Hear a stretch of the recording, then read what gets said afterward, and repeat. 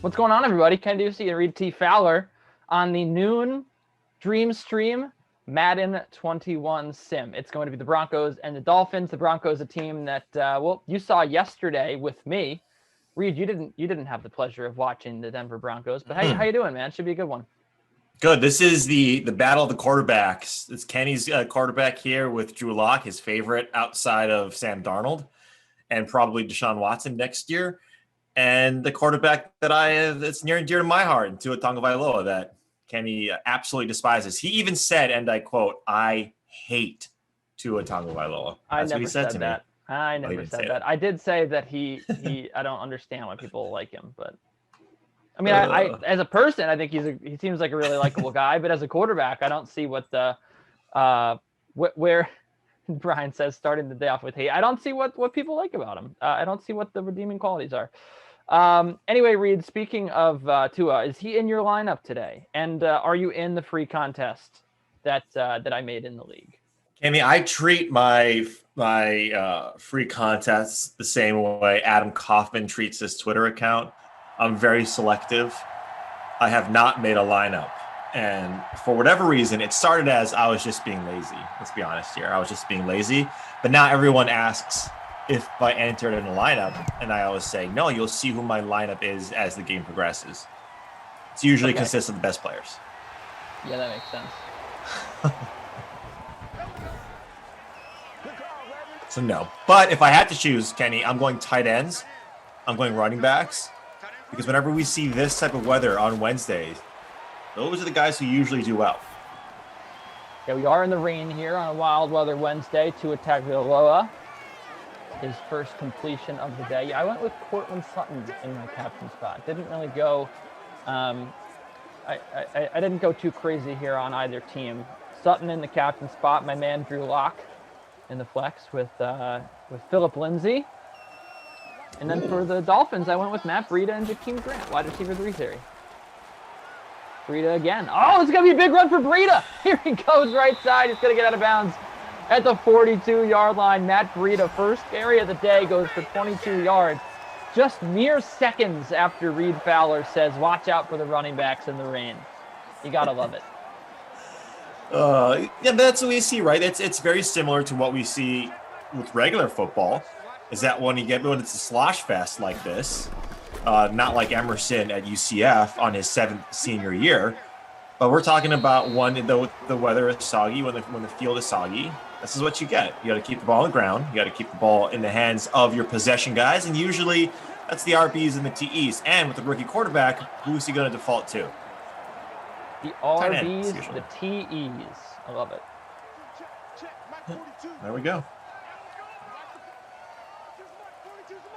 I got the space heater on, Kenny, because it's snow. There's snow everywhere. The space heater is getting a little too hot for me right now. Snow everywhere except for in Miami, where there is rain. Of course, it's a wild weather Wednesday. So wild, just so incredibly wild today. The weather in Miami. Matt Breida already with 4.6 points. So how are you, Reed? We haven't. First of all, I'm going to take a look at the chat here in a second, but I want to see if any friends are here from yesterday, because we had a lot of NBA talk. I wanted to see if we could regroup after the night, as we got a completion there. Looks like that was to Devontae Parker. And it was Jakeem Grant on the catch. Fantasy Hawk is not here, but I was talking last night about plays. Oh yeah, here we go. El Paso #1 is here. Yeah, how did Julius Randle work out for you last night, El Paso #1? This guy was in the chat the whole game talking about how Julius Randle was a must-play, Reed. He the whole entire sim. Everyone's talking about who they like, and every single message from him is Julius Randle, and I was like, dude, this is the #1 defense in basketball against the paint, in the paint against opposing centers and power forwards. Randall got I believe he got the snowflake emoji last night on DraftKings, if I'm not mistaken. So I said, please don't listen to El Paso #1, fade Julius Randle, and I hope that you all did Julius Randle had he had a good start, right? So did Austin Rivers, but 38 points. Missed his projection there. Is we get a touchdown to Jordan Howard? Excuse me? Jordan Howard vultures it away from Matt Breida, 6-0 Dolphins. And my big play of the night, Trae Young. I said he's going to be top 5, and he was the second highest scorer. Bradley Beal, who I also said to play, was 5th. So this is the Kenny Ducey victory tour.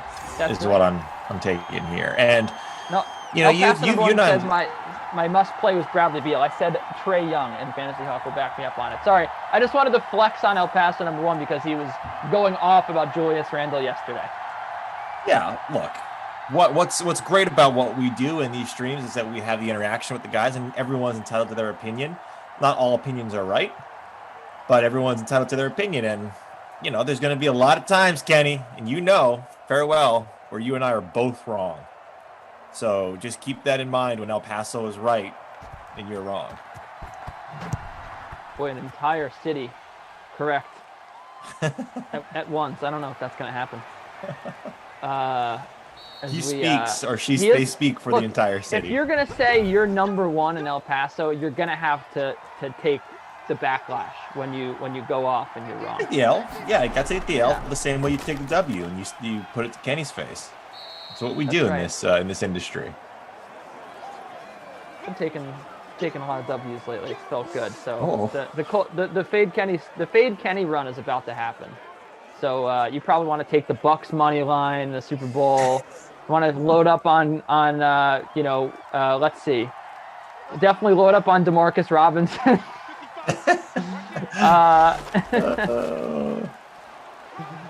Yeah. Fade Sammy.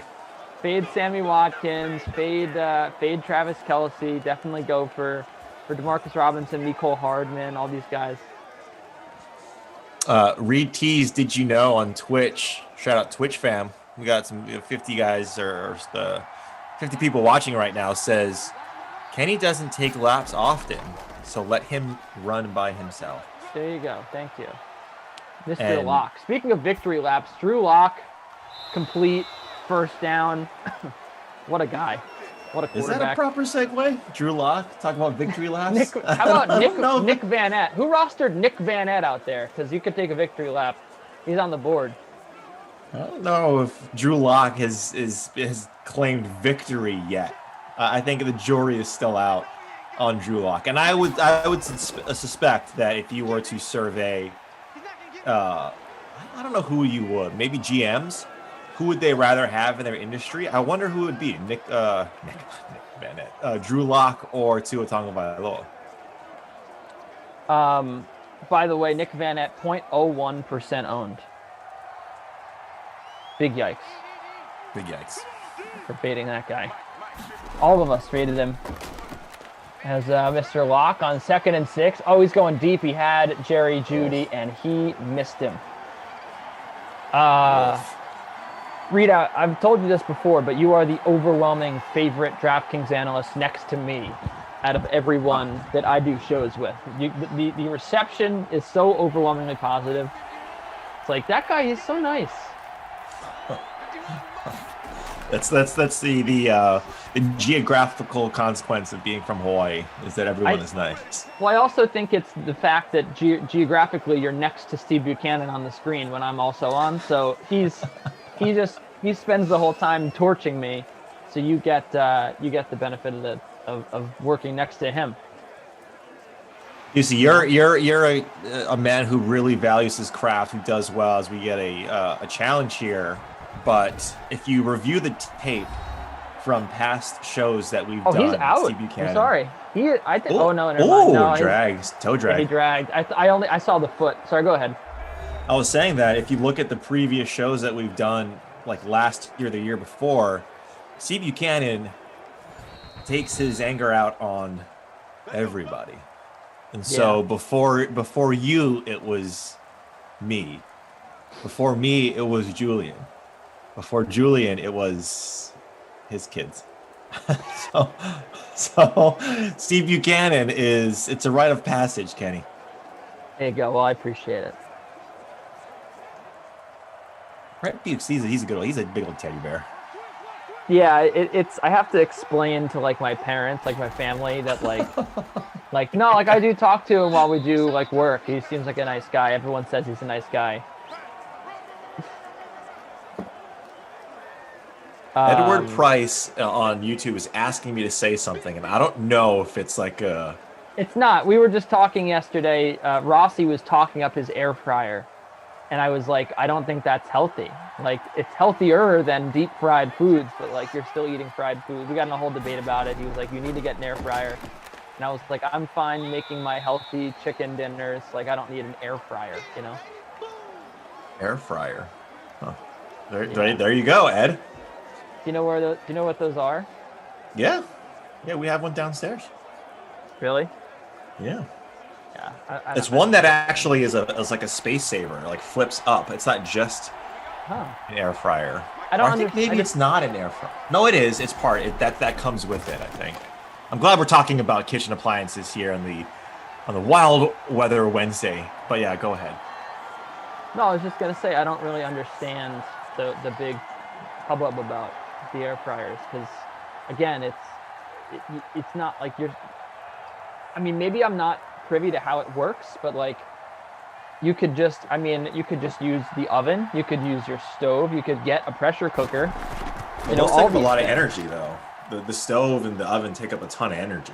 Yeah, but they're also healthier options. True. I bet the air fryer is something that like it's gonna come out in like 10 years that it's like really bad for you, like just like microwaves. I feel like like all that stuff. Well, producer Madison made a really good point, and this is what I usually do it for. Actually, just use it before we get on the stream here. It crisps up your food without using like a ton of other stuff like oil. Yeah, but uses some oil, right? It still uses some, but you don't have to. Like, you don't have to use a ton. Yeah, you saute in oil, but you can use like I use avocado oil, olive oil. There's actually some health benefits to that stuff. Yeah. Yeah, it's just a quicker way. Like if you're, but you lose the health benefits when you put it in an air fryer. I've done research on it. I've looked it up because I was curious. If you're crisping up a food, if you're putting in a fryer, the last thing on your mind is probably the health benefits. That's what I'm saying, right? So Rossi was like, "Oh, it's healthy," and I was like, "Look, it's healthier than fried foods." But I'm not going to sit here and say I'm going to buy one because I want to be healthy. Like I'll put my Brussels sprouts in the oven and not air fry them. But if you put the Brussels sprouts in the air fryer, it's the same effect. It's just quicker. I don't know. I don't know. I don't buy it. I don't buy air fryer's biggest hoax 2021. Here it comes. I kind of feel like it is. Hashtag GameStop. How's that doing today? Reed Tease, did you know on Twitch says Deucey here to debunk air fryers. Yeah, Mythbuster. Right. Mythbusters, man. Mythbuster Deucey. All right, Tua, let's go. Come on. One more play. Mythbuster Baxter. How about that? How about that reference? Mythbuster Brax? Who's that? Baxter. Remember Buster Baxter? Was T on? I didn't watch. Was he someone on Mythbusters? No, he was on Arthur. Oh, I didn't watch a ton of Arthur. You didn't watch Arthur? Not a ton of it, no. He was one of the little maybe like rabbit guys. I don't know what he was. Oh yeah, I know what Arthur is, but yeah, I didn't watch a ton of Buster Baxter, man. He was like the cool guy, I think. He was let's see. He's like, oh, when Kenny looks up Arthur characters, he was the best. He was Arthur's best friend, Buster Baxter. Yeah, let's go through the who's doing well. There's no stat to go through. I was just kidding. It's Matt Breida. How about Matt Breida, man? Come on. What's about Matt Breida? Yeah. 45 rushing with Jordan yards. Howard. He's got the touchdown.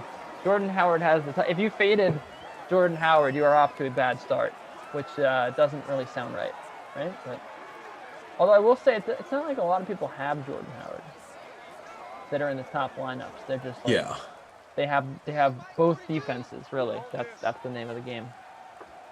And McManus. Yesterday, I was on the sim with Koff, and he took. Here's a deep ball. That's gonna be picked. Nope. I was on a sim with Koff, and he was talking about Melvin Gordon. He's like, "This is the greatest value play ever in Madden Sims, Melvin Gordon." And then he was going off about how he had Melvin Gordon in the captain spot, and that was gonna get him to win the contest. And then Melvin Gordon had like 3 points. Another victory lap for Ducey, because I'm sure you debunked Melvin Gordon being the best value play. Melvin Gordon reminded me of his performance yesterday. It was very funny to hear Kopp pontificate about Melvin Gordon and then see what happened to him. 1st and 10 for the Broncos. I love the word pontificate. Anytime I can mix it in, I'm going to. There's That's Melvin. a great word. It really is. Here's a question, Michael. YouTube. Yeah. Michael, Reed and Kenny, who do you want to win? Well, so in this game, probably the Broncos. I think Reed's going for the Dolphins. Fins. Yeah. What about in life? Everybody. Who do you want to see thrive? I want to see the Jets win. Let's see. Actually, this is a good way. This is an open-ended question, so I'm gonna take it. In a myriad is another good word. Yeah. Different directions here. You know what we've been getting into lately? Umpteen. You could take this question umpteen different ways. Like what a weird, wacky, stupid word. Yeah, it's like the Spanglish that you learned if you wanted to take that course in like middle school. But I'm gonna say, who do you want to win the Super Bowl? Number one. What was that? That was an insane catch. Number two, who do you want to win next season? It doesn't have to be in the Super Bowl, but who do you want to win from this season to next? And it can't be the Jets for you or the Raiders for me. Okay. Clearly, we want our team to do well. So who do you think is going to win the Super Bowl? And then next year, who do you want to win the Super Bowl? Brian has said the team that it's so disgusting to see them win the Super Bowl. I'm not even going to say it on air. I'm not going to. I will. I mean, who would ever? I still don't understand what is remotely likable about that team or that fan base. Yes, I don't understand what's likable about them. It's like you can be a fan of the Buffalo Bills. That's fine. You can like them. I just don't understand why everyone's like getting behind the Buffalo Bills. Oh, because they lost to the Patriots every year because they are a failure of a franchise that lost like 5 Super Bowls. Like, because they put their bodies at risk and jump into tables. Like, that's not that. I don't understand what, like, they have a doofus quarterback. What's likable about the Bills? I don't get it. Anyway, no. So I would rather see the Patriots, the Chiefs win again, the Raiders, the Dolphins, any team but the Buffalo Bills. The Buffalo Bills are 32 on my list of teams that I would like to see win the Super Bowl next year. I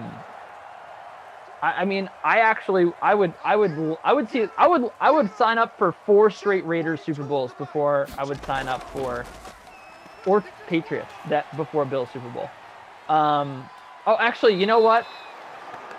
Yeah, I would even sign up for a Saints Super Bowl. I think the Saints are 31 on my list, but if you told me we can guarantee the Buffalo Bills won't be Super Bowl champions for 30 years if you just give us 3 straight Taysom Hill Super Bowl MVP awards and 3 straight Saints victories, and all those fans who complain about the referees every game being insufferable, I would sign up for that before the Buffalo Bills.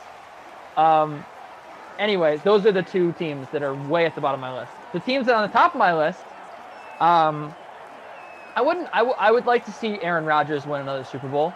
So I would say the Packers. I mean, I actually would not hate just seeing Mahomes reel off like 4 straight Super Bowl wins, just so everyone stops like, pontificating about Tom Brady and being like, it's impossible to win this. You know what I mean? Like, I feel like it's time for Patrick Mahomes to start making a dent in Tom Brady's like big record that he set, or that big legacy. So I would say Packers and Chiefs and maybe, I don't know. Who is it for you? Maybe you'll make me think of a team that I like. Yeah. So I'll take Colts. this. I'll let the Colts win. Colts would be fun. Oh, almost an interception there from Tua. A little slippery though, so It was incomplete. I'll take this in two parts. I'll respond to the Bills Mafia, come to their defense just a little bit.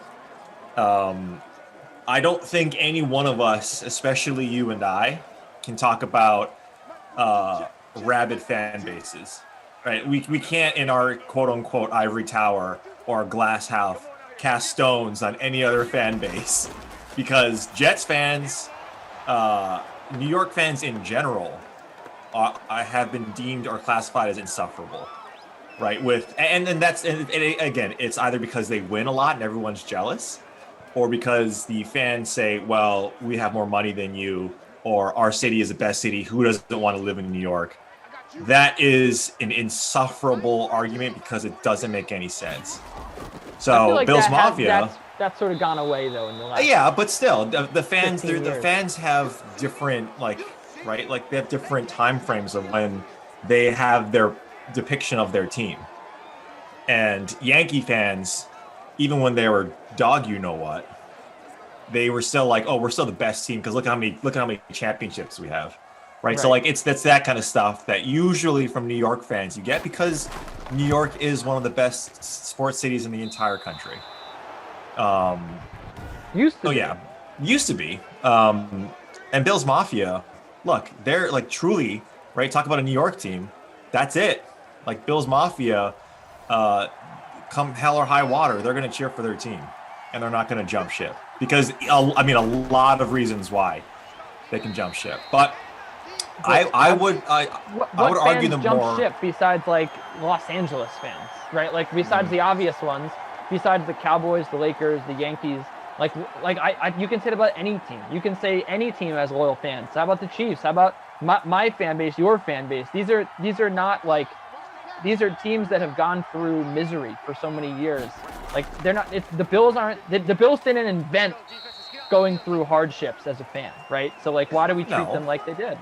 No, I'm not saying that. I'm saying when you have a Bills fan, or like especially in the media. Right, like I think it's easy to be, or maybe not the media, just in social media. It's easy to be like the Bills suck because of X, Y, and Z. How many times do you hear like the Jets suck, the Yankees suck, when they really don't, right? Like they're just maybe in a down year or they made a bad decision here. They got no cap space, whatever the case may be. There's different reasons why a team is doing bad.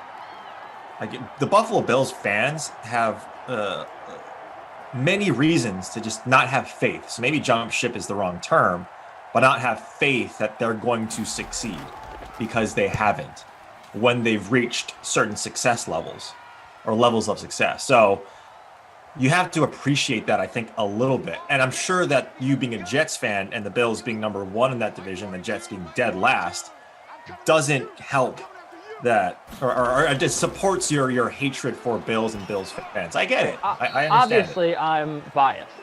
Right. They've been to what, 5 Super Bowls, 6 Super Bowls. They've lost 5 of 6. Like, there's a lot of teams. Like, I even understand the Browns. Right? They haven't even like been there in quite some. First of all, right. I mean, no Super Bowls since Super Bowl 3, or no Super Bowls at all. I think is like way more I can be way more sympathetic to those fan bases than like, I don't know. The Bills had so many great years.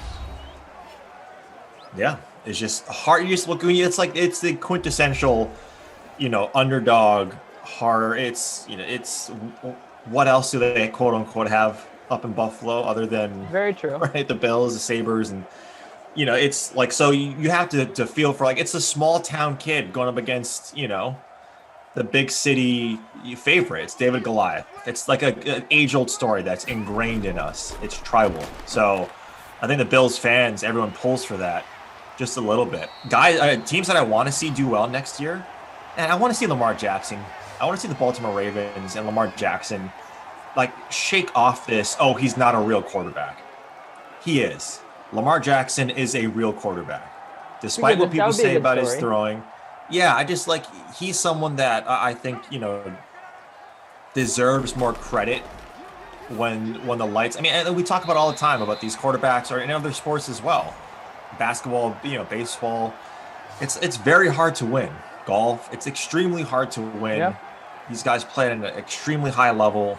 And Lamar Jackson is amazing. So I'd love to see them really take a step up, contend against Kansas City. And for as much as I but for as much as I do not like any other team in the AFC West, I really want to see the Chargers do well. And more so stay healthy. Like, I want to see the Chargers stay healthy.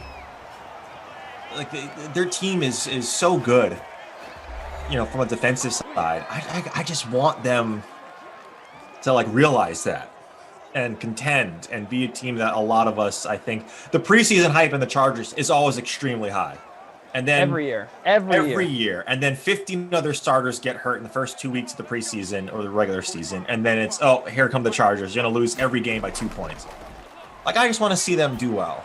Like, I want to see them just stay healthy 1 year. How about that, Chargers? Please, just one time. The Chargers are like another team that, like, I guess, but it's just like they had so many years with Rivers, like they had such a run, but it's not like, I don't think that would be that great of a story. I just like certain players on the team. I really like Keenan Allen. Derwin James is one of my favorite players to watch. I do like Keenan Allen a lot. He's just a great route runner. When you watch him, it's like he can get open anywhere on the field. And like those kind of guys, like Austin Eckler is a great story if you haven't kind of followed his story from Colorado State and his rank, getting to where he's at right now. He's a fantastic story. So I definitely check that out. Justin Herbert. I mean, the list goes on that there are certain players and their stories that you can kind of, support and back. And as a team, I think Chargers fans too, if there are Chargers fans, quote unquote, you're right. They've had a lot of success, and LaDainian Tomlinson and all these guys, but I'd love to see them do well.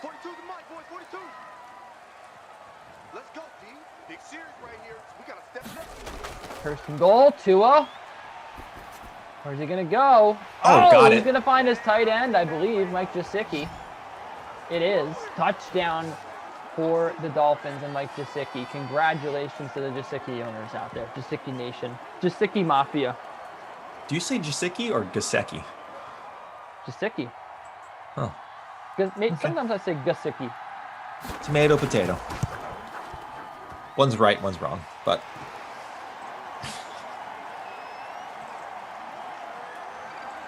Yeah, Aaron Rodgers. I'd love to see him win one more. I like that. Me too. Especially because I want him to continue. Like, I want him to continue that stuff that he does. What's that guy's name? I can't remember. Pat McAfee. I love when he shows up on the Pat McAfee show every Tuesday. Every week? Yeah. I want him to keep on doing that because he's a good watch. I mean, I guess if he wasn't playing, he'd do that. Yeah. I bet he'll do that. Yeah, after he's done. I also appreciate that he is like a real person. You know what I mean? When they interview him. Roger. Yeah. Yeah. Like I in New York. Speaking of, I listen to so many like interviews with quarterbacks, and there's just so many like boilerplate topics and cliche answers, and it's cool to hear a guy just like. I mean, the one thing about Aaron Rodgers that obviously rubs people the wrong way is that he like thinks he's smarter than everybody else. But like once you get past that, like it is cool that he, that he's willing to talk about whatever whatever comes to mind, really. Right. Well, 13 seconds here left in the first half, Kenny, and my Miami Dolphins are up by 11 on your Denver Broncos. Jonathan Wade on YouTube asks, "This is PPR, right?" And Bry Guy responds, "Carrot, carrot, carrot." Yes. Lock. Oh, what a catch! Got the first down. So everyone thought bailed out by your receiver. This was the end of the half. The Dolphins scoring with 22 seconds. Broncos are trying to do something here. Down 11 points. What if they put up a field goal here? El Paso #1. Can we get a Sutton sighting?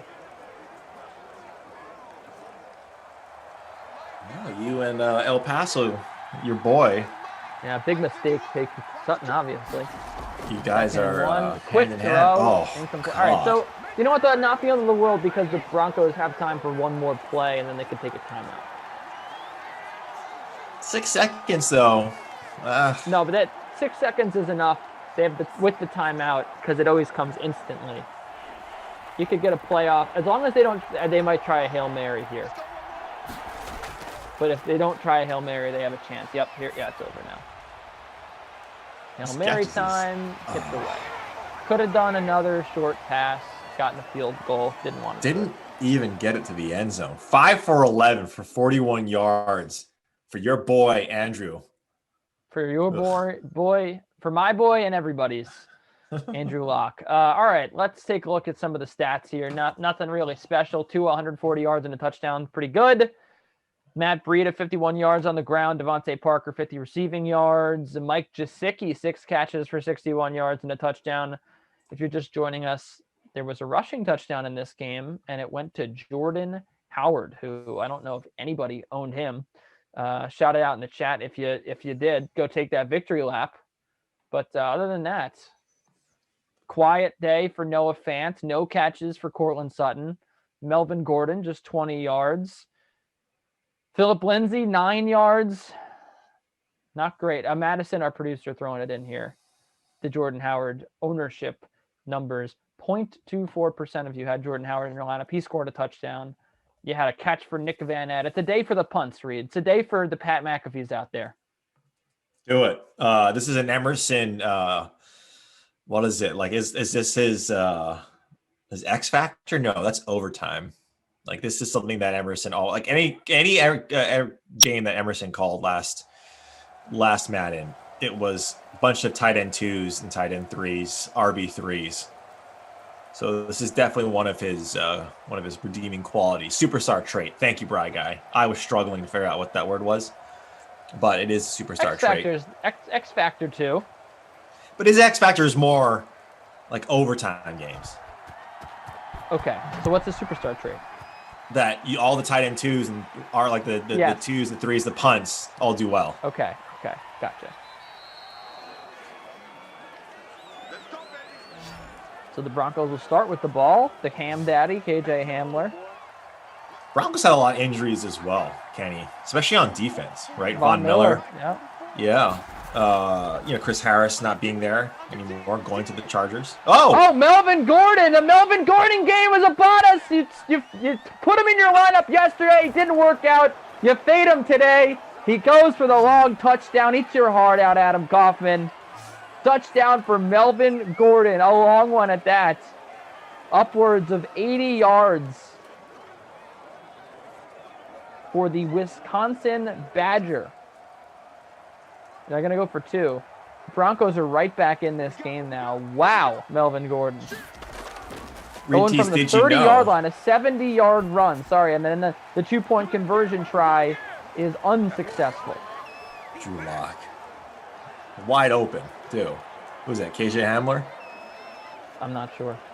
Yeah. Go ahead and say what you're going to say. Yeah, no, Reed Tees, did you know, is correcting me. Emerson's sweat factor depth chart diver. So that's his thing. All the guys in the lower in the depth chart. That's who you play. Considering the Jacksonville Jaguars, that's your entire team. Oh, you should know. That was Hamler, Emerson's forehead. I kept saying yesterday because I had Hamler. I was like, was that Hamler? Was that Hamler?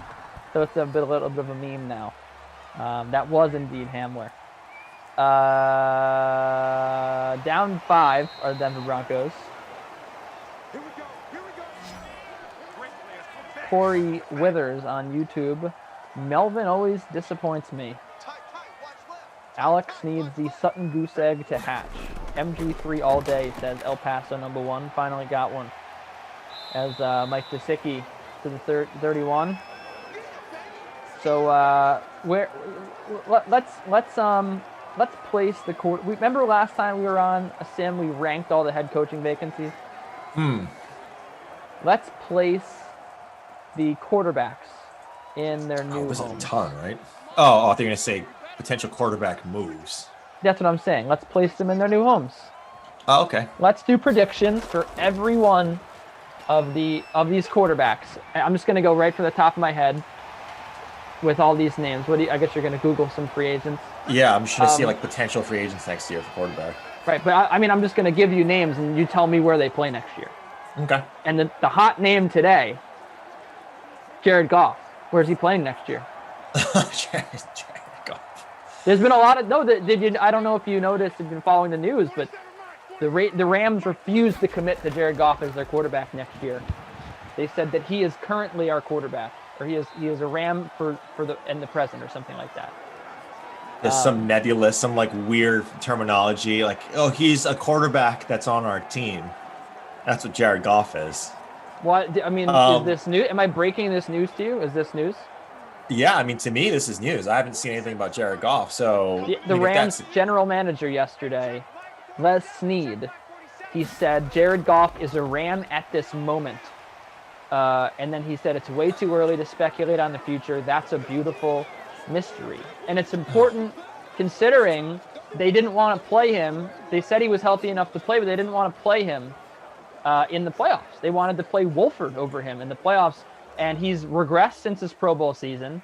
That's the hot topic today in the NFL news circles, or in this news cycle, is where is Jared Goff going to play next year? Is he going to be a Ram next year? Is he going to be a Ram 2 years from now? Is he going to be on the Rams next year, Mr. Fowler? What do you think? I mean, like, is his contract up by next year? His extension, his huge extension, hasn't even started yet. It starts next year. So who is even going to want that? Maybe they buy him out or something, or I don't know.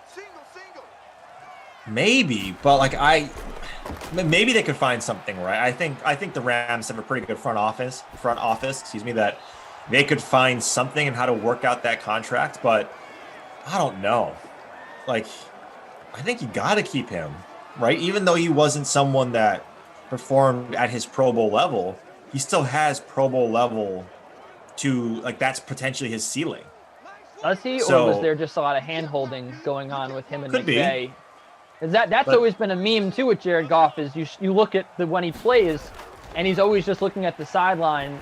He's not a guy that's taking command of that offense. He's not a guy that's reading the defense and changing the play. That's all coming from the sideline. So that we've kind of been like thinking that for a while, that he's just a system quarterback, so to speak, for lack of a better term. So I don't know. I mean, it's just not surprising to me. I don't think he's very good. I think everyone's sort of the consensus opinion is he's not very good. So, I mean, yes, he is owed all this money, but it's not really surprising to hear the Rams bear it. But the Rams, anyway. Look at what the Rams wanted to do last year. And maybe it was because they wanted to mask Jared Goff and his deficiencies, is that they became a run-first team and played, solid defense. That's their identity last year, and I think moving forward too, right? I think when you look at Jared Goff and his success, a lot of it was paralleled with Todd Gurley's success, like how well they enacted play action. So much of the window shopping and what McVay does comes off of play action. And when you don't have a good running game, and when you have a guy who has arthritic knees like Todd Gurley, and Malcolm Brown doesn't really do much, maybe he does in certain spots in DFS, we like him, yada, yada, yada, but he's not someone that you can rely on week over week. Cam Akers is that guy. So I think when you look at the Rams, a bad season for them last year, which is kind of what we're chalking it up to, is 10-6. They were second in that division. Granted, the 49ers had a ton of injuries. The Cardinals, I'm not a huge Cliff Kingsbury fan to begin with. They're 8-8. I think that's probably where we should have had them to begin with. And their defense isn't exactly like, they have good players like Budda Baker. The Rams are 10-6, and the Seattle Seahawks, like, we like them, but they kind of fooled us a little bit. Yeah, right? Into thinking that they were a good team. Time.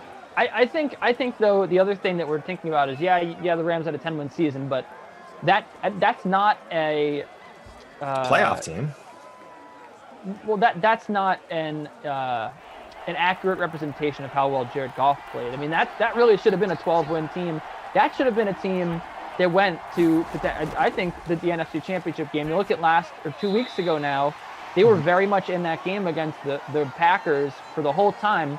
And, like, it's fair to wonder what a good quarterback would have done in that situation. Would a good quarterback been able to overcome that deficit and win that game? And I honestly think that, we're just playing, fantasy football at this point, but you put a guy like Matt Stafford in that Rams team. Does Matt Stafford win that divisional round game against the Packers, given the fact that Rams defense, although again that should have been like a 20-point win for the Packers, the fact of the matter is they had the ball with a chance to take the lead late in that game, right? And then they I think they turned it over. It's fair to wonder whether or not the Rams would be sitting in the NFC Championship game. But all that said, like that was probably a 12-win. I mean, you think about the loss to the Jets. You think about, I think they lost to the Dolphins, or they had another bad loss in there as well. Bad loss to the Dolphins. Fair to wonder, right, how many games that team wins with a decent quarterback. So all that said, I mean, I think objectively, if you're the GM of a football team, like if they put you in charge tomorrow, right, and you had no connection to Jared Goff, like you didn't draft him, you didn't give him this contract, you'd think about any way you can to get him out of town and start over at quarterback, because you have a great defense and you have really talented playmakers on offense, and it feels like that team is just a quarterback away, right? Like Jared Goff, I don't think has shown you at all that he is worth trusting at this point. But it also matters. Yeah, it also matters what's in the market, right? It matters who you're giving him away and who's replacing him. Like, I'm not anointing Wolford as the guy who's going to solve that, nor am I saying guys who are in the market right now that the Rams could afford. Oh, what a touchdown. Sorry. Oh, there we go. Big touchdown. And that is Jakeem Grant. No, it's Albert Wilson. Number 15. Jakeem Grant is 19. There you go. Albert Wilson with the catch and the touchdown. My depth chart disappeared on me here. But I think they stick with Goff. I mean, realistically, if no variables, right? You don't have to worry about contracts and all that stuff. But yeah, of course. This year, think about all the quarterbacks that are available this year, right? Not only in the draft, we'll go through, but in free agency and via trade. You know, I mean, it's difficult to make work with the salaries, but why would you hang on to Jared Goff when you have the opportunity to go out and get a Matt Stafford, to go out and get, hell, even a Sam Darnold, right, or anybody? Like, there's so many quarterbacks that you could take a chance on or go get if your scouting department believes in them. Marcus Mariota. Like, I just don't understand what is, like, aside from his contract, what would tie you to Jared Goff at this point? You really think that he could lead you to win a Super Bowl? You can't. If I'm a GM, I'm thinking about the business. You can't say aside from his contract. He's my investment that I made 2 years ago. He wasn't your investment. Well, I'm saying you're inheriting the team. Well, then he is my investment. If I'm inheriting the team, I invest in all the things that come with that company. If I invest in a company, it doesn't mean I'm not, like, the people who work for me aren't my investment. Of course they are. Like, I'm gonna have to get return on that investment, and people are going to pay 50 cents on the dollar for Jared Goff, and then that's when he's going to potentially perform. I'd be wanting to get potentially Goff for cheap, but the fact of the matter is, I'm not going to get anything in return. We don't have a high draft pick, so I have to trade away assets to potentially get a high draft pick, and who knows how they're going to play. All right, I'm not talking about trading 5 picks to get Justin Fields. I'm saying, like, Matt Stafford, but that's what you have to do. Marcus Mariota. Marcus Mariota probably he's a free agent, isn't he? You know, that's not much money. And again, like, or you could, I mean, look at Goff versus Wentz, right? Would you sign up for a Goff for Wentz trade? I would. I mean, those are two huge contracts that neither team wants. I don't know about You would that. rather have Jared Goff than Carson Wentz. I think they're even right now. And plus, if that draft were Wentz, happening this today, you would take Goff over Wentz again. You would. Like, I don't think it's as far as you're potentially making it out to be. Who led the league in interceptions and didn't start every single game? Like, I mean, if my quarterback's going to be throwing to the other team, yeah, I don't want someone who's going to be turning the ball over who also has a extremely high contract. Why would I want to do that? But that's the same thing with that same thing with Goff. Fantasy Hawk saying I'm taking Wentz over Goff any day. We got someone should trade for Jordan Love in the chat. A lot of Wentz coming in, both trash. Edward says they are both bad. I mean, that's the debate, right? Is like, I'm not a Goff truther. I'm not sitting here like saying Goff. I think you sound like a Goff truther to me. You wouldn't take Wentz over him, and like you're judging. You're talking about Wentz's one bad year. Even in Goff's great seasons, one bad year, Jared Goff went to the Super Bowl. Yeah, but so did Jimmy Garoppolo, and he's not a good quarterback, right? So But Trent that's what I'm Dilfer saying went to the though. Super Bowl Like once upon a time. you don't need this like amazing quarterback. It's great if you have Mahomes. It's great if you have Aaron Rodgers, Andrew Luck, You're but you preaching to the don't choir need here. But I think he's right. So I'm legitimately a bad saying, quarterback because okay, well, he Kenny, is don't ask supposed the to be. question. Don't ask the question if you don't like the response. Like if you're asking We're me a just question to do it and I'm giving you a response and you're saying you're an idiot for liking Goff over Wentz, that's a little like misleading. Like I'm telling you why Goff to me is similar to that example with Wentz. But if you're sitting out here saying like you can't do that, you can't do that, then why even ask the question? well, because we want to debate it. I mean, obviously, if we ask a question, if I ask you a question and we agree, that's boring, right? So no one wants Yeah, to but hear what I'm that. saying is if I'm giving you my Okay. opinion on if I'm a GM and this is a decision that I have to make and I'm giving you that response and you're saying, "Well, you're an idiot for doing that." I didn't say It's you're an like idiot. I said that's surprising that you would take Goff over Wentz again. And and what I'm I'm trying saying, to I'm not a figure out if golf you really mean that. truther. Like I'm not a golf truther. I'm just saying if I'm in that position, I don't know why we're spending 20 minutes on Jared Goff. Well, I he's think the story of the day not a today. He great- really is. he's not a great quarterback. But if I'm like in charge of that team, I'm not necessarily going to say, oh, just because he's a bad quarterback, he's out. Like he's gone. Because what else is out there? It's a lot of bad quarterbacks, and that's the reason why they're potentially free agents. Or, you know, if they're really good and they're a free agent, then they're going to cost us a lot of money, which I've already had invested in all the star defensive players, the guys that are still on these contracts that the Rams went after, like Brandon Cooks and whatnot. Like there's still a ton of salary cap issues that you have. And they invested in Jared Goff, and he wasn't the call. Like he wasn't the guy. That still doesn't mean like I'm going to ship him away for a guy who I think right now is similar to him. Like if Wentz is similar to him and he turns the ball over more times than not, more times than Goff, like that's, you can't dispute that Wentz has more interceptions than Goff. It's a statistic. It's real. It's factual. Then I don't necessarily want that and bring someone who doesn't know the offense just because I have a decision to make that I think Wentz is better. He got benched for a rookie.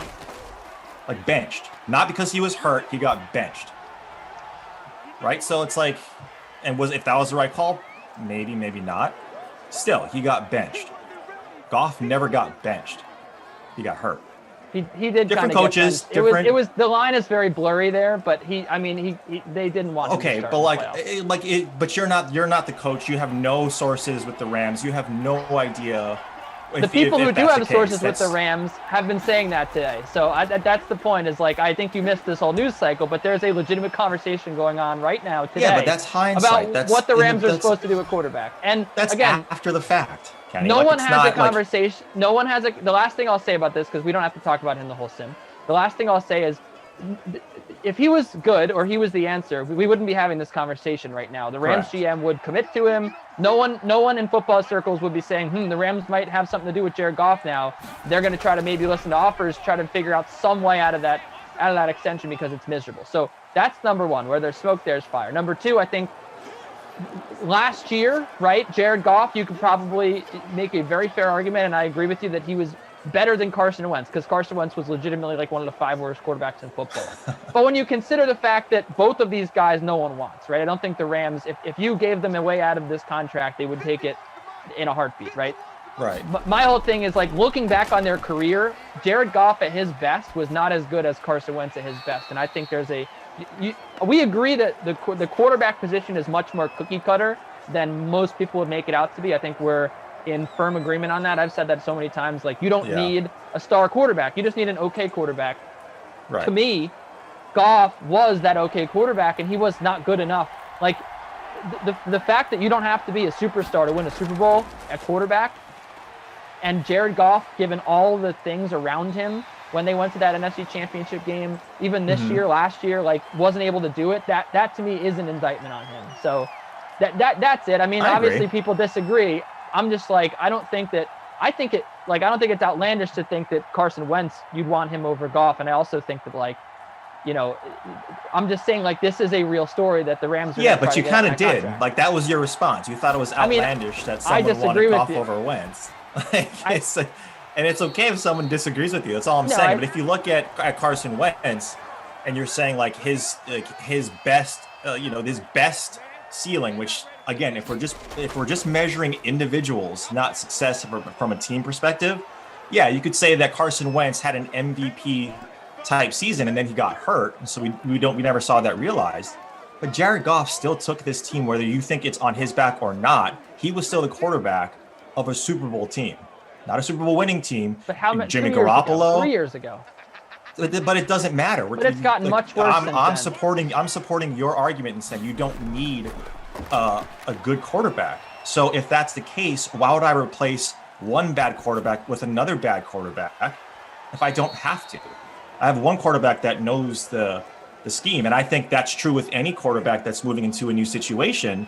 Is why spend all this money, because it takes time to ramp up to the scheme. We know that. Well, right. I think you should never spend money on a quarterback unless you're absolutely sure that they're very good. And I think that a lot of teams are fooled into doing that when they have a quarterback that, you could say the same thing about Mark Sanchez, right? I mean, a guy near and dear to my heart, went to back-to-back AFC Championship games, was clearly much worse than that 2 years later.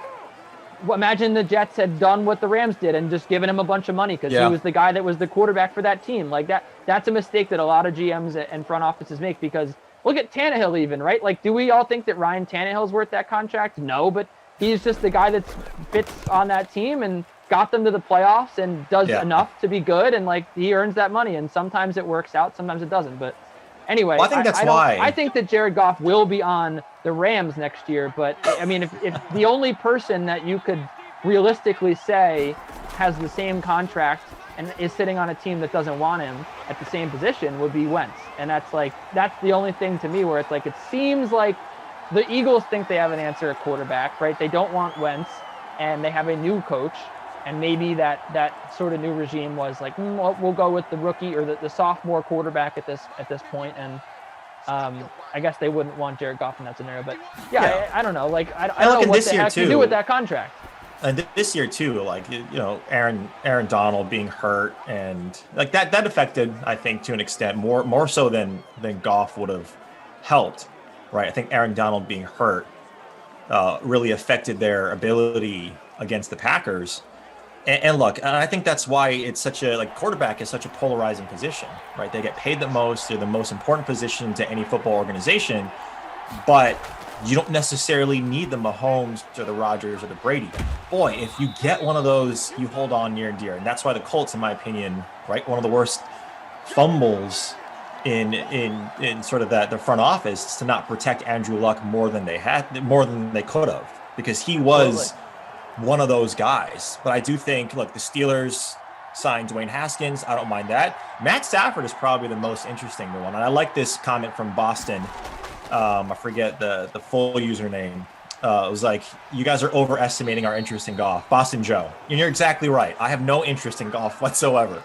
But Matt Stafford is interesting, right? Because how much does he have left in the tank, Kenny? Like, he's someone where's he going to play? Yeah. I mean, the obvious... I'm asking you. The obvious positions or the places, right? New England, San Francisco, Indy, Denver, I think is definitely still one. I don't think the Broncos are sold on Drew Lock. But is that a good enough spot Saints, where he would be interested in going there? I think San Francisco and Indy are. Right. No, I think those Denver two. Is one. I still think that why is no one talking about the Bears and how good that team would be if they decided to go for it one more year, bring back Allen Robinson and pair him with Matt Stafford, because the defense is good enough, right? They showed this year they're good enough to get to the playoffs, right? That team, that's like my thing with the Bears is like you need a full rebuild with the Bears, right? But like you haven't started yet, so there's no point or there's no risk in just putting it off a couple of years and saying let's just one more shot, let's just see if we can just slap a Band-Aid on this, put Stafford in here, and maybe we can, go back to the playoffs and have more success with a quarterback that actually completes the ball, right? Yeah.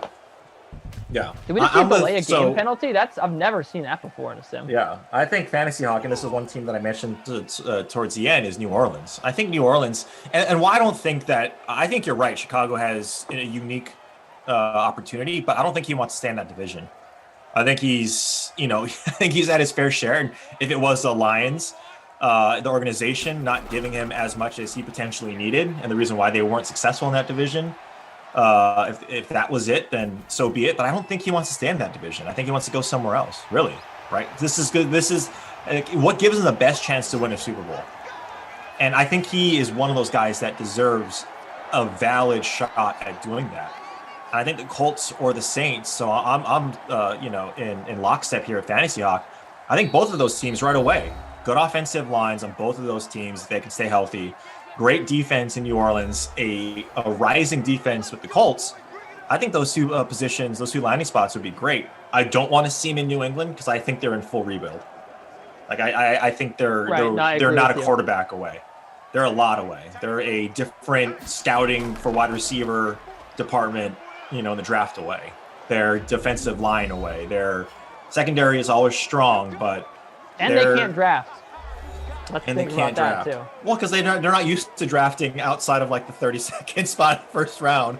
They're always used to drafting. But there's the whole the infographics that we've seen when the Patriots have played in prime time. They have not had. I think their last All-Pro guy that they drafted was like Chandler Jones. Like it's been that bad for the Patriots in the draft. So it's Breida. Touchdown. Yeah, there's no guarantee that the Patriots can even rebuild. So it's scary. Yeah. But yeah, I mean, let's expedite this because we got 2 minutes left. Deshaun Watson, where does he play next year? The Jets. Okay. Like he has no trade clause. Like he's got a choice. It's the Jets or the Dolphins. And I think he likes the idea of playing in New York. So if you like symmetry, I think, he likes that aspect of it. I think he's looking at the bigger portfolio of his brand and his business and his career. And he thinks, New York is the place. And you put someone like that as polarizing as Deshaun Watson on that team. I'm probably with you in the minority of, I think the Jets have a lot of solid pieces and a lot of young, talented players. And if you put someone like that to anchor the offense and the entire team from a cultural and a locker room perspective, I think it's going to work a lot of wonders to where it's going to mask a lot of deficiencies that they currently have. Right. No, it would be fantastic. So you said Stafford to the Patriots too, right? No, I said Stafford to the Saints. Or that's right, I think the Saints or Colts. Yeah. Okay.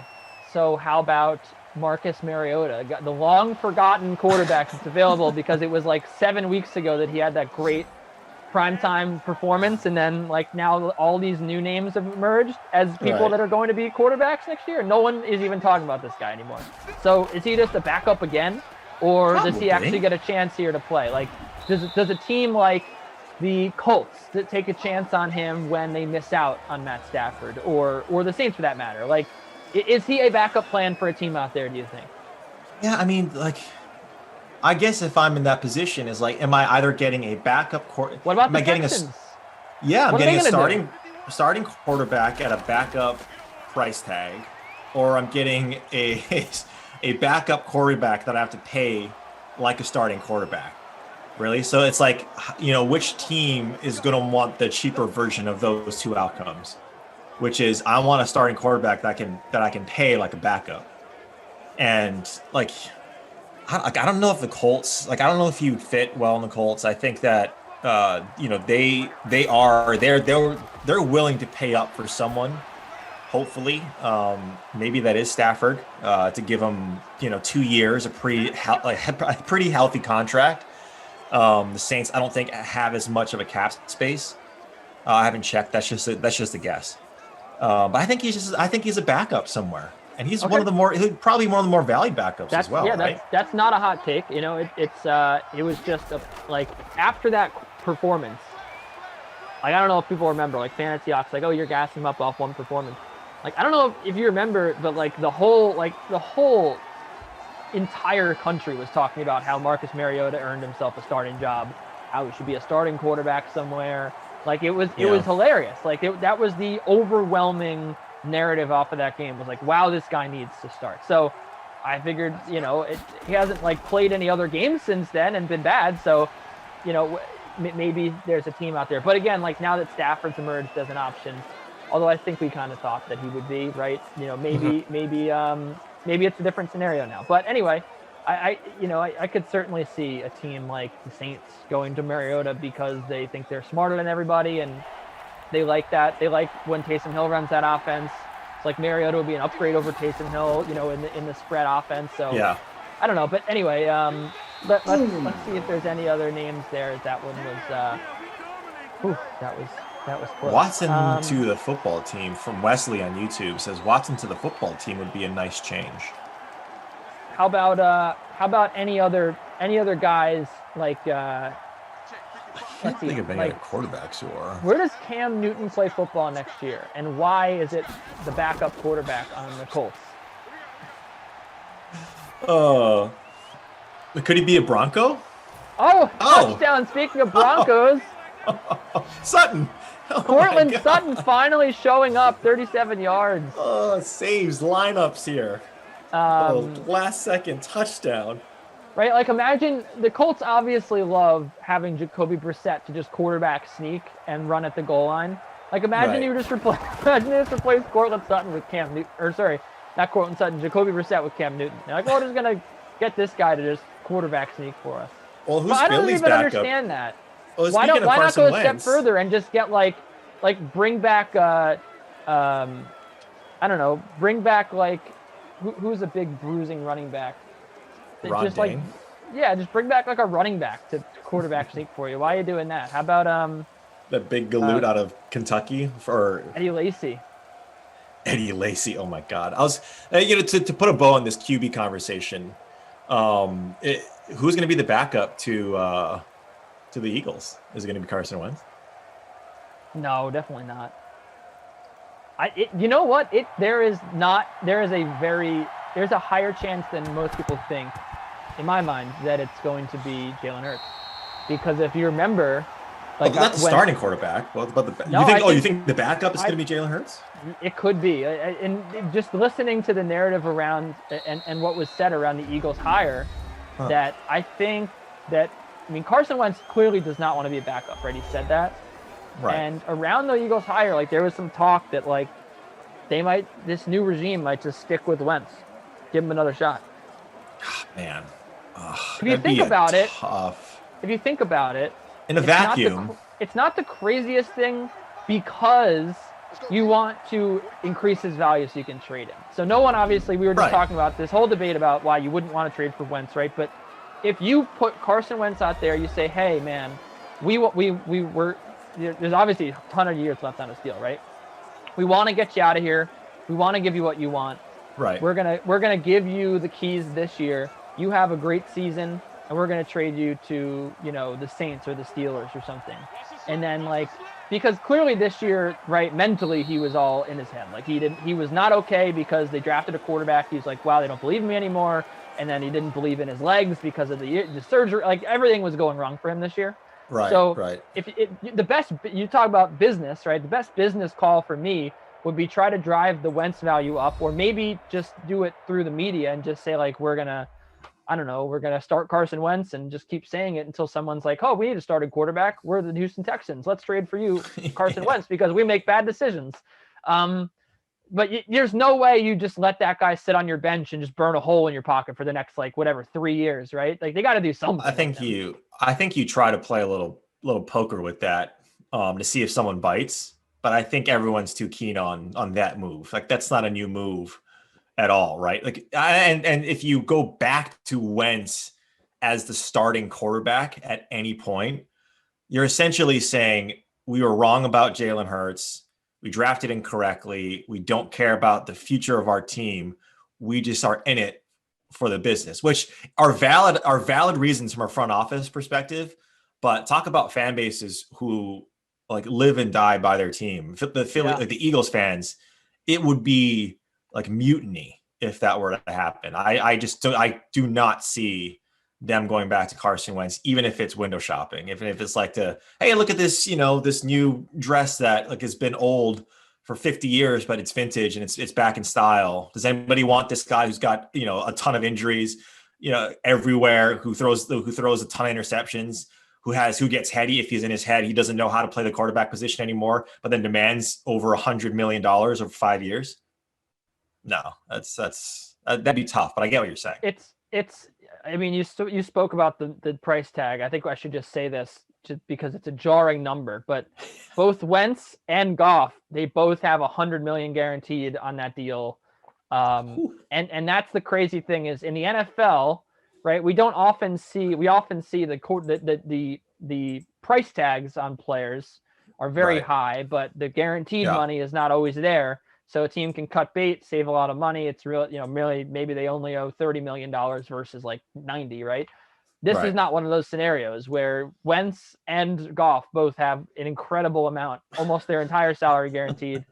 It is a mess right now. And again, it's a lesson. The GameStop of the NFL. Yep. I think every GM out there has learned a valuable lesson that you don't want to pay your quarterback too early. Like you don't want to just go crazy on paying a quarterback because it's going to handicap your team for years to come. So aside from Carson Wentz and Jared Goff, who's the worst player that we saw or talked about today? I mean, from the game, you would have to think that someone like Drew Lock didn't play that well. I think Cortland Sutton he saved you. I would have probably said Cortland Sutton was the guy that I was probably going to call not my babysitter Billy player of the not game. I don't think Noah Fant didn't do anything either, right? Yeah, Drew Lock. I was going to say Drew Lock had 10 points, so it's not like he had a good game. But I mean, look at Philip Lindsay had 5 DK fantasy points. Jakeem Grant and Hamler, popular value plays. Grant especially just 2 points. Noah Fant had 7 points. Okay, so not bad. I think, to me, Lindsay was maybe the worst player in this game. Just 42% rostered. Yeah, probably. 5 fantasy points, not very good. Yeah. And then, you talk about the player of the game. I think Tua had, a couple of touchdowns to his name. I think he did well. Breida, I think he got that touchdown. So Breida got in. So Breida got 19. Tua had 17 points, and Mike Gesicki had 32 points. Yeah, so Gesicki clearly, but Tua was my guy at the beginning of the game, so I got to stick with that. I know Gesicki is clearly the winner with his point total, but Tua didn't disappoint. So officially, we're giving it to Gesicki, but you like the way Tua played today, or are you giving it to Tua officially? No, I'm giving it because I'm like a writer for the MVP. I have my vote goes to Tua. Okay, but in actuality, right, it should go to Gesicki, but too bad. Okay. Well, that was a sim. We waffled, we debated, I don't know. We watched Drew Lock and Tua Tagovailoa overthrow many receivers and throw some interceptions along the way. It was fun. And I can't wait till Jared Goff and Carson Wentz are on the same team in it's like the XFL. It'll be and I want to see The Rock bring them back to prominence. That's what I want to see. They're both going to be on the Jets. Actually, no, they're both going to be on the Knicks. That'd be great. Anyway, brutal. That was fun. All right. Yeah, 2:00, Chicago, New England. Myself, Christian D'Andrea on the call. It's going to be snowing in New England. What a crazy concept, right? Snow in New England. Reed, you ever heard about this? Snow in New England? Man. I don't know. I don't think so. Never seen it. I don't know anything about New England. All right. Time to get out of here. We'll see you back in, about 40 minutes, 43 minutes here. Enjoy your GameStop. Enjoy your rest. And we'll see you back here in just a little bit. Take care.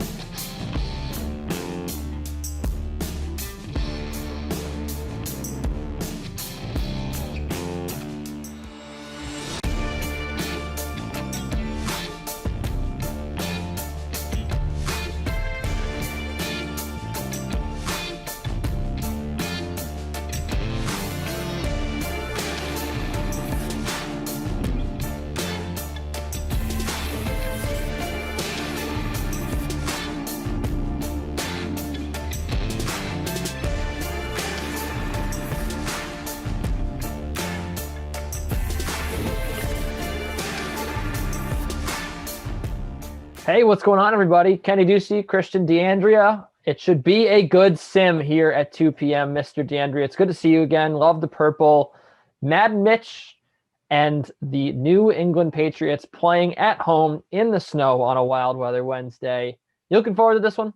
Kinda. I mean, the good news is it's a snow game, which means running games and short targets will be plentiful. And we have two of the best running quarterbacks here in Simland. Madden Mitch, we already know he's Mitchell Trubisky in these sims. Cam Newton can also get things done with his legs. In fact, he led the real-life Patriots in rushing touchdowns, had more than double rushing touchdowns than passing touchdowns, and a bit of a mess of a season for these Patriots. So for me, it was all about taking a look at that snow, getting both quarterbacks in there, getting a whole bunch of running backs in there, and also defaulting to tight ends. Couldn't find a spot for Jimmy Graham, and I think that one might come back to bite me.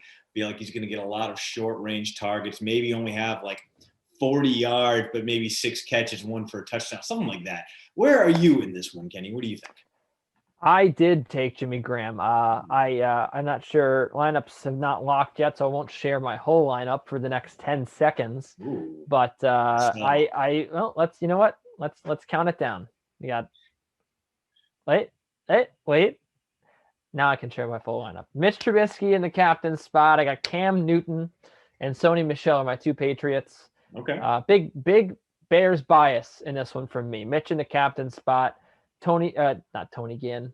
Thinking about Tony Gwynn Jr. I just saw his name somewhere today. Ted Ginn Jr., Jimmy Graham, and Anthony Miller. Brian, the Bry guy, says Captain Trubusiness. That is right. Predictions for how this game goes. Well, I mean, we are playing in New England and home field. We've seen that play a role in these sims. Plus, the Patriots just seem to have the better Madden rating compared to these Bears, even with a fully realized Mitchell Trubisky behind center. So I stacked heavily on the Patriots side of things, or at least more heavily. Got Michelle in there, got James White, got N'Keal Harry in there. Because I do feel like he is going to see a little bit more usage. Also, his price just dropped a lot, and that was really it. I went Harry over Jimmy Graham. He was only $600 more expensive. He's giving you double digits in a per game basis, but he's been garbage lately. He has had 5 points or fewer in 4 of his last 5 sims. He could be a massive disappointment today. Well, speaking of garbage, Mitch Trubisky on the board. His first pass of the day. Fantasy Hawk says Harry Virtuoso. People like N'Keal Harry to go off today. We'll see. I always have Tariq Cohen in my lineup for the Bears Sims, but I do not today, and I think I'm going to regret it. We'll see. One of the last times I had a Bears game, I got burned because I had Tariq and David Montgomery just happened to go off. That was weird. So I don't really know what I'm doing here. Yeah, I threw Montgomery in there. Maybe a little bit of bias from the way you ended the regular season, but a hard-charging running back gets a little more traction in the snow than a water bug like Tariq Cohen, who gets stuffed there. So I feel like that power, it's kind of like when you're driving through the snow and you throw your car down into low gear in order to generate a little bit more torque.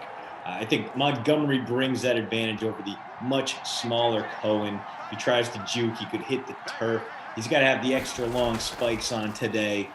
And, Mitch smoked there. Chase Winovich, former Michigan star. I believe he led this year's Patriots in total sacks, 5.5 in each of the last 2 years. So a very useful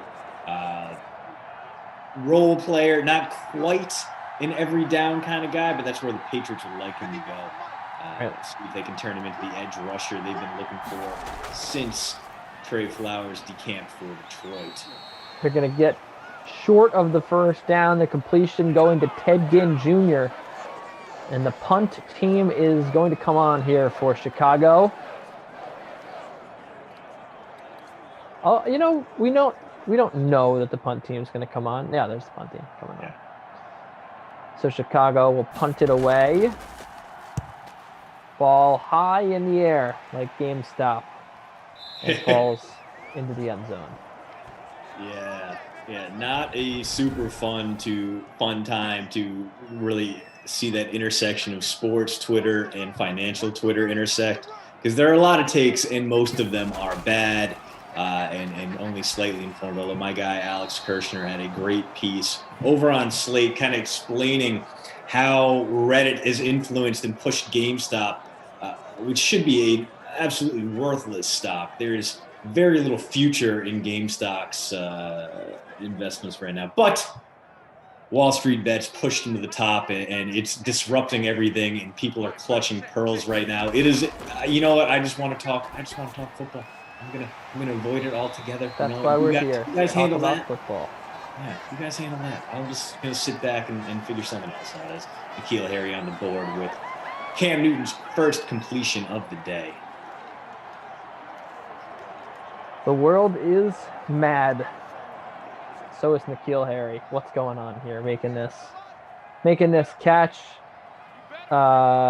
We get a soccer chat in here from El Paso #1. Says Chelsea looks lost. They look a little lost right now, although they did look to be the better side in the first half. I think the goal will come soon for Chelsea. If I'm not mistaken, it's still halftime.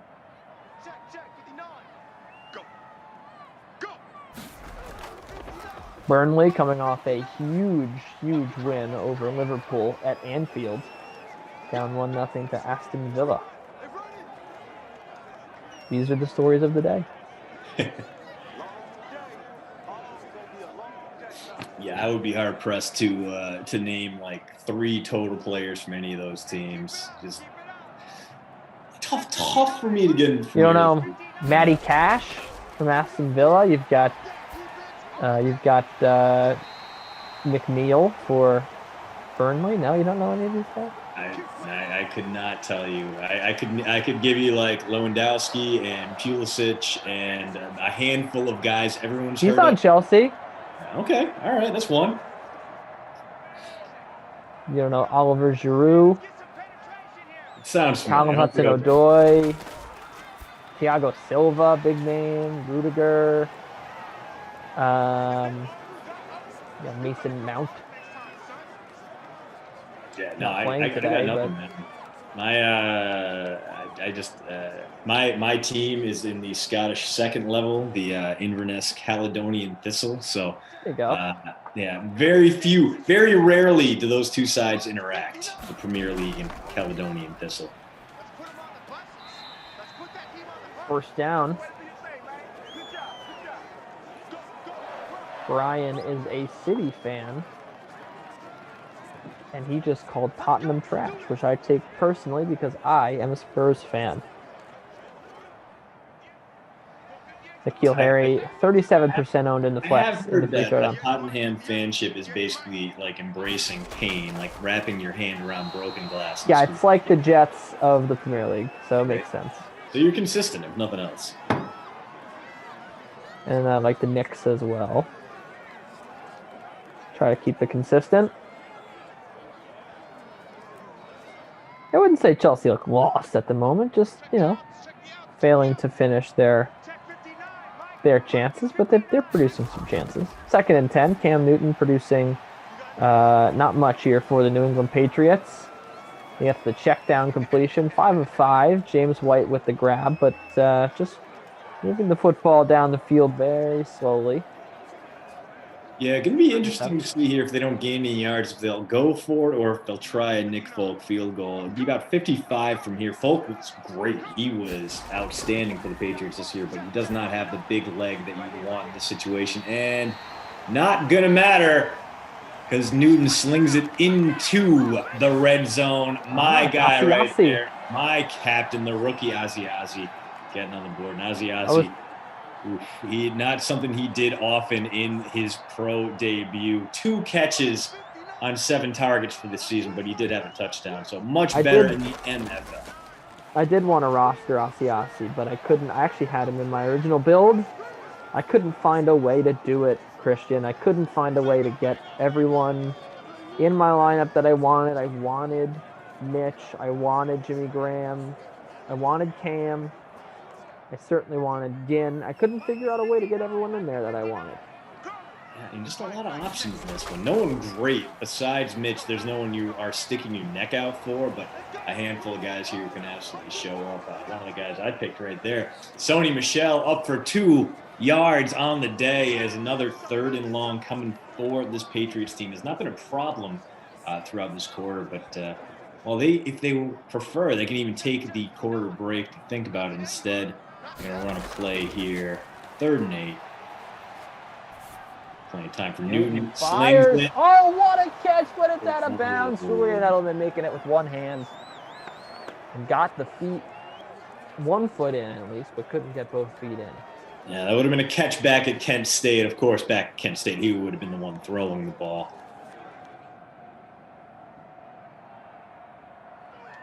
So Mr. Folk, Jet legend, out for the field goal. Knocks it through. Dude, Folk coming back and having a great year. Would you look at that? Burnley on the board. They've scored. Sorry, go ahead. Oh, no, I was just saying that Folk coming back and having a great year was kind of unexpected. 36 years old, only missed 2 field goals all year. They were both from 40+. Obviously not a booming leg, but proved he can be a consistent option, which probably extended his life in the NFL for another few years. I mean, he can hang his hat on this season. He's not going to have to try out for his next job. He'll probably just be awarded one. He'll get the chance to go in as the top kicker rather than having to go through training camp and fend off some rookie somewhere.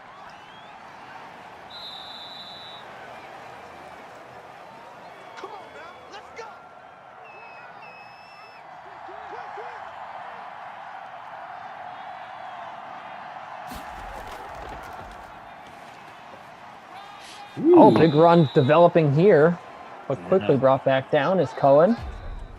And my concern there about him breaking a tackle seems to have been misguided. It just kind of breaks free there, makes some nice work happen there. And we're now on Cam after 1 quarter, which was basically a disappointing Bears drive and then a long Patriots drive. That was like a 5-minute quarter? Yeah, that went by so fast. Not a problem. That was actually one of the quickest quarters I can remember. Cam Newton, 6 for 9, 57 yards. Mitchie Magic get 2 completions. Tariq Cohen, 4 yards. Nothing really happened. And Michelle, 2. White, 7 yards. David Montgomery has 1 carry for 7 yards. You had the near touchdown for Julian Edelman. You had the completion to Devin Asiasi. He has 2 catches for 27 yards. N'Keal Harry, 2 for 16. That's it, really. Nothing much doing. Ted Ginn has a catch.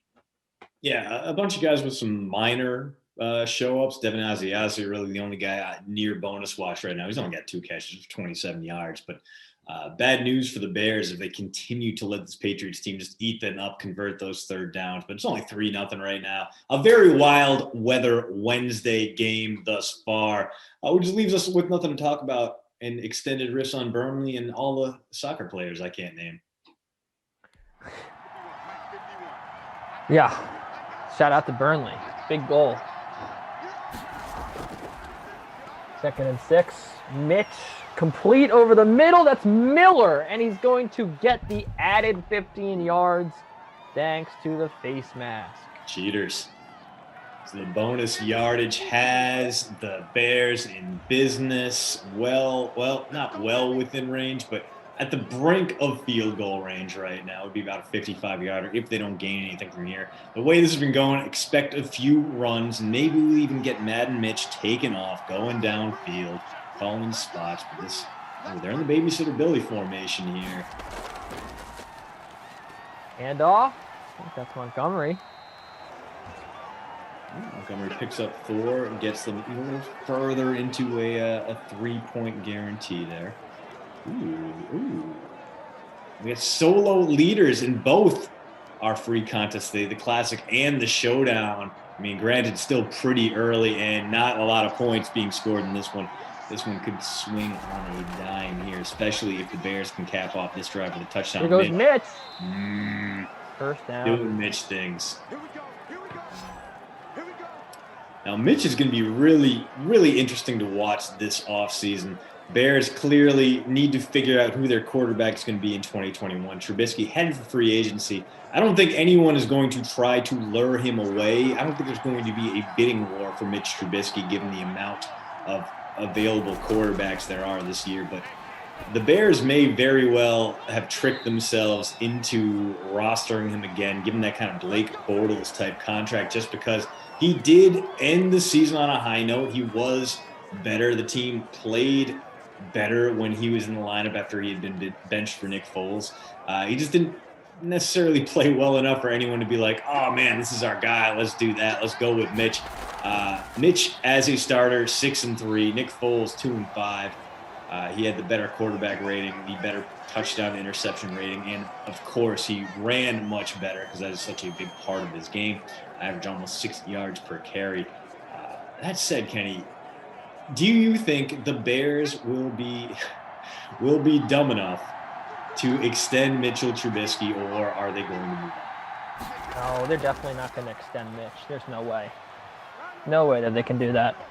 And I just searching through his stats right now. I love you so much, Pro Football Reference, because not only do they have his awards up there, the one-time Pro Bowl, but right next to it, orange background, the 2021 Nickelodeon Valuable Player for being absolutely horrible in the playoffs.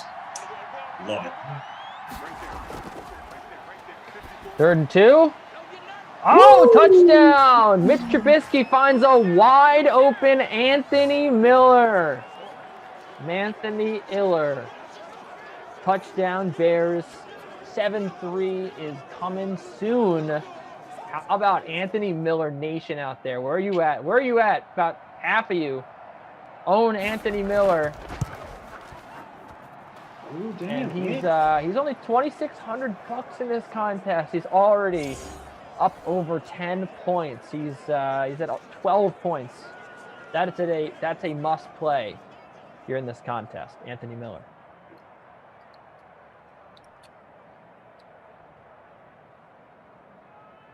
Yeah, Miller is one of those guys where Bill Barnwell went out of his way today. He did a whole bunch of breakdowns. The ESPN scribe, one of the best writers out there. He did a bunch of breakdowns on where, who can make an offer for Deshaun Watson, who would make an offer, what those offers would look like. And he said that without Allen Robinson, the Bears have the worst wide receiver depth chart in the NFL. And I'm not sure I agree with that. I think there's a lot of potential there that has been squandered by bad quarterbacking. And Kenny, you know me. I love Darnell Mooney to the moon and back, if you were. Right. I think he's going to be a great complementary piece to a true wideout one. But I think Miller, I don't think he has gotten his fair share. He has not been the guy that we expected him to be after he was a second-round pick out of Memphis back in 2018. But I think he is a lot better, and a good, solid quarterback can really bring out the best in him. He is a guy he's been solid catch percentage. He doesn't drop a lot of passes.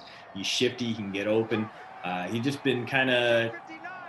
It's like he's got that high end engine, but the governor on it won't let him go above a certain mile per hour. And the governor in Chicago has been and has basically always been a lineup of truly forgettable and regrettable quarterbacks.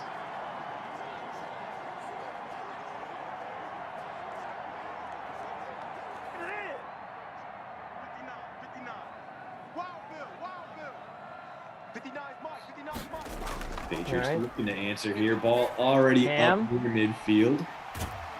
Got the completion out to Asiasi. First down. Asiasi doing some work here. Not quite headed towards that crusty cough play. Anthony Miller is the guy right now, but has been the preferred target of Cam Newton. And if that can continue in the red zone, he's got a real shot at making your lineup prosperous. Patriots continue to move this football, continue to milk the clock. We are coming up on halftime. Just insanity. Yeah, it's some true service academy type drives here. A lot of plays, a lot of time. The time is just falling off the clock right now, like some tender chicken off the bone. And again, not a problem on a wild weather Wednesday. Keep the ball close. I mean, this is kind of what Stay in bounds. Yeah, staying in bounds, runs up the middle, not a lot of big throws because the snow, the wind. There are going to be issues with throwing the ball downfield. And these two quarterbacks who maybe didn't have the best downfield passer ratings to begin with. So going about as we expected, I'd say.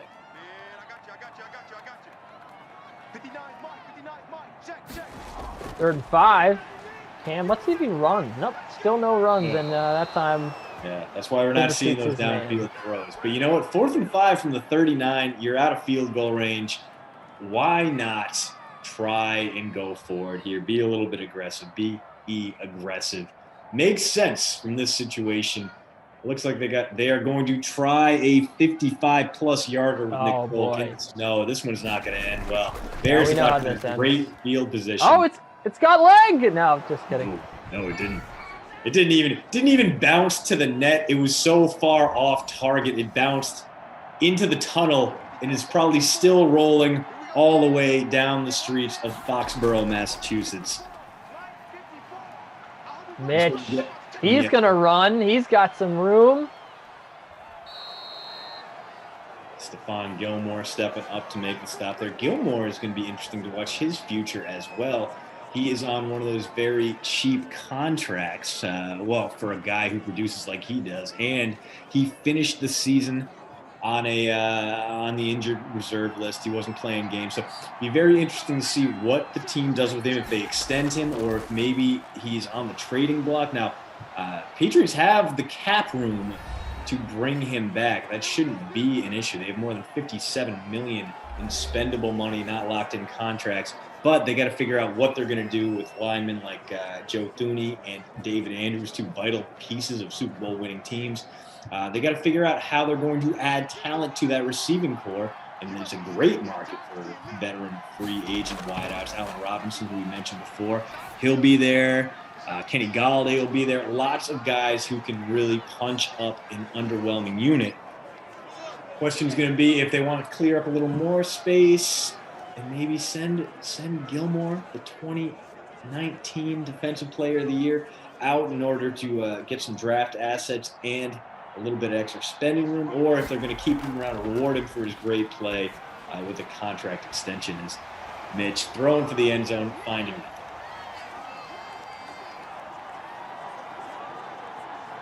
Yeah, I think Allen Robinson and Deshaun Watson will be Jets next year. That's just my opinion.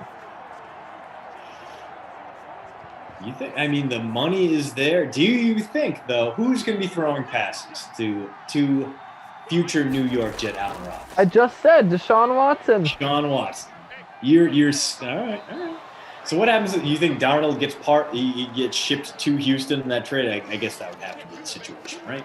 That doesn't necessarily have to be the situation. I don't think that anybody has to. I don't think that they have to trade Darnold. They just have so many picks. It's all about. I mean, if the Houston Texans want him, sure, but I mean, he could be easily traded in a separate deal, because the Jets have 4 first-round picks over the next 2 years. I don't think that it's really necessary to include him. Like teams like the Patriots with Stidham, or the Broncos with Locke, or the Dolphins with Tua. Like, to me, they're including those guys, the Dolphins probably to a lesser extent, because they need to add value on their side to make it worth it for the Texans, right? But for the Jets, they don't need to add Darnold. They have. I think the Texans would rather have a second-round pick than Sam Darnold.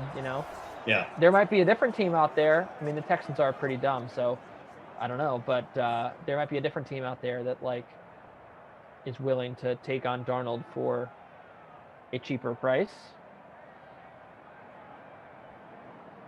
Yeah, I mean, it would make sense to, if you don't believe in Darnold, see if you can get a day 2 pick in return for him. He doesn't have a super cap hit, but I think he's still ranked, I believe, 21st among all QBs. So he's not inexpensive. He's just, for a high-level starter, he is a bargain. But for what he's been, it might be a little bit tougher, especially with the salary cap expected to decrease, to gauge what his value is, whether or not. I mean, you don't want to pay $9 million this year or a backup Sam Darnold, which is why I think the Jets would look to move on from him, maybe not send him back in the Texans trade, but like you said, see if anyone else is interested in kicking the tire and see if they can recoup some of the lost draft assets that would come with the Deshaun Watson trade.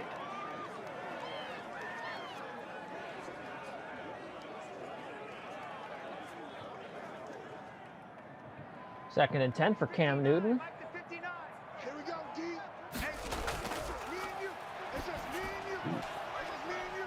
Nice completion, nice move. James White, timeout.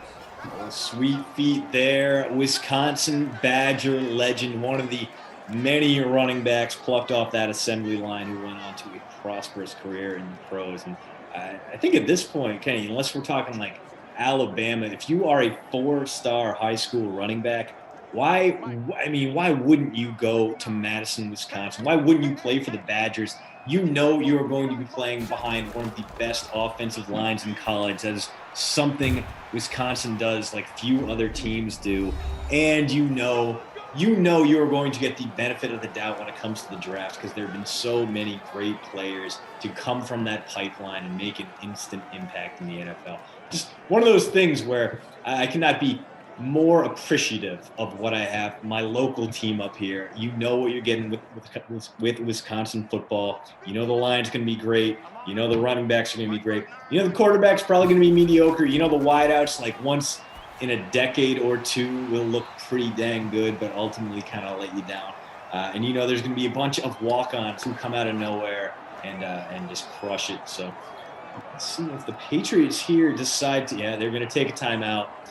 21 seconds left. Bears have all 3 timeouts. If they can force the Patriots to punt here, they may have a chance to add some more points before halftime, but not looking great for New England. Near midfield, 21 seconds left, no timeouts left. Second and 11. If we get a big completion over the middle, that might be great for the Patriots, but also maybe the end of the half for them. They may have to go without. Ham. No. Sacked. Oh, boy. That's not what you want if you're the Pats. 3rd and 17. If I were the Bears, I would have called a timeout there, but they're going to let it go to the half. Yeah. That should be that. Big stop here, and big offensive show on the other side. Chicago going into the half, hitting the locker room with a 7-point lead. Not a bad start for Chicago. And like we said before, roughly what we expected. Just a lot of sloppy passes downfield. Nothing really connecting beyond 10 yards from the line of scrimmage, but near the line of scrimmage, lots of completions. Cam Newton, 102 passing yards, but on 18 attempts. Mitch Trubisky running circles around him right now. Also leads this game in rushing yards with 14. With just 14. Pretty remarkable. No one else has really done anything of note in this game. Anthony Miller caught a touchdown, and Devin Asiasi, I believe, has 4 receptions. We'll check on that in just a moment here on the back end as we go through the box score in Madden, our wonderful ops team. James White has 5 catches for 19 yards. Asiasi, the aforementioned 4 catches for 39 yards. Miller, 3 for 27 and a score. Jimmy Graham, 2 catches for 33 yards. It's been sort of a rough game here. If you rostered the defenses, you're pretty happy right about now. You rostered Cam Newton, Julian Edelman, Sony Michel. You're not too happy. Sony Michel has 2 rushing yards so far, and both quarterbacks have combined for under 200 yards, so not very promising here. Yeah, no, the 2 RB1s combined right now, Kenny, have fewer rushing yards than Mitch Trubisky. It's grim. It's not good at all. But hey, still a lot of football left to be played, and you got to figure we're going to see a lot more running in the second half, especially from the Patriots, who couldn't generate anything downfield. Cam Newton averaging like 5 yards per attempt. Sub Brock Osweiler numbers from him. So expect more of a ground-based attack, a lot of attempts up the middle, a lot of short passes, maybe some screens, because we know the Patriots run that James White screen very, very well. Could be time for more of that.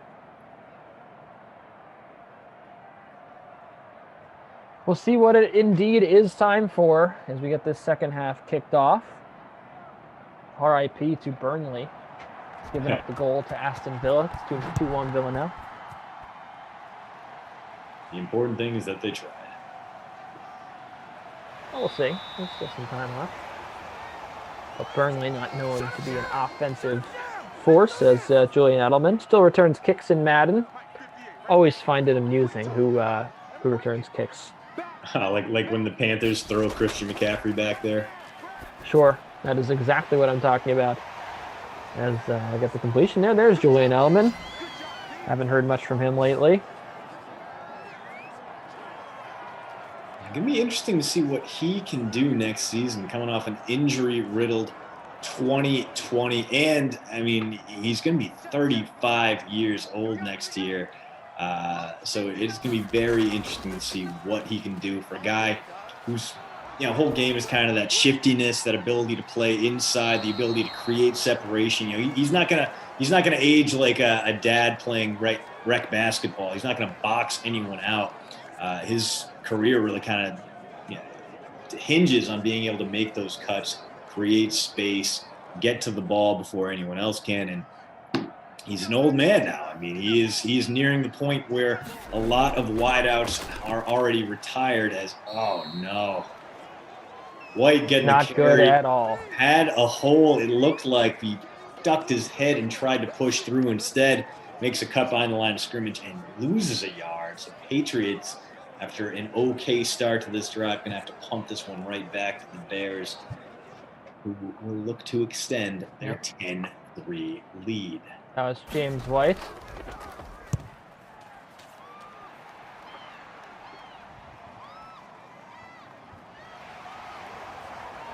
Nice punt. Well, makes sense. That is the all-pro punter Jake Bailey right there. One of the few really the only all-pros the Patriots produced this season were a punter. Oh, speaking of all-pros, Mitch in Madden. Wow. 3 for 32 now. Separating himself from the pack of rushers. Madden Mitch.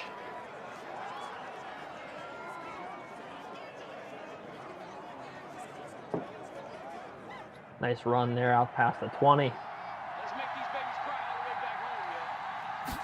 Where do you think that the hot names on the market play next year? Where do you think Matt Stafford goes? Dude, Stafford, I think he will be a Indianapolis Colt. The Colts' best landing spot for any veteran quarterback out there. I mean, they're ready-made. We saw what Phillip Rivers did after a frustrating final year with the Chargers. Comes to the Colts. Took him a little while to get started, but ultimately had a very efficient year, a nice comeback year. I thought he would have returned after that, but instead he opted for retirement. It's a cushy opening there as we get a pick.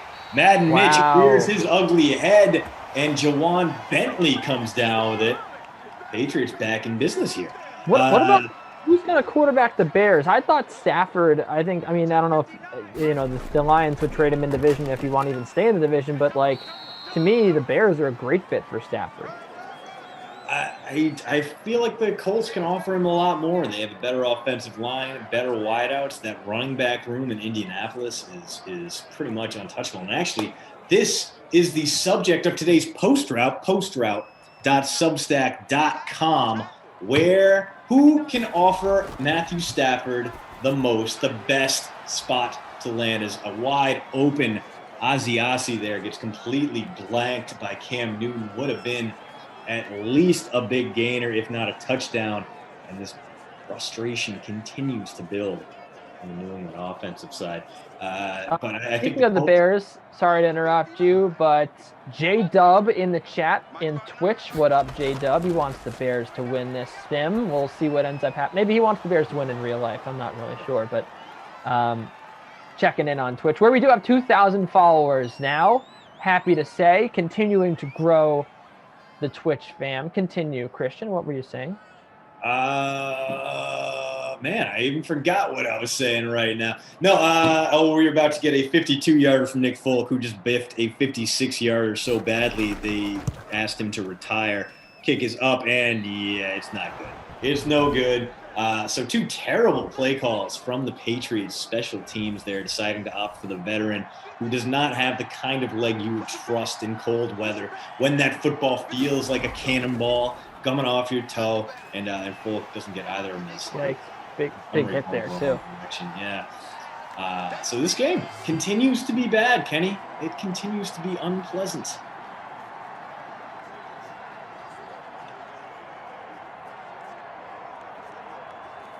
But as we were saying before, a lot of room for speculation with a guy like Stafford. He will have a little bit of a say in where he goes, but ultimately, the Lions can pick and choose from best return. The question for me is, what do you think Matthew Stafford gets in return on the open market, especially when you have a guy like Deshaun Watson at the top of people's list, and maybe even, and I don't think he's going anywhere, but we have to at least entertain speculation.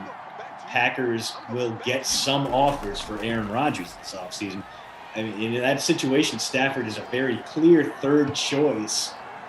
And who's going to be making that move? What are they going to offer? I don't think the Lions are going to get a day 1 pick in return for Matthew Stafford. Could they get a day 2 pick? Could Matthew Stafford, he's only going to be 33 next season, could he go somewhere for a 2nd or 3rd round pick? What do you think, Kenny? Oh boy, I think that Stafford could certainly go for a 2. I don't know if he's going to get. I don't know if he's going to fetch a 1, but I think I could see Stafford going to the Colts. I like that call. Yeah. I think it's the best possible. I mean, look, that offense, it doesn't have Anthony Costanzo, but it's still a great offensive line. It kept Phillip Rivers. Phillip Rivers, the least athletic quarterback, the least mobile quarterback this side of Alex Smith. Hold on a minute, because we got a completion to Anthony Miller again. And he almost scored his 2nd touchdown of the sim, and he's only 2,600. Blowing up, absolutely blowing up. So came into this one averaging. I got to scroll, figure out where Anthony Miller even is. 8.9 per game. And wow, what a bargain that dude was. A little bit of eye-opening pricing there. I wish I had seen him earlier, as he is coming out, not only giving you great value for 26. He's giving you great value to pay $10K for him right now, especially the way this game is going as Stephon Gilmore steps up and makes another stop in the run game. 2nd and goal coming up. Bears may just abandon the run game at this point unless it's a Trubisky scramble, because they are getting nothing done, although coming out in a big package again. 7 on the line and a tight end. And Montgomery. And a touchdown. So there it is, something he did time and time again over the latter half of the season. A lot of you out there probably wrote David Montgomery to your season-long fantasy playoffs, doing a little bit of magic there, turning an awful day into an okay one by breaking the goal line.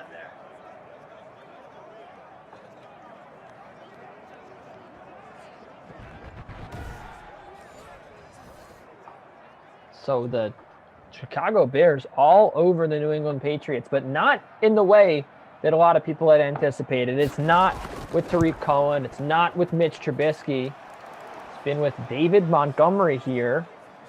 And the defense has certainly had something to say about it as well. I mean, real rough scene for the Patriots right now, too. They're going to have to throw their way back into this game, and Cam Newton has not exactly inspired confidence on this front. He's been blanking open receivers downfield. Anything beyond 5 yards from the line of scrimmage has been an absolute adventure for this Patriots team. We saw Devin Asiasi get the call early. Last drive, it was Julian Edelman. Maybe this time he targets N'Keal Harry, or maybe he goes back to one of those 2 guys. Either way, Patriots need to start throwing the ball effectively if they're going to have a prayer here in a rare home upset loss in Gillette Stadium. Speaking of upsets, 3-2 Burnley in the Premier League. Oh, okay. Back to life. 2-1 down like 10 minutes ago. Incredible. I see you getting this.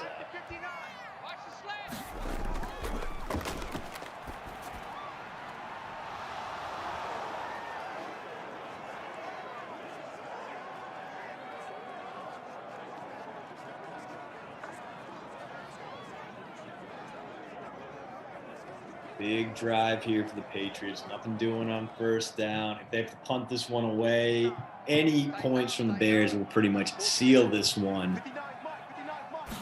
And yeah, second and long, and they go back to the ground and nothing doing. What is this play calling? This is what you get when you have great value Bill Belichick on the New England Patriots sideline. Of course, it's not the real Bill. It's not even a proper sim Bill. Just some guy wearing khakis and pullover. NE coach, baby, NE coach. Yeah, and he's terrible. He's terrible. It's not like back in the day when you had player 99 for NBA Live on the Chicago Bulls or QB Eagles for the Philadelphia Eagles in place of Randall Cunningham. It's just this knockoff, awful version is terrible. Do-nothing drive for the Patriots there. Under 10 minutes to play, they're down 2 possessions. They're about to kick the ball back to a Bears offense they've struggled to stop all day. This looks bad, Kenny. It does. It is not looking good for the New England Patriots. So I'll get this one away. Cordero back there. And this is a battle of all pro special teamers. We already talked about how Jake Bailey was there. Gunnar Olszewski, former Bemidji State, I believe. Big hole for Cohen. But Olszewski, all-pro punt returner. Of course, Matthew Slater, our all-time special teams god and savior in New England. He was the second-team all-pro this year. And, of course, on the other side, former Patriot, current Bear, Cordero Patterson, one of the greatest kick returners in league history. They find a way to gravitate to Chicago. They appreciate Mitch again. Well, Mitch just does. He loves to run in Madden, man. Giving you 10+ per carry, but with Mitch, I mean, you know the danger there. The over-under on Mitch fumbles every game is 1.5. He's barreling towards the under today, but it would be a minor upset if he doesn't put it on the turf at least once. Tolkien took the Patriots defense in hopes that Mitch would fumble. Not working out too well right now.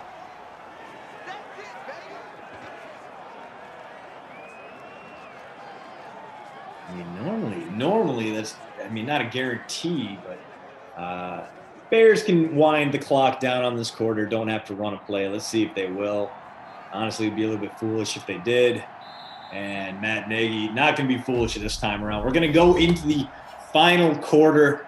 Bears up 14 and driving. A bad situation for the Patriots at home. Good news is if you have those Patriots wideouts, you're going to need some garbage time throws to them for sure. Bad news is Cam Newton has been awful at them. 24 passes today, only 111 yards. Just awful. Sub 5 yard per attempt number. He's getting outplayed by Mitchell Trubisky by a wide margin. This is a day where Mitch has a pick in his own territory. Yes, Mitch Trubisky leading the way for the Chicago Bears, over 150 passing yards. If you're just joining us, the touchdowns, David Montgomery on the ground, Anthony Miller from Mitch Trubisky. No touchdowns for Cohen, no touchdowns for Allen Robinson, none for the New England Patriots, a pair of field goals. That's been your ball game so far. Mitch Trubisky is the leading rusher with 43 yards on 4 carries. 14 more than Tariq Cohen. Just doesn't seem right, but it is. Anthony Miller, 5 catches for 69 yards, came in at $2,600, and he's the leading receiver. I mean, what do you think about the fourth? Oh, I mean, he's going to be the Krusty Koff player of the game, no doubt. That bargain basement salary and this top level performance. My concern is where the hell is Allen Robinson? A-Rob, the top wideout on the free agent market this offseason, probably one of the top wideouts in the league, stronger hands than anyone. 1 catch, 8 yards. That's it. Let's see if we can't get him a little bit more involved at the end of this one. He was $8,600, the 4th most expensive guy in the lineup, the 2nd highest paid skill player in this one, and he's done next to nothing, but it's not like Julian Edelman has really done that much more. The highest paid wideout, 2 for 20 for him. So definitely a pay down kind of day. Get Madden Mitch in that lineup. Get Devin Asiasi in your lineup. And for sure, Anthony Miller is going to be a staple of those lineups atop the leaderboard. But this has been a great day for defense. It's a great day for kickers. And the Bears 1 field goal away from icing this one. And now they are in field goal range. And over on YouTube, Aiden says Jimmy G might leave San Francisco. For sure. Fantasy Hawk saying, hey, we don't need no host interaction. We see you in there. We hear you. What's up, Dorian? The situation in San Francisco is going to be really interesting. I think the odds of a Jimmy G reuniting with the Patriots got a little bit higher when Matthew Stafford came available, because I think the Lions would have been very interested in Garoppolo if he's available by a trade, and he will be. Trading him away saves you about $23 million, and the Niners need to make some very important cap decisions. Trent Williams, free agency coming up. Eric Armstead, free agency coming up. Got to figure out what they're going to do with their Bosa brother. They need to extend him. Richard Sherman, free agency. So they need spending room.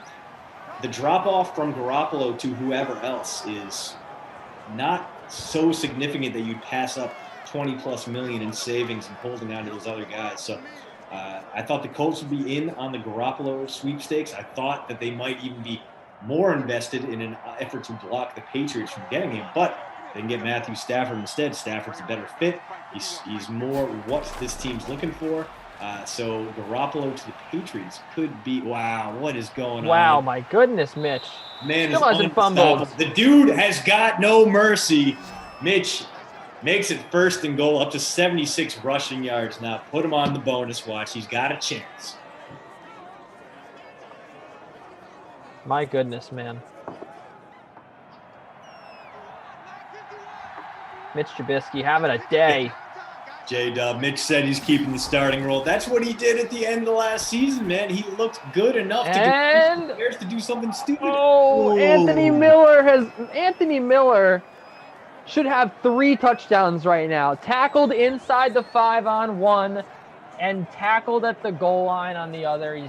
Does have a sim, but Anthony Miller far and away has been the best player in this game, and now off the field as the Bears run a little offset eye and give the ball to David Montgomery for the vulture touchdown. Montgomery into the end zone. He has 2 touchdowns now on the day. And fewer than 20 rushing yards, no catches. His value completely touchdown dependent, and he's paying off today. Finds the end zone twice, shovels a little bit more dirt on the Patriots and the not Bill Belichick's grave, as these fans in New England very upset. They sat through the snow just to see their team get obliterated by Mitch Trubisky and Anthony Miller. So New England at home in the snow, having a little bit of a rough go of it here, down 3 touchdowns.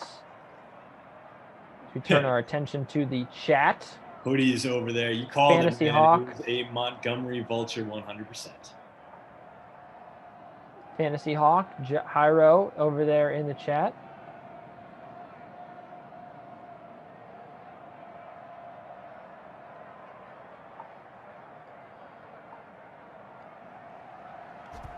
Well, now we get to see what the Patriots can do in garbage time. Almost certainly not coming back from a 21-point deficit with 5 minutes to play, and especially not the way they've been playing. But clock's not on their side. They're going to have to throw the ball more. Cam Newton has been a disaster today. Maybe this is where he pulls himself out of that Babysitter Billy, Not My Kid award. Or maybe this is where he just shrinks from the moment and bang.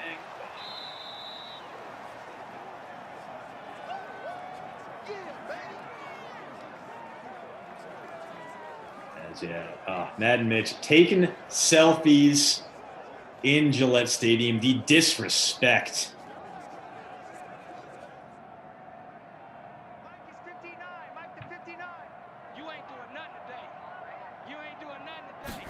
So, all right, we got 2nd and 9 coming up. Cam Newton will get a completion. Of course, we always pay attention to the chat, and any issues in there, we'll make sure we get ironed out.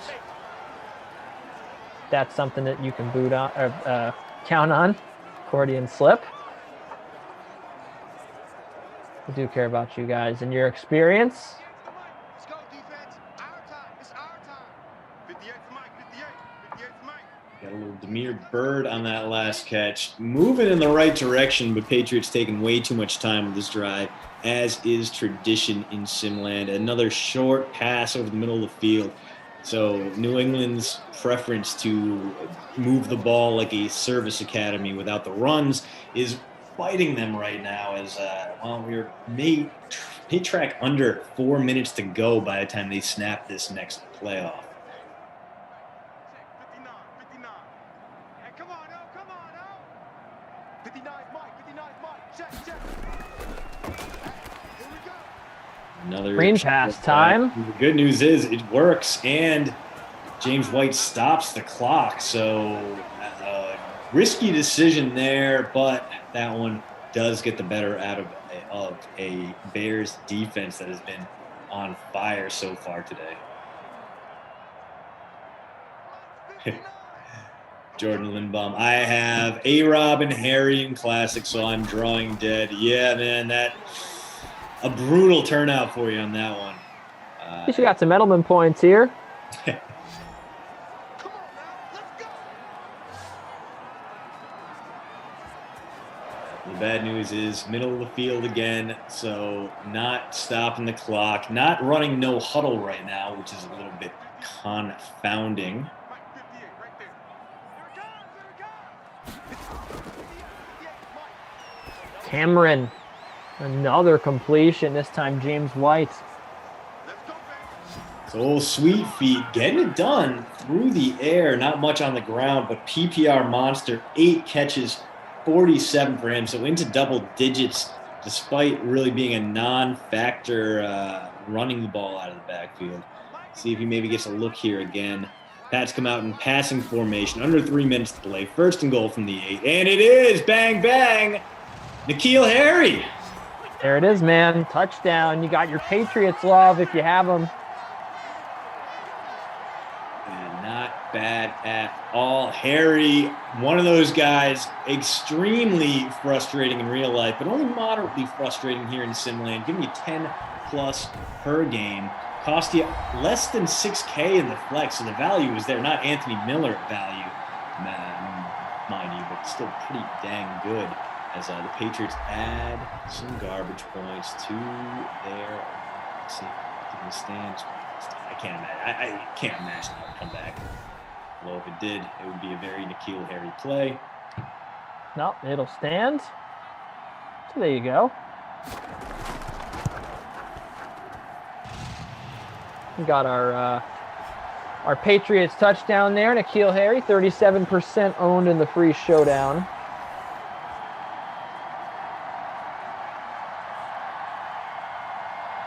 And it's a 14-point lead for Chicago. Gotta be onside kick time for the Patriots here, although they might just kick it away and decide to take their lumps in this one. It has not been a great day to be a Patriot, beyond just the fact that you're playing a game in 20-degree weather and snow and sweat's freezing and sticking to you, and Tom Brady took all the big coats on his way out of town.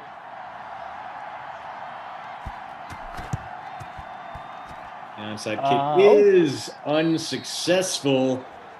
Bears probably going to be running it here. Maybe drop Mitch back and let him run it. We'll see. Mitch, I mean, if he rips off a 25-yard run here, he will be in the bonus. Instead, it's going to be Montgomery for Notch.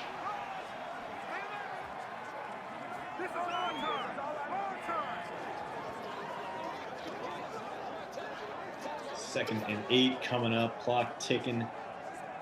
This play will probably take us down to the 2-minute warning, barring some terrible clock management, which, again, we got Matt Nagy. It's possible. 7 on the line for the Bears. It's Montgomery again, and he gets... Who's he? Okay. Not ideal. Here's the 2-minute warning. Bears might be forced to throw here, or they may just settle for a run, let Eddie Pinheiro come out and kick a terrible field goal. I don't know.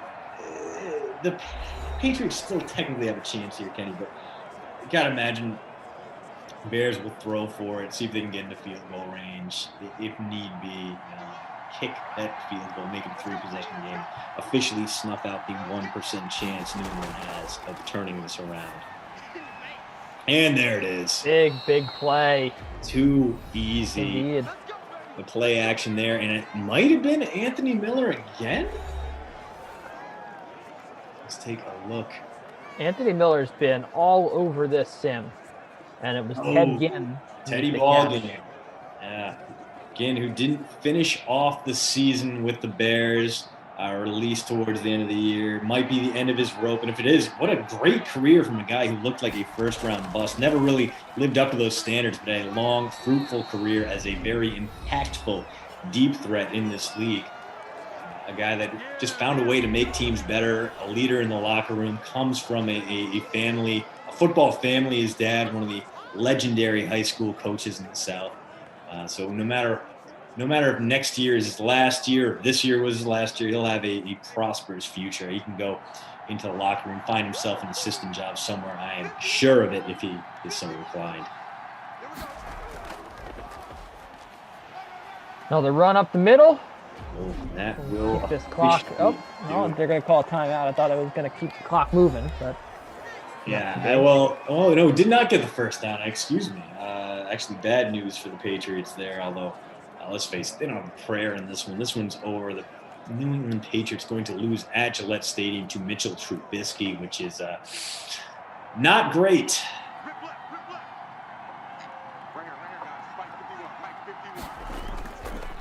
And there's the first down by David Montgomery.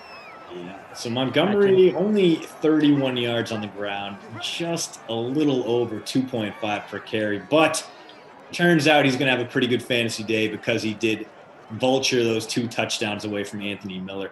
And well, let's face it, we know who the player of the game in this one's going to be. The crusty cough is going to go to Anthony Miller. What a bargain. 2,600 in the flex, 3,900 in the captain spot. And if you were bold enough to captain that man, you are profiting right now. 3.1% of you got him in that top spot.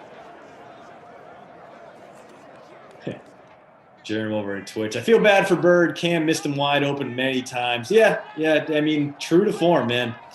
Just like in real life. Newton did not have a great season. He was done no favors, of course, by a very depleted core of wideouts and tight ends in New England. But his future is going to be very interesting to watch because he's played himself out of a starting role. I don't think anyone's going to trust him with an undisputed QB1 designation like the Patriots did. But better than he showed for sure. Newton had his stretch as a great play. He looked great to start the season. He was still a dangerous threat with his legs, and he's still a relatively young man. So going to be one of those rebuilding kind of years for Cam Newton. He might go, find a place with the Saints if he's going to take another bargain basement salary and rebuild himself the way that Teddy Bridgewater did, the way the Saints hoped Jameis Winston would. Could make some sense down there. The Saints approaching a quarterback crisis, even though we don't know what the future holds for Drew Brees. Let's take a look at our final stats here for the Patriots. Cam Newton, 188 yards, a touchdown. Trubisky, 185 and a touchdown. Actually pretty similar, although Trubisky had the rushing yards, but he almost more than anybody in the game. He did have an interception to boot. So you gave out your crusty cough, or you gave out your Not My Kid award. How about your player of the game? No, the crusty cough player. Oh, sorry, who's your LVP? LVP in this one, a lot of options here. What about Sony Michel? 3 carries for 3 yards. Sony Michel is up there, but also Allen Robinson just did nothing. 1 catch, 8 yards. And he was the more expensive play, I believe. I mean, very few guys more expensive than Allen Robinson today. Came in averaging 12 per and giving you nothing in return. I'm going to have to go, as much as it hurts my heart and soul to say it, Allen Robinson with 1 catch and the rest of the day on the milk carton. A-Rob, I'm sorry, man. I got a babysitter bill you. 61% owned was Allen Robinson. Sony Michel, 37.68% owned. So, yeah, Allen Robinson going for 1 catch and 8 yards. Totally understandable. All right, you can check out Christian's stuff, the post route, and we'll be back here on the DK Dream Stream at 6. Adam Kaufman and you, Christian DeAndrea, will be on the call for Saints at Packers to get happy hour going. Of course, we get 4 p.m. We got pre-lock with Chirag and Julian following the sim at 4, which is Chargers Steelers in the rain with Glash and Zach. That's actually going to be our next Sam at 4 o'clock. And then you got the pre-lock show. You got Koff and Christian at 6. Should be a good night. And 12 NBA games, plenty to talk about there with Chirag and Julian. So they'll get it going just shortly after the 4 p.m. sim wraps up. But yeah, until then, we'll see you later. Thanks so much for being with us. Thanks for hanging tight. Over 600 of you on YouTube. Shout out to people on Twitch. The good people over there. We're over 2,000 subscribers. If you haven't, please go check our page out over there. Hit the subscribe or follow button. We really appreciate it. We love the Twitch fam. So Keck W. All right. Take it easy, everybody. We'll see you later.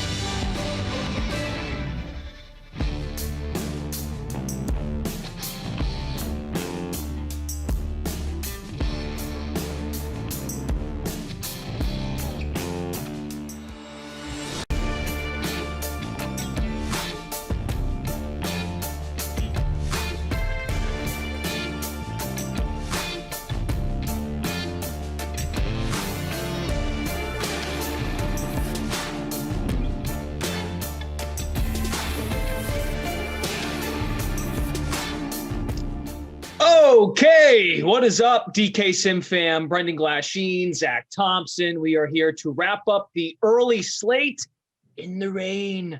Steelers, Chargers. Look, two teams that fell well short of expectations in real life, but I feel, ZT, Yes.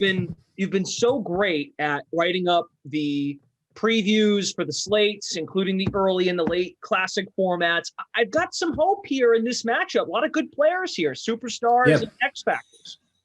Yeah, for sure. We've definitely got some potential for some points here. I think while both teams, like you said, did underachieve a little bit, we did have the breakout of Justin Herbert. So I think the Chargers are in a good place going forward. I think the Steelers had that great beginning and then kind of fell apart. So, and who knows where they're going yet. Big Ben's still undecided, but probably coming back. And we'll talk about that as the game goes on, but lots of potential for points here. I think the rain does also give us some nice potential for turnovers. Both these defenses have been very good at creating turnovers. The Chargers, of course, have Derwin James healthy. So that definitely helps their defense, and the Steelers defense, we know how good they were, especially in that first part of the season, really carrying the team even when the offense started to struggle, and then injuries kind of derailed them towards the end too. So I actually like both defenses in this game. I think we're going to get some big defensive plays. I do think we're going to get points though. I'm not saying it's a low scoring sim. I think we're going to get some big plays though from the defenses with sacks and turnovers created.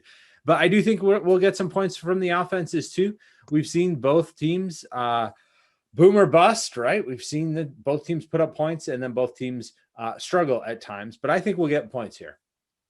Yeah, if I'm doing my math properly, I think we have 6 total players that have an X factor or superstar trait on the defensive end. So, on the defensive side, yeah. Yep. Not a bad call. You've got Derwin James, Chris Harris, Joey Bosa on the Chargers, then TJ Watt, Cam Hayward, and Minka Fitzpatrick for the Steelers. Look, in the rain, in the inclement weather, lineups are going to lock any minute. Yep. I do like to find a way to weave in those slot receivers, and they are special players in Juju Smith-Schuster, who is no longer a superstar player. True. In Madden 21, and then Keenan Allen. That's just me. Yeah, no, definitely. And tight ends also usually get a little bit more used because the passing game is a little dialed back. It's not as many deep down the field shots. It's a little bit closer to the line of scrimmage, a little bit more to the middle of the field. So yeah, slot receivers and tight ends always the way to look in these weather games, as well as the defenses. As I said, I've got both defenses in my lineup in flex spots. Okay. Did not put either in the captains though. Thought about it long and hard. But who's the captain for you?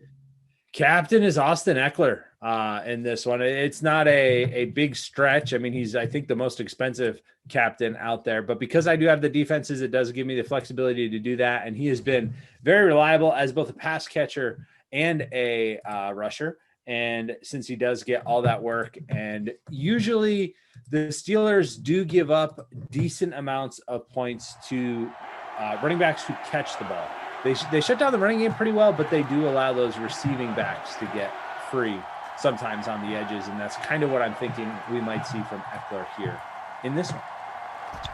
All right, we wound up with 159 entries in the Chargers-Steelers rain 4 p.m. free roll. It's a solid number. Chargers will have the football first. We are underway. Fantasy Hawk Fred thinks Deontay Johnson is the man today. Fantasy Hawk captained Justin Herbert. We'll start in the shotgun from the 24.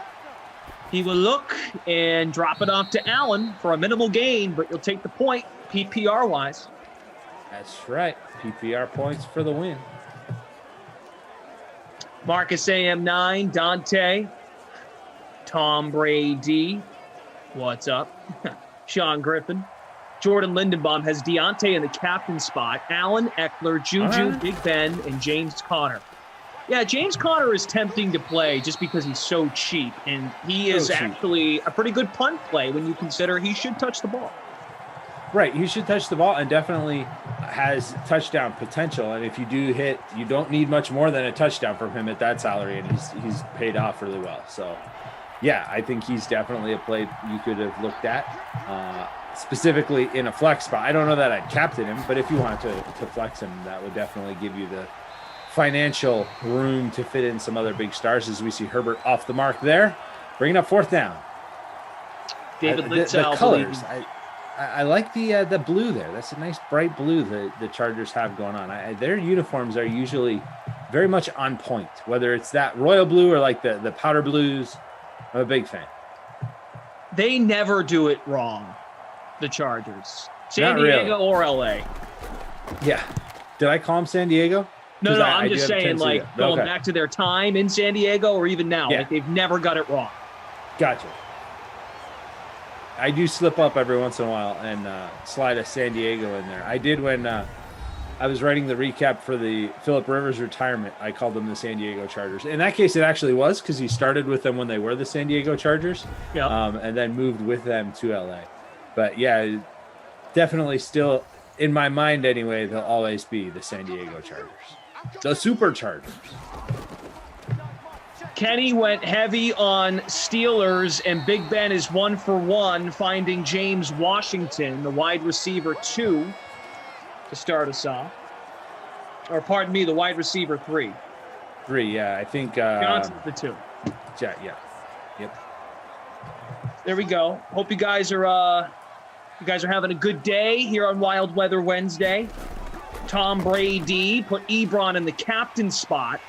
I like that play. I have him in my lineup as well. I like Ebron. He is a solid play.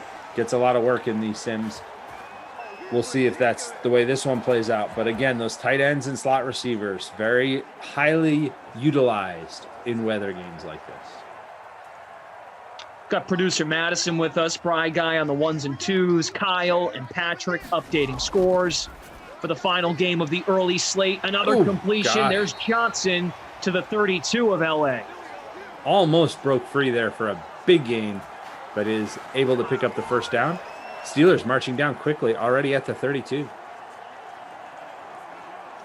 Austin Eckler, the highest owned in the free showdown, 75.6%. Johnson in next at 52.4%. No Justin Herbert in the top 5. Big Ben, accurate once again. I believe it's Johnson. It is. You are his second correct, catch. yeah. A couple catches right off the bat for him. This is the first time that these two teams have met in Madden 21 Sims. Oh. Which is unusual at this point in our Sims that we would get this far. And we're just now filling in the last few teams that each team has to match up against. So obviously, we've had some repeats. These guys have played more than 30 games, most of them. But we are getting some fresh matchups like this one, where we haven't seen these two teams go head-to-head yet in Madden 20. Interesting. I mean, there's a lot We saw of good everybody players. play in Madden 2020. Like we've seen, we made the full rounds in Madden 2020, but in Madden 21, still a few new matchups like this one. Right. A lot of good star players in this one. On the pitch, it's Samuels into the red zone. And nope, it's James Conner. No, that's Connor. Yeah, Yep. Connor out of the power formation. He's the power back, takes that pitch after the fake fullback dive and takes it out wide for the first down. The fake fullback dive. I was nervous there. I thought the fullback was getting it. He might have been nervous too. That's why they didn't give it to him. You guys can follow Zach Thompson on Twitter at ZT_sports. I am BJ_Glash. And look, ZT, I know we were going back and forth. This new profile picture you have is pretty, you're looking dangerous, man. Like, There we go. You're looking really, really slick. Well, no one wants to mess with overdue. ZT. It was somebody literally, and I said this in my reply to you. Somebody met me and was like, "So why don't you have your picture as? Is that you in the picture? Because it didn't look like you at all." And as the Sim fam knows, even from when I started calling these games, I've slimmed down a little bit over the last few months. And they're like, "You really need to update your profile picture." I was like, "Oh, okay, I will." And then you can't do it right away when somebody tells you that, because you know. But then, hey, there he is, just James as Conner, predicted. touchdown. And there he is. Nice cheap play with the first score of the day. $2,600. I think a lot of people will like to hear this. Only 18% in the showdown. Yeah, so a very sharp play there. James Conner at that reduced rate. And again, like, he's not going to get a ton of yards, right? Like, he's not going to go off probably. We've seen it maybe one time. I mean, he doesn't hit the 100-yard bonus regularly. Let's just put it that way. He's averaging like 24 yards a game. But he gets those touchdowns. And when he gets the touchdowns, when you're paying $2,600, he's already got you 6 points just from the touchdown alone. Right. So he delivers value, very good value, even if he does nothing else all day. He's had a good day for you already. Yeah, he has never hit the 100-yard bonus. His previous high for yardage in a game, 65 yards. Jordan Lindenbaum, I love this, says, okay, Connor, your job is done. Let's go Deontay and Juju. Now everyone will be fine if Connor doesn't touch the ball the rest of the sim. Unless you put him in the depth. Yeah, right. And if you did that, then you've got stars everywhere else because you have plenty of salary left after that. Emerson's forehead with a Ray Donovan reference. Connor, what are you doing with those mattresses? Tom NFC Goat Smasher Brady. I came here for the touchdown party. It's a party. It's a party. Yeah, so everyone go follow Zach on Twitter. His new profile picture is pretty cool. Looking like a bad man. And he's at a stoplight, as he told me. Yes. Yeah, just so we're clear, I was not committing any violations by taking that picture. Not driving while taking pictures. Well, there's Eckler. I know you've heard it quite a bit, but you look great. You're looking good, my brother.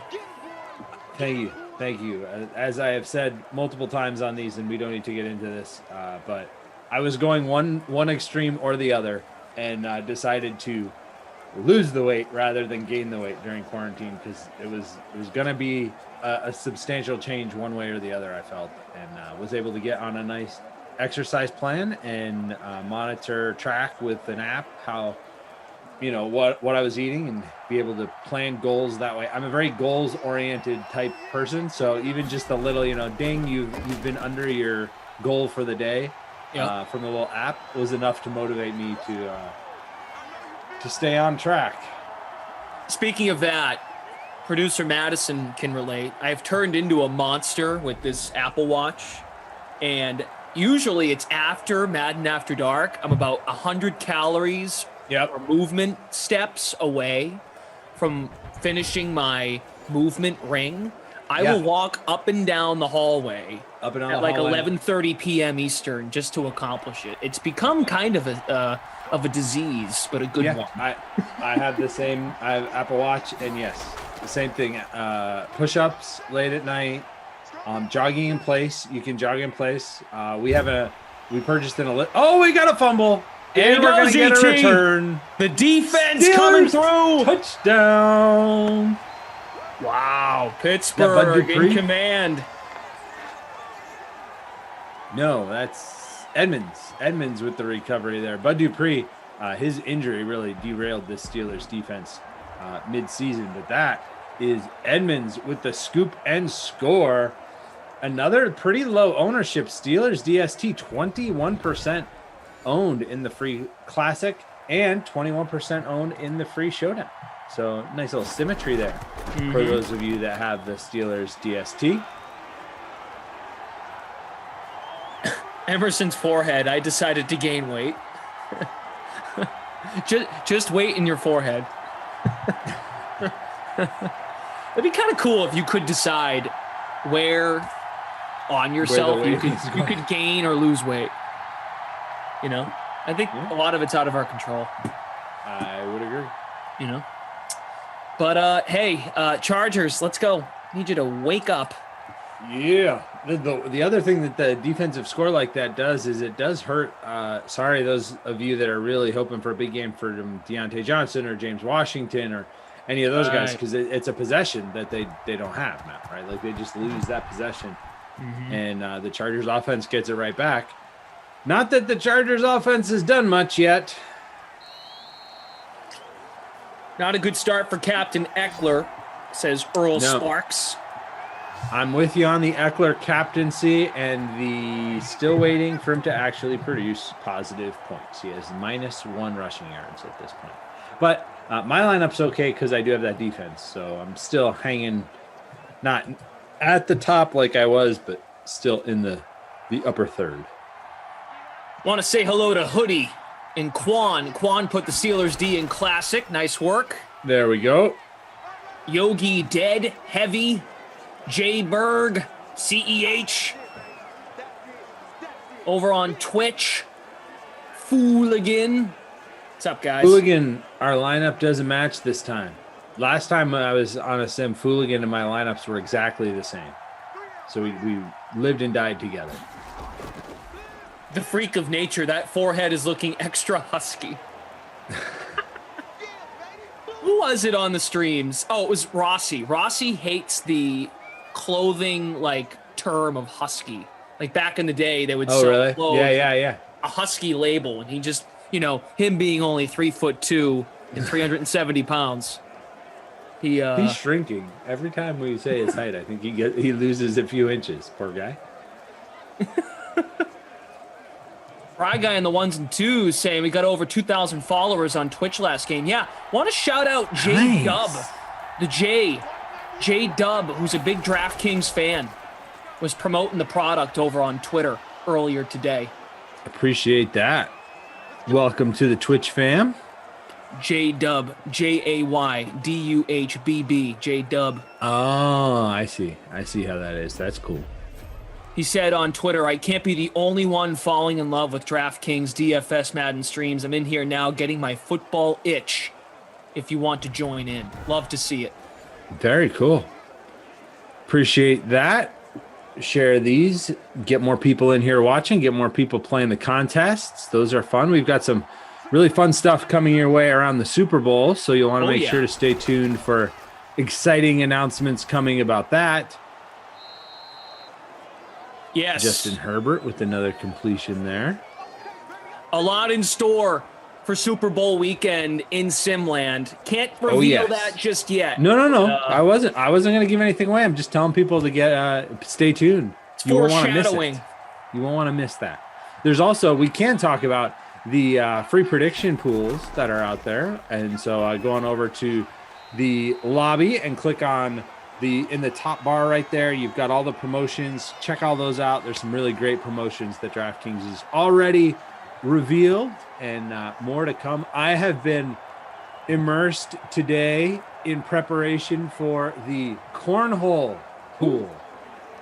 Who knew? Professional cornhole. Yeah, learned all about it today. It's a big deal. Big deal. And some big prize money over there if you think you can predict what's going to happen in the cornhole tournament that will be broadcast kind of rolling up into the Super Bowl. That Friday, Saturday, Sunday, the first Open taking place down just outside of Tampa. So I've learned way more about it than I ever knew there was to know. We are going to get a pass interference call. We don't see that very often. Sure will. Mike Hilton. Thank you, Mike Hilton. Kind of, because we need the Chargers to score some points. People need them for their lineups. Yeah, he grabbed Mike Williams on that, so Mike Williams doesn't get the points, but it does keep this drive alive, moves him way down there. Austin Eckler still going nowhere. Cam Hayward was a big stop there. Jamal, the touchdowns belong to James Conner, rushing touchdown, and then a fumble scooped up for a touchdown, Pittsburgh. Mockingjay 2020, love you, buddy. Thanks for being here. Tom NFC Goat Smasher Brady, let's go Joe Reed. I'm with you. I put Joe Reed in the DK Sim Fam Friends lineup. Yeah, him and Connor were my punt plays, if you will, and then I've got Who's your captain? I don't think I caught your captain. If you Herbert. Put Herbert in there. Okay. Yeah, put Herbert in there. Then the two slot guys, Allen and Juju, and then Eckler. Yeah, so it all worked out, but not really. And then Herbert's got you negative points, so not working out yet. But negative 0.42.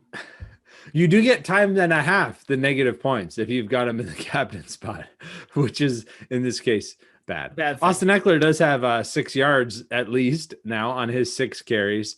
Has not been targeted. Joe Reed did have the drop early in this one, but does not have a catch yet. Again, the 2 touchdowns which Glass just gave you, the Steelers DST had the fumble recovery for a touchdown, also the shutout to this point. So they've got a cool 18 points in the flex. We'll see. Probably going to lose that shutout here momentarily. And then the other touchdown was James Conner, who was a great value play that we highlighted early as well. Nick Thomas needs to see some Ebron.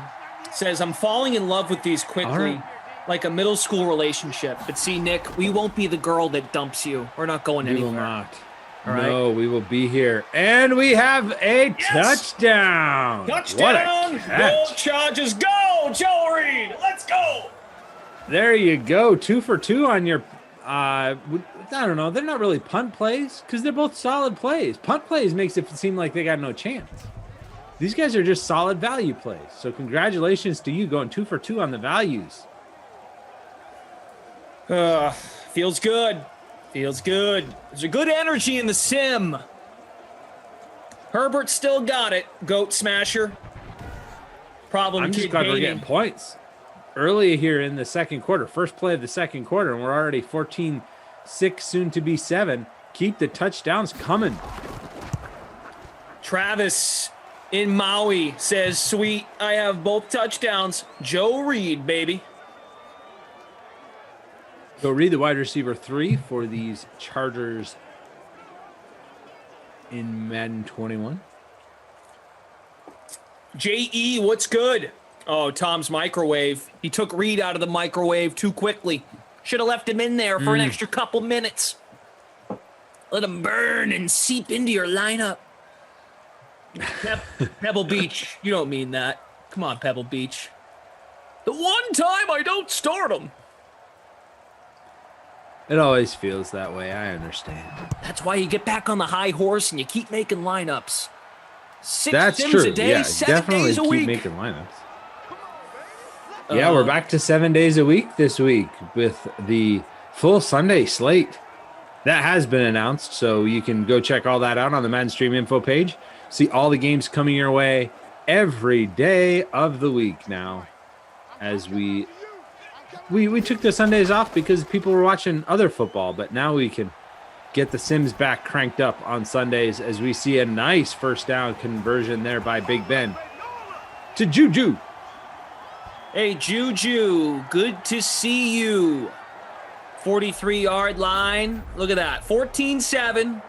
Pittsburgh touchdowns, James Conner, and a fumble, scoop and score to the house. Joe Reed just scored. Justin Herbert with a beautiful ball into his lap. Marcel, what's going on? Good to have you here. Akeem. Ooh. Jordan, A. Jordan. Ari Jordan. Dom, what's up? Challenge this. Nathan, hello. Edward Pride. Oliver, thank you. Appreciate it. I think this will stand. I don't see anything in this replay that makes me think this catch will be coming off the board. I think the Chargers just wasted a timeout with that challenge. I don't think that's... Yeah, nope. Not going to be overturned, so Juju, keep your points. Good catch. Bill Anthony Connor. Lynn, virtual Anthony Lynn, no longer with the Chargers. No. Now he's the... Where'd he end up? Did he end up somewhere? Yeah, I think he is the offensive coordinator for the Lions. Yes, Lions. Under Dan Campbell, new head coach. Watch your kneecaps. Come on, Big Ben. Way to muscle up and deliver. Juju once more into Chargers territory. Akeem says, let's go Chargers. I smell a momentum shift. I'm here for it. Air Jordan. Got it. I wrote that down. Stored it in the important section. Trust me. Big Ben. Oh, Going sir. deep. One-on-one. He's got a man. Knocked away. Knocked away. Challenging Chris Harris. Yeah, challenging Chris Harris there on the corner. with the superstar traits out there, and he was able to knock that one away. Kind of wondered if it was going to get picked. A lot of times when they throw that deep vertical pass like that and you see the cornerback out in front, he ends up with the ball, but instead just knocked to the ground. 2nd and 10 now for the Steelers. Big Ben loads up again, coming back this direction. Johnson. Ball's out at the end, but I think he caught it and then, set it on the ground. That boy Johnson, way to hold on, and you dropped it just to fool us for a half second. You knew what you were doing. Hey, the Bartlett is over on YouTube and says, you guys rock. These Madden Sims are genius. Keep them coming. Go Steelers. We will keep them coming for sure. And like I said, make sure you stay tuned because we've got a lot of exciting stuff coming around the Super Bowl across all of DraftKings platforms. And then after that, we'll keep the Sims rolling and some potential for some cool stuff coming at that point as well. James Conner with another carry there. At this point, it's all gravy with Conner, right? Anything he gives you is just like extra. Extra. Read all about it. Small Ben needs Ebron. We're working on that. Meaning we're just going to try and speak him into existence for you. 2nd and 8 from the 27. Ben with another rifle batted down. Much like in real life, Big Ben's putting the ball out there, right? Like it could get picked, it could end up with his receivers, but they're gambling, not taking deep shots though. Like they usually don't take the deep shots like we've seen him do here. A lot of his short passes this season, as their offense kind of unraveled on them. Oh, is that Ebron? Ebron! Oh, down at the one. We found him though. Is James Conner gonna do it again? He could. He is the power back. Hey, he has had a multiple touchdown game before. Oh, but it had to be a while ago, right? It was against the Panthers. It was Sim week 79. This is Sim week 99. So it was about 20 Sims ago. So yeah, you could say it was a while ago. He's in the backfield. Big Ben gives it to him. He reaches touchdown. Got it! Steelers. James Conner. Now with 13 on, or I guess not really on the season, but in this Madden 21 Sims, we've had way more than a season. This is his 38th game, and that is his 13th touchdown in Madden 21. Doubling up with the James Conner value. Love it. So yours truly is in 4th place. Nice. You've been on a nice run lately, at least the Sims we've done together. You've been right up there at the top. That's right. Last week we were together, and I think they finished 3rd. Yep, you did. It's a good point. We were waiting at the end, like waiting to see if you could move up even a little bit more. We need to do more Sims together. Apparently. In 14, or this is you all the time, right? Like that. Yeah, right. Yeah, this is the way it always is. In 14 of his last 15 Sims, James Conner has had less than 10 points. He's got more than that just from the 2 touchdowns in this one. So a big game from James Conner for sure. Big game, James, at least for today. James Conner wants us to remember that he matters too.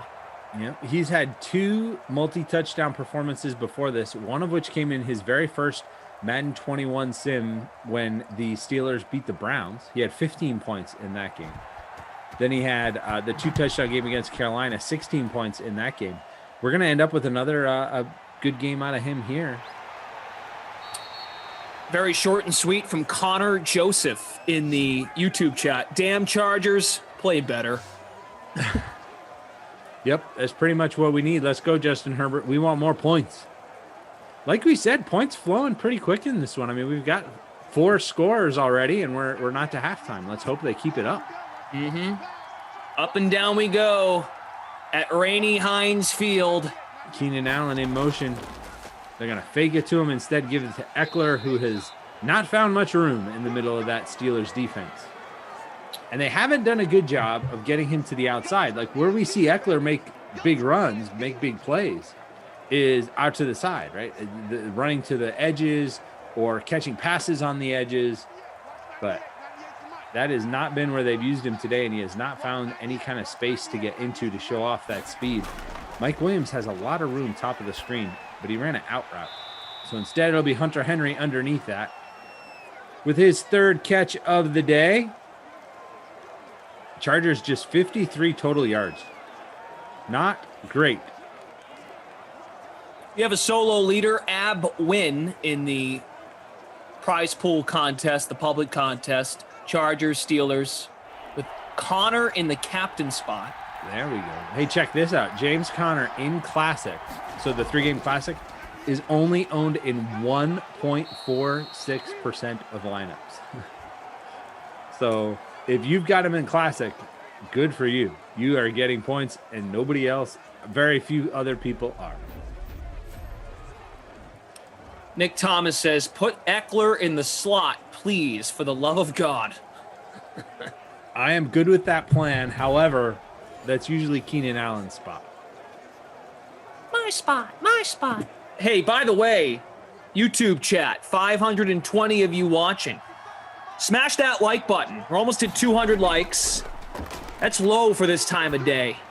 Get to work on that like button. We greatly appreciate it. Allen right there. You guys keep coming back over and over. It's great to see. 67 folks right now on Twitch. Thanks for tuning in. It's the first time we've asked for likes today, says Bry Guy on the 1s and 2s. Why is that? I was not here earlier, so I cannot say for sure. Ducey didn't ask? Why is Ducey not asking? I'm not going to comment. 28 points total here. Still 4 minutes left in this first half.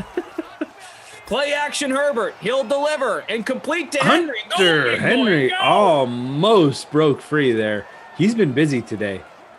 That was the funniest thing you've said. I mean, we don't work together. We work together like twice a week, maybe, if that. That was funny. Bry Guy's telling me I only that come here when you've got a really good lineup, obviously.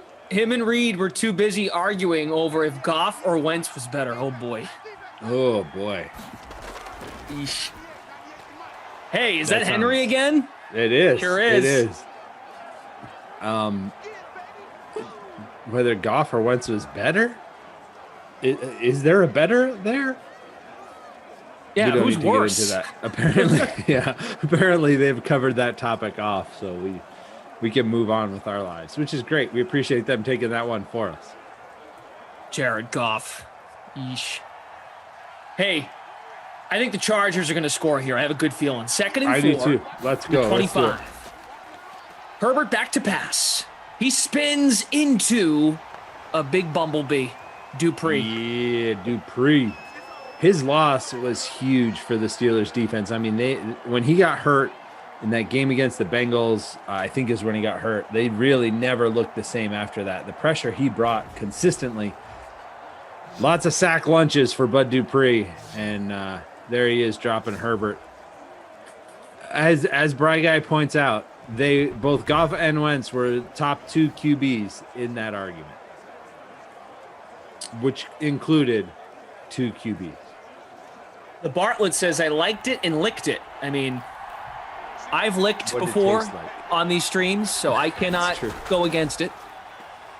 3rd and 13 in the flat. That ain't going to do it. No, it was short anyway, but I think he also caught it a good 3 yards out of it. Alex Fox says, hit the like button. I talked crap about your mom. Badgley time, I would assume. My mother, Kathy. She's a great lady. Air Jordan, I appreciate you. JJ Fat, you too. Thank you. Thanks, guys. This is a tricky one, man. This is a long field goal. 51 yards in the rain. I don't love this call, but it's 4th and 13, so what do you do? Oh, that's You well punt short. it? Yeah, that's not. Congo Cab, what happened to the Chargers? They're kind of hit or miss. Mike Williams was such a legend in Madden 2020. He was like the cheap play everybody owned all the time when Phillip Rivers was throwing the ball to him. Herbert's been very inconsistent. A lot of these rookie quarterbacks, and even just the young quarterbacks, so I would include like Dwayne Haskins in that. They tend to be very inconsistent. They have big games, they have bad games. They have big games, they have bad games. So Herbert's had a few bad games lately. Another one who's been that way is Joe Burrow. Tua's kind of hit or miss. Tend to be boomer bust plays. Gardner Minshew's that way too. Minshew's had some monster games. He and the Jaguars are on tonight's slate against the Chiefs. I don't know. Do you have the 8 o'clock tonight, or are you? What do you have the rest of the day? Madden After Dark later tonight.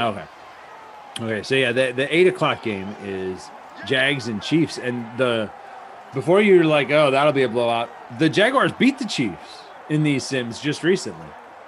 So Minshew can get it done. He doesn't do it all the time, but he can get it done.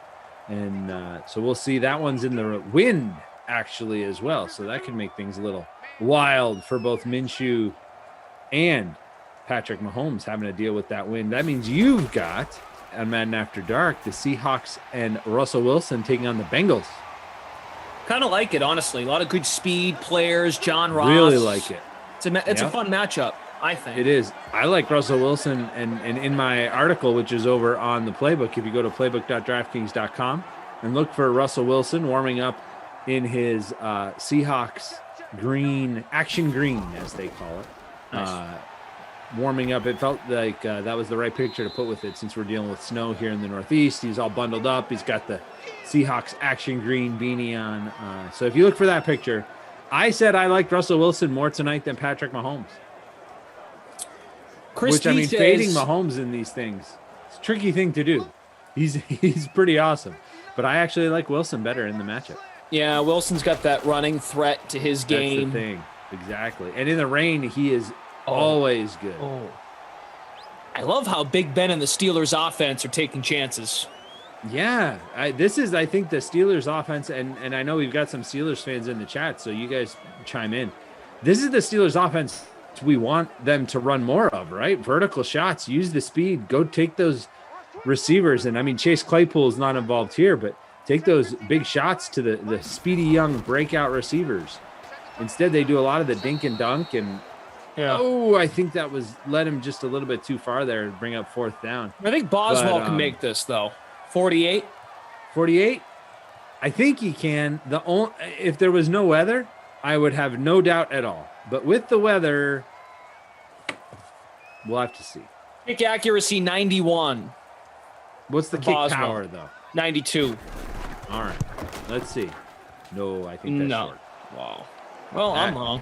That barely got to the back of the end zone. They should have had somebody return that. That was so short. What are you thinking? Wow, it didn't even make the back of the end zone. It landed on the green. Well, back-to-back misses, and it's slowing down the end of this half, which allows the Chargers some life here. Because now they'll have decent field position. The whole chat now is like, he's going to miss. What are you guys talking about? I should have known better. I should know better. You're right. There was no way. I think he makes that kick in good weather. But in the rain, as we see Hunter Henry targeted again, actually dropped that one. But Hunter Henry been very involved early on. I'd like to see some Keenan Allen or Mike Williams here. Take a shot, Chargers. Let's go. Lyndon Bob maybe some more Joe Reed. You want more Joe Reed? I'm in. All right. Waterlogged ball wasn't happening. Yeah, and wind. I mean, there's a little bit of wind out there maybe too. Typically when it rains, there is some wind. You know, those drops are coming from everywhere. And speaking of drop, that is a drop of Herbert.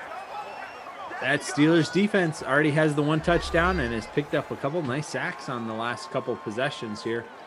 3 sacks now in the game. Travis and Chris B showing some love for Mama Glash. Appreciate that. Jonathan Eliza, yeah. Chris Hogan played lacrosse. Sure did. Kristen, how often do teams block field goals in these sims? I feel like, ZT, it happened quite a bit as Eckler tight ropes the sideline. Good for the first down. Yeah. I think it happened. The blocks kind of happened quite a bit in the debut of 21, those first few weeks. I remember Baltimore or Pittsburgh playing a game. There was a block that led to a touchdown, but it rarely happens. It can. Yeah, it doesn't happen very often. It is a possibility, but it is not something that happens on a regular basis. Oh, there you go. Alex Fox says, I love the DK SimFam so much. It's borderline romance. Ooh, there you go. We will, if the Chargers do attempt a field goal here at the end of the half, you will sometimes see them return the field goals. I wasn't joking about that. We do see that happen as well, as we talk about blocked field goals getting returned. But if they end up short at the end of the half or the end of the game, sometimes they'll put somebody back there to try and run it back. Allen had a chance to reel that one in. Justin Herbert has a great arm. He was on the move, though, so the accuracy a little bit off. Herbert's throw power is 92. Not bad at all. 2nd and 10. Herbert. Eckler makes the catch, tumbles for the first down. A little bit of life on this drive for Austin Eckler, who had been very quiet up until now. That's his first catch of the day. He did have the nice run as well. Edmonds with the tackle. Edmonds has the 2 tackles as well as the scoop, which led to the score for him. They waited a little bit to take that timeout, but didn't get it taken. 6 seconds left. Probably a heave to the end zone is all we have left here. Please don't try a 58-yard field goal in the rain. Just don't do it. Oh, no, I said don't. Oh, my God. No.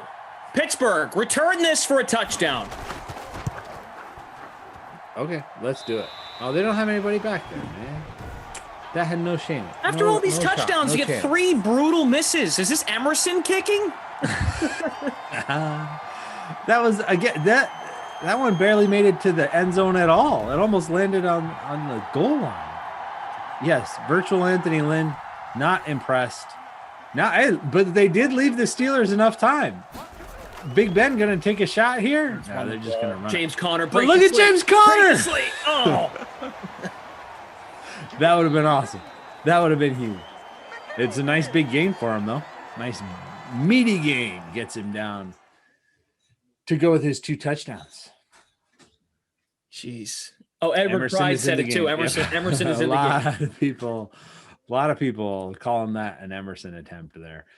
Big Ben's thrown for 139 yards. No touchdown passes for him because both touchdowns on the offense have come from James Conner. Herbert does have 86 yards, 10 for 15, and the touchdown pass. Conner has 35 yards now after that last run to go with his pair of scores. Austin Eckler, 27 yards on his 8 carries.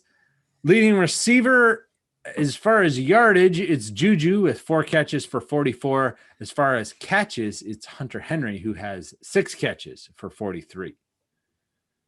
So those are the standouts so far. That Steelers defense as well, with the scoop and score. And Joe Reed with the 1 catch, but it was for a touchdown. There was so much momentum in that, Herbert throws a touchdown at the start of the second quarter. Yep. Make it 14-7, and then Pittsburgh scores and then again. Conner scored. Yeah, it looked like we were just going to keep getting the back and forth points, and then it all died on us with missed field goal after missed field goal after missed field goal. Enough of that stuff. We want touchdowns. This is not a game to stack the kickers. Sorry, Rossi, and those that employ that strategy. I would avoid it, especially on weather days. They have to be short field goals, or else bad things happen, as we've seen. Listen to this one. LP in the chat signed up a lady at my gym yesterday who said she does sports production in Boston and just moved to Orlando. I asked if she ever worked with DK. My jaw hit the floor when she said Emerson Latzia. I don't know if that's made up. That's pretty funny. Good story, LP. Oh, Madison knows what they're talking about. Oh, you know exactly who they're talking about. Oh, okay. Cool. That's actually really funny. Madison is a source. Madison is confirming she knows this person. All right. Sources confirm. Wow. LP. Confirm that story. That's pretty cool that we can confirm the story so quickly. Get it on the wire. LP Normally had it that first. takes time. LP, you have to share this with Emerson. I think he's back tomorrow. Yeah, I've got a couple sims with Emerson tomorrow. 2 and 4. I don't know if he's on other ones, but I know he and I have 2 and 4 last I looked. Anyway, Tony Pagano. we're calling LP. the one of those LP. games is the Washington Winifreds. I don't know if you were aware, we renamed the Washington football team, and in our last sim together, we were on a Washington sim, and we said whoever won the sim got to name the team after their dog. So Oh. he won, and that was fine because, quite honestly, Washington Winifreds is a much better name than the Washington Gracies. I think I would have gone Washington Retrievers because my puppy, who is involved in these, whether she wants to be or not, usually she does, is a Labrador Retriever. So I was going to go Washington Retrievers, but Washington Winifreds is much better. So we get to call a Washington Winifreds game tomorrow, Emerson and I. So that'll be fun. That's good. That's creative. Have to do something with Washington. You can only watch Dwayne Haskins so long. I'm curious if they're going to change the name. Like, Yeah, they're going right. to make a move this weekend. I They kind of dig could. the football team, though. It's kind of funny. But It is. I also think that's going to get tired, though, right? Like, okay, it's funny, but how long is it going to be funny for? right. Raheem, not Mostert, Gertie. Yes. Has a Well, question. do we know for sure? What should be the next step for Pittsburgh? The Pittsburgh Steelers should go acquire Raheem Mostert. That's the answer. Look, I think they're kind of trapped here in a sense that because I think Tomlin in his post-game presser, his final season presser said, I don't see any reason why Big Ben wouldn't be back. I know they signed Haskins to one of those special contracts. Futures contract? Yeah. They have guaranteed him as much money as they have guaranteed me and you and everybody. Like, there's no guaranteed money in it at all. But it's a developmental contract. So basically they're going to give him a chance to sit there behind Big Ben, work with guys like Jalen Samuels, who just ripped off that nice game for Big Ben. But to work with Roethlisberger and the quarterback's coach there is Matt Canada getting the promotion to the OC spot. I mean, I think you pretty much run it back. I don't see. I mean, hopefully your defense gets healthy, right? I mean, Dupree will be back. For the first part of the season, the Steelers looked like the best team in football, and then it just fell apart on them. I think they've got to commit a little bit more to the running game, and whether that's with Connor, whether you bring in a running back, I think you've got to run the ball a little bit more consistently. Maybe they are one of the 10-11 teams in the mix for Matt Stafford, because a third of the league, I think that was from Adam Schefter, a third of the NFL is interested in Schefter. The Lions have got calls.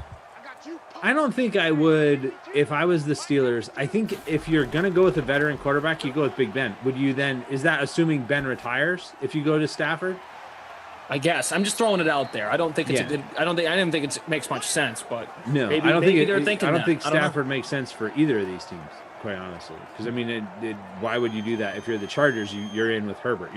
They're one of the teams with the least amount of uncertainty at quarterback because it's Herbert. Hey, you know what? We could cue the James Conner music. Let's go. Oh, no! Oh, boy. Down at the 1. Thank goodness. Good. We don't Derek Watt. We don't want Derek Watt. We want Connor for the third time. Tyrone Rogers, I do have very big ears. My cousins called me Dumbo ears for a while. Still the case. That's kind of them. They still call you that, or it's still the case that you have No, big just ears? when I was like 14, I would whine and cry about it. Oh my God, And they Watt gave it to him touchdown. again! Are you kidding me? Walk-in touchdown for Derek Watt. Back-to-back Watt handoffs. What? What?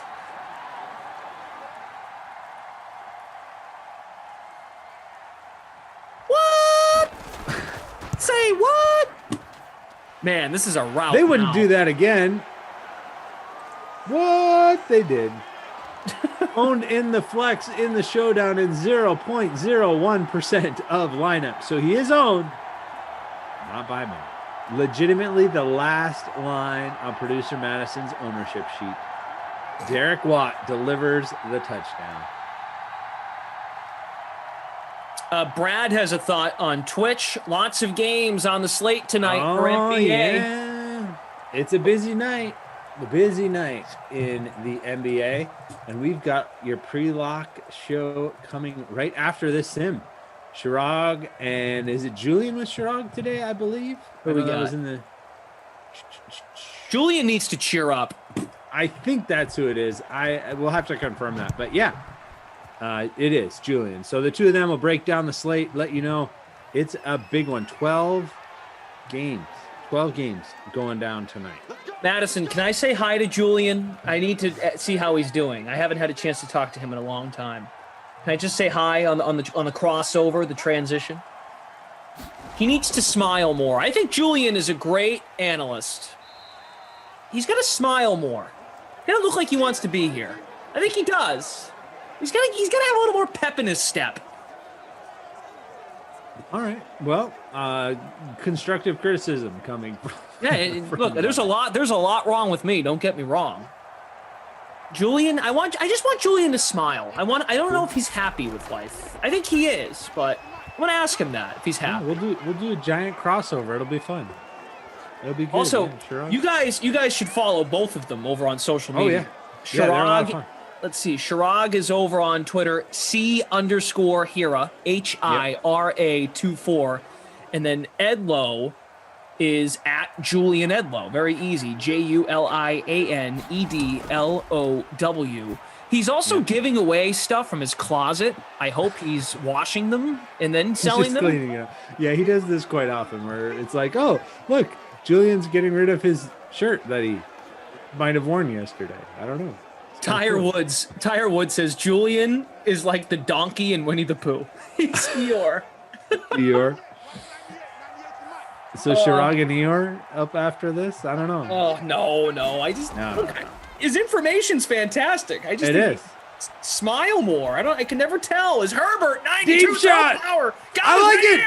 Joe Reed. Touchdown! Oh boy! Read it and weak. Double touchdowns for Joe Reed.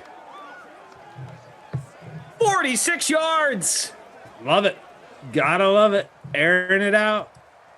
I mean, it's not really a game still, but it doesn't matter. We got lots of points. We like it. Hey, man, 2 scores. Still time in the third. Glass, you're in second right now. Let's in go. Our contest. Let's go. There you go. Joe Reed. Akeem was saying in the chat, let him know when he's in first. And Akeem is leading the contest. So Joe Reed has had a multiple touchdown game before. He has done this before against the Dolphins. 25 fantasy points in that one. He is only owned in the free showdown in 16% of lineups. If you captain Joe Reed, you are one of just 0.4% of people that did so. So congratulations. Those 2 touchdowns that he had against the Dolphins, by the way, the only 2 touchdowns Joe Reed had scored in 30-plus sims. Wow. He's had catches in 30 sims, but remember, like he has games where he does nothing. So he's had 34 sims. He's got 4 touchdowns, each one coming in a multi-touchdown performance. This one and that one against the Dolphins. Connor with a carry there. Dropped in the backfield. Connor 2 touchdowns. Reed 2 touchdowns. In the prize pool free showdown, 13,347 entries. J732 is in first place. Reed captained. 10 a.m. _ Tabasco is in first place in the early classic. Did not play Reed. Does not have Reed though. Second place doesn't have Reed.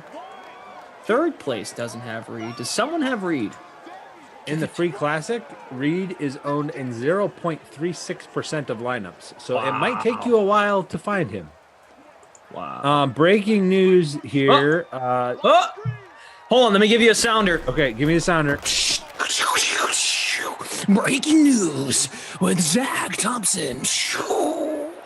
Jason Witten is retiring again.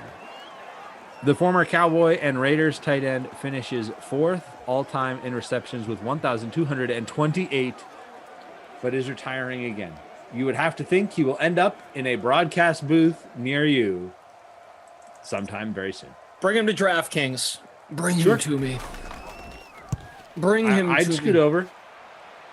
Bring He can him join here. us. Bring Witten here.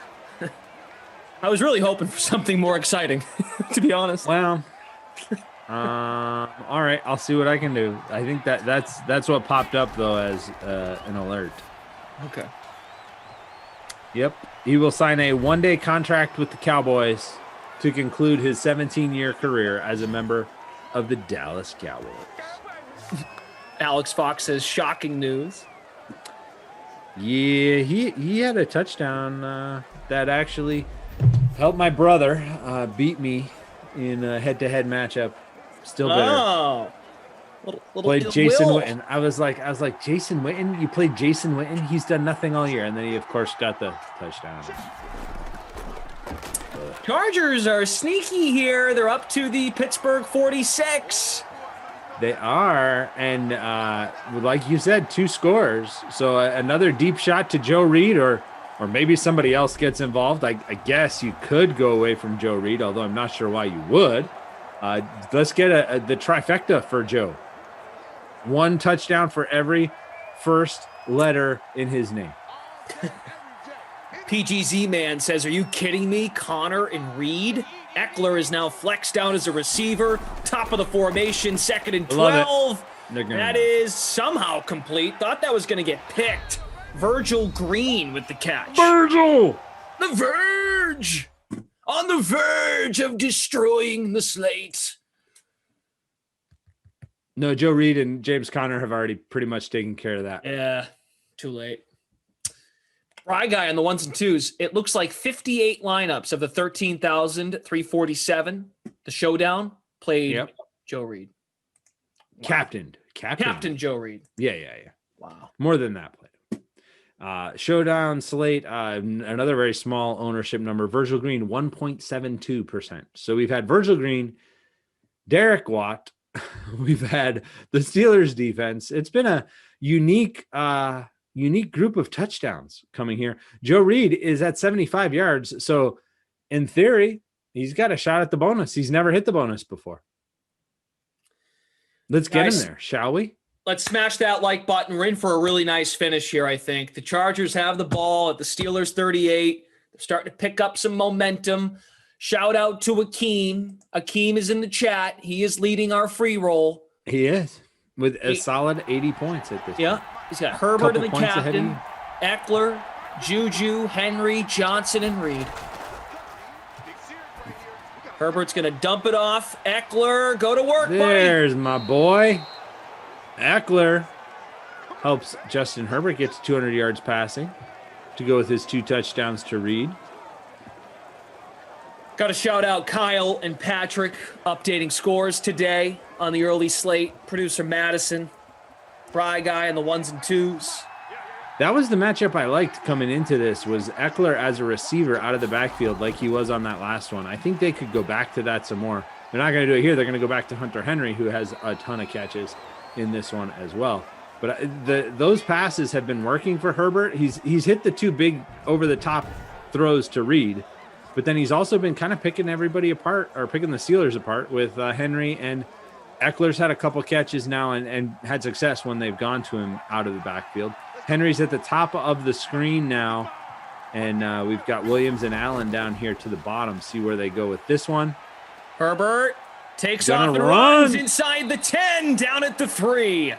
He held on to the ball. He had that fumble earlier. He was the one that fumbled the ball that got scooped by the Steelers for the touchdown. So good job by him that time to squeeze the pigskin. Germ is on Twitch, says, hear me out. Trade Ducey for Jason Witten. Come on. Eckler is in.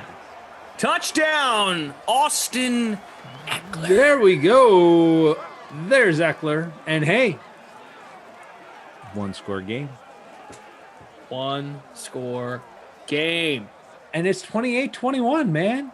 Well, it will be momentarily. So we had plenty of points in this one. The rain not really slowing down the scoring. It definitely slowed down the field goal kicking, as we saw before halftime. But fortunately, that was just like a blip on the radar. And we've gotten back to the touchdowns here in the second half, which has been much more enjoyable for me. I assume for you as well. So it actually put me down a spot because Wergy 2 is now in second place because Eckler is Wergy's captain. Eckler. Yeah, that'll help the 34.6% of us in the friends and family competition that have Eckler in that captain spot. Post route Malone, formerly known as not, James Farrell. Eckler Tutty. There you go, buddy. What's up? My bad. There it is. No, I was just going to say this does not deserve the new sounder because that was a nice one. I'm not going to have you do it again. The NBA G League did just announce their schedule, so they're going to try and get that G League fired up in the bubble at Walt Disney World. I'm really sad that the junior Celtics, the JV Celtics, the Maine Red Claws, they are not going to participate. Yeah, I know. I was actually bummed. They've got so many pieces, man. All those draft picks over the years. Like, they're one team I feel like that needs the G League. And give these guys a chance to play. The Maine Red Claws are actually a pretty fun watch. Like, they're not bad at all. Well, Taco's been playing a lot there. Yeah, usually he gets some Taco, which, you know, my kids think that's the best thing ever. Like, why doesn't Taco play every game? So, you know, it's fine. During the NBA draft, which was recent because of the season, the Maine Red Claws trolled me really, really hard on Twitter. I think I shared it with the Sim fam. The really, Red Claws, they did? I have to go back and find it, but they... the Red Claw Twitter account? Yeah, they're funny. Oh, I know what it was because I used a. They're very funny, but I didn't know that they had trolled you. It's my fault because I used the wrong emoji. I used a lobster emoji instead of a crab. So they were like, you know, what the heck's wrong with you? Pretty much. Gotcha. Oh, here we go. Although I said this is what I said. Both have claws. No. The opposite. So I said, here we go. And I used the crab emoji, and they were like, that's a crab. Use the lobster. Which makes more sense with Maine, with the lobster, like that. Right. You know, yeah. So I had that backwards. But they do both have claws, to your defense. So that tweet, that response got like 100-something likes on it. And they were just like, it was just funny. Like, people were like, yeah, Glass, you idiot. Wrong one. Everybody's quick to jump on that train. Mm-hmm. So it was fun. Sorry. Hey, 3rd and 7. Chargers need to stop. They might get it. They got it. Nice play by the DST there. Swarming to that check down catch by Jalen Samuels, his 3rd of the day. Stopping the Steelers. Got to punt this. We're going to have a chance for the Chargers to drive and tie it up. See what kind of field possession they get. The punting game has not been good. Like, it has not. Nobody's been pinned deep. So now we're gonna finally get a good punt to the 5. Well done by the Steelers on that.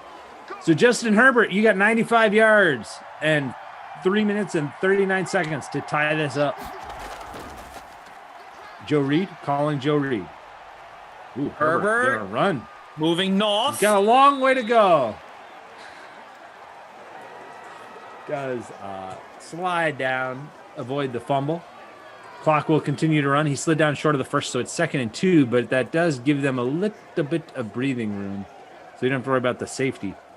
Scary when they take off like that, that deep in the zone. Mm-hmm. But 2nd and 2. Oh, nice. Oh, Mike Williams picked off. Touchdown! What a play by Minkah Fitzpatrick. I thought we might be about to get the Watt brothers with touchdowns, but that was not TJ Watt. It was the other X Factor. Minkah Fitzpatrick with the pick 6. That's tremendous. He forces the breakup. DST. Yeah, he tips it up in the air and then grabs it. Nice play by Minkah. Oh, Mike Williams, you got to hold on to that. Yeah. Remember when everybody was questioning the Steelers trading for Minkah Fitzpatrick? Yeah, this is true. Gave up a first round Everybody pick was for him. like, what? You gave up a first-round pick for a team that's going nowhere?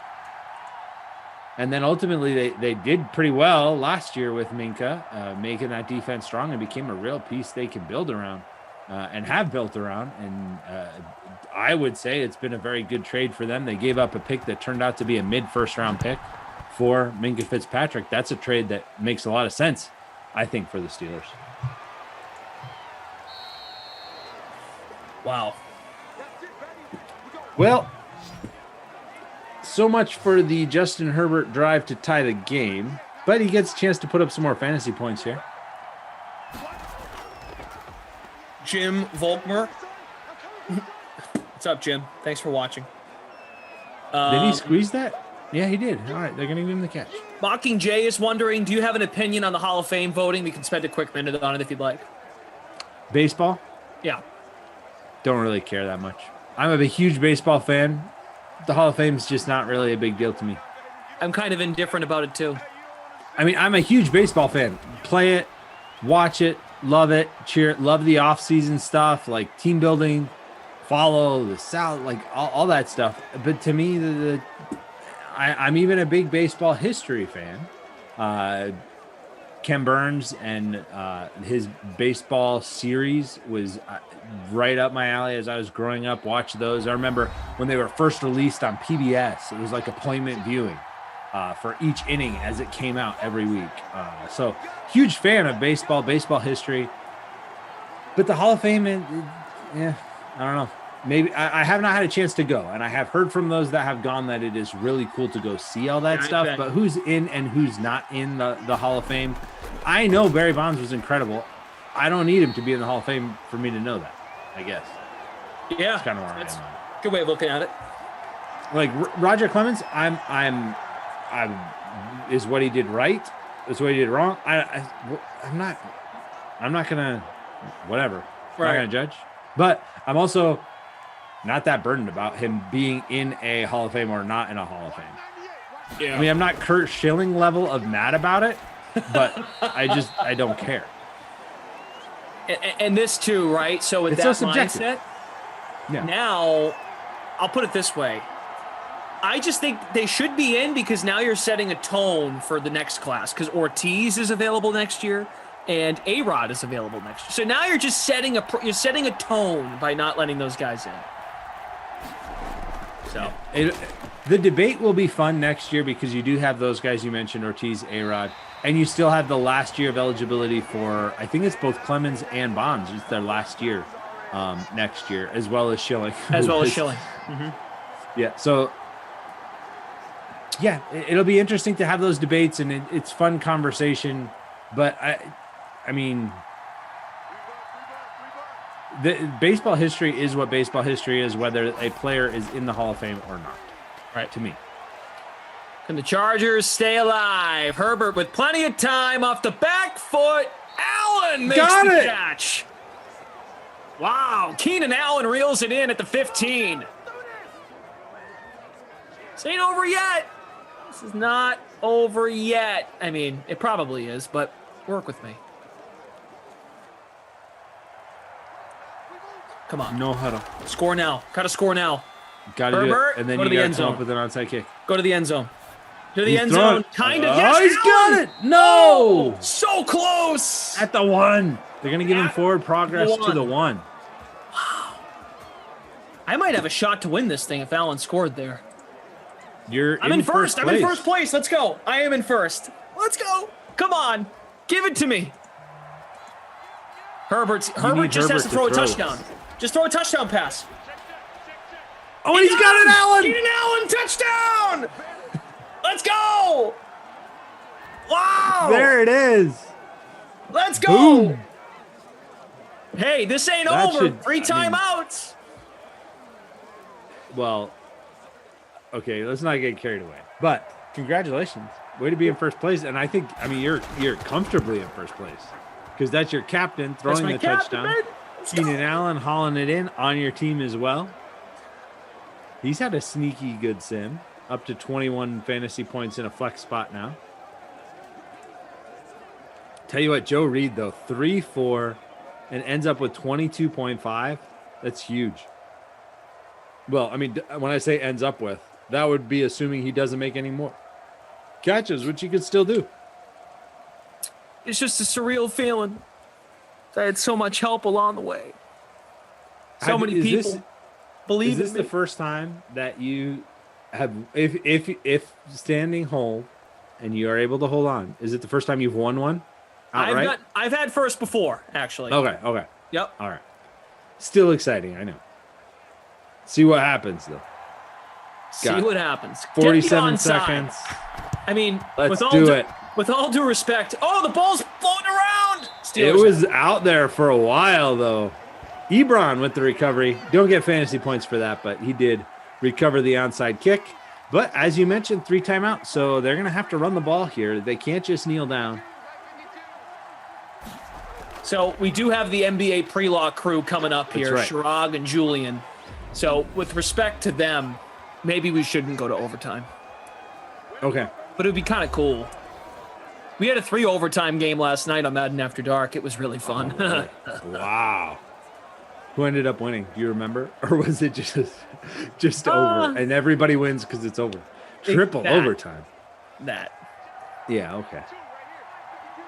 I kind of just want to see Herbert throw up a prayer to make it possible. Got to get the stop here then. Got to get the stop. Going to run it again with Connor. No! Short. One more. Give it to me. I need this. Just to see Herbert chuck it again. Come on. Make it fun. That would be fun. That would be, but yeah, as we said, coming in, a lot of star power on these teams and a lot of points potentially, and they have delivered points. They've delivered some big plays. We've got 2 defensive scores by the Steelers. That's it. Sorry, James Conner going to rain on your parade now, though, because that is a first down, the last time out, and now they'll just kneel it down. Although James Conner adds a few more points for you. Sure did. Let's go. Carries. Holding on for victory. I think you got it, man. I think you got it. Because it'll be Big Ben that loses points here on the kneel down, not your boy, Herbert, in the captain spot. I think for player of the game, though, and we can try and wrap this up to get it over to the pre-lock gentlemen. Joe Reed gets my player of the game. 22 fantasy points at only 3-4. And he only had 2 touchdowns in 34 sims. He had 2 touchdowns just in this game. So huge game for him. So affordable and huge returns. I mean, it's basically returns of almost 7 times, which is excellent on any slate, but as low ownership as he was as well. He was the key to unlocking this, and congratulations to you who did solve this showdown slate. Took home the win in the SimFam League. Good work out of you. Happy to be here. And happy to accomplish the top spot. Wow. There you go. That was fun. That was great. Yeah. Let's look at some other stats. Good work out of you. Thank you, buddy. Thank you. Herbert, 3 touchdown passes, 278. Big Ben, 190. No touchdowns, no picks.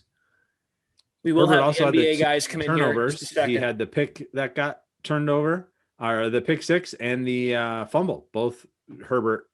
So he had 5 touchdowns if you give him the 2 that the Steelers scored. Connor had 61 yards and 2 tuds. I mean, the fact you went with Reed is also impressive because of just how good Connor was too in this sim. Yeah, but Connor had 15 fantasy points, maybe 16 once he gets the last few yards, and Reed had 22.5. So that's why I went with Reed. I did consider both, though. They're both really good plays, obviously. Keenan Allen had a sneaky good game with the touchdown late. Even Austin Eckler didn't totally bust. He ended up with 17 fantasy points or so. So not bad out of him. The Not My Kid award, though, is also pretty easy. That goes to Mike Williams because he had nothing except the drop that turned into the interception that turned into the touchdown for Minkah Fitzpatrick. So you don't get fantasy points for that either. It's all bad if you're Mike Williams. And finally, looking at the free prize pool showdown, Elori 0906, Herbert captained, came in first place. Eckler, Allen, Hunter Henry, Reed, and Connor in the winning lineup. Heavy on Twitch says, best game in a while, even though I lost because of Keenan Allen. That was a fun game. 35-28, lots of points. We had the defensive touchdowns that we talked about as a possibility. Early on, we highlighted the two value plays that you liked, and then they went out and each had multiple touchdowns. So good game, good work. That was fun. And Auntie Social came in first in the early classic. Herbert, congrats. Eckler, Juju, Keenan Allen, Steelers D. Good work. All right, the next sim is at 6 p.m., the start of the late classic, which will be the Saints at the Packers. Madison, that is a snow game, correct? It is. You'll have Adam Snowy Kaufman. Lambeau Field. Don't know if they're heating the field. They could. Maybe. Bring your jackets, dress warm. You'll get Koff and Christian. But in the meantime, there is a large NBA slate tonight. 12 games. 12 game slate in the NBA. And we are happy to have to break down. We are happy to have our great DraftKings analysts that are going to be with you for the next 40 minutes or so, 35, 40 minutes, to give you some advice and break it down. So I now hand the baton to content manager at DK Live, Shirag Hira, and my best buddy, Mr. Julian Edlow, who right now is smiling. That you need to do that more. Smile. You deliver the news with a friendly face. Take it away. Thank you, Brendan. Dropping the right title for me. I appreciate that. I went to Twitter and checked real quick, to be honest. Zach, there you go. Shout out to you. Good job on the sim as well. But let's get into some pre-lock live with Julian Edlow. What's up, brother? Feeling good about yourself with that nice little tie-dye sweater you got going on. Let's share some plays, share some bets with a smile on our faces today in this beautiful DraftKings tie-dye sweatshirt that I value so much. I hear tie-dye is in right now. I don't get it, but it's a sweatshirt and I have it, so I'll wear it. There you go. Yep. You want to get into some news right away? I mean, we I have saw some the news heat. that's already broken. We have Goran Dragic. He has been ruled out for tonight. Avery Bradley is going to be available, and Tyler Hero still remains questionable. So already some interesting slate breaking news on this massive 12-game slate. So basically with Dragic out, if Hero now does play without any restrictions, he becomes a much more attractive play. It's tough to say, like, with 12 games, if this is a really strong spot. Hero's been out for a minute now. Yeah, what is it? Hero's been out almost 2 weeks. Doesn't feel like 2 weeks, but he's been out almost 2 weeks with a neck injury. So, like, I don't know if he's going to be in the best shape coming back. But at the same time, without Dragic, without Butler, you look at that matchup, Denver ranks 28th in DraftKings points allowed to the shooting guard position. Maybe Hero plays a little more on ball without Dragic, but still, that would be a good spot. So I think maybe this was kind of unexpected. So all day people are building their lineups different ways. So maybe that's less exposure to Hero. And with 12 games, if you can get him super low owned in a spot where he has an advantage just based on other bodies that are out, that's going to be a spot that you need to consider. What are you thinking about Kendrick Nunn? I mean, he's been playing a healthy amount of minutes, 34 or more in 5 straight games. With Dragic out, I mean, he could potentially push 38 minutes like he did against that loss to Toronto. Even though it was a blowout, he still played 38 minutes. Nunn's playing a lot right now. He's one of those guys that he's either in or out. Like, if he's getting those minutes, he's kind of a volume type of shooter that we saw at times last year go off. And when Miami's at full strength, he's kind of fallen out of favor. So right now, clearly, given the bodies, and especially, let's say even Hero does play, and is limited at all, Nunn's a great play. If Hero is out along with Dragic, Nunn is going to play 40 minutes in this game. Look at his game log, 40 against Toronto, 47 against Toronto, almost 35 against Detroit. Even the 32.25, that's solid right there. So the 18.5 he's coming off against Brooklyn. Maybe he's due to bounce back with a good shooting night. He was just 1 of 8 from downtown in that game. So yep. I don't mind Kendrick Nunn at all as things stand. And if Tyler Hero is ruled out, then more power to Kendrick Nunn. What about Gabe Vincent? If Hero stays out, Gabe Vincent is 3,200 in 2 starts that Dragic didn't play earlier this month. He's dropped 35 and 36 fantasy points. Yeah, Nunn I can see playing either way. Vincent I can only see playing if Hero's out because you want that type of safety. But yeah, this is the Hero news is definitely one to keep an eye on. He's considering he hasn't played in 2 weeks, just being questionable isn't enough to assume he's in any way. Yep. I tweeted out earlier some of the most bet prop bets for tonight, and I also tweeted out the betting splits.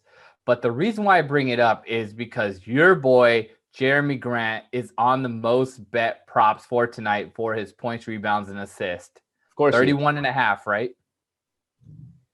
I honestly didn't see the 3-way, so I can look at that now. I sent the tweet out, so I should know, right? Yep, 31.5 confirmed. Points, rebounds, and assists minus 134. So it's a little bit juicy. Let's make sure it hasn't moved. I bet it has moved because I know the points moved. I wrote up Grant at 22.5 points in NBA best bets. Yep. It has moved to 23.5 points, but at least you're getting it minus 110 last I checked, which I think is fine on 23.5. He averages, about a point and a half more than that. He scored 28 the last time against Cleveland. It's a good matchup. And no Blake Griffin. So that leaves some usage in the front court open. So he stumbled over the weekend. He failed to do it twice. We came back on this show on Monday and said, let's go back to it. And he scored 25 against Philly and went to his over. Yep. So even with that little hiccup, Jeremy Grant is still 14-3 to the over on his points player prop. So against Cleveland, without Blake Griffin, I will gladly go back to it. And the 3-way, 31.5. I mean, to get the rebounds and assists, it seems really so 23 points is minus 110 both ways. It moved. You said 31.5, right? Yeah, 31.5 when I sent the tweet out 48 minutes ago from the email that I got from DK Sportsbook. All right. Well, now we're at 32.5 with minus 143 to the over. So wow. Super. It moved one and you're laying juice. So for me, if he gets one, he's probably going to get the other. That's only 9 rebounds and assists combined he needs to get to help you there, which is why it's minus 143 instead of minus 110. But I'm comfortable. Yep. I'm comfortable just taking the minus 110 on the 23.5 points and saying he's going to get 24, 25, 26 points in this game. Yeah. It helps, but Blake Griffin not being there. I mean, Blake hasn't been playing extremely well, but when he is in there, he's still taking some shots away from Grant. Yep. We have some questions coming in from the chat, but before we jump into them, Larry Nance was officially ruled out. He's been out for a handful of games now.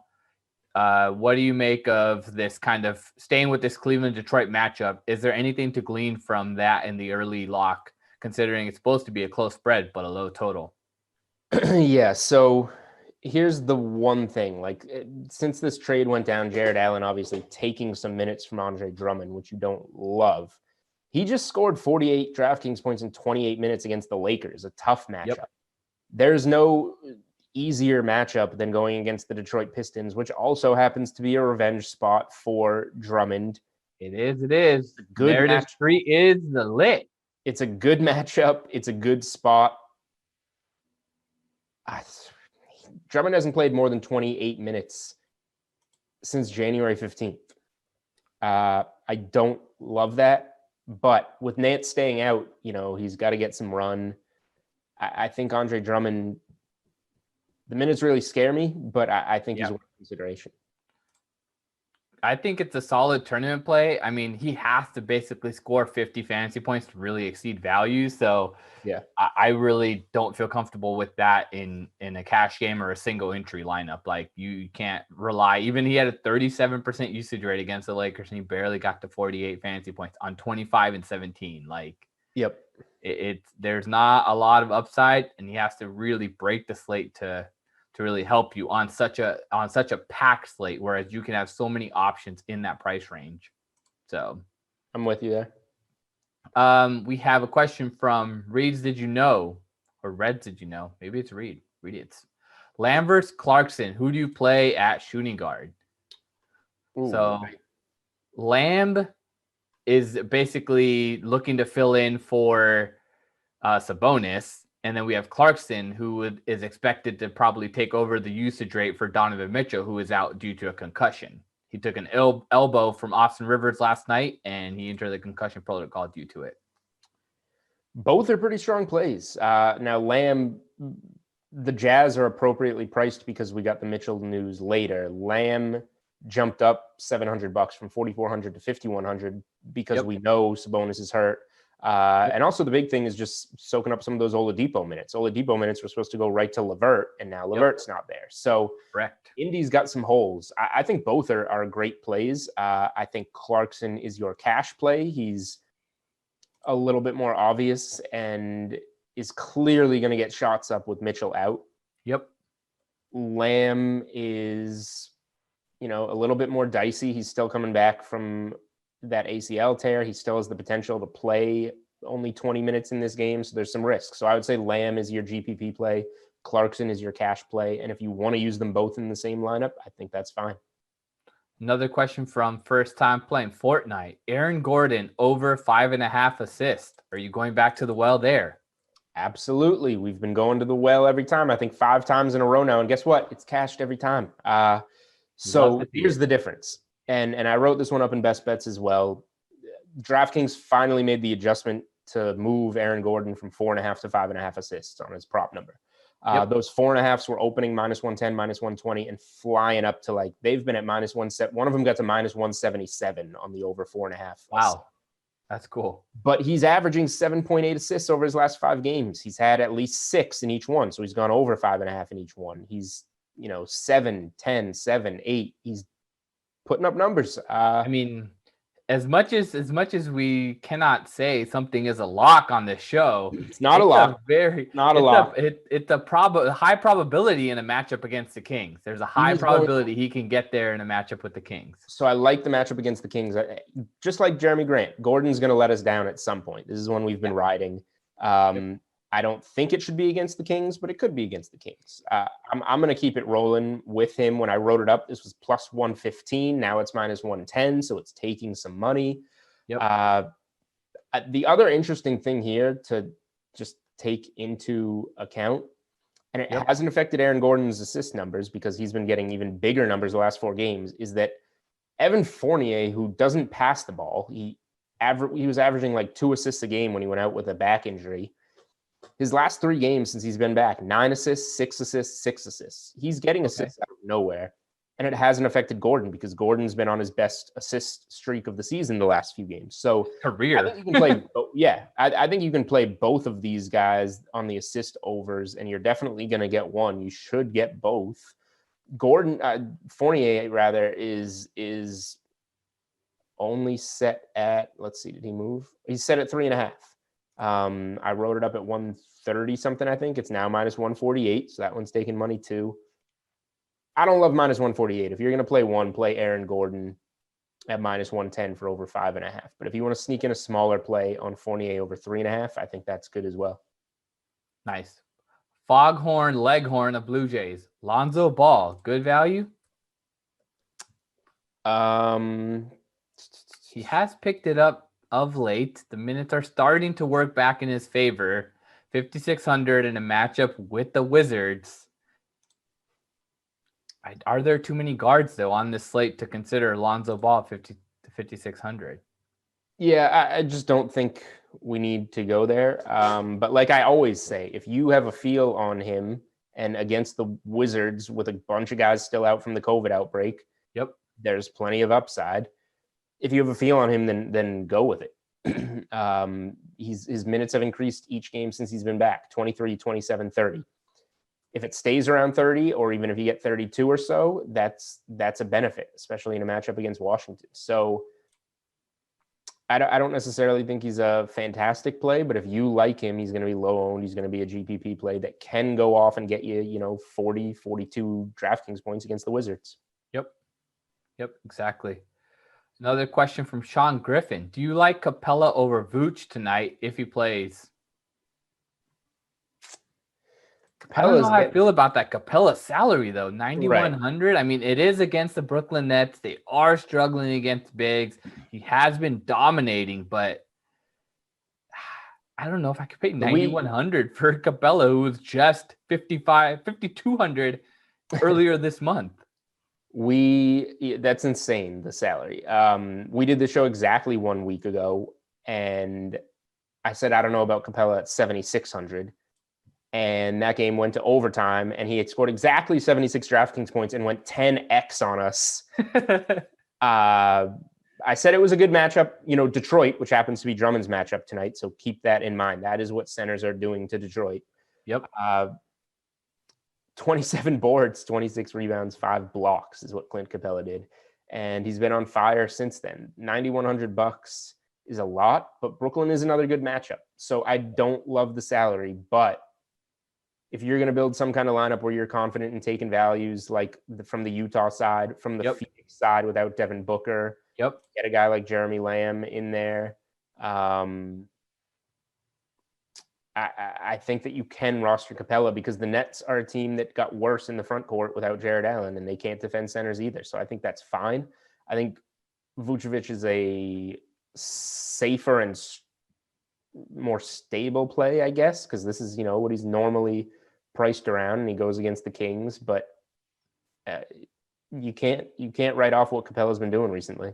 Well, not only that, but I mean, considering that he's questionable, that's going to lower his ownership percentage. So you can consider that for a tournament play. That's how I look at it. Yep, I agree with that. Another one from first time playing Fortnite. He says, last one from me, after he says #Julian knows. Last one from me. It says DeAndre Jordan over 7.5 points. Oh boy. This is not even on my radar. So I'm looking at this last 5 games. He has hit the over. 7.5 points. He does have that 5 in a row. Is that the trade? What date was the Harden trade? Harden trade was the first game Harden played was on 1/16. Okay, so that's right, the Orlando game. Okay, so DeAndre Jordan played 23 minutes in that game and only had 2 points. The first game with Harden, the first game without Jared Allen, I would assume. Maybe that Knicks game was. Either way, the last 5 without Jared Allen. Yep. I don't hate it, but look at his minutes. These are his last 5 games. 38, down. 24, 26, 21, 20. He can play 20 minutes, and he had 11 points in 20 minutes the last time out. 5 of 7 from the field. He's going to finish around the rim with the Kyrie and Harden lobs and Durant lobs. But you're giving yourself a narrow window to hit it. Like if he plays 22 minutes, would you bet this? Because there's a chance that he plays 22 minutes. I don't see the edge. I see why you would want to bet it because he is trending towards it. I just don't necessarily see the edge. Another question from YouTube, Isaiah Roby. The reason why I actually brought this one up is because Al Horford is questionable. So Roby makes sense as long as Al Horford remains out. The only reason Al Horford was out was birth of his child. So it doesn't sound like he's coming back though, right? Like it sounds like we're going to know when he's coming back rather than. Yeah, but it's questionable. So there hasn't been any confirmation. You do need Horford confirmed out anytime you play Isaiah Roby. Isaiah Roby's fine. He is what he is at this point. He's going to be around $5,000. Yep. He's going to get you 20 to 30 DraftKings points. So he's not a secret anymore. Put it that way. Yep. What do you make of this? And there it is. We just got the news. Al Horford is listed available to play. Oh. So do not play Isaiah He's Roby. back. I didn't see that coming. Roby wasn't going to be a play for me anyway, so it doesn't change much. But there you go. All right. Now that we got that news out of the way, perfect timing on the news and the question. That was great teamwork from everybody. Cody Zeller, he is starting. Will he be able to potentially start against the Pacers tonight? And he's 3,400. Can he get his minutes up there? And does it make it a viable play at 3,400, scoring 20 plus fantasy points in consecutive games since his return?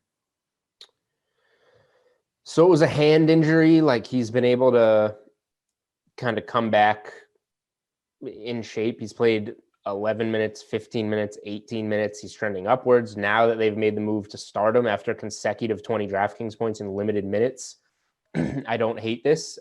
He should definitely play over 20 minutes. And if he's scoring over 20 DraftKings points in 15 to 18 minutes, you could be looking at a guy that's going to get you 25 to 28 DraftKings points for $3,400, which is great value. Now, he is going up against a guy that, last I looked on DK Sportsbook, Miles Turner was a top 5 candidate for Defensive Player of the Year. Yep. Which doesn't help. But if Sabonis is out, it's a thinner front court. Turner's playing through an injury of his own. I wouldn't look into the matchup too much. Indy's been good against centers, but it does seem like we should get over 20 minutes here. And I think that Zeller for 3,400 is safe. I think there's better value, but I think it's safe. Yep, that makes sense. Let's take a look at this Phoenix situation with Devin Booker out due to a hamstring injury. The reason why I bring it up is because Cody Zeller is a center, and then you have DeAndre Ayton, who could potentially really dominate or play well against Al Horford and the Thunder in the middle. And then also you have to consider Rudy Gobert, 7,200, second night of a back-to-back, but Mitchell is out, and he had a monster performance last night. So there's two bigs right there that we brought up, and then also mentioning other guys that have kind of started with Clint Capella and Vooch also being good plays. Yeah. I mean, how should we talk about this? Should we talk about the center position or just the Suns in general? Let's start with the Suns, and we can move to the center position. Okay, so, I mean, Chris Paul obviously was great. 56, almost 57 DraftKings points in 42 minutes that game without Booker. And he didn't even shoot all that well. 13 assists, 9 rebounds, 21 points. Yep. Revenge game there too. Revenge-ish game against OKC. Does he care? Probably not. He's been on so many teams. He's been on OKC like twice tonight, or in his career. So look, 7,600 is a little bit of an increase, but that's not that expensive for Chris Paul. And I think that Chris Paul is a good play, a solid play. I'm a little more interested just in terms of value-wise, Cam Johnson and Miles Bridges, because those guys should plug right into those wing minutes that Booker usually gets and get more of them. Mikal Bridges. Yep, Mikal Bridges, not Miles Bridges. Long Bridge. So Bridges, I don't know. I bet his point prop on Saturday night when we got the news Booker was out. I felt really good about it, and he was scoreless going into the fourth quarter. And of course, wound up with 11. He teased and almost got to it. 36 minutes, only 4 of 9 from the field. That was weird. But you look at him. He's playing a ton of minutes. He's getting shots up. 51 DraftKings points against the Nuggets in that previous game. 35 DraftKings points against Memphis. 45 DraftKings points against Indy.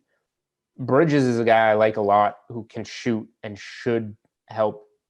You know, he doesn't need to fill that many minutes because he already plays a lot of minutes, but should get a lot of those looks that Booker gets as the shooter on the floor. Yep. That makes sense. Another question. Do you think Ben Simmons has a bounce back performance tonight in an ESPN matchup against the Lakers? I don't care that it's ESPN against the Lakers. Hey, man, some of these guys get up for ESPN matchups. If you look at Steph Curry's career marks on ESPN or primetime games, he plays better. Whatever. Here's what I can tell you looking at numbers. Simmons plays better at home, like most of the Sixers do, because they play well there, win-loss-wise, and they're bad on the road. Simmons averages about 36 DraftKings points on the road, over 42 at home. He's coming off a bad one on the road. Like, I don't see why Simmons is going to do any better than 40 to 45 DraftKings points, which is just getting you by and getting you the value that you should be getting at 8,100. So I don't see why he's going to have a monster game and win you a GPP. And he's definitely not a safe enough play to use in cash because he doesn't score very well. So Yep. I would Embiid probably back, right? He's probable. Embiid's probable. So I wouldn't be touching any Simmons. I just don't see the upside. makes sense. A lot more questions flooding in. Just confirming some lineup news. Hassan Whiteside will be on a minutes restriction tonight. I don't think that impacts the slate too much. And then there's no final word on Sabonis as of right now, but it does appear possible that he could play. So that might mess up some Lamb value that you guys are looking at. Potentially. Also, another guy that I wanted to point out from the Suns before we move forward on some more questions, Jay Crowder. Crowder is one of those guys that can chuck up 15 threes in a game if you really ask him to. He hit 6 in the previous game in an overtime matchup. 6 of 15. He doesn't shoot. He doesn't care to shoot 2-pointers. Or sorry, 6 of 13 from downtown. Yeah. Missed his only 2s. His only 2 twos. Yeah. So if you're going to get a guy that is going to chuck up potentially over 10 3-pointers tonight, yeah, that was an overtime game that they needed, but 4,900 makes a little bit of a sense here against the Thunder. Yep. I have no problem with Crowder. I prefer Bridges. Crowder's more in the Cam Johnson territory for me, I guess, which is fine. I think Crowder's fine. TJ McConnell's been playing well lately. Last 5 games, stepping up in the right direction, coming off a season best 35.8 fantasy points against the Raptors. He hasn't been starting. His salary's at 4,900. Do you consider him against the Hornets? So, I mean, if Sabonis plays and there's that trickle down effect, now Lamb's minutes are taking more minutes away from wings because he's kind of both. Now you're taking away potentially from some McConnell minutes, even though he's a point guard. Look, if you're going to get that 36 DraftKings point game like you did last time out from McConnell, that's great. 9 points, 9 assists, 5 rebounds, 2 blocks, 2 steals. That kind of feels like the perfect storm. Yep. He's more of the player we saw before that's going to get you 20 to 25 DraftKings points in this spot, which is just right around making value. That's right around that 4.5 to 5 times value, and we don't need to go out of our way for that with 12 games. Right. It makes a ton of sense. Are there any totals or lines that are appealing to you, or are you more focused on this slate as well, especially with it being a big one on the player props? Mostly the player props, honestly. Jeremy Grant points is one for me. Aaron Gordon assists is one for me. I like Evan Fournier assists, but the price at this point I probably missed. The only other thing is James Harden. Last I checked, at over 9.5 assists at plus money. His prop had been 8.5 with the Nets. He went well over. He had 11 or more assists in each of his first 5 games, and then he finally busted the last game. But against Atlanta, getting the same number at 9.5 now at plus money, and 9.5 is the appropriate number. I think that there's a little bit of value to that. The reason Harden fell under last game, what did he have, 7 or 8? 8 assists last game, and he fell under because he had none in the first 9 minutes of the game because Brooklyn fell behind. They weren't hitting any shots. So as long as they don't have that sluggish start and hit shots against Atlanta, which teams can hit shots against Atlanta, I think Harden can get to that double-digit assist number. We have a couple questions from Foghorn coming in. Daniel Tice, who's been playing well as a starter now. Against the Spurs, they're kind of a big team. Makes a little bit of sense. And then do you like FVV then over Ben Simmons? So Tice somehow, having those 3 games basically of 35 or more DraftKings points in his last 4, it's enticing. Enticing. I was waiting for you. Yeah. Tice is enticing. This is another one of those spots where I'm going to tell you, and I hope this helps people. comment if you think this answer is annoying, but if you like Tice, if you're feeling Tice, there are 12 games tonight. There's going to be so many different combinations of lineups you can roll out there. There is no real wrong answer in GPPs. Like, I don't like McConnell. I don't like Simmons. If you can find a guy that has upside like Tice that usually doesn't, that people aren't going to be on because there's no big injury news for Boston that makes him a good play. Yep.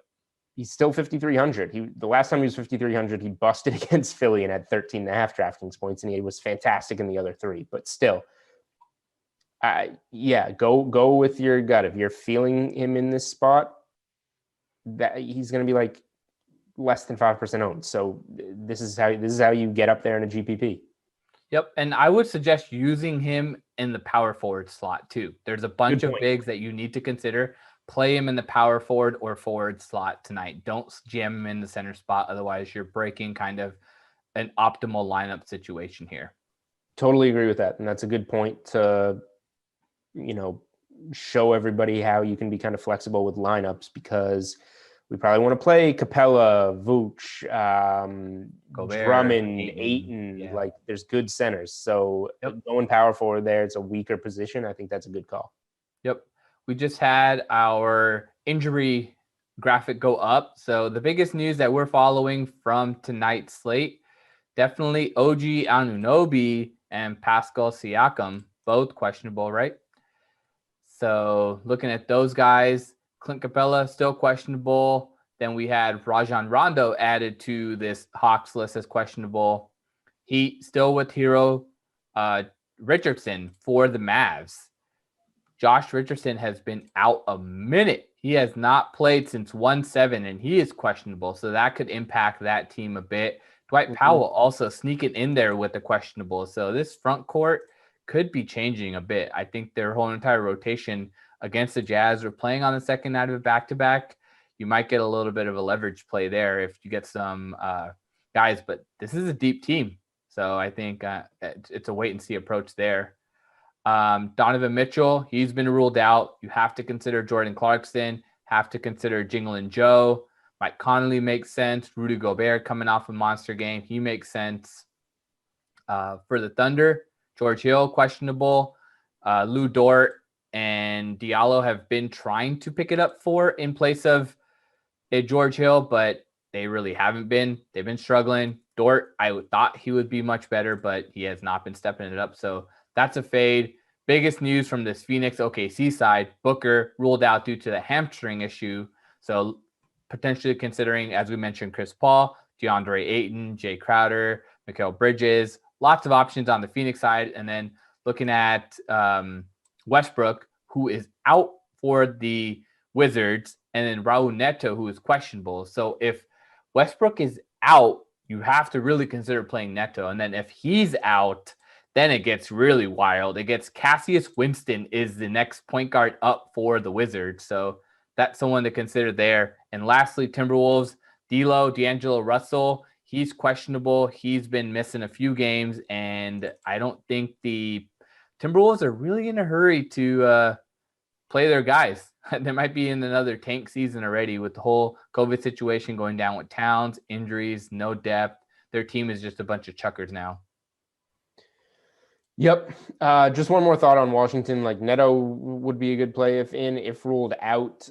Jerome Robinson could maybe get some point guard minutes just out of need. And then why not just put the ball in the hands of your best player and just let Beal be a scorer and a distributor? I think Beal would be in a pretty monster spot against New Orleans to just be asked to do a lot. Everything possible pretty much there. So we got another question coming in. Holiday, McDermott, or McConnell? That one is a wait and see until we get the Sabonis news. So pop that as one of the main things that you really need to watch for this slate is that Sabonis news. So I don't think I could consider anybody there. And then Vooch, do you think he scores over 46 fantasy points tonight? Over 46. Is that exactly 5x or something? Yes, because he's 92. Yeah. Good math. I do. He's got 57.5 Charlotte, 45.25 Charlotte, 48 Indy, 51.5 Minnesota, He had the big game against Brooklyn. Sacramento, you know, you look at the numbers with Sacramento, they were in 22nd in DraftKings points allowed to the center position. Vooch averages 48 DraftKings points. I think this should be a 50 spot for him. Nice. Another question. My 2 favorite plays over 10K. Last time you poo-pooed on some of these guys, and Luka ended up breaking the slate, dropping a triple-double on the Nuggets. So we got Luka back in this one, playing against the Jazz. I like him. He's solid, but I'm leaning towards Bradley Beal because of the fact that Russell Westbrook is out, like you just mentioned. And then you have to look at potentially KD or Harden. I mean, yeah, Harden hasn't been breaking the slates, but they played in Atlanta. It's a good, really, really good matchup for them. The pace is expected to be up. That doesn't make a lot of sense going there. Not really sure in cash games or single entry. And single entry, definitely to play Bradley Beal. Then you have to decide from Luka, Giannis, or Jokic.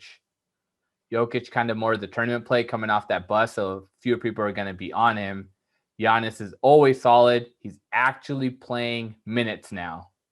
I cannot believe that his game log has him over 36 minutes for more than one game in a row. 3 games in a row with 35 or more. Yeah. So Beal's the top play for me for sure. If you're going between the nets, Durant seems to be the safer guy, but it's really hard to play those guys with that trio right now when they're all out there. I think Doncic and Giannis are both fine. I would play Doncic over Giannis. So I guess for me it goes Beal, Doncic, Durant would be out my top 3 ranked over 10K guys. I'm looking at probably Beal, Doncic, and then Jokic coming off that kind of dud of a performance, and then potentially Harden. A couple more questions before we head out. We got a couple minutes left on this. Doumbouya or Sadiq Bey? Blake Griffin is out. How you feeling about any of these guys?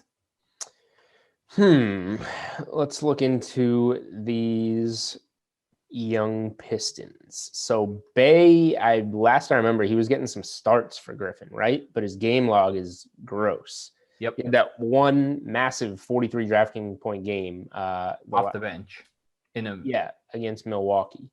So, I mean, I'm gonna say that there's just gonna be better value, even with Blake Griffin out.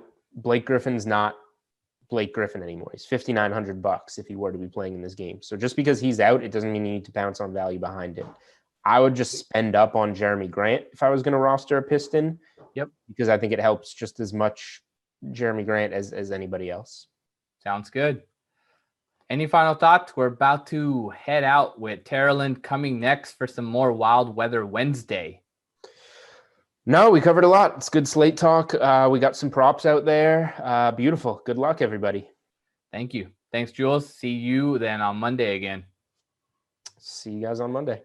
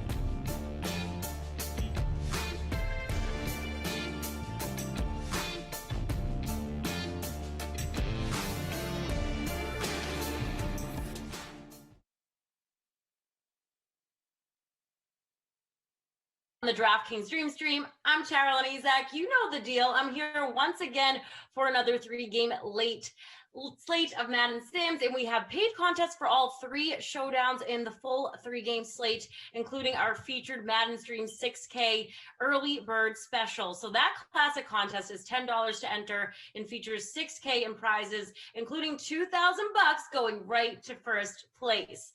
But let's take a look at tonight's schedule. So first at 6 p.m. Eastern, the Saints, they're going to fight the snow in the Packers from Lambeau Field for game 1 of our late slate.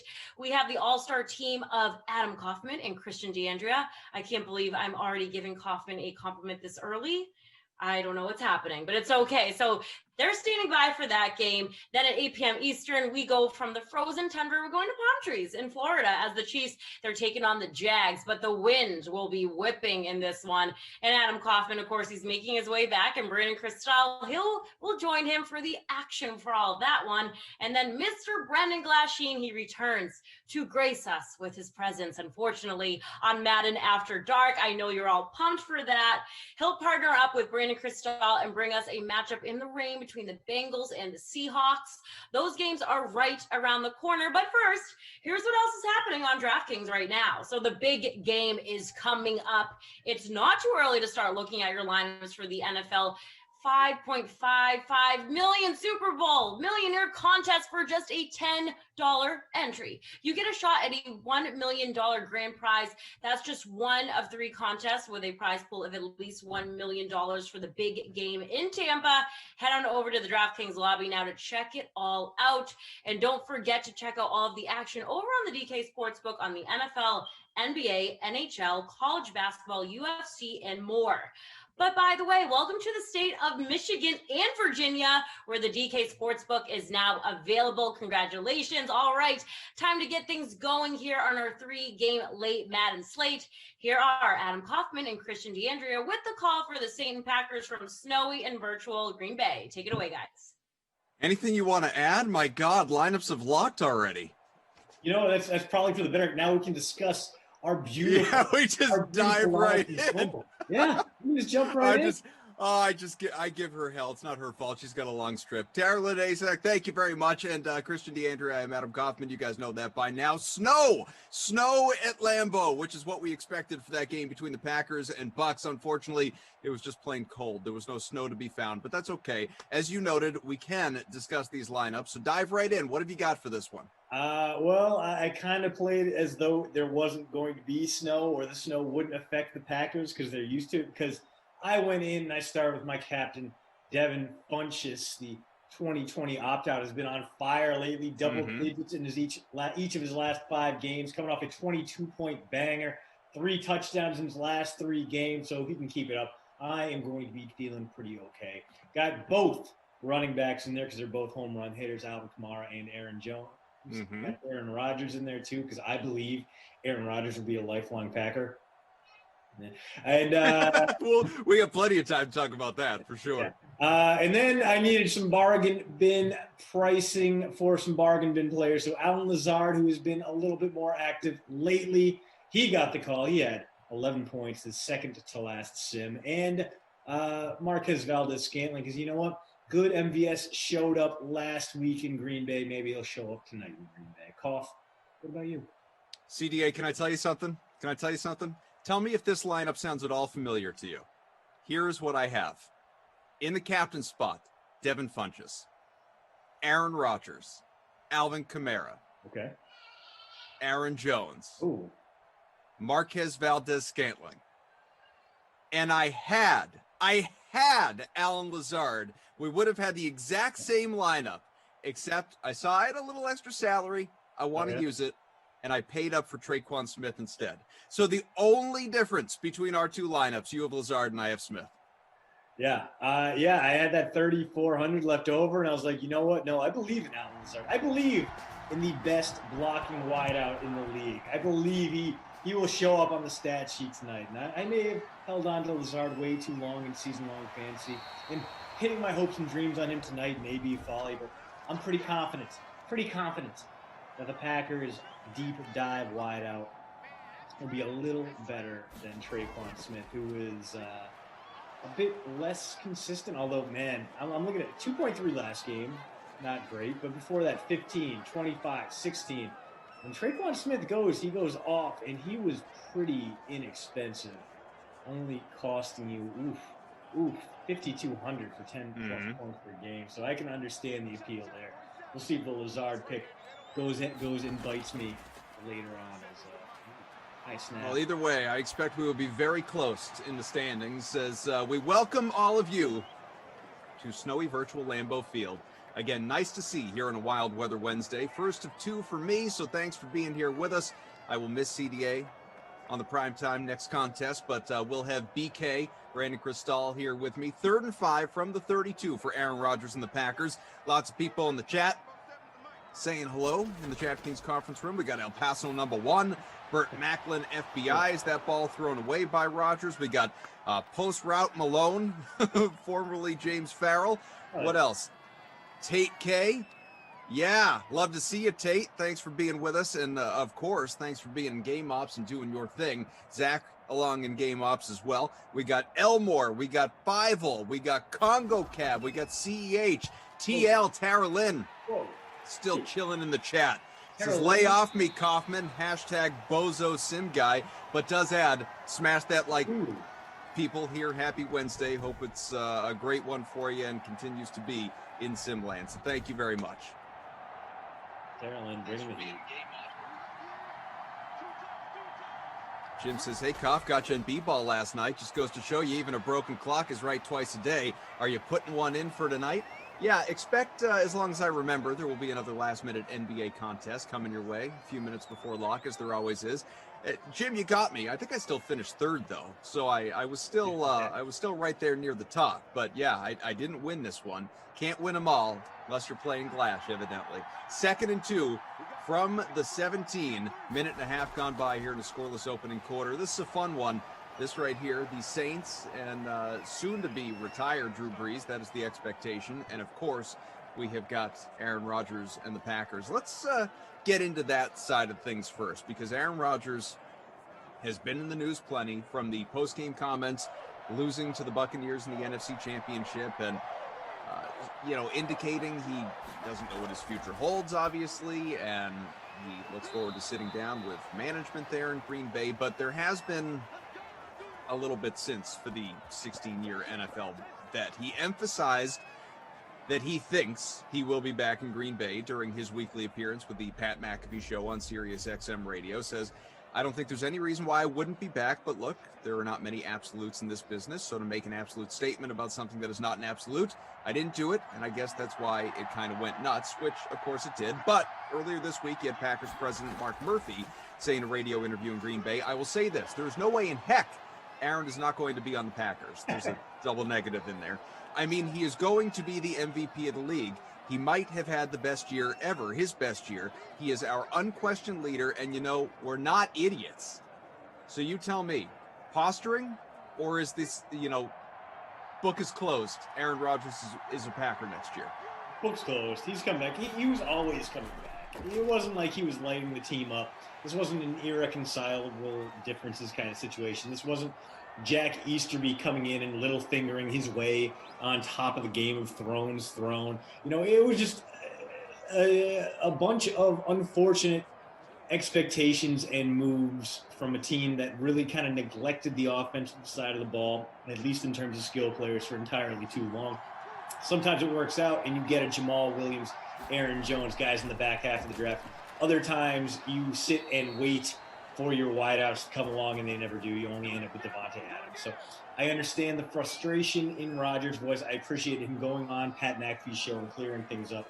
And I appreciate Miller's Wisconsin as hell. There's no way in heck. No, that is the most Wisconsin possible reply. And across the Badger State, people are rejoicing, even though we all knew he was going to come back. And if he ever left, it was going to be a long time. It would take a while to patch up that rift, much like it happened with Brett Favre, who we still don't fully trust, let's be honest. Nor should we. Man's a bit shady at his dealings with the state of Mississippi suggest. 1st and 10, halfway through a scoreless opening quarter, and the ball moved along to the 31 as Brees stays perfect. 5 for 5 for 54 yards. Doing well there for Nollins. This is the happy hour, the all-time greats who lost to Tom Brady free roll. 184 entries, and we have a two-way tie for first very early on. I am not doing well. I do not have Drew Brees. I am sitting 130th, and since Christian and I have similar lineups, I suspect he is very close by. I am currently the lineup. Oh, now I've moved to 150. Ooh, 172. So there you go. Jeff, formerly of Ops, is in the chat, says Tate is the GOAT. Now, Jeff, very kind of you to say, but how is Zach supposed to feel about that? I mean, the man is right here with him. It's a two-man team, Jeff. You know this better than anybody.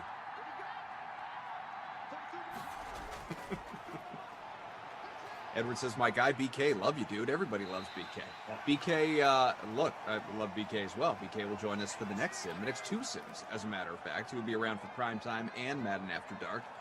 Gets to play the role of Switzerland between Glash and I, who will be splitting the next couple, obviously. Yeah, been there before. It's an experience. It is. It's like just sitting back, being the moderator of a debate between two once close friends turned bitter enemies. Sim pulls people apart. Simland, it's ruthless, I tell you. It's all Tom Brady's fault, man. 3rd and 10 from the 31. I know. His dad, though, Tom Sr., doing some interviews this week, doing a good job of keeping the peace, just talking about how, he's been given every opportunity to throw fuel on the fire and really dump on the Patriots for letting Brady go and pile on Belichick and, who's more important to the dynasty and who looks smarter and, oh my God, how great is Tom and all that. And he has, whether by his own choice or with influence from his son, whatever you want to call it, as we have a missed field goal in the snow. That's too bad. Obviously, if you got Will Lutz, people. Tom Sr. has done a great job of not stoking the fire and just saying, look, we are, those 20 years in New England were some of the happiest years of my life. And, Tom, we have nothing but love for Robert Kraft and Bill Belichick and all those teammates and everybody. And, wouldn't be where he is now if not for what he did there. And, on and on and on. So we're handling it very well, very maturely. No one should be surprised by that. And so, he prepares for yet another Super Bowl, number 10, with Patrick Mahomes on the other side, as Mahomes jokes, Brady getting ready for his 150th Super Bowl, as we have a second in inches here. Meanwhile, I don't know, do you feel like, I say this fully acknowledging that Tom Brady is 43 and Aaron Rodgers is 37. I say that to say that, yes, Brady is in a class of his own, but it's not like the window's closed for Rodgers. Rodgers has said he wants to play into his 40s just like Brady. So to bring it back here to Green Bay, what kind of confidence do you have? And this is back-to-back exits in the NFC Championship game, so it's not like, lame duck kind of seasons or anything like that. They're playing well in Green Bay, and he is playing great. He's going to be the MVP. What confidence do you have in Rodgers reaching another Super Bowl as he, gets ready to turn 38 years old? I think it's very, very possible. I mean, the guy we saw this year was right back to old arm strength. I'm going to put this in a pinpoint, rapidly closing window, and I'm going to throw it about 3,000 miles an hour, and somehow one of my guys will catch it and get both his feet down in the back of the end zone. The arm strength is still there. The athleticism is still there. He is not going to be the problem. He's not going to be the reason why the Packers don't make it to a Super Bowl. Sure. The question is going to be, is he going to have the supporting cast to get him there, which I think he's fully aware of. I think that is why, he was more realistic in those press conferences when he's talking, understanding things are fluid. I think there's a very real chance, very real possibility. Also, the NFC compared to the AFC right now, I mean, how many elite quarterbacks are in the AFC or near elite quarterbacks in the AFC compared to the NFC? It's a much tougher road to make it to the Super Bowl in the AFC, I feel, than the NFC right now. Basically, you have one division that's a complete train wreck. Even if Dak Prescott comes back and plays MVP football, that might not fix the Cowboys. The rest of the NFC North is the Lions, the Kirk Cousins Vikings, and the Bears, who don't know what they're doing at quarterback next year. So Packers could kind of cruise their way to another division title. NFC South, sure, big deal, but Saints don't have a quarterback right now, or we don't know who their quarterback's going to be. Brady's going to be 44 next year. Who knows? And then the NFC West is a shooting gallery, but those teams all kind of fell apart at various stages. So there is a much higher probability of coming out of the NFC right now than the AFC, I think. So I think that will also lend to Rodgers not wanting to switch allegiances, move teams. He's in great position with Green Bay. A lot of the primaries there are going to be with the team going forward. And even if a guy like Aaron Jones leaves, the one good thing about that wasted draft they had in 2020 is that A.J. Dillon looks like a capable successor. So for all the bad things that have happened to the Packers at the end of the season, there's still a lot of light. There's still a bright, shining sigil at the end of that tunnel. I think the Packers could be back in the NFC title game next season. I think they could be in the Super Bowl next season. They just have to be smart this offseason and basically do what Aaron Rodgers wants. So statistically, nobody doing much through one quarter. We are scoreless still, Green Bay and New Orleans. It's an interesting point that you bring up, and I just to build on it, I don't remember if it was you who said it the other day, maybe it was BK, or maybe I heard it on the radio and it wasn't on these sims at all. But it is worth further exploring because you go up and down the NFL here. And let's, just to illustrate my point where I'm going with this. The AFC, you have Josh Allen. Let's say you think highly of Tua.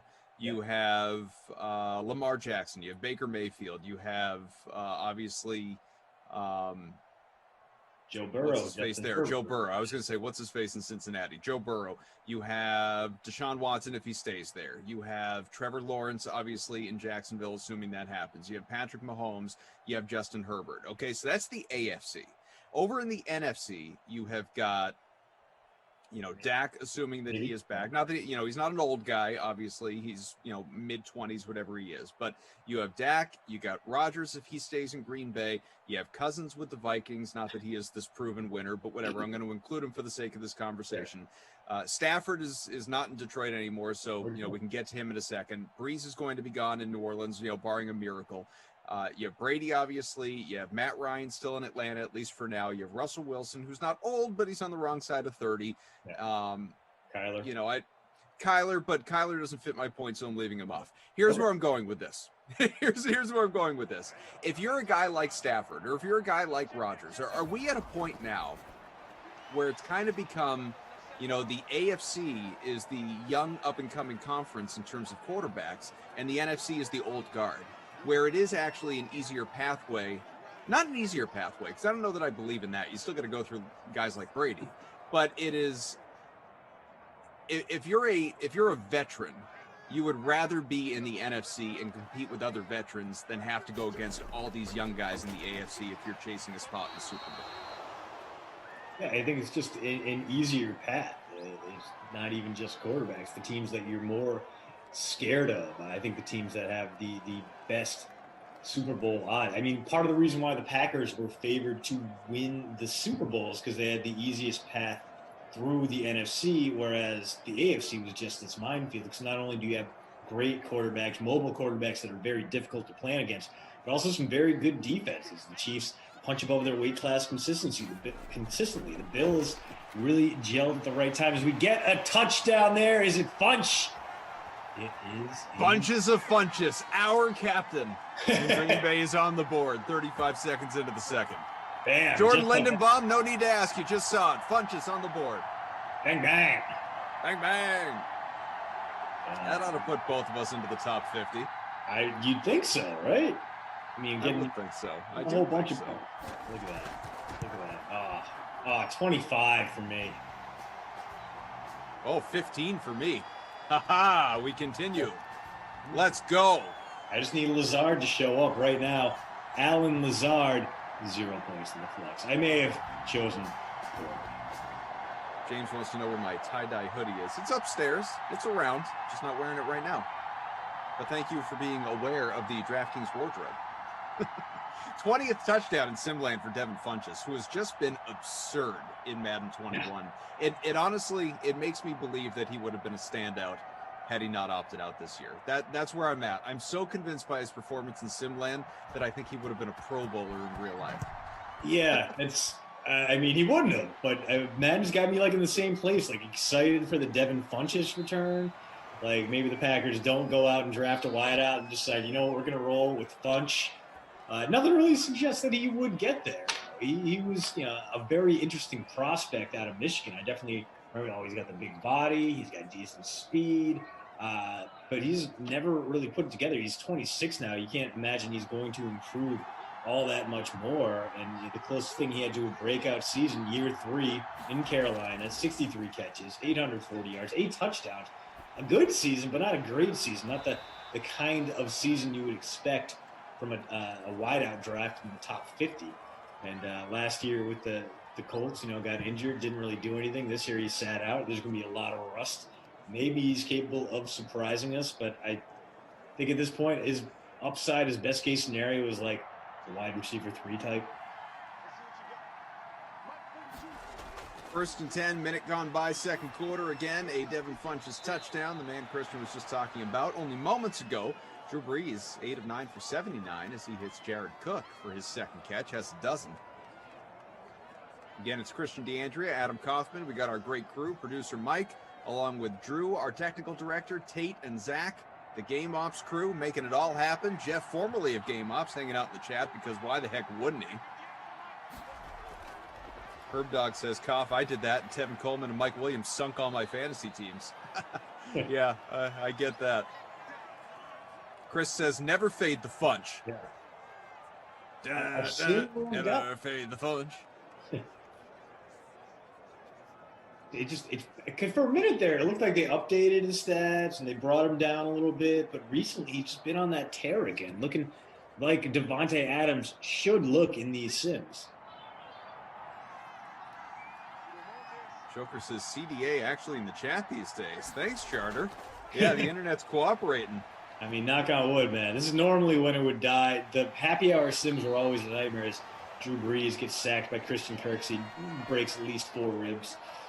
Kirksey was a bit of a disappointment. He came on strong towards the end, but Packers lost Blake Martinez, who wasn't great to begin with, and Kirksey was part of that real weak up-the-middle defense that allowed other teams to really run up the middle very effectively and efficiently against the Packers. I thought it was going to be their biggest weakness against the Buccaneers in the NFC title game. I would have pegged Leonard Fournette and Ronald Jones for big games, and instead it was whoever happened to draw Kevin King on any given assignment because he was a human disaster. We are aware, by the way, of your comments in the DraftKings conference room, a scoring issue with the Packers DST. Not to worry. Everything will be all set as it always is.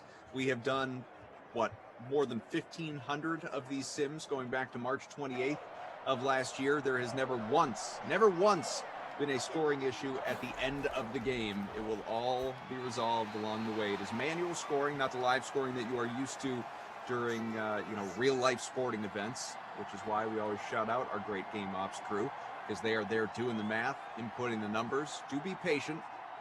Everything will get caught up. We thank you very much for your understanding. It will not be an issue. These guys are awesome at what they do. Would you rather have fast scores or correct scores? I think we all would prefer the accuracy, and that's what these guys excel at. So there you go. Already fixed. Tate in the chat says, I fixed the Green Bay DST issue. My B, guys. My B. Yeah, so if you have any problems, just take it to Tate. Yeah. He's right there in the chat for you. He's like your office hours customer service. He's right there for you. He's what we call a fixer. Certainly not the cooler. Rogers, 9 out of 11 for 80 with his touchdown to Funchess, and a 1st and 10 on the way from the 34, 3 minutes into the second here. It was Mercedes Lewis with his 3rd catch, has 23 yards. Great question from our friend Alana Kilgore in the chat. Says, hey, Koff, we're registering our daughter for kindergarten, so for preferred method of contact, should I just put DreamStream chat or... Yeah, I think that's very, very appropriate, especially on Friday nights. Ladies' night, they have to understand. I mean, spread the gospel of the Dream Stream. Let them all know. Make sure that a kindergarten teacher, kindergartens really should just be broadcasting this during the day because you learn so much from this. Counting numbers. And counting numbers? Yeah, counting. G-rated swear words you can lob at Adam Gase. Gosh darn, for instance. Yeah, if you are paying attention to the chat, you get a whole lot of unique adjectives to describe Kenny Ducey. Speaking of which, somebody mentioned in the chat earlier, and I don't know anything about this, and I don't know how much detail you should go into, but somebody says, Christian, I demand an apology for what happened on the Ducey sim earlier, but and it was something like, but we can leave it at that. I don't know what it was. I'm paraphrasing because I don't have it in front of me anymore. I think Ducey shouted out a troll who did not deserve to be shouted out. He just looked quickly and saw there was a name and an issue, and he thought it was something about, hey, things are great or whatever. So it was an oversight on Kenny's part, obviously. And if anyone has an issue with it, it was a mistake. That's all. Kenny assumed he was under attack. Who knows? If Kenny assumed he was under the attack, he would be right 95% of the time. Jared says, Christian, are you available for filibuster? Dude, I would be so good at filibuster. As someone who began his career as a state government guy, I have seen my share of awful filibusters, and I could very easily pull that off. The problem for me is not going to the bathroom for several hours. I drink a lot of water. I'm very well hydrated. I'll leave it at that. Fantasy Hawk says, Koff, your contest, people have 10 seconds to get a spot. It's crazy how fast they fill for the NBA. Jordan here says, well, Fantasy Hawk, that's because Koff only makes it 10 because he's too nervous to take on a larger field. Oh, Jordan. No, I believe in exclusivity. I think it's great when people are on their toes and able to join right away. There's a competitiveness to getting in, and I like it. I like it. You want to go wild? We'll make it 15 tonight. I know, super large field, but we could do it. I'm not just going to make it 100. It defeats the whole purpose of what we're doing. I'm not going to make a large GPP. People can go join those on their own. Fumble.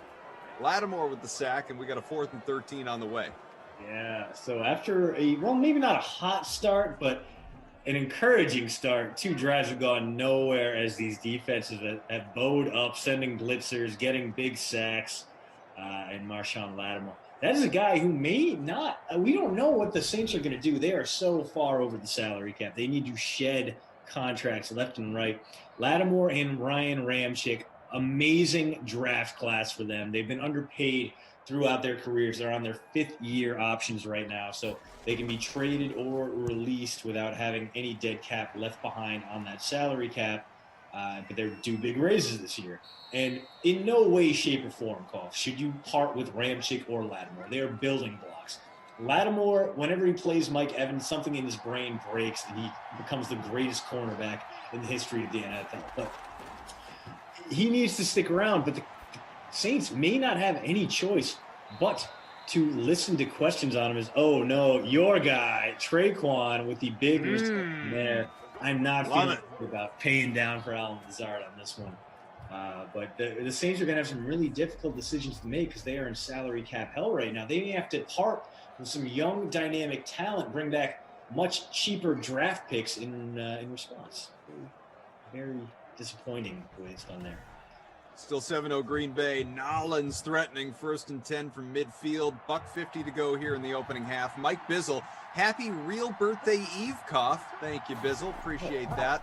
But yeah, big day ahead, I know. All right, Jordan. I see you, Jordan. Jordan says, despite the fact that I'm terrible in one-on-ones this season, Koff's still too scared to play me in head-to-head, Fantasy Hawk. Jordan, send me an invite for NBA Classic tonight, and we'll go. Just send me the invite. Send me the invite. I'll make a lineup. You want to go tonight? We'll go tonight. Wow. We gonna settle this? If you win, man. You win. I win. I win. Let's go. Send it over.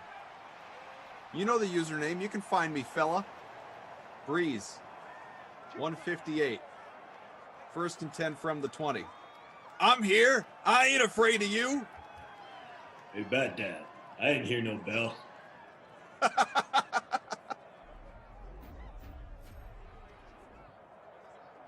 Chris says, Coffee on here tomorrow? Yeah, I'm going to do a couple sims tomorrow. You think just how because my birthday I need a day off? What am I, Glash? How else would you celebrate your birthday than with the DK Sim fan? Amen. who's Mike. Oh, boy. Whoa. Ever so close to the 7. We got a timeout. Thomas, though, looking like bona fide can't guard Mike tonight. A lot of catches, not a lot of yards necessarily, but put down a good base for what should be a pretty solid game. 7 receptions, and we're not even out of the first half yet, Paul. Look at Jordan. LOL, I don't play NBA. Oh, now here we go. Coward. You want to do NHL? You want to play a little hockey tonight, Jordan? First and goal from the 7. Breeze steps back, pressure coming his way, gets rid of it to the left, and completed to the 4. Stops the clock. That's necessary there. All the Saints do have 2 timeouts left. That will ensure they will at least be able to get to 4th and goal in this situation, should it arise.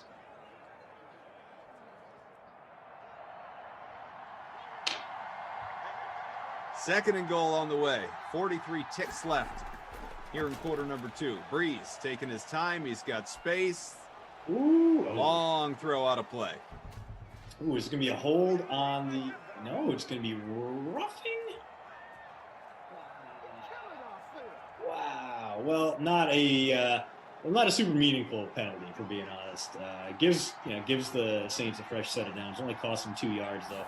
Opens up the playbook for a run, and Kamara, No, Latavius Murray, Vulture? I believe. Wow. So Touchdown Saints. Man, wow. You get in the goal line situation, and in comes the guy averaging 2.3 points per game. Latavius Murray in his last 4 sims. 1.7 points total. And there he is, stealing one and making everyone very unhappy. So Will Lutz's extra point on the way. We'll be all even at 7 with 36 seconds remaining here in the opening half.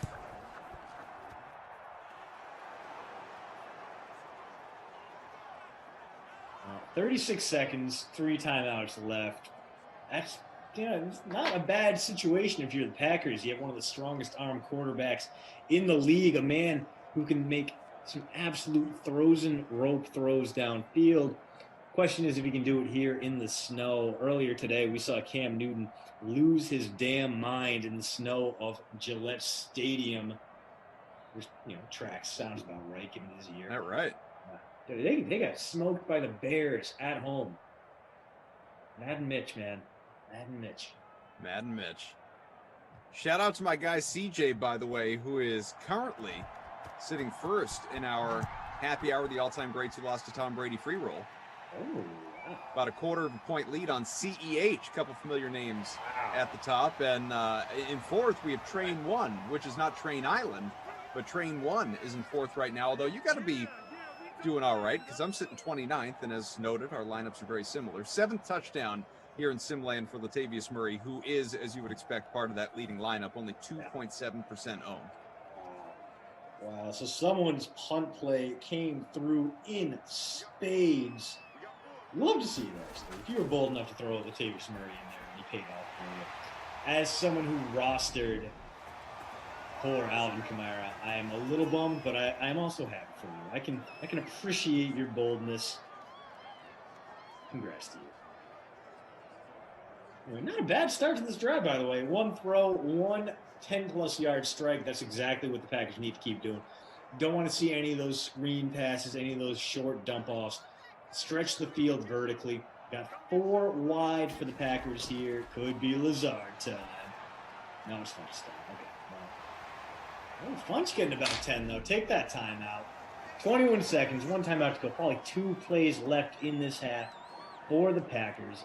They're inside Hail Mary range, and we know no one in the league throws a better Hail Mary than Packer quarterback Aaron Rodgers. Let's see if we get there, or if maybe they can pick up 20 more yards, set up a Mason Crosby field goal.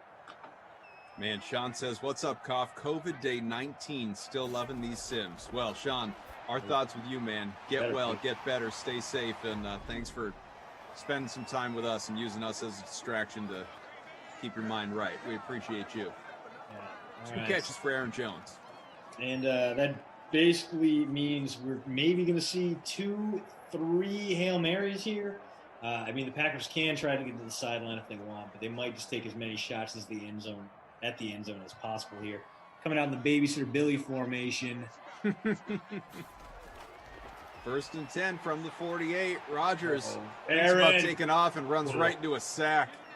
No matter what, that was going to end horribly unless he could find his way out of bounds. It's going to do it for the half, and the Packers wasting an opportunity, driving to the happy side of the field and running out of clock. 7-7 as we hit halftime. Story of this one, Devin Funchess on one side and the Latavius Murray vulture ruining lives on the other.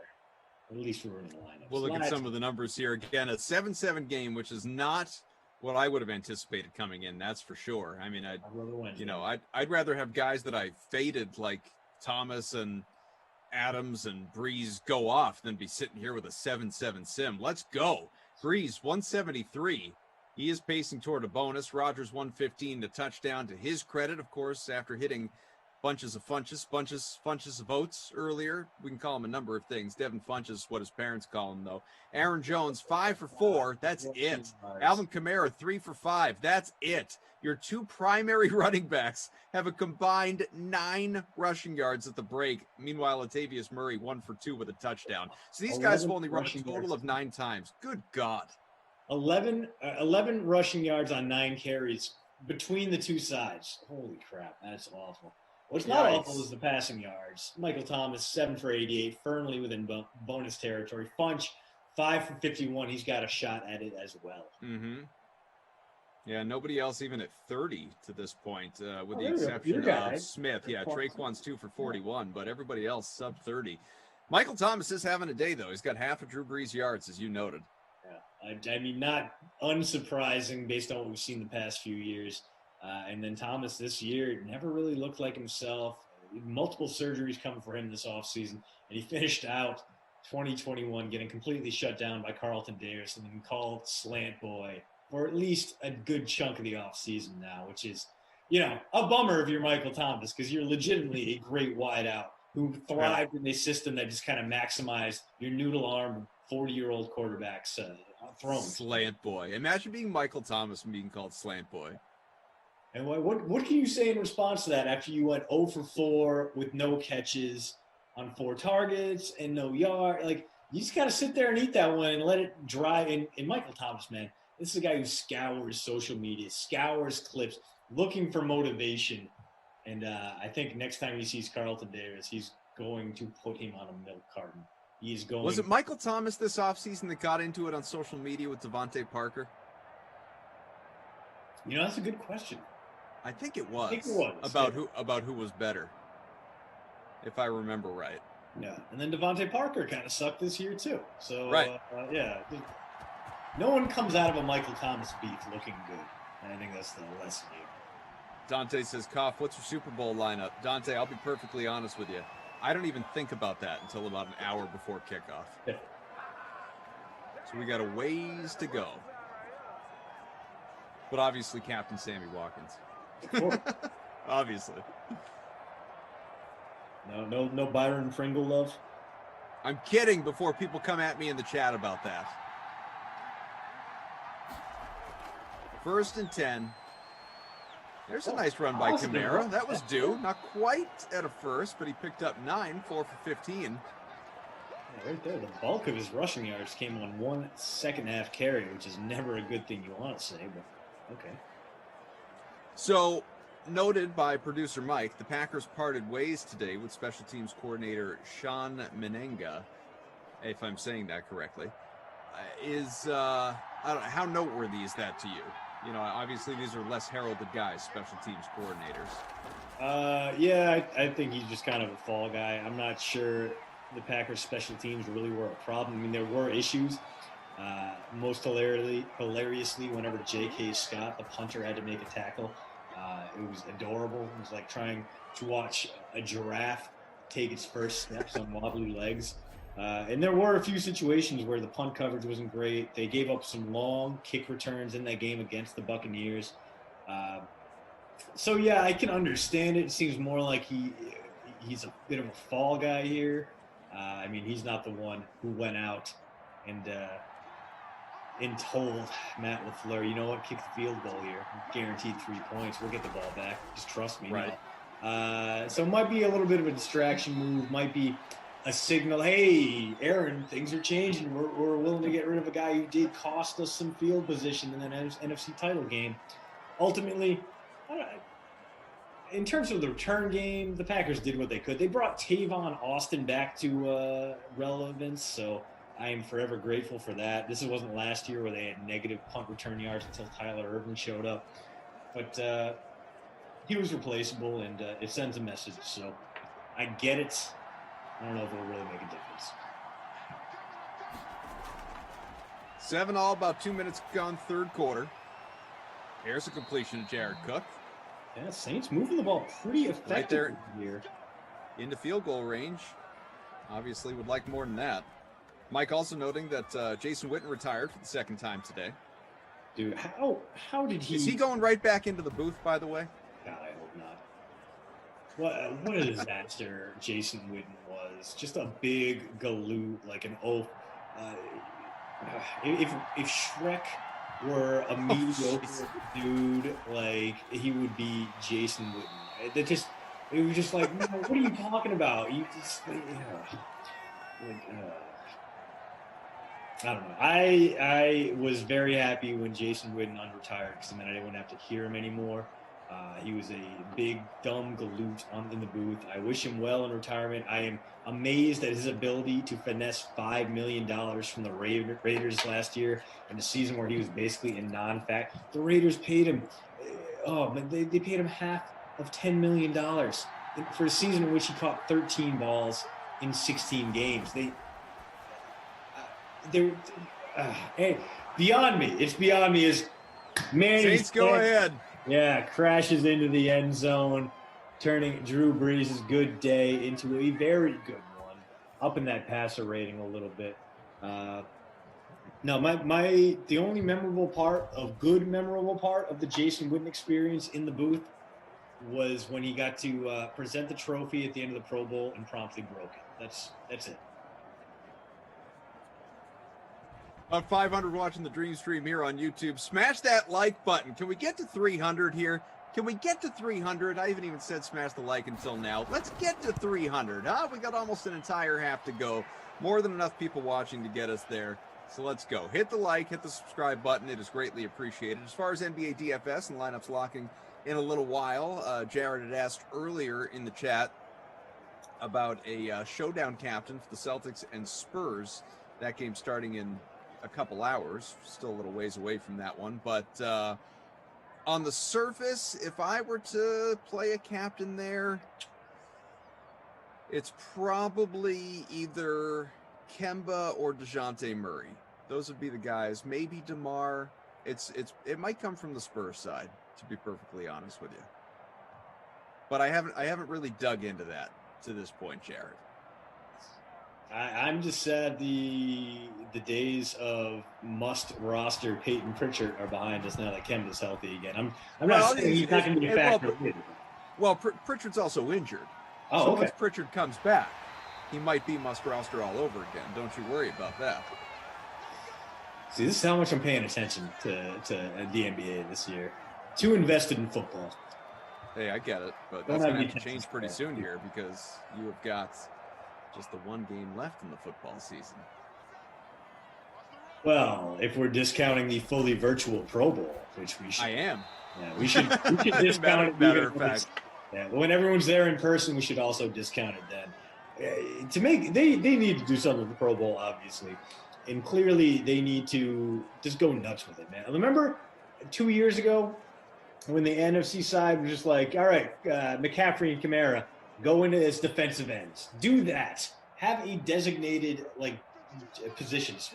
Yes, swap. Make quarterbacks punters. Make D linemen kickers.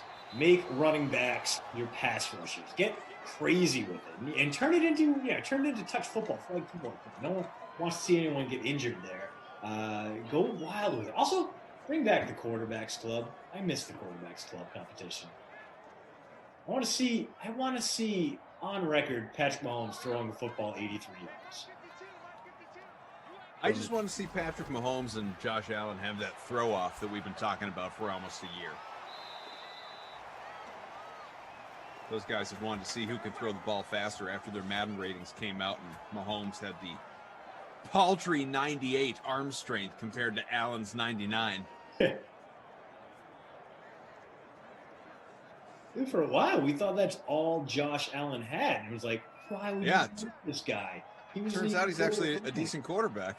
Yeah, I mean, it took just had to give him Stephon Diggs. Yeah, well, Diggs, McDermott knew how to coach for him. Just amazing show up. Like, the odds were stacked very historically against Josh Allen, and he lived up to it. He lived up to the billing, and I'm still amazed and impressed. Still got to see him do it a little bit more consistently, but here's a guy who went from, ooh, is he going to play out his rookie contract, to, ooh, he was an MVP candidate. Holy crap. Drew says we need to have Tyreek Hill race a cheetah. Need to have Aaron Donald do the knife fighting. You remember that video that was all, I mean, it was obviously totally fabricated, but there was the video a year or two ago with Aaron Donald showing his workout routine, included like a full-on knife fight. Yeah. And I tweeted at him, I was like, my friend, this is unsafe. He's like, dude, this isn't real. I was like, yeah, I know, but still, don't even give people the idea like they should be trying this at home.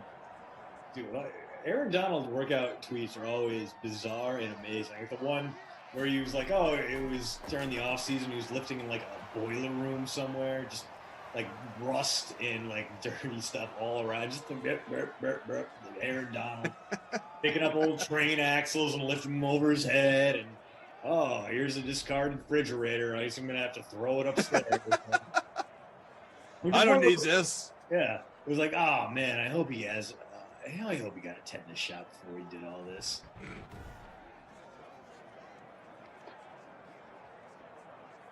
Just another example too of like, so many great players come out of the University of Pittsburgh, and the University of Pittsburgh never has a great season. The University of Pittsburgh, like, their ceiling is a spot in the Sun Bowl, and it makes no sense to me whatsoever.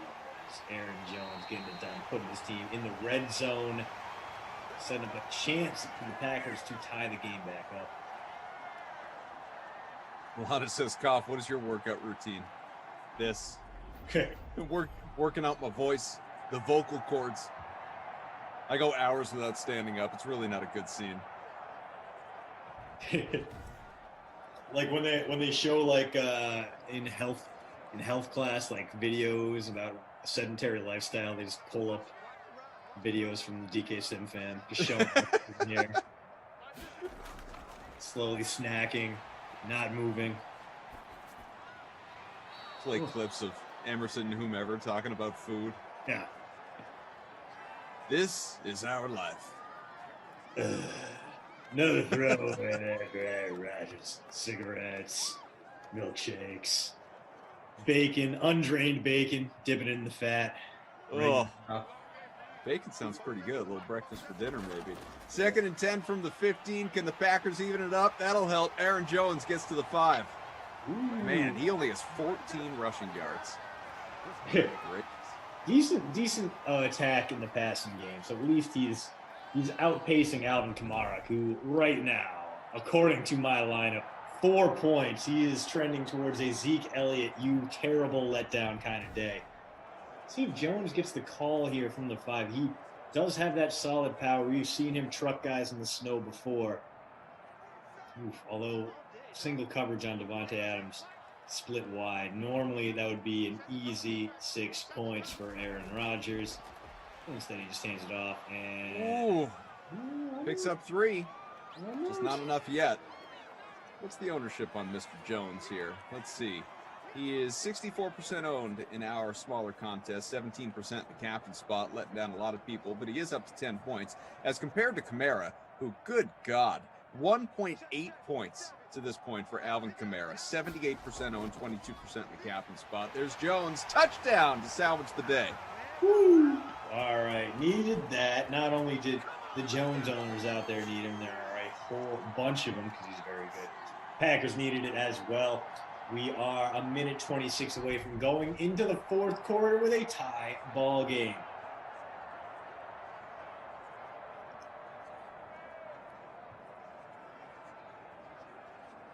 "38th touchdown for Jones here in Simland."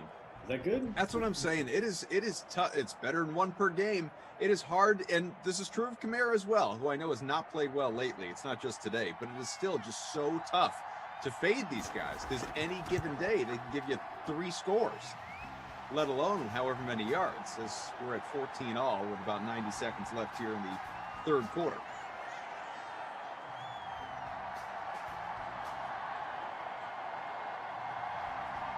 Again, I mean, snow in Lambeau, you would think this would be a throwback game, nothing but runs up the middle, but instead passing games have been dominant until we get up to the goal line. That's the only time we've really seen either running back shine, with the exception of maybe 1, 2 9+ yard runs. So a surprising development here on Wild Weather Wednesday, and I'm not complaining, especially after seeing the Patriots flail against Madden Mitch. So hopefully we are en route to a banger of a finish here.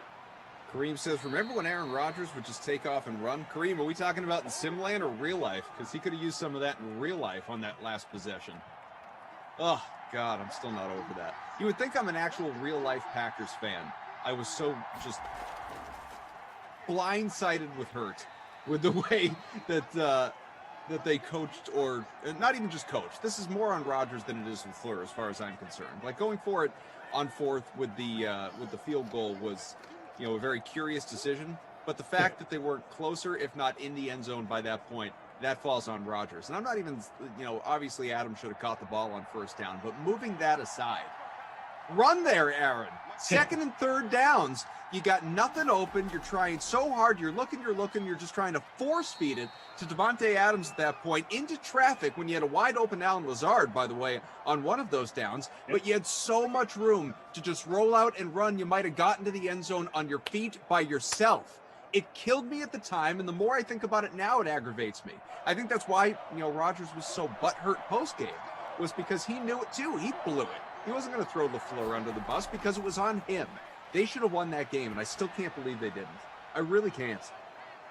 And like, Brady was so good in the first half, but 3 straight interceptions on consecutive possessions in the second half. He did his damnedest to give the thing away, and Rodgers and LaFleur, they couldn't capitalize. Tough to argue with that, man. I mean, I've looked at the tape and broken it down, and I understand what Rodgers saw with Adams, and he knows that he is a superhuman, and if he goes anywhere else and doesn't succeed, the tagline is going to be, Aaron Rodgers, why aren't you just throwing to Devontae Adams, who had 3 million touchdowns in the regular season, but at the same time, right. The Bucs knew it was coming. They were ready for it, and it was a huge detriment to the Packers. Although, if he runs on that third down in the fourth quarter, I don't think he's getting the end zone. I think there are too many Bucs in the vicinity there, unless he trucks a guy or two. But let's say he didn't. Let's say he didn't get in the end zone. He's picking up at least a handful of yards. Oh yeah, you're not. But then at that point in time, right? You're 4th and 2 as opposed to whatever it was, 4th and 8 or something like that. It's a much more reasonable play at that point in time, and they just, Rodgers put them in that position. That's correct. Yeah, and brutal to see, but what's not brutal? Michael Thomas into the bonus, 8 for 103, a touchdown away from giving you one hell of a game and getting those crusty cough MVP honors. Devin Funchess does have a touchdown, but only 6 catches for 64 for him. So he's getting near 20 points or 30 points in the captain spot if you, like a true brain genius like Koff and I, threw him there in your top spot. Fantasy Hawk says, I'm determined to catch Koff's sneaky contest. I'm waiting like it's a Family Feud buzzer. Oh, it's coming, baby. It's coming. 8 minutes till lock. Tom says, preach, Koff. Appreciate all you. You're just going to set one up during the fourth quarter. You're hope for first punt. You're just going to go hit the first 6 names you see, roster them, send it out. Listen, if the people want to be smart here, and I think they've picked up on this by now, have a dummy lineup ready to go. All you got to do is import it. You don't have to start your build with 5 minutes left or whatever it is. Start working. Put it in a quarter contest. Just be ready. There's got to be a free roll somewhere you can just enter, see you do. We can get it ready to go and just import it over. I mean, we're not giving away quarters here, Koff, okay? Yeah. I mean, come this on. isn't Aldi. We're not just leaving our carts strewn about the parking lot like rich people.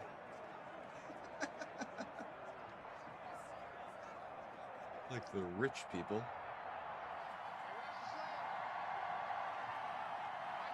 14-all. Wonder if this game's got OT written on it. You know, games that I have, the last 4 games that I have called, 3 have gone to overtime, and the 4th one was decided with a winning kick at the close of regulation. So we are just getting close contests, Hammer. left and right. And one of them shouldn't even have gone to overtime. It was that stupid game where, who was it? Didn't kick the field goal at the end.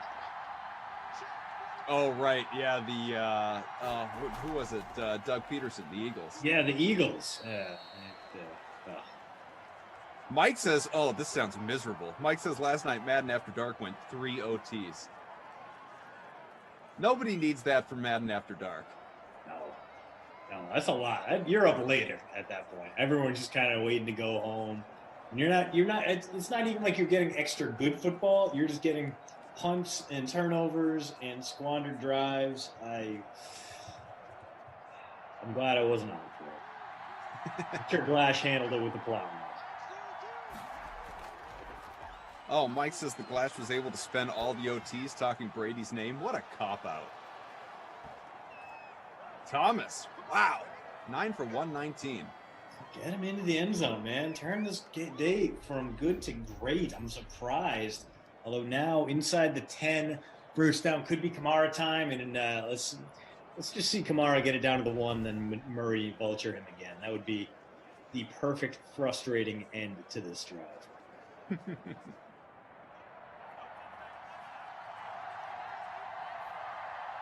About 2 minutes into the 4th here, and a 1st and goal from the 6. Breeze, he's got plenty of time and space. A short reception there for Kamara, but only picks up a couple of yards. He does have, what's he, a dozen yards or so away from the bonus, so very attainable here for Drew Brees. Crazy performance from him, although that setup from the Packers was basically daring the Saints to run. They decided against him. They only picked up 2 yards. Kamara, the lone back, in the call again, and this time... Oh, found a seam. No, he's down at the 1. Is it Murray time? Is it Murray time? Is he going to steal another one? You know what? Even with Kamara on my roster, I hope it's Murray time because I'm just fed up. I'm fed up with the guy. Yeah. I hope Latavius Murray, whoever CJ and the other 2.7% of you that have him, I wish. No, it's Kamara. He's back there. Let's get a tight end 3 instead. 3rd and goal, right back to him, easy. Goes right in, touchdown Saints. All right, get him off the milk carton. He will not be the babysitter Billy, not my kid award winner today. I have to get more creative with that.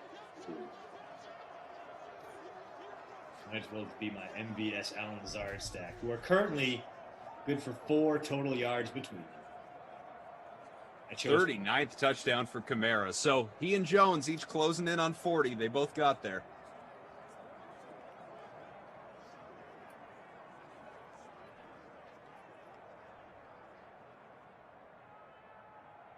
Christian DeAndrea, Adam Kaufman. We got producer Mike, Drew, our technical director, Tate, Zach. Tate, passionate about how that Packers game ended as well, messaging us here in the channel. And we have got a 7-point lead here for Nolans. Lineup's locking for the NBA in just a few minutes, folks. Uh-oh. I don't even know. See, that's the thing with Yahoo is that, like, you can just go in, click set my schedule for the week, and go out. I check in, like, twice a week to reject all the terrible trades I get. I went from being a very passionate season-long basketball fantasy owner to being the worst kind. The worst, huh? Well, not the worst. I'm not taking all these bad trades. But the offers I get, I've had Giannis in a keeper points league since he was a rookie. The offers I get from him are always hilariously bad. So I had a couple offers for Giannis in my season-long league this year that I truly, really considered. They were not bad offers. I didn't pull the trigger. One was Zion and Jaylen Brown for Giannis. That's pretty good value. I mean, the way Brown is. Yeah. Right. This is before he really got crazy. This was, like a week into the season. There was another one. I think it was Giannis for Anthony Davis straight up. Again, considered it. Just didn't do it. Aaron Jones continues his good day through the air. Rodgers not yet at 200, so he is not having a truly baller day. But Jones, despite doing very little on the ground, 5 catches for 56 now. So we need at least some air support on a day where neither running back has churned out a lot of yards, but both have found the end zone. What are your expectations for the Saints at the QB position going forward? I think they will wait out the market and get a cheap backup for Taysom Hill. I don't think they're going to jump the chance to bring Jameis back, but if he lingers, they can get him for like $1.1 million incentive-laden contract. They can get Cam Newton, a guy like that. I think they will bring in, and then I assume they're going to draft some kind of developmental QB, maybe a Mac Jones type. Maybe if Trey Lance falls, they'll trade up and try to get him. A situation like that makes a lot of sense to me. Just A, based on what the Saints have done in recent years, they're very good at reclamation projects. And B, the team didn't fall off that badly, at least in terms of wins and losses and overall passing offense, when it went from Breeze to Taysom Hill. Hill isn't great. I don't think he is the answer. I don't think you should rely on Taysom Hill, but I think you can get by with 1 year of Taysom Hill, especially when you're dealing with such a regrettable cap crunch. You can make that work and figure things out and build the rest of your roster. Maybe a guy like Jameis regains his value, or a guy like Cam Newton regains his value and you have the inside track on signing him. Maybe the rookie you bring in looks like he can be the guy in the future. But Hill, he's got a big dead cap hit regardless, so he's going to be there either way. Why not give him the reins, see what he can do with it? I don't think it's going to be much, but you've already trusted him enough to give him the keys to the car when Breeze was pulled out of the driver's seat. Why wouldn't you do that another year?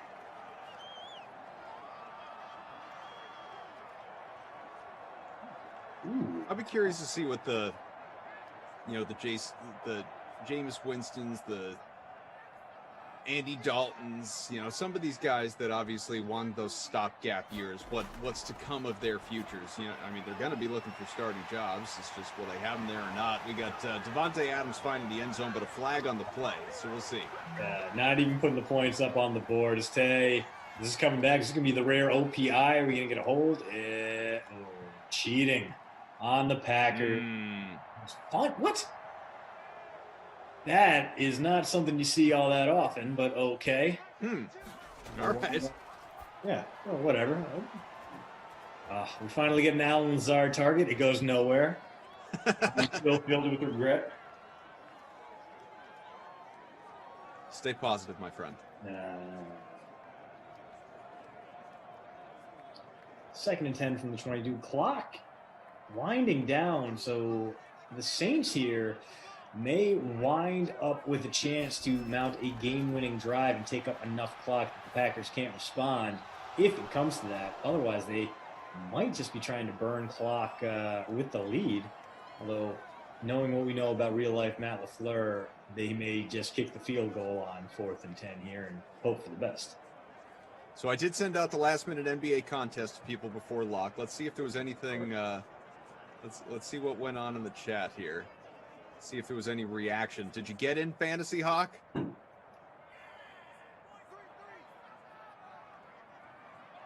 Fills every time, says Congo Cab. 3rd and 10. Rodgers slings it to the right. Why? Get the feed in. Jones get the feed in. So it's okay. He stepped out after that. Lost 2 yards. He should have. I know. You got to go for it here. Obviously, don't go taking a field goal here, LaFleur. Yeah, this is like an identical situation practically too. Time left. We still got 4 timeouts. Yes. Oh my God, they're doing it. They're doing it. Oh, Civil LaFleur. Is real life Matt LaFleur watching this one? You better fake it. No. Call up EA and tell them they did right. Nailed it with that one. So Tate, we've seen it again. We have seen it again. Aaron Rodgers must be beside himself.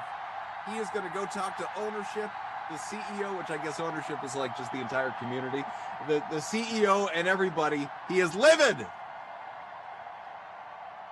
So LaFleur needing a touchdown, opts for the play that leaves him needing a touchdown. Wonderful call there from Sim LaFleur, just like we were before. And Saints now a couple of first downs away from icing this one. Tate says, hey, I got the Crosby points. See, it's a little different when you get, a little DFS incentive, huh? Bert says, God, LaFleur, I hate you even more now.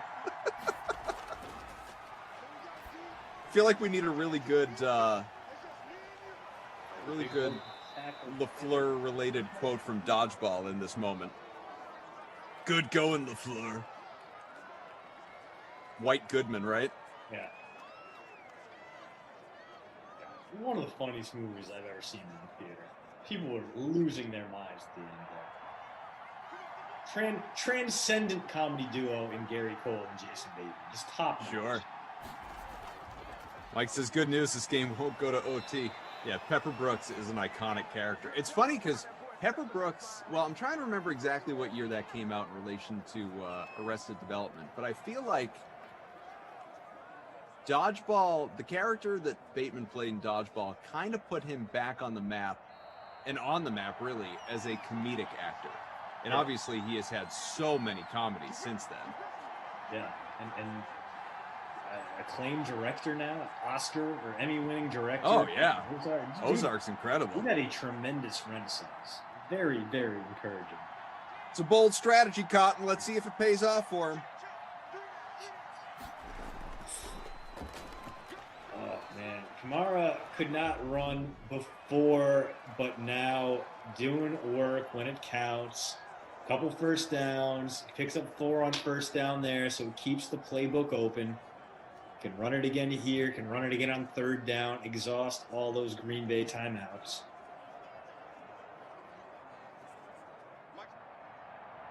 Fantasy Hawk made the contest. I see you there, buddy. Good on you. Oh, gets it. That is very huge news for the Packers. Huge. Best case scenario right now, they would get the ball back with like 30, 25, maybe 20 seconds, no timeouts. That is, of course, if the Saints run it 3 times and then punt. They might not do that, but why wouldn't they? Because Kamara is eating right now, and he has been very tough to stop. Luke says, I need all the stats after this game, Koff. Don't cheat me out and say, oh, this guy had a few catches. All right, we'll give you what we can. Yeah.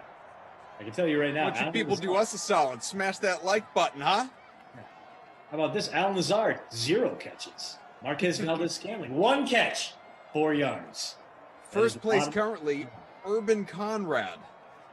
See if it holds for you. It's just a 1.5 lead over Sammy Ho 47. Pug Dog is in the running, outside looking in right now. 184 entries in the all-time greats who lost to Tom Brady free roll here for the happy hour sim.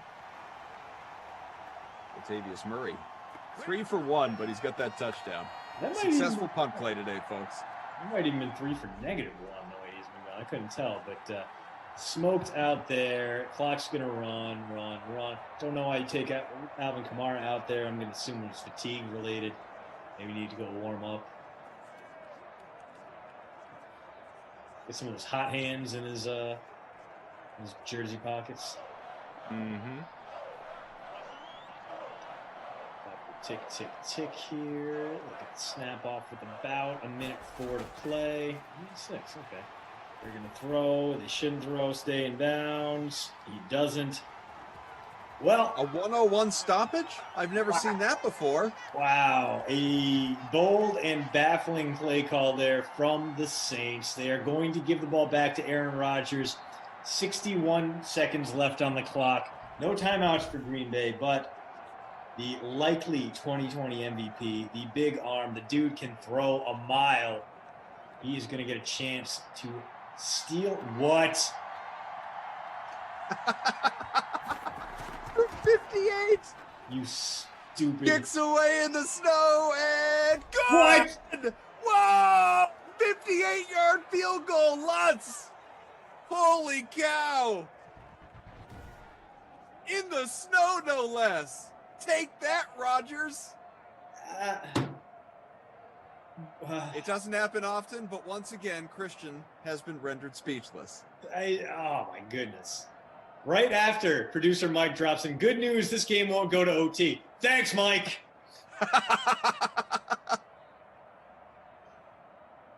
Did not see that coming, he says. Yeah, I'll say. Who could have? All right, Rodgers, here's your opportunity, friend. 56 seconds, he's going to have to go 75 yards.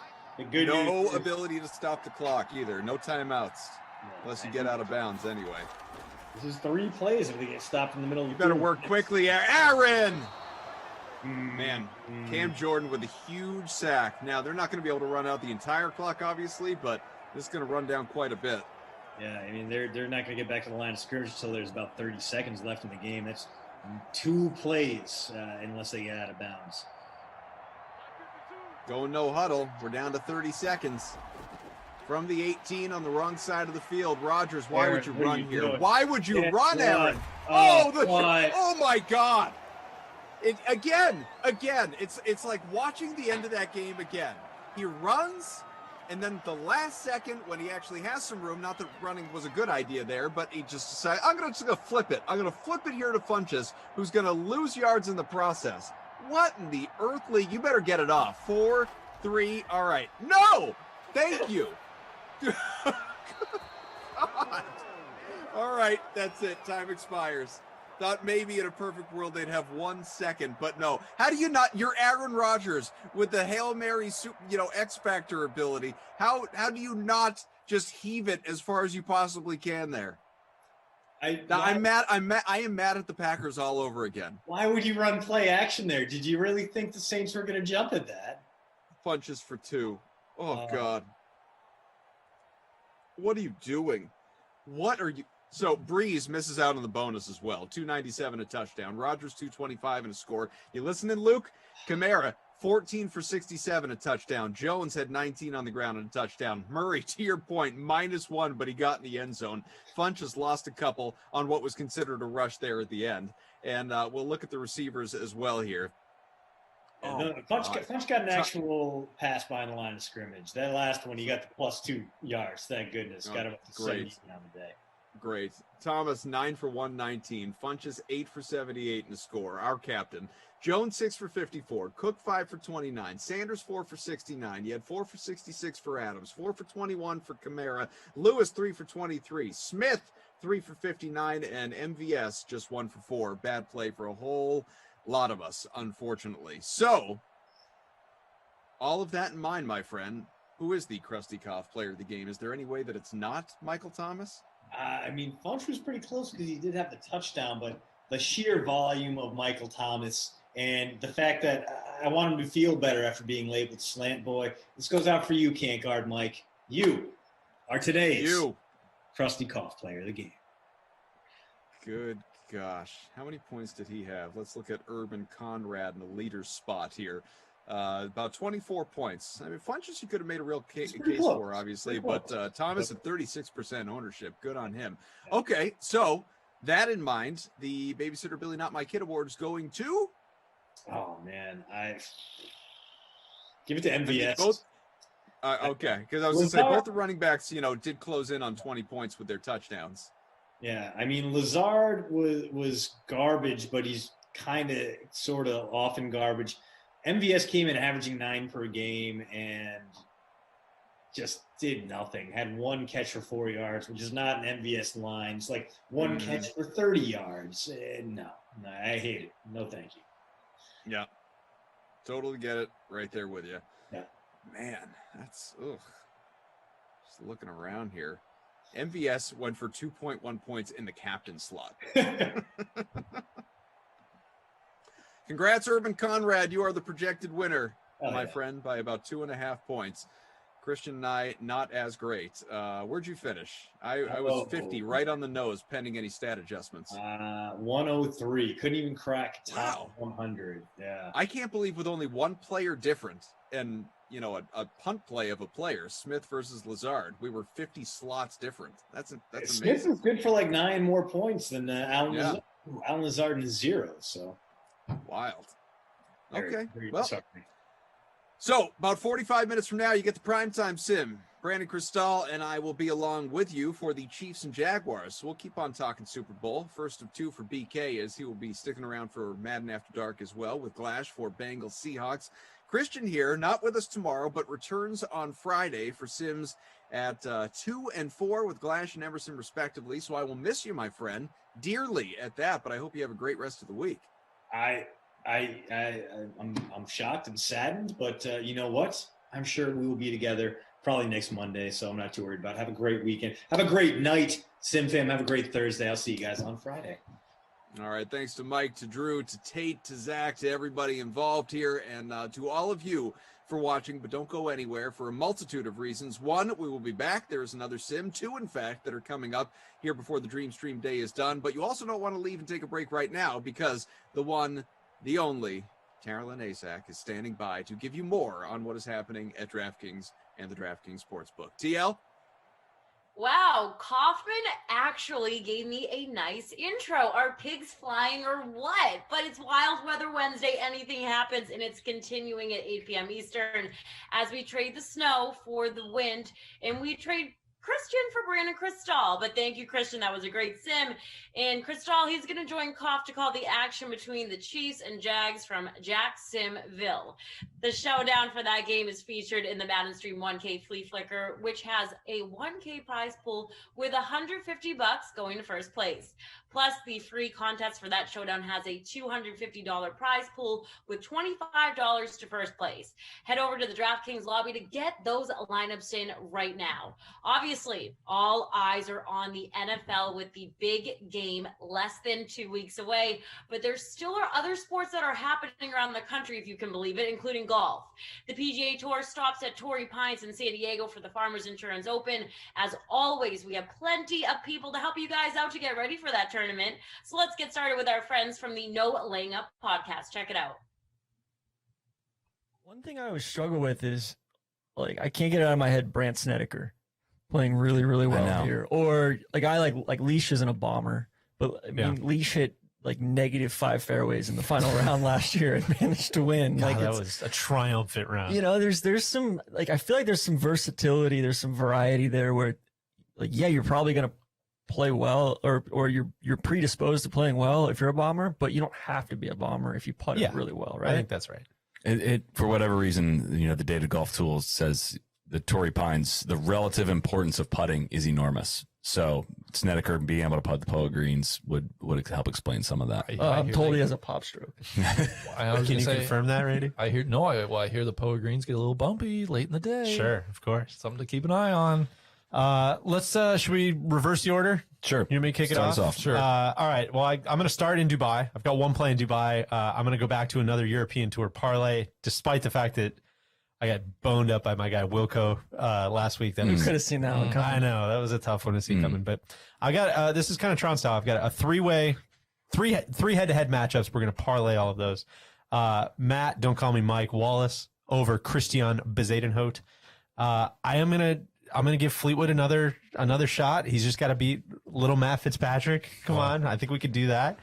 And I hate this as I'm saying it out loud. I don't know why I'm betting on Paul Casey. I never like watching Paul Casey, but he's matched up against Sergio. Sergio feels very, who knows what you're gonna get from him. Casey's been playing nice, so we'll parlay all of those. That's gonna be plus 592. I'll put 30 on that. Over to the Farmers. We knew he was all in last year. I think that kind of speaks for itself going into 2021. So Jason Kokrak talked about, just bombing it and finding it and hitting it again. Did he buy back in? We're going to find. I think that's the question that's on everybody's mind this week. So we're going to find out if he bought back in. Hopefully top 20. All we're looking for is a top 20 plus 250. We'll put 25 nuggets on that. I hate myself, so I'm going to go with Jordan Spieth, top 20 plus 750. He hasn't played since the Masters. I think it's a horrible golf course for him. It's just, but whatever, man. We're going to will the ball into the hole. We got to keep shooting. He's going to make so many bogeys and doubles. We got to keep shooting, man. Keep shooting. He's plus 750 for a top 20. 10 nuggets on that. We're not getting too far out over our skis. And then my last two plays go to a past champion, someone that has kind of sneaky been playing well. Former world number 1, Jason Day. We both have him. I'm going to throw a flyer on him to win, plus 3,500. We'll throw 10 nuggets on that. And then just to simply win Group B, plus 400. He was 400, plus 400 for a top 10, and plus 400 for Group B, very stinky. Yeah, plus 400 to win Group B. So I'm going to go with him over Group B. Very stinky, as Tron said. We'll put 25 nuggets on that. I'm going to avoid the bowl of misery. I want to put something in context real quick. Randy put plus 450 on Brooks to win a major this year. Spieth is plus 750 for a top 20. That's wild. This week. That's wild. Not great. Not good. Bleak, man. I'm going back to the well with our guy, Tony Finau. But we are going to make a nice safe bet that we know is safe. We're 30 nuggets on him to top 10 at plus 250. That's you could cash that now. Right? He's going to top 10 this week. This will probably be the week that he wins one.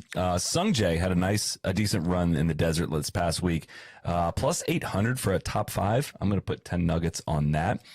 Max Homa flirted, obviously, in the at the American Express, was tied for the lead going to the last round. I feel like he goes on these runs where he does these back-to-back weeks where he kind of top 10. I know he fell out of the top 10 last week, but especially on the West Coast. I love to look at guys that like have a really bad Sunday, look at their odds going into the next week. I remember my Martin Keimer bet in 2014 when he got to bed right before the Players, rode him in the Players, and he went out and win it. So Max Homa top 10 plus 1,100, 10 nuggets on that one.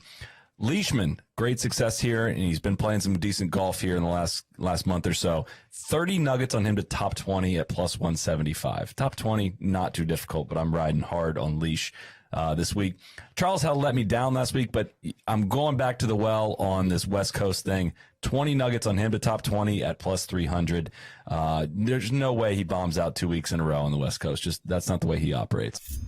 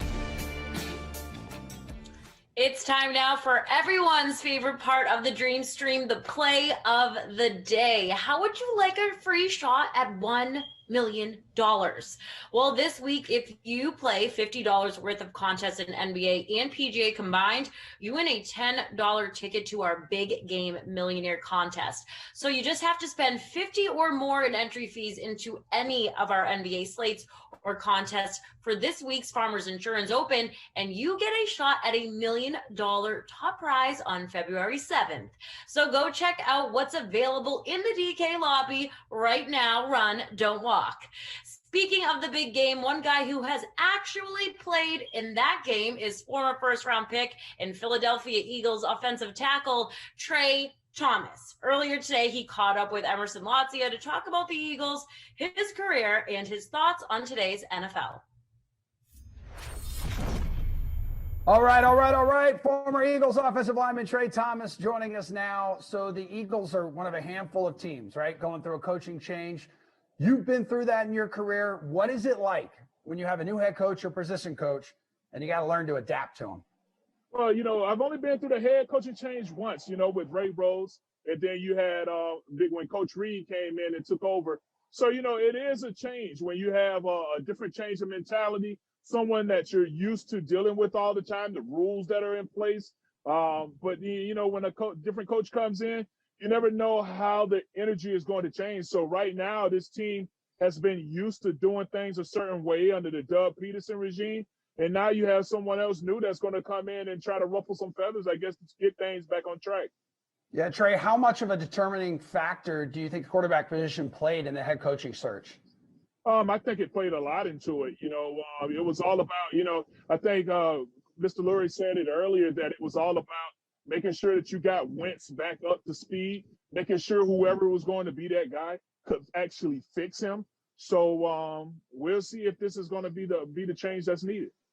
Yeah, and whoever is playing quarterback, I know they hope to have a healthier offensive line in front of them. Like the Eagles were banged up in the trenches. You were a 3-time Pro Bowler at tackle. How big of a factor was the line in the Eagles' struggles last season?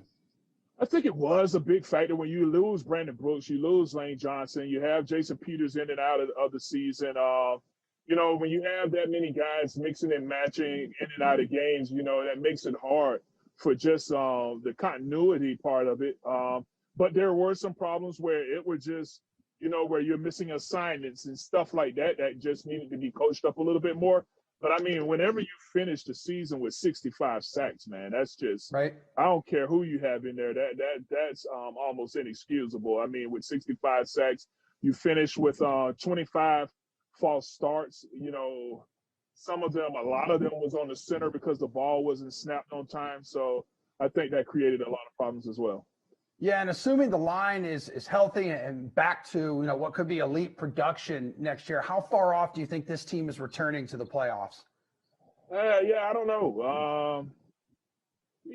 I think this team is a talented squad. You have some weapons out there at receiver. You have some weapons at running back. But it's just, how are you going to have to keep guys, up? If Carson Wentz comes out and takes the beating that he took again last year, here it is another time where you haven't had a quarterback make it through an entire season. And this time it wasn't due to injury. It was because he was being benched. So, you're going to have to there's going to have to be a whole mentality shift that's going to have to happen for this team to get back to where they need to be. Yeah, and they have the 6th pick in the draft. So what do you see them doing with it? You can't go bring in another quarterback. I don't think that would be wise. You would either have to go after one of these top receivers, or you're going to go after a cornerback. So, to me, I know everybody wants the sexy pick. You want the receiver out of Alabama. Oh, yeah. But I also think, you could also get that cornerback that's over there, Patrick Surtain, I believe, that you can get as well, because you need help over there on the other side to play across from Slay. Yeah, Devontae Smith is a sexy pick, Yes, Heisman winner. Smith. Yeah, everybody wants Smith. He is a big asset. I think he would really help this team. It could give you instant success. I think it could help instantly. But again, you do need some help over there in the secondary as well. Yeah, I'm not gonna lie. I trust you because you were a first-round draft pick. I mean, going 11th overall in '98, my friend. So you know what you're talking about. You started all 16 games as a rookie. What are some of the biggest adjustments, or maybe the pressures first-round picks face in that rookie year? Well, it's just for us. It was like, look, here's the playbook. You're starting. So now it's a little different where they don't expect the first rounders to be a big impact guy right out of the gate. It's kind of like they ease you into it and they give you different packages, especially with receiver. They're going to ease them into it or whatever, So for me, it was just like, here's the playbook. You're starting. Here we go. Let's get on. And then you have to just adjust to the speed of the game, that it's not going to be those down games where in college you might have where you're going to be playing against some of those big name guys. And then next week you have a guy that's not as talented as some of the others. So you have some of those ebbs and flows, highs and lows in the college game. But on a professional level, it's always top-notch competition, and that's what makes it difficult. So a handful of the world's best golfers will tee it up this week as the PGA Tour makes its annual stop at Torrey Pines in San Diego, also home to the U.S. Open in June, ladies and gentlemen. And to break down some DFS strategy for this event is Len Hochberg of RotoWire. It's good to see you, my friend. We have a deep field that is highlighted by world number 2, Jon Rahm. He's the highest salary on the board, listed at 11-3. Rory McIlroy, $300 cheaper here. He just coughed up a 54-hole lead in Abu Dhabi. Which guy do you prefer?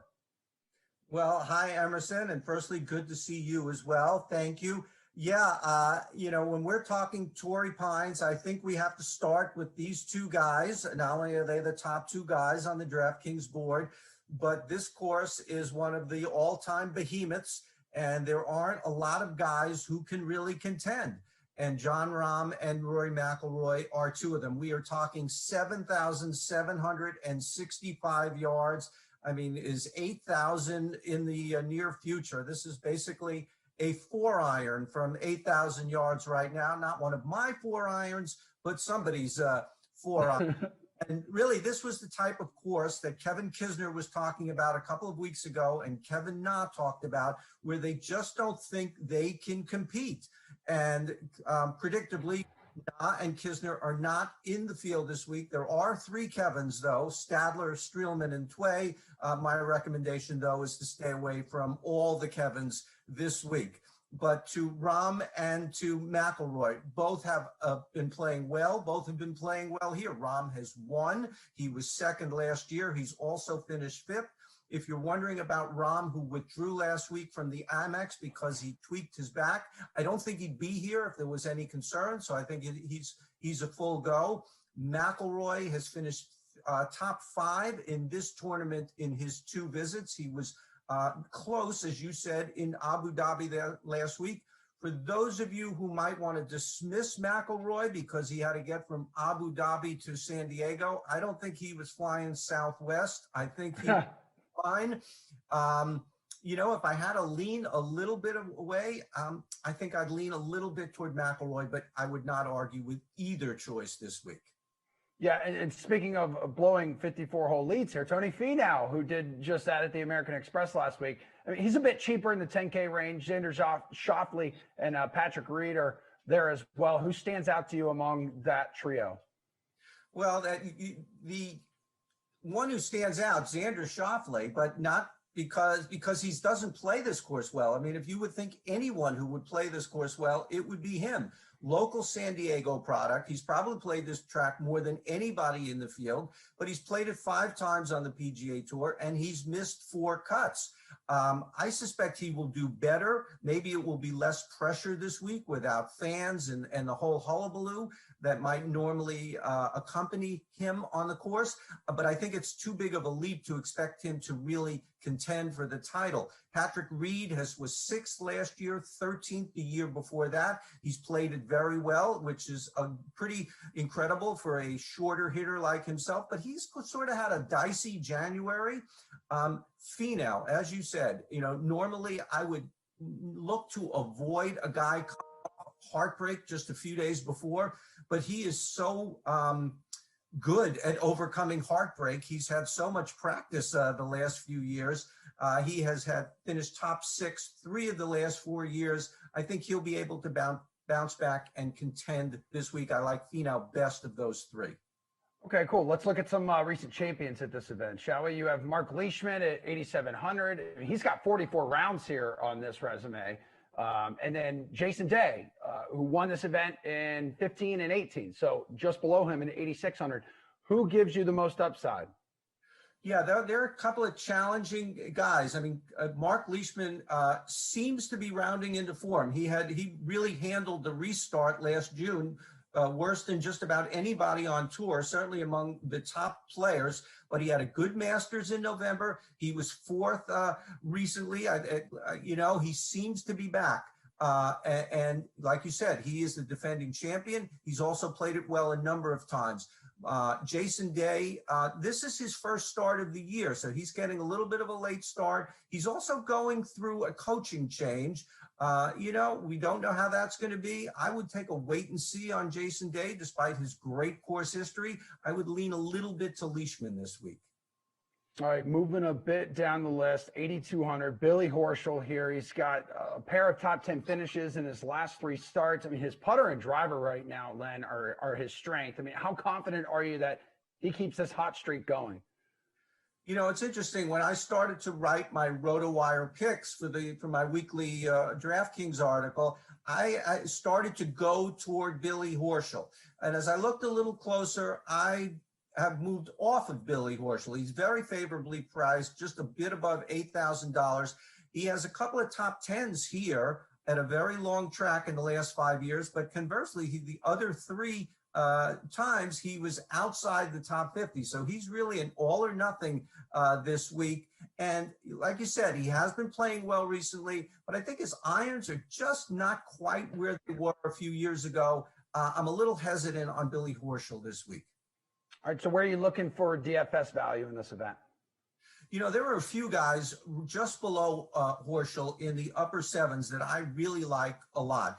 Gary Woodland at 7,800. Gary Woodland had a terrible 2020 all year long. Turns out he had a back problem. We knew a little bit about it. I don't think we knew fully how severe it was, but he seems to be back. He talks about feeling better now. He was 16th last week at the Amex. He did miss the cut last year at Torrey Pines, but he has a great history going back before that.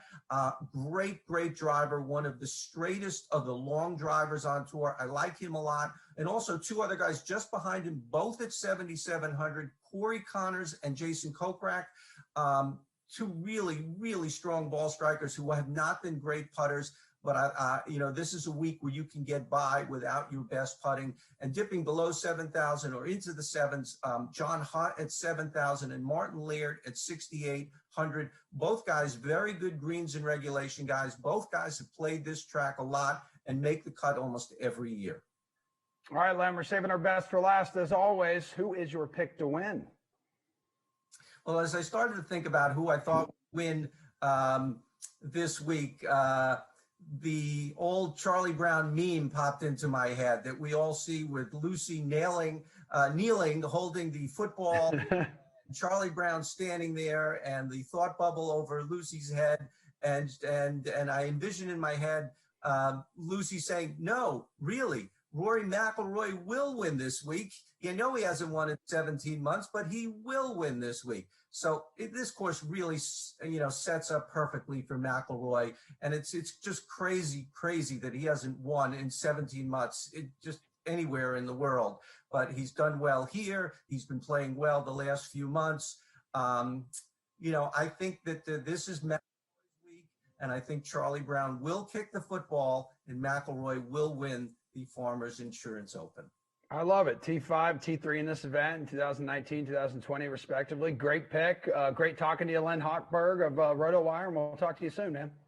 Thanks so much, Emerson. Enjoyed it.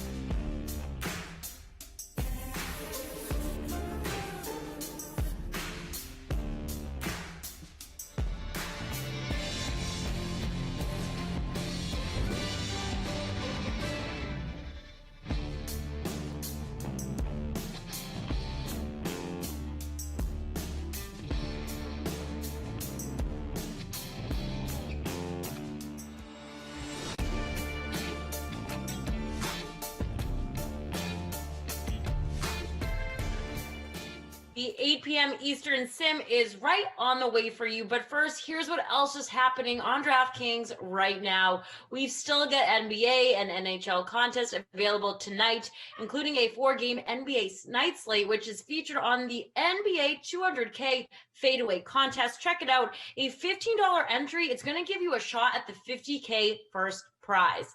And you're minutes away from lock, but still have time to get into tonight's showdown contest for the Senators and Canucks. That game is featured in the NHL Showdown 10K Twine contest, which has a $10 entry fee and a $2K prize going right to first place. And you can wager on all of these games over on the DraftKings Sportsbook, as well as PGA, college basketball, UFC, and plenty more. Okay, but let's get back to some football now, shall we? It's Wild Weather Wednesday, my favorite. We've had some snow, and now it's time to deal with the wind. We have some blustery conditions in Jacksonville for the Chiefs and Jags, and here on the call for that one is Mr. Adam Kaufman. He's back again, and Brandon Cristal is joining him. Take it away, guys. You could just tell that Tara Lynn was a weather person in a previous life. Blustery conditions that we are expecting here in Sim Jacksonville. How are you, buddy?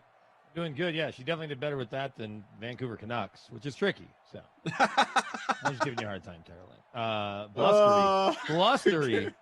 I know I'm gonna draw her ire just like you do. I like to stay away from the fray. I know she's used to getting hit by Glash and I, and then here you come off the top rope. I know. Apologies. Somebody who misspeaks literally every day. Anyway, so I got my lineup in for the right contest. Perfect, which is important. How you feeling about this one? I think the Chiefs are going to win. Good. Bold.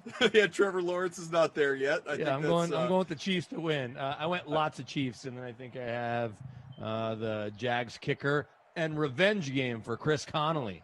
Not that it's really that much of a revenge. We'll dig into the lineup here in a matter of seconds. In fact, I think it's we've gone live. We've locked. So this is the what do we call this? The prime time. Did you hear the Chiefs are going back to the Super Bowl free roll with 185 entries? So basically where we were for the last sim. What do you have for your lineup? What's it looking like?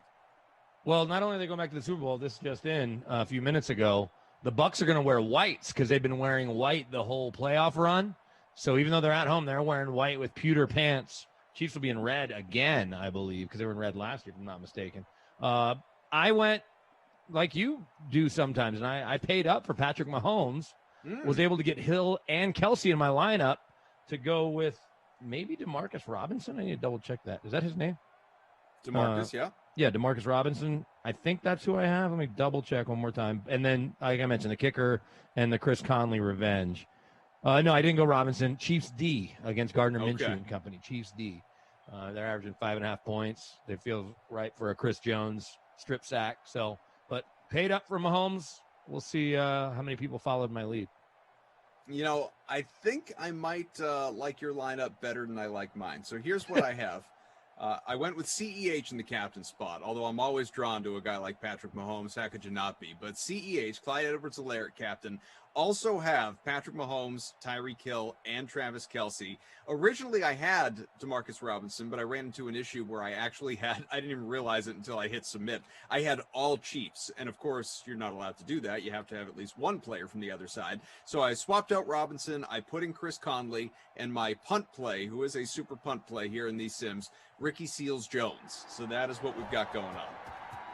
I'm just scrolling over to the chat, realized Tara Lynn didn't say it, just typed in, I am her new bozo of the night.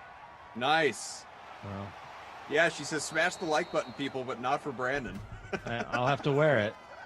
I'm not the one that mispronounced Canucks. She says. Yeah, I mean, own it, TL. Come on. Just speak better. Brandon Cristal, Adam Kaufman, we got Zach and Tate, our great Game Offs crew, as well as, of course, producer Mike and Drew, our technical director. Awesome to have all of you here with us. Am I right? The Chiefs wore red last year, I feel like, at the Super Bowl? I'd have to actually Google some pictures and highlights to remember that. And, in fact, in the spirit of not remembering things, and this kind of embarrasses me as a Patriots fan, I feel like I should remember it. I think in the vast majority, if not all, Patriots Super Bowl wins over the last 20 years, the 6 of them, the Patriots wore white jerseys. I feel like that was a big thing Here you and go. I just don't remember it right now. Maybe Drew remembers. Or My Michael. picture of kickoff. Chiefs There are you in go. red, Yeah, Niners sure in enough. white. That was the only picture I took of the entire game. I took a picture of Ninja to give to my 13-year-old at the time, not 14. Oh, nice. That was the only in-game picture I took was of Ninja on the big screen. This happens to me every time where I'm at a big event. I'm like, oh man, Just don't take three any pictures. Although I did get this usually, one. I'm pretty good at remembering to take a picture. Oh yeah, you and Paul Rudd, nice. I'm pretty good at remembering to take pictures at the end where all of the confetti and celebration. Yeah. Just to, not that I do anything with it. It just sits on my phone. It's not like I print it out and frame it or something like that. But it's Which is weird because you've been at some Patriots championships. Yeah. So you would think that you would do just that. I did print out a picture of me on the field after the sixth one standing, in the confetti with all of the like 6-time champs on the scoreboard behind me. That was a cool look. But yeah, I wouldn't care. Like for instance, when I was there and the Patriots lost to the Eagles, I was not in as much of a picture-taking mood at that point in time. So last year post game, I actually, since there were some good Denver-related storylines, I was able to get Emmanuel Sanders and get some video of him dejected at his podium. I asked a couple questions, so got about 2 minutes there. Got a little bit of Kyle Shanahan, obviously a Denver kid. His dad Mike's going to be in the Ring of Fame here soon, and likely the Hall of Fame. And then went over and I couldn't find Eric Bieniemy. They didn't ever bring him to a podium. I didn't have a pass after that guy from Mexico stole Tom Brady's jersey. Very few people actually get in the locker room now, which is fine if it's a team you're really covering. I didn't have to have a pass, but I couldn't find Bieniemy. I asked one of the PR guys, like, hey, we haven't seen him. So as I'm just kind of walking, Bieniemy comes up the field. He had been on the field with his family, wasn't worried about post-game press conference. So I catch him, and I'm like, EB, could you talk to me for a minute? And he looks around. He's like, yeah, sure. He knows me, but it was more like there's no PR person to tell me yes or no. He just won the Super Bowl. So I got a good two minutes and change with Bieniemy and put that on Twitter. I was able to use that in my reports and everything. But so to take you further behind the curtain, Super Bowl 50 when the Broncos win, I didn't have a working capacity at the game because I just started at iHeart. We had just launched a new station, but we were carrying the Broncos games, and I didn't have any function. I wasn't the full-blown Broncos insider yet, and we weren't doing the show the next day. One of our fill-in guys was filling in back home, and the other two people I did the show with were at the game. Dave Logan calling the games, and Susie Wharton was just there.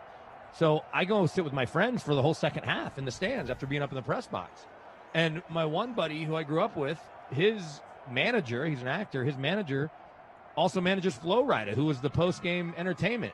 So rather than doing anything other than taking some pictures with confetti in the background after the Broncos win, I did nothing post-game locker room. We walk back to the hotel because it's literally across the street and around the corner from the stadium. And then I get an artist wristband for the Broncos post-game after party.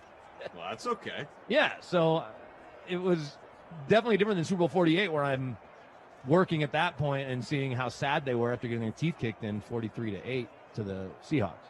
Or what seemingly the next Super Bowl, if the Broncos ever make it back and my job doesn't change, I'll certainly be doing a lot more post-game than I did that night. I remember, and we'll do this quickly because it's all high society and name dropping and bragging and whatnot, but it is a pretty cool story. We just have jobs, dude. I know. So we were, we were both obviously for our respective jobs covering the Super Bowl it was 2-3 years back. I don't remember. One of the ones the Patriots were in. The one where you had the best experience ever at the Barstool party? I don't want to talk about that. I think it was the Atlanta one. Actually, it would have been that same year. And as we remained scoreless here midway through the first. Ooh. Oh, boy, at the 2, Minshew for 82 yards. Look at my revenge play, Conley. Good for you. Man, I wish you would have scored. Patriots had won, and I just playing this really poorly where I was, heaven forbid I wanted to go home and see my family. So I was flying out, because when you go to the Super Bowl and you're covering it, for people that don't know, you're there for a solid week and a half. And I had booked my flight at 6 the next morning or something like that. I basically had enough time after the game to do all my work, go back, pack, and go to the airport. That was essentially what I had time for. As we got a 1st and goal here from the 2. We'll see what Minshew and company do right here. Yeah, the early flight is a killer Hand today up. for the Super Bowl. Just dreadful. Touchdown. Not bad. Good start, Chris Thompson, in fact. And so I had done that. And then you start texting me like, hey, I'm rolling with the McCourties or something like that to the Patriots post-game party. And that was Houston. That was Houston. Okay, yeah. So, right, but it was the Atlanta game. So it was Houston. Atlanta game in Houston. Yeah, I was thinking the correct. Super Bowl in Atlanta. The one in Atlanta, yeah, because that was a couple years later. My apologies. Yeah, so it was the Atlanta game in Houston, and 17th touchdown for Thompson. And, Snoop's performing and whoever else is performing. It was like this who's who, obviously, of all these great artists that the Patriots had rolled out. That party was nuts. I could give you more details. And you were like, you want to go? And it was like, well, yeah, I want to go, but I have a flight in like an hour. Because they were still performing at something like 3, 4 in the morning. It was wild. The Snoop Dogg showed up and didn't perform, actually. Lil Wayne performed. Gosh, who else? There was like 4 or 5 bands. The Crafts came on stage. It was way different than the Broncos after party. The Broncos after party was friends and family only. The Patriots, maybe because they do it so much, was corporate. Like, friends and family were there, but there were well over 1,000 people there. Yeah, and there were different people had sections tickets and yeah. And it was just, so the Crafts get up and talk and thank everybody and hold up the trophy and then leave. Or at least one of them. I think Bob might have left, and one of them left because I saw him literally walk out of the venue. And there's like a roped off like VIP player area. But Lil Wayne played. Gosh, there was a country, like maybe Florida Georgia Line played. It was just band after band after band. And then apparently Snoop Dogg showed up at 4 and it had cleared out too much, and he decided that he wasn't going on. So Snoop Dogg didn't actually perform. I took a picture with Captain America was there. The is that right? The 2 random celebs were Captain America and Ali Raceman, the Olympic gymnast. Yeah, everybody sure. else was sort of football related. That's funny. Yeah, Second and 1. It was cool though. It was way different. Cool, but way different. Actually, Yeah, the reason I got Patriots in, know how to do it for it was sure. in part the McCourties, but also in part, and their best friends from growing up, but also in part my same buddy Lane, the actor who I mentioned, who's in a new football movie that he wrote and produced that Luke Wilson stars as the football coach that just got picked up by Sony. Martin Sheen's in it. It's going to be a big football movie. Big being like, football people will watch it. It's about a story of Texas high school kids, from a long time ago. Anyway, Lane was there too because Lane was roommates with Danny Amendola's brother. Huh. So that's how, anyway, that's how I was like, yeah, I could definitely get you in because of that. 1st and 10, CEH doing enough right there to pick it up anyway. From the 37, 3 minutes left here in the first. Chiefs trying to rally back even this game. Long way to go. Brandon Cristal, Adam Kaufman, Zach Tate, Mike Drew, all you hanging out here with us. Thank you for doing so.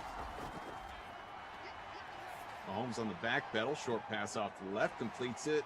Oh, enough to get the first there as he's able to escape a tackle. Mahomes just 2 for 2 for 27 yards and nice footwork there by CEH. First catch for him. I'm not feeling great about my Chiefs D right now. Conley, of course, with the catch, but all my Chiefs need to pick up the pace a little bit. Probably like 150th place. The actual Super Bowl in Another Atlanta. catch. Oh, he's gonna go.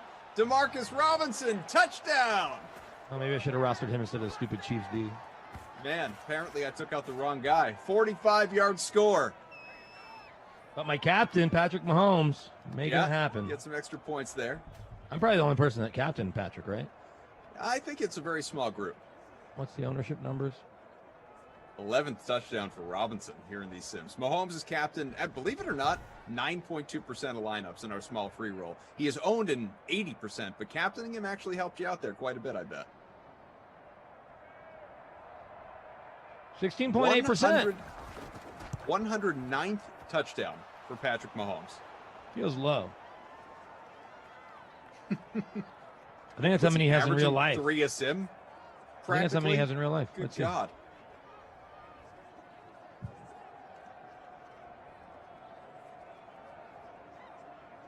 You know what's going to be fun? The only solace I'm going to take is somebody who covers the Broncos, and I don't have an issue with the Chiefs. Most of my family's from Kansas City. Is that if Mahomes does win 6, it'll be fun to watch him. If Brady doesn't win this one, Mahomes beats him and then wins 4 more. I think we are a ways away from the if Mahomes wins 6 conversation. Of don't course. you? I mean, at least let him win 2 before we have. Well, the, he's is he won gonna win 1, 6, which is 1 is more than 0. So 0, you're like, okay, just go win your first one, dude. Now that he's won his first one, in his career, he's thrown 114 touchdowns against 24 interceptions. Yeah, I mean, nobody's denying the fact he's pretty good. All right, I just can't believe that number is so ridiculous. He is statistically the best quarterback of all time in some of these limited stats. Now, he's obviously played 3 years. Do you think other than,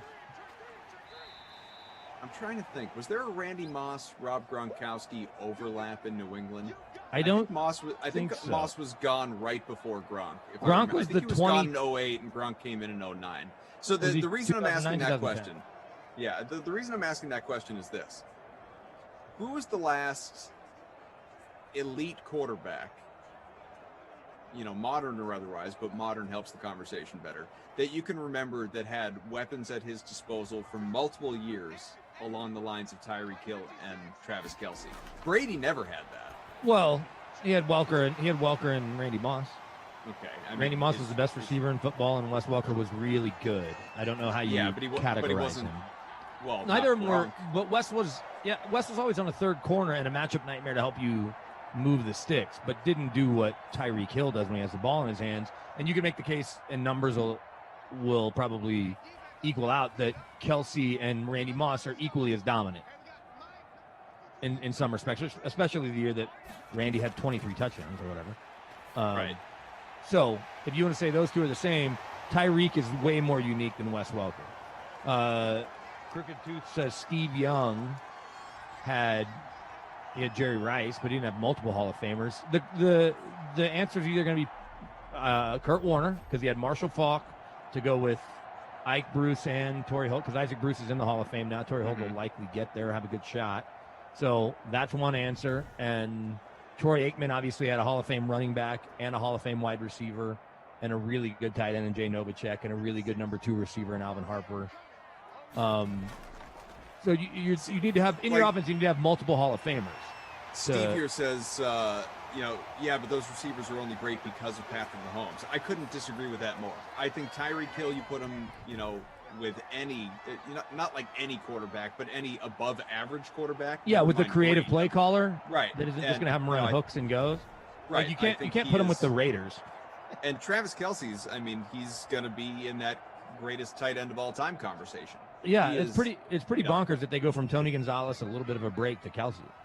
And I'm not saying, by the way, that they aren't made better by Patrick Mahomes, but I think, he also makes them better. Yes, if Mahomes was a quarterback in Jacksonville right now, they make him better. Pardon me. If Mahomes was a quarterback in Jacksonville right now, he's probably not playing for a Super Bowl because he's thrown to D.D. Westbrook and DJ Chark, who are okay players, but he's got the fastest player in the league and the toughest tight end to cover in the league. You can't be more unique than that. Do you want to go over the stats? Drew says Manning in Indy with Marvin Wade and Clark. But again, I just don't like Mahomes. This is some special talent that he's got around him that, again, he elevates their game. They elevate his. That's the way it's supposed to work. It's like it's a nothing away perfect from storm. Mahomes. But how long is, we got into this the other day with the contract situation. How long is that going to last, obviously? So, you might say, you were kind of, I'm not putting words in your mouth. You were kind of, expressing this the other day with regard to this 10-year extension that Mahomes signed and all that huge money he's going to be getting pretty soon here down the road. They might have a relatively short window where they're not contenders, but where they're excessively dominant as they are right now. I think this could be and I got this, I'm stealing this from my guys that do morning radio in Kansas City, and one of them's a sideline reporter. They told me last week on my podcast, this could be the best Chiefs team because they're going to continue to get picked off. Good players are going to get old. Then you're going to need young players to become good again. When I say become good, become good to replace these good players, it's going to be a real thing without having your 2 starting tackles in the Super Bowl against a team that can rush a passer way better than the Bills can. If you're hearing dogs fight in the background, I apologize. Let them battle. Well, it's my wife's best friend is staying with us for a couple days, and her little dog fights my big dog like they're the same size. You have an excessive number of living things in your home. It's hard to count. It's hard to keep track of. It's just a lot going on there. Yeah. Somebody brings up, and this is a good point. How about Chris Carter and Randy Moss back when they were together in the Vikings? Yeah, but they never had a quarterback. I guess they had Warren Moon a little bit, and But Randall that's Cunningham. kind of the point, isn't it? Like, we're talking about sort of that. Oh, three-headed who's monster. had weapons? Yeah, that would be close. And look, they should have gone to the Super Bowl in '98. Gary Anderson misses a kick, and I'm not blaming Pat Summerall. I'm blaming Gary Anderson. They had no business losing to the Falcons. Mm-hmm. Mike Vick. What weapons did Mike Vick have? That he had Roddy White. Did he even have Roddy White? I don't know how Mike Vick got thrown. Yeah. Unless we're talking about the Eagles' green team. Yeah, right. John Elway had a Hall of Fame running back that pushed him over, a Hall of Fame tight end, and I could make the argument Rod Smith is borderline Hall of Fame, and Ed McCaffrey's a really good fourth option at that point. 7-all game here, early second quarter. But that wasn't for us. I mean, that was for a couple of years. Oh, they had Culpepper too, I guess. Sean says, I saw Moon play, and that man was quick. Warren Moon? Played forever, too. He got rid of the ball quick. Yeah. Confident. Touchdown! Okay. First of the day. That'll help a bunch of folks, I'm including in the two of us. 104th, but I'm going to be gone. Yeah, you'll be jumping. Again, it's the prime time. Did you hear the Chiefs are going back to the Super Bowl? Free roll. 185 entries. I just made the leap to 79. That's what I am. 55 in honor of the Super Bowl. Ooh. That's not why. Canadano is tied for first with Scholastica 26. Roddy White was probably the best receiver Vic had.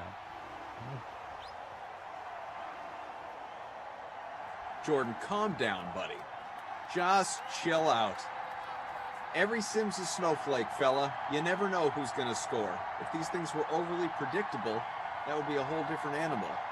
You're supposed to be shocked and amazed.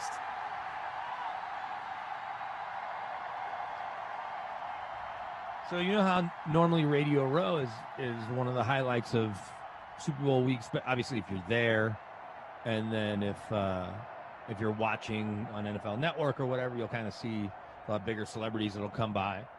Well, so nobody's going hardly. They are doing a very, very small, scaled down Radio Row. Mm-hmm. I was told 35 stations applied, but 3 of them were from Buffalo, so they're probably not going now. And no active NFL players, coaches, GMs are allowed to be there because of COVID. So you may have some legends. I guess you could have some random celebs. But I just got an email for 2 media. I guess I don't need to be coy about it. Mark Schlereth and Ross Tucker. And it's a buddy of mine who's PR guy. He says, hey, I'm working with these guys if you want to do virtual interviews, or just phone interviews, whatever. Yeah. Well, Mark works across the street at our competing station. I love Mark. We used to work together, and I talk to him all the time. So that's not going to work. And I've already been texting Ross Tucker since he did the game in Kansas City just to find a time to do it. So I feel bad because, these guys pay. Ross Tucker, good friend of DraftKings, by the way. Of course. And he's got a new radio venture that is starting to pop up. Denver being the first city that they're going live. Nice. Anyway, so I feel bad because those guys are both paying my buddy that's doing PR for him to help line him up. And I don't think I'll have a hard time filling the windows. He sent out 3 windows for each of them. But it's just funny because I would quickly jump on them if it wasn't for already having the ball rolling with Ross and I can't have Stink on my podcast. Bruce says, Cristal, you're like the guys on Pawn Stars, my buddy. I mean, his name's Ivan. If anybody knows Ivan. It's okay to have friends, isn't it? Yeah, he's one of my buddies. Meanwhile, someone else who came after me, JJ Fat, well, I guess came after Fantasy Hawk, really. I was just sort of lumped in. Since Fantasy Hawk talks about Moss as much as Glash and Koff talk about Brady, forgive me for talking about the greatest quarterback to ever play the game, who's going to the Super Bowl. He seems fairly relevant right now. Did you hear Peter King had Jason Light on his podcast? Oh. And so I didn't listen to the podcast yet, but I saw Peter clip like part of it and made a 7-tweet little Twitter chain, whatever you want to call that. Thread. Interception, Thread by is the the way, word, for I guess. Jacksonville. Yeah. And Jason Light said that after Brady called and said, I want to come, he wanted the number of every single offensive player, maybe every player on the team. And then he said, hey, one thing, Jason Light, the GM, we already have a guy that wears 12, Chris Godwin. He's pretty good. And Brady said, oh, no big deal. He goes, I was thinking about maybe wearing 7. And so in my head, I'm thinking, oh, John Elway? He wanted to wear 7 because he wanted to chase his 7th ring. And so Jason Light thought that was cool, but then Godwin offered up the number before. Right. Because he's like, he's got TB12 and the brand and all that. Right. Was he going to change it? TB7 this year? Yeah. TB12, great brand. TB7, maybe like lighter stuff, right? Not as intense. I wonder if I don't remember. There were reports at the time. I wonder if Godwin gave him or Brady gave him anything, or if it was just that respect of, look, you're Tom Brady, you're the greatest ever. You've always worn number 12. Here you go. Let me just get out of the way. Well, it always brings me back to my favorite jersey swap story, where Deion Sanders gets to Dallas, and a kid named Alundis Bryce is wearing 21. So Deion says, okay, pick out any car you want, and I'm buying it. So he gets like a souped-up BMW 6 Series, 7 Series, whatever, and then the kid gets cut. So he has this fancy car that I'm sure even though Deion paid cash for it, so he didn't have to worry about that, but he probably does have to worry about the insurance payments. And without a job, I don't know if he ever played in the NFL again. Brutal. When Peyton came to Denver, he had to call Frank Tripucka, who was the first quarterback in franchise history and whose number 18 was retired, had to call Frank Tripucka's family and ask if it was okay if he could wear 18. What I thought was interesting was he doesn't have any ventures with 18. Why wouldn't he just wear 16, his number at Tennessee? Sure. He wanted to wear 18, and it worked out. What do you think of this? A friend of mine tweeted this out. Says, everyone acts like Patrick Mahomes will just keep going to Super Bowls, but look at Russell Wilson. He won one, lost the next one to Tom Brady, and he hasn't been back since. Yeah. We're looking at Aaron Rodgers. He won one in 2009 and hasn't won one since, right?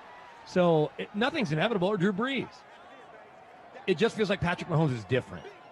And the way football people talk about him, I was lucky enough to watch the game Sunday with our afternoon co-host Alfred Williams, who also happens to be my 2-year-old's godfather, who played 10 years in the league and was it's his buddy, Pro Bowl pass rusher. But he's watching Mahomes. He's like, this kid is just different, and he's best friends with Bienemy from CU. But he's like, look at this, and it's weird watching football with a former player who grabs your remote and just keeps hitting rewind to rewatch plays. But we did it a little bit with Rodgers, a couple of Brady throws, and then seemingly every throw Patrick made, he's like, oh, watch this. And then he shows me the play design whenever they would go to the behind the center shot. And he's right. And if you go online and you look at the way people talk about the way football people talk about Patrick Mahomes, it's just different. And I read his numbers. He has really good receivers, but 114 touchdowns against 24 picks. That's not just because he has good receivers. That's because he's not throwing bad balls. That's a good point. What's Tom Brady's touchdown interception ratio? I bet it's pretty good. I bet it is, but I bet it's not that good. There were a few years there where it was just absurd. You looking it up, I assume? I am. Well, let's just go through his first 3 years as a starter. I know it's a different era. We'll just do interceptions. We won't do playoffs. His playoffs, it's crazy to track. He played 37 playoff games. A record, some might say. I like that he's played in more Super Bowls than 26 franchises or something crazy. They said what? Say again? He's played in more Super Bowls than 20-something franchises? Yeah, I know. It's wild. Is that right? Yeah, absolutely. He's been to 10, but that's not 26 added up. That's 26. That's not like... No, like 26 others. Oh. Not total. Like 26, if you add up all their appearances. I wouldn't think. I mean, how could that be possible? But how many teams have played in 10 Super Bowls? The Cowboys have played in 8. I don't think any have. The Broncos have played 8. I don't think it's a stat on how many he's gone to. I think it's how many he's won. Right? That would make sense. That would make He's won sense. 6. Okay, maybe 6 is more than 26 other franchises. That might make sense. Maybe? No, that can't be right. No, well, 6 could be a record. Well, actually, no, because the Patriots and Steelers, aren't they tied at 6 for the record? Yeah. So that can't be right. I don't know. The stat exists somewhere. And maybe It said at some something in point the we'll 20s. Feel track free it to, down. to clarify. But Tom Brady's first 3 years, so we know I'm not great at math, but 18, now he didn't start the whole season, but anyway, Patrick's missed some games because of injury. So 18 plus 28 plus 23. So what's that equal? 23 and 18 is what? 41 and Yep. 28. What's 41 and 28? 799. Wait, 41, 28. My God, 79. 79. Interceptions. Gee, good God. Interceptions in that same time. 12, 14, 12. So 24 and 14 is 38. So 79 to 38 versus 114 to 24. And Anyone else gone interceptions is a bigger cross-eyed? number. What's that? I said, has anyone else gone cross-eyed? Well, and then let me check All out this attempts math? because we always talk about this as a different game, right? But let's look at attempts just for fun. Attempts, 580 to 413. Last year, Patrick only threw 484 passes. Brady 601, then 588 to 527. So maybe it's about the same. Touchdown, Jacksonville. Conley. Wow. I should have What a captained that. day, Mr. Chris Conley. You're not kidding. Any relation to the MTV VJ slash ESPN slash ESPN 30 for 30 host or whatever his weird job was at ESPN? Oh, 101st yeah. place. They spell I the know. name I'm differently. sitting 109. Contest Well, feels it's rigged. this nice. The second second touchdown will be added in, and then from obviously that'll help the two of us out. Certainly, if it's stacked Conley and Minshew, that'll help all you quite a bit. I can't wait to see this 75. Chiefs comeback. Or my prediction will just be wrong. I'm in 67th.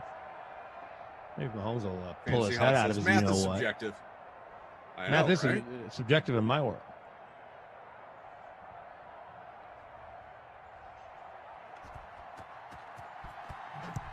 Vital ways. Be right back. I got some frosted cornflakes in the air fryer, fried cereal and milk, life at night. Little dog fighting back. Can we get play-by-play of that? Well, so Chris says, Koff, the stat is Tom Brady has more playoff wins than all but 5 NFL franchises, and the Pats are one of them. Okay. So the other 5 franchises that probably have more wins: Steelers, Cowboys, Niners. I'm guessing. Broncos and Packers, maybe. Dolphins. It's probably not the Dolphins. They went a long time without winning games. And Michael notes a Deadspin article that Brady has been to more Super Bowls than every franchise in the NFL except for the Patriots. Right, because he was there with, say, Patriots. Right. Well, and the Pats obviously got there twice without him, pre-Tom Brady days. Those games did not go well. And Chicago dog and fight Green Bay. update. The little dog just came and snuck behind me, and the big dog's not jumping over the couch to attack him. In the dogfight update. Anyone want to lay any coin on the dogfight? Get a DK SimFam free roll. Leroy is the name of this little fluffy dog. It's like a something poo. And then my dog's a Bernese Mountain Dog named Frankie, and she's 100. I would be, if I had a dog named Leroy, I would just infinitely quote the popular Leroy-related viral video that people may or may not remember. I just That's don't know Michelle if I can Beadle's say dog's name is Leroy Jenkins. Say the quote here. Oh, really? Yeah. Leroy Jenkins. That's so great. She probably always calls him by its full name. I'm too, right? sure. You couldn't just call him Leroy if your dog's name is Leroy Jenkins. What a I'm sure. great dog name. Do you think we'll see Michelle Beadle back on TV when her money runs out? I think she got a bunch of money to leave ESPN. I didn't realize she was off TV, so it goes to show what I know. Well, Get Up just didn't really work with her and Greeny, I guess. Gotcha. I don't know any of the details. This is all stuff I've read. Yeah. Speaking of Mike Vick. We'll leave that alone. But Yeah. It's funny. 3rd and 4, final minute here of the opening half. BK, AK, Zach. Creature Tate, from Mike the Drew. Glash Lagoon was who referenced Mike Vick Yeah. there. Yeah, always a favorite screen name right there. Irwin says Kenny Powers was onto something.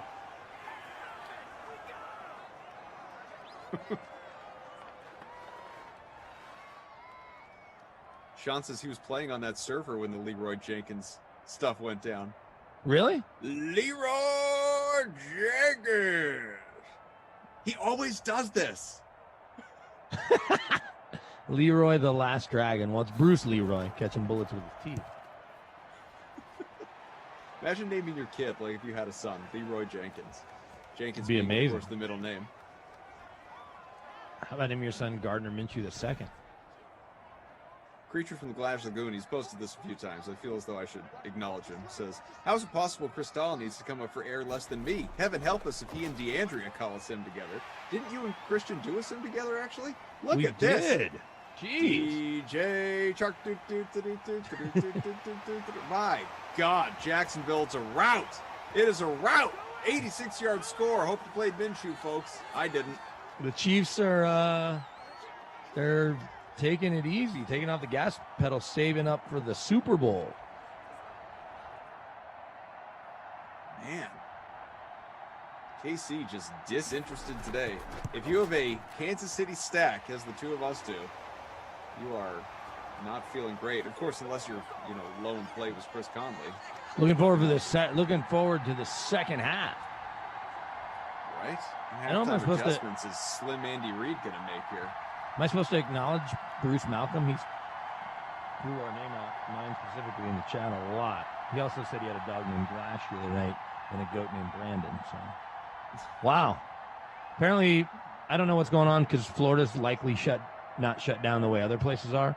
Right. But typically, it's good to bet against a road team in Miami or pick Miami to outplay Miami, New York, Vegas, and hockey because teams go out a little and have a little too much fun.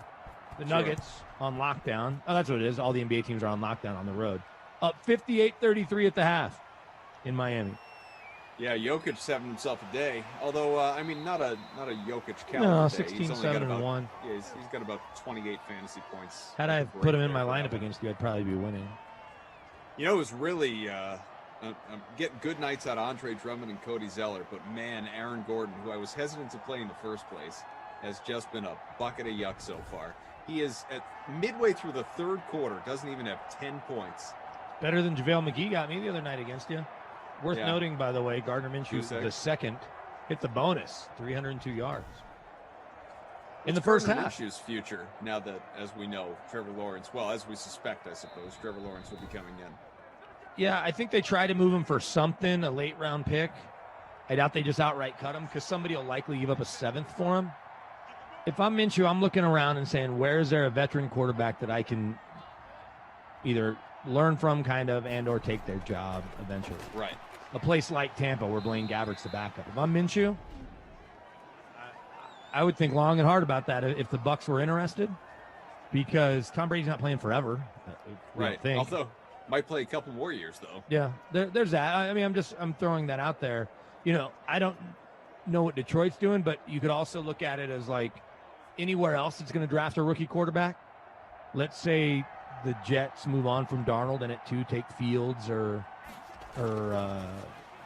Wilson out of BYU. Maybe you call up the Jets, your agent calls up the Jets and say, hey, can you come in for $3 million a year, whatever that number is? So a place like that where you either have a rookie that you can start ahead of for a while or a vet. Pittsburgh, but they have Mason Rudolph, so that doesn't work. The Colts go battle if Jacoby Brissett's back, but go to Indy. Depending on what the Niners do with Garoppolo, shoot, New England, the Patriots would probably let them compete if they don't have a better plan. I don't That's know. a terrible if they have throw, any but plan right now. Sammy Watkins. Whoa! Off a deflection. Sammy, touchdown. Chiefs ain't dead yet. That reminds me of the And very early days Here of I Madden. joked earlier saying Sammy Watkins, captain.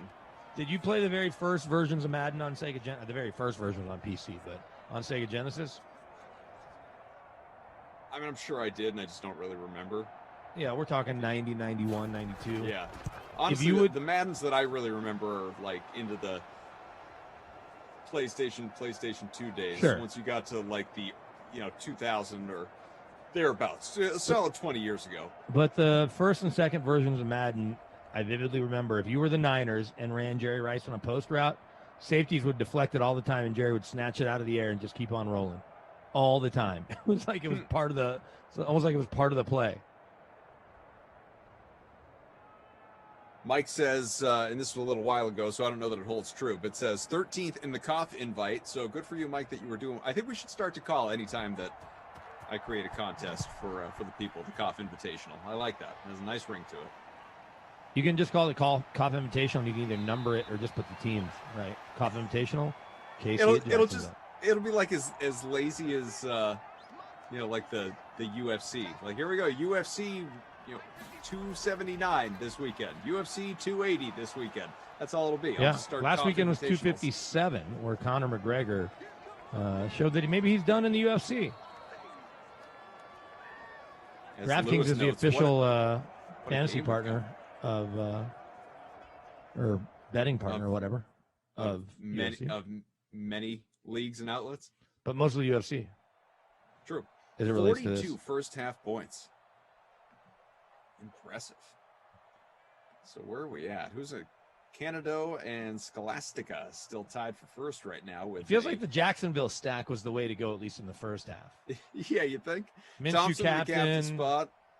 Well, in this particular case, it's Thompson in the captain spot, Mahomes, Minshew, Watkins, Conley, and Robinson. So actually really balanced, a split stack right there, although producer Mike tells us that in the larger free showdown, it's a Jag stack with Kelsey. That is the leading lineup currently. Yeah.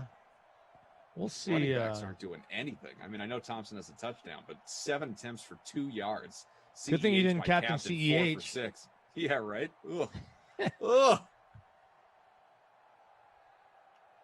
Just terrible. My Chris Conley idea on the revenge, at least I was on the right track there.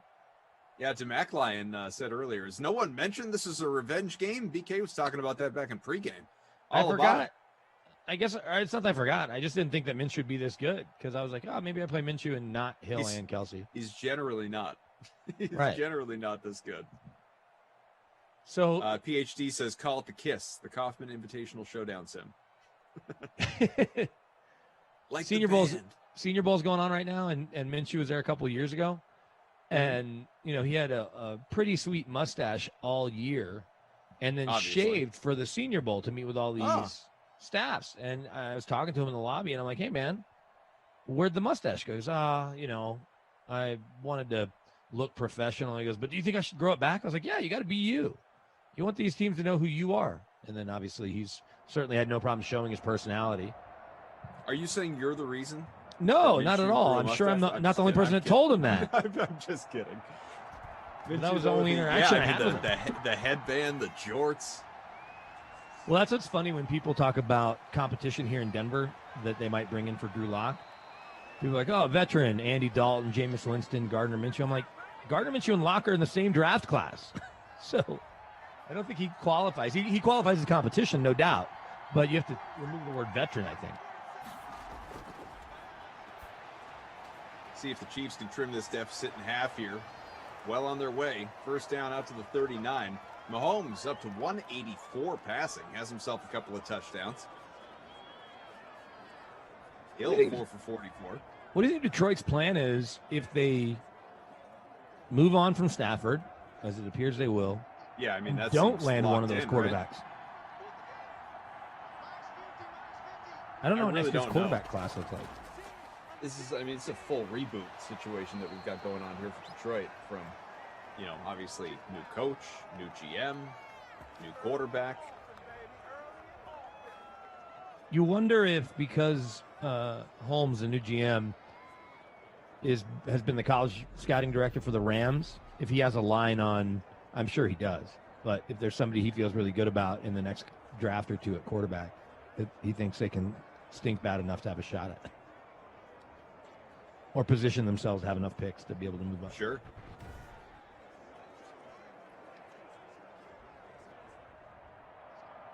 How many of these guys do you anticipate, as far as first-round quarterbacks that will be taken in the next draft, will be starters out of the gate versus guys that are obviously, learning behind others? Like Lawrence is going to start. Is Fields going to start? Is, Mac Jones going to start? What do you depends on where they're going. And Mac Jones had a really good day today. I watched most of the Senior Bowl practice, and the ESPN guys, it's Field Yates and Todd McShay and Mike Tannenbaum, Lou Riddick. They're raving about Mac Jones. At this point, though, Mac Jones isn't going higher than the fifth quarterback taken, but that means he could end up in a better situation. Could he go 15th to the Patriots? I wouldn't bank on that. But maybe they fall in love with him, and maybe Nick Saban's like, look, this guy surprised all of us. He had Tua in front of him. He had a 5-star kid behind him that he beat out. He outplayed Tua last year in some ways. I know Tua got hurt. But even when he came in, when Tua was just kind of banged up, he was slinging it all over the yard. Mm-hmm. Trey Lance doesn't start right away, I wouldn't think.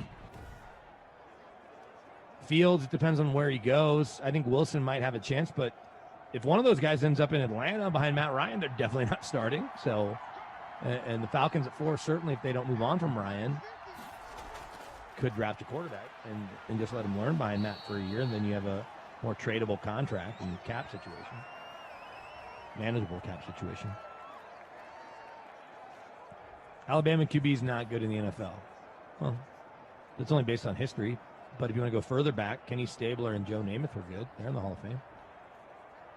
Recent history, Greg McElroy, A.J. McCarron, Tua as a rookie. Won some games, but didn't light the world on fire. Here's the thing about quarterbacks, and I'm going to throw some trivia at you. Mm-hmm. The number's changing because although we don't know the votes, just mark it down. Peyton Manning's going into the Hall of Fame this year. But prior to this year, in the modern era, which they pretty much say since 1970 on, there have been 6 first-round picks that are currently in the Hall of Fame at quarterback. 6 in 45 years of drafting.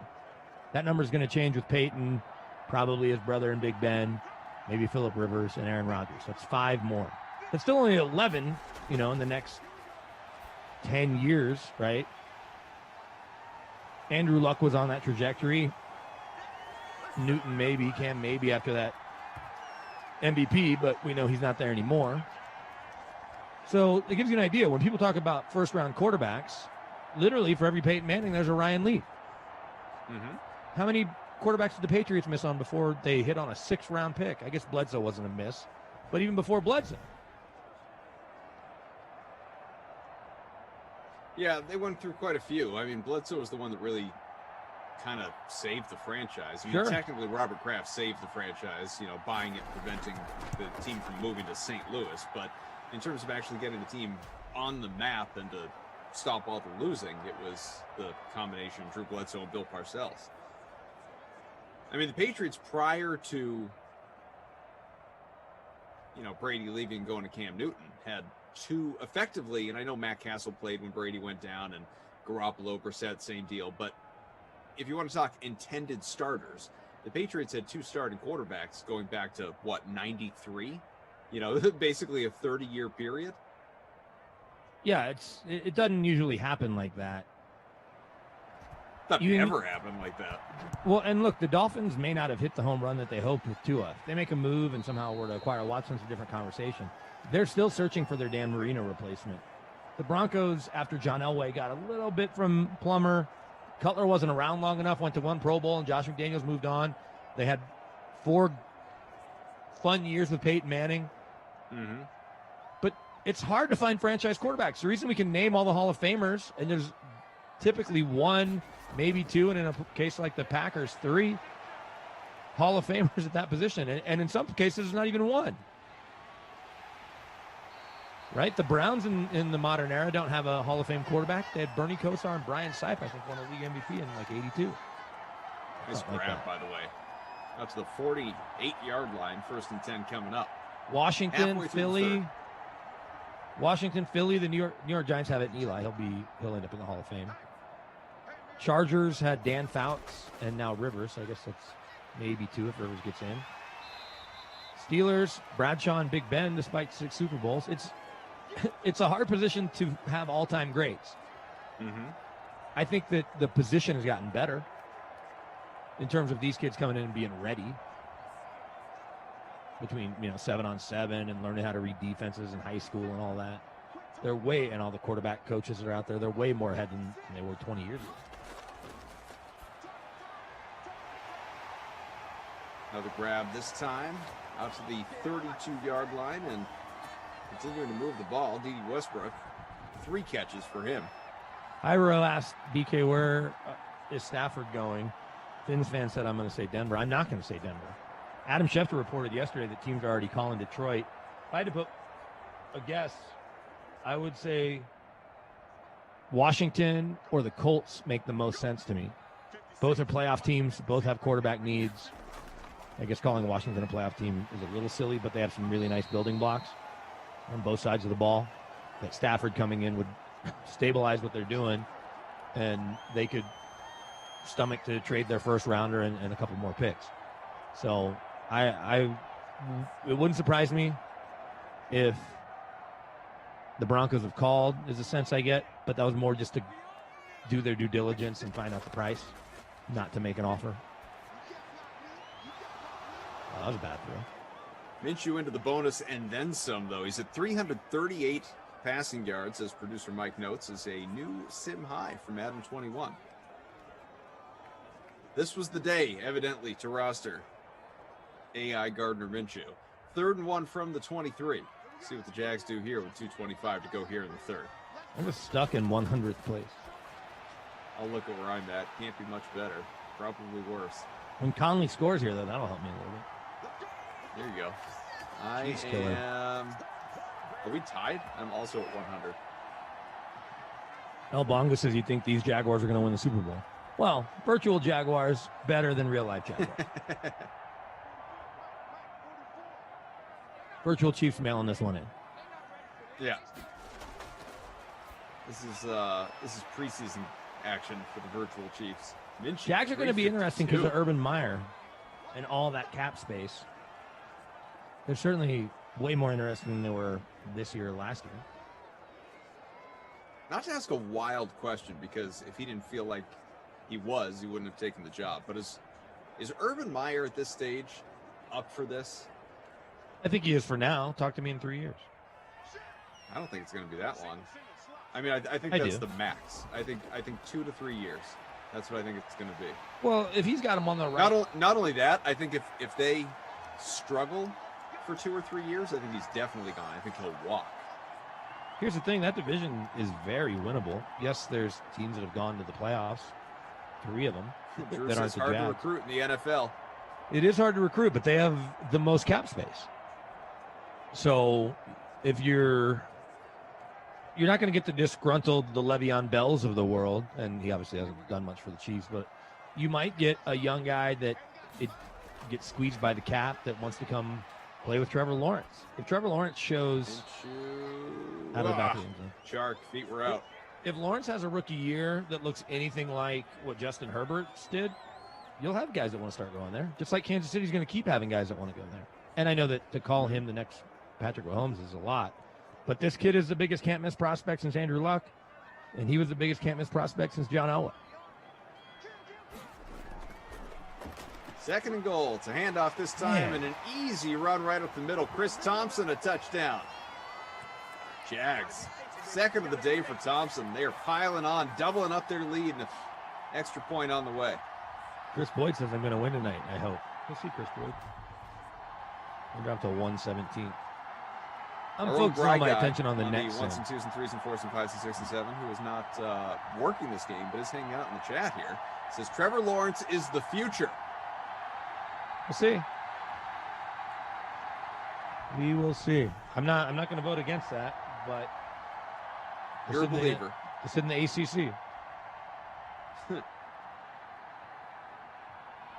I think he's going to be good. Cut his hair. I kind of hope so, kind of don't. Or is this like his look? You know what I mean? It feels like it's his look to this point. It works in Jacksonville. Yeah. It does. You get that surfer dude look. Here's a question: will it work in London? Because I think they're going to work harder and harder to spend more time in London. No, the answer is no. It's gonna, not unless he starts to wear it in a ponytail. Yeah, anyway. man bun for all his post-game press conferences in London.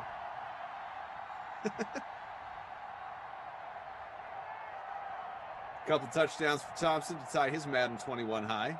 Thank you, Mike. Chris says, what up? What up, Chris? And everybody else, for that matter.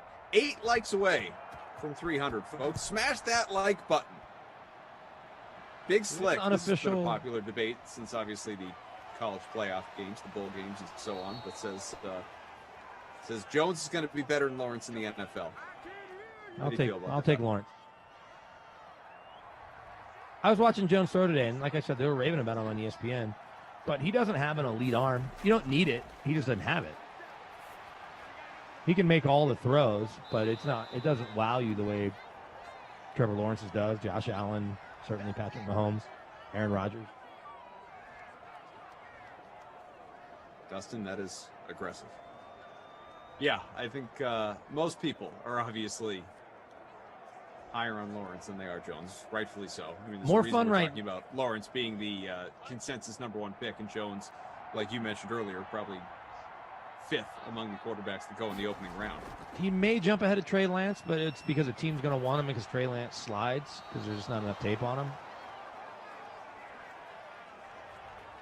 Fantasy Hawk going the other way. Says Mac Jones is going to be a bust for sure. I laugh at the Mac Jones truthers. They were comparing Mac Jones to Tom Brady today. And their logic was, like another guy who wore 10 at Michigan, their logic was you have all this stuff going on around him, like they basically were saying Drew Henson and other guys trying to, and he's like, he just goes about his business, he works. And they also compared him to Brady in that at every turn, after every throw, he was talking to the receiver about what he saw, what they saw. He was talking guys up when he wasn't in the play. He was talking to a running back, talking to a coach, talking to a player, that he's just one of those guys that coaches love. Then they cited that both his parents were big-time college tennis players and now big-time lawyers. And so he just grew up in a family where it was competitive and intense or whatever. So we'll see. He seems likable. Correct me if I'm wrong, but when he was, coming up and at the, going through this process, like, combine and talking with teams, wasn't there a lot of scouts trying to compare AJ McCarron to Tom Brady too, for a lot of those same reasons that you were just outlining? I feel like this is it's almost becoming cliche. Like a guy's a hard worker, has a great competitive fire, and he's got good football IQ, and all of a sudden and maybe he's a little less heralded and overlooked, and he's going to be the next Tom Brady. Well, here's the thing. And you're dealing with it right up the road or down the road. I guess I don't know the direction Foxborough is from your house. But Jarrett Stidham, I remember talking to him at the Senior Bowl a couple years ago and being really impressed. And he reminded me a lot of Mark Sanchez, where those guys have all the intangibles, but you need to have enough tangibles to go win. So being the great locker room guy, and Sanchez was great at doing the Jets West Passing Academy, where they were in Southern California and hanging out for a week and making T-shirts and doing all that in the offseason. But then they got in the games and he couldn't read the entire defense and make enough plays. And Stidham had an opportunity this year to go win a job, and even when he was in there, didn't do enough to say, oh, he's our future. So I'm not saying that's who Mac Jones is, but having all the intangibles is great. It's better than guys that don't have them, like, say, Paxton Lynch. But you need the guy that has both for it to really make a difference. Couple things. One, Lindenbaum saying, this isn't me defending Jones, but Koff, if you saw Brady at the Senior Bowl or Combine, and I'm sure you would not have been impressed or think he would be a starter, let alone a Hall of Famer. Sure. I mean, there's a reason that, every team in the NFL passed over him a handful of times. He was a 6th-round pick, 199. So, sure. I mean, guys come out of nowhere. Not like And Tom Brady. opportunity I mean, matters too. We talked about this the other day, right? Time kind of story. Didn't we talk about this the other day? In terms Opportunity of matters. a Where you end up. Yeah, absolutely. Yeah. I mean, I guess, I was about to say, like, or I did say, it's once in a lifetime. And for quarterbacks, I do believe that. We haven't seen another Tom Brady, but, Antonio Brown, who is, before he mentally and emotionally combusted, obviously a hell of a talent. He was a 6th round pick. So these things do happen. There's no question about it, but it's not often. Interesting note from John McClain. No, not Bruce Willis, but the John McClain who covers the Houston Texans and is as informed as anybody when it comes to the happenings of that franchise, tweeted out he expects David Culley to be hired over Leslie Frazier as Texans coach. You will note, by the way, Eric Bieniemy's name is not in that sentence. So, I mean, is this, I hesitate to say the beginning of the end, is this the end for Deshaun Watson, if this is how this unfolds? It certainly doesn't help things. And so you never want to assume that they didn't hire, in their opinion, the best guy that they thought was right for that job. But you have a guy in Jack Easterby who is remarkably close to Cal McNair, the owner. And then you have Nick Caserio, who maybe they paid him the most and said, you can really build this franchise up from scratch. But, by the way, we screwed this up so badly that we're losing our franchise quarterback. We're going to get a lot of picks back for him, and probably Sam Darnold, or Tua. But I think if I had to guess, I'd bet it's Sam Darnold before it's Tua. Mm-hmm. But it's going to be a while. So here's your 6 or 8 year deal. And now here's a coach that no one's ever heard of unless you're an Eagles fan. Right? Didn't he come from the Eagles? Am I right? That I have to double check. At least Leslie Frazier we've heard of. Now, the Bills D was just David okay. Culley is not somebody that I am at all familiar with, let alone super familiar. So let me pull up his road here. Older guy, 65 years old, has never been an NFL head coach. He's African American. Started way back at Austin P. Austin P in 78 as a running backs coach. Got into the NFL many years later with the Bucks as the receivers coach in 94. Receivers coach with the Steelers for a few years. Eagles receivers coach for a long time. Then the Eagles senior offensive assistant and receivers coach. The Chiefs assistant head coach and receivers coach from 13 to 16. Went to the Bills QB coach for a couple years. And the Ravens, the last couple of years, the passing game coordinator and receivers coach and assistant head coach. So he's been building toward this, no doubt about it. But after working on Andy Reid's staffs for more than a decade, he is now going to be the guy. And he's African American, right? Yeah. At least. Yep. Correct. What it says here, yeah. So there's that. I have verified with a photo. Yes. Okay, there we go. But yeah, so it brings up a couple interesting things: the Deshaun Watson part of it, and the Eric Bieniemy part of it. Touchdown, my captain, Patrick Mahomes, doing what he's supposed to do. Rushing score. Gets a fair amount of those. Patrick Mahomes here in Simland, and I mean, it's probably over from a game perspective, but your lineup's far from. About to be 35-24. Maybe an onside kick. In the bottom 100 here. Maybe. Chiefs still have all 3 timeouts. If I'm the Chiefs, I kick deep here, and then if I'm virtual Andy Reid, and then do the onside kick after the next score. Steven says, who calls the plays in KC? You know the answer to that question? I do. It's Andy Reid. The only time it hasn't been is Matt Nagy, but I do know for a fact that there's plenty of times where Eric Bieniemy will call something or call a series, or if Andy Reid feels like a defensive coordinator has his number. For example, Vic Fangio, who had 4 red zone stops against the Chiefs when they played in December on Sunday Night Football. He'll say, Eric, you take it. And so EB does call some plays and will call full series. And EB is the guy in Patrick Mahomes' ear. Here's your onside kick, though. So Andy Reid is not in. He'll try it. In Nope. padded shirt. Nope. Nope. Didn't pan out.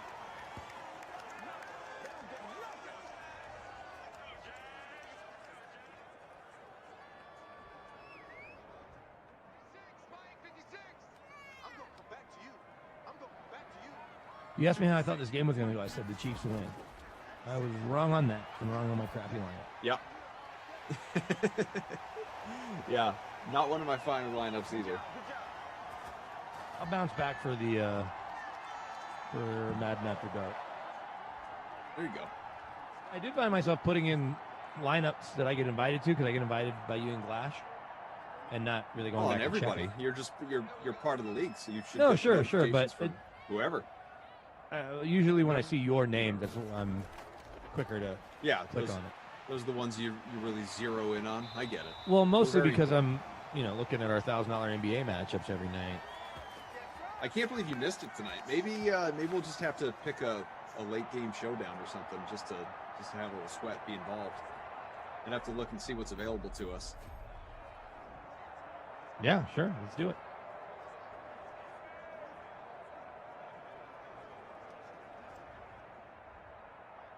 TD Drew's getting the best of me right now. See if he hangs on. A lot of minutes left on both sides. 1st and 10, final 2 minutes here. We're just ahead of the 2-minute warning. We're going to get it, though, in a matter of seconds. Thompson, 35 on the ground. Drew says, long time coming. You're not there yet, friend.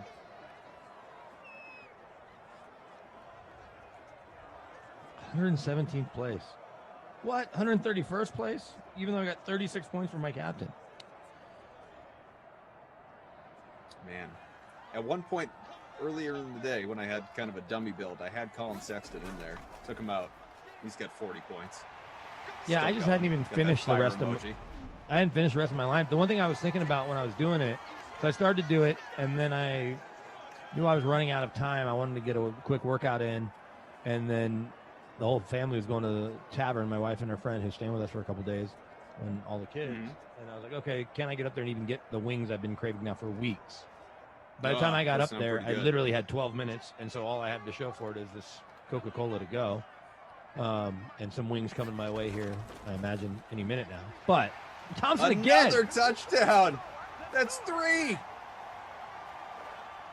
So, Holy cow. I'm saying all that to say I didn't. Jags onslaught. I didn't get to put Reid is our not happy. NBAs in, but I thought tonight would have been a good night for a doubleheader. So we have got only one option available to us that starts in 55 minutes, which is Minnesota and Golden State. One Wanna play game? it? Oh, showdown, captain mode. All right, let's do it. Let's just, instead of doing it for 1,000, let's just do it for like $5. Okay, let's see more reasonable. Got to do a grand for the classic because those, take more concentration, more Yeah, effort. well, more variables. It means more when you win. It means more. Fantasy Hawk, I knew this was a trap game. Like football in the SEC, it means more. It just means more. What a silly slogan. I get it, but Send it to you right now. No excuses. You can sit and build it during this sim for all I care. well, I'm really focused 42-24. on my upcoming lineup in Madden After Dark, Madden After Dark, yeah. which is named Glash and Brandon Cristal, Bengals at Seahawks. MAD, make it rain. Wow. Really, Madden After Dark. really Not the most dove in with the creative. creativity. John Ross, how about Unbelievable, that guy. 12.3 points in Simland on average, even though he doesn't have 12.3 points in his entire NFL career. Got that blazing speed, though. Tough guy to fade. 4.22. How's the Bengals run deep, man? That's the kind of analysis we're looking for here in Simland. How's that Bengals run deep, man? So have you, as we'll have plenty of time to talk about this, Super Bowl's still a good week and a half away, but any new opinions or insights that you have just developed in the last few days pertaining to this upcoming game? Or, obviously, I mean, nothing has changed, I realize, since Conference Championship Sunday there, but I don't know. Are you starting to feel one way or the other about it more so? Look at this. That's going to help We'll your see Mahomes that. captaincy. And if you got Hill, good God. got Long both of them. touchdown for the Chiefs. We got both. That should get me back inside the top 100. Plus yard score. Mahomes into the bonus with that. That's going to help a lot of folks. That's 3 passing touchdowns for Patrick Mahomes, who's north of 30 points in the flex. He is actually, technically, now having a better passing day than Gardner Minshew.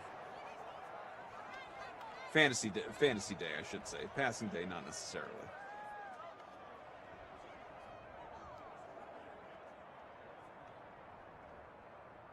Wow, Tyreek Hill up over 30 fantasy points as well.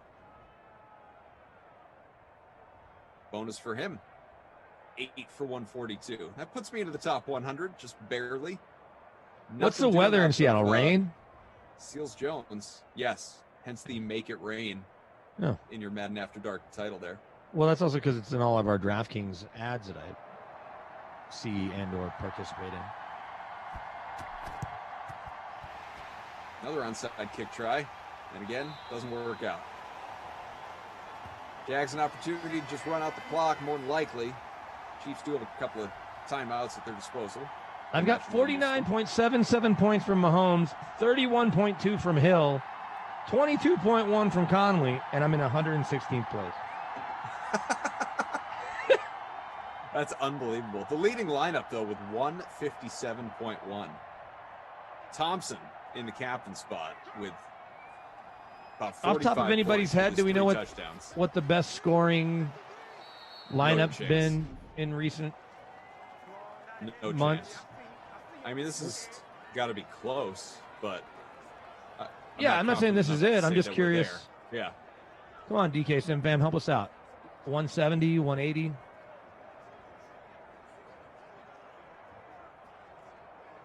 Let us know. Hashtag Team Always Here. El Paso #1 says I'm going to go watch Brad Beal go bananas now. He's expected to tonight, but we'll see. Jimmy B, 21st in the Koff Invitational.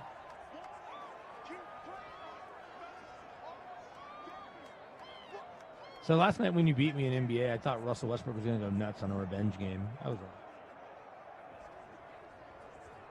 Hear John Wall's comments post game, just talking about how the No, what'd he say? organization screwed him basically. Oh, Washington. Oh, he said, he said He didn't play for 2 years.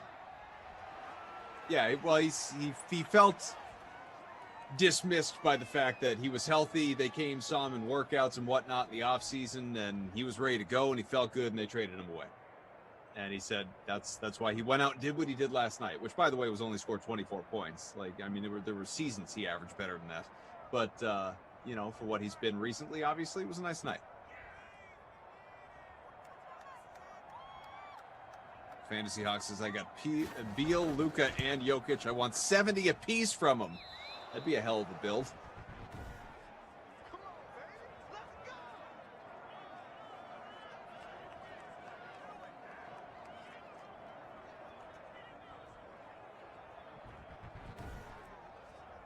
So we are sitting here at 42-31. After a missed field goal there by Jacksonville. 54-yard try. It was bold. Didn't work out. Mahomes. Long deep throw into traffic. Picked. Jones with the interception. That is going to end it. Jags D in the captain spot ends up being the difference. I doubt it. I doubt it. Man, if the Chiefs play like this, they're definitely losing the Super Bowl. It's kind of crazy. Obviously, some games are like this, but, the worst lineup in our contest here has 93 points, which, Right. Some days that's a winning lineup. It's kind of crazy. You asked me a question. 373, 3 TDs. Mahomes, 354, 3, and a couple interceptions as well. Did I? Who can About remember? if anything's changed in the Super Bowl. I just am. Oh, right. One quick thought that I can wait until we go through the stats and share it. Sure.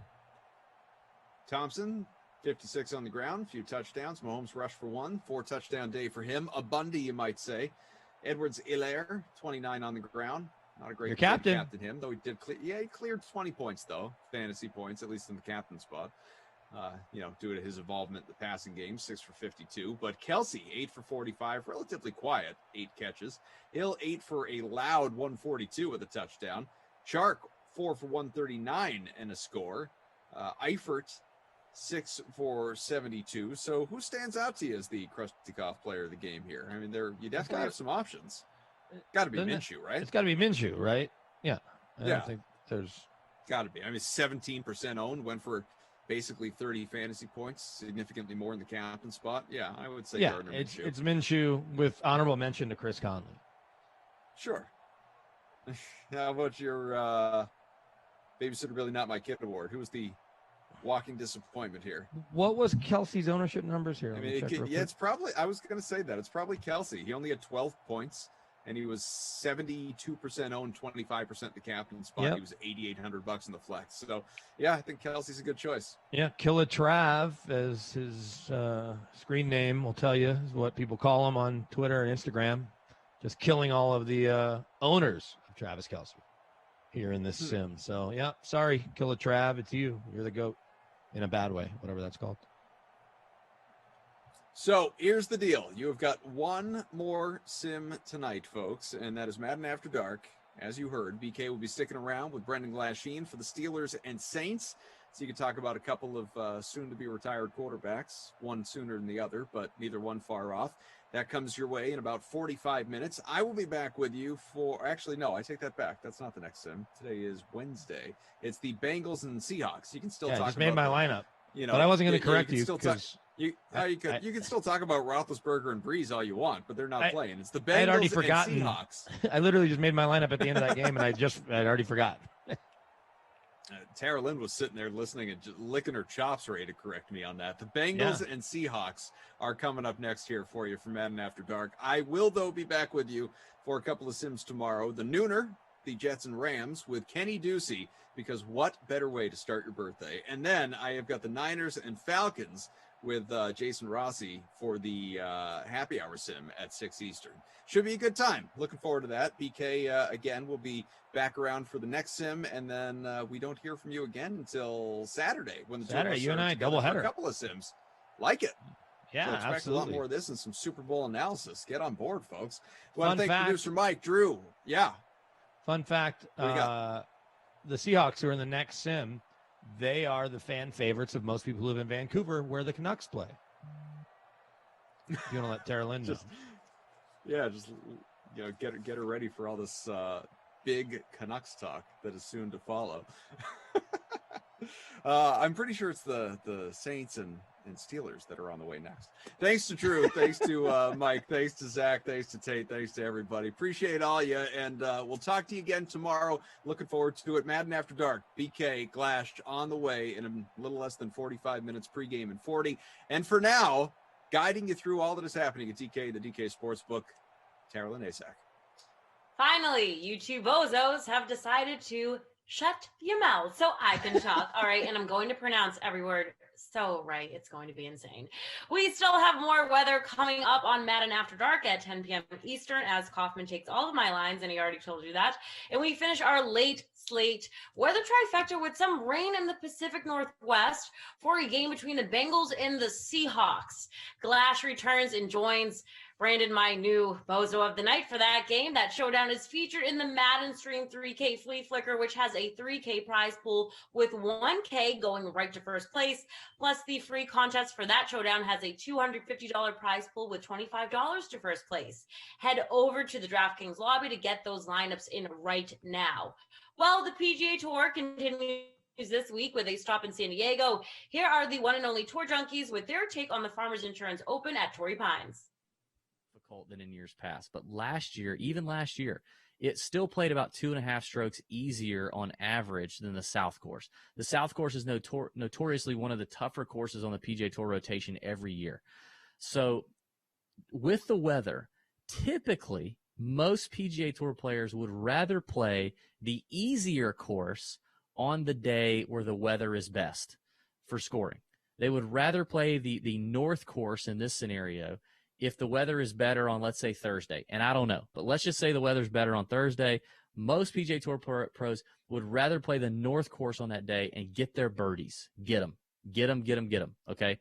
Let's not play the easy course on the day where the weather sucks and you can't get the birdies. Then on the South course, the more difficult course, even if they play that on the tougher weather day, you're already going to the South course knowing this is going to be a grind it out kind of day on the golf course. Pars are your friend. Don't make a huge number. A bogey is not the end of the world. Birdies, a couple birdies will come here and there, but par is okay.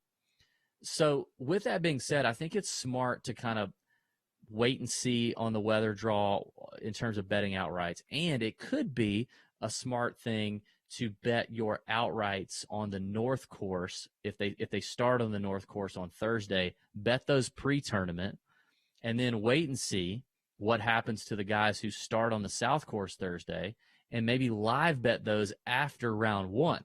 Because if you got a player like, let's say a really hot, like a Matt Wolff, let's say he starts out pre-tournament 34-1, but he starts on the South course, the harder course. He goes out on Thursday, maybe he shoots even par. Okay. Guys on the South course are shooting 5 under. And DraftKings maybe adjust his odds to 40-1, 45-1, because he didn't have a great start. He's 5 shots behind, but he just played the tougher course. Maybe that's when you jump on him and bet him live since he's playing the North course the next day. But it all depends on weather. So it's a big deal this week, and I think it's something to pay attention to. But I like Matt Wolff at 35-1, and then I'll go to Adam Scott at 45-1. Just names to look at in terms of outrights. Adam Scott's a great ball striker. He strikes it well here.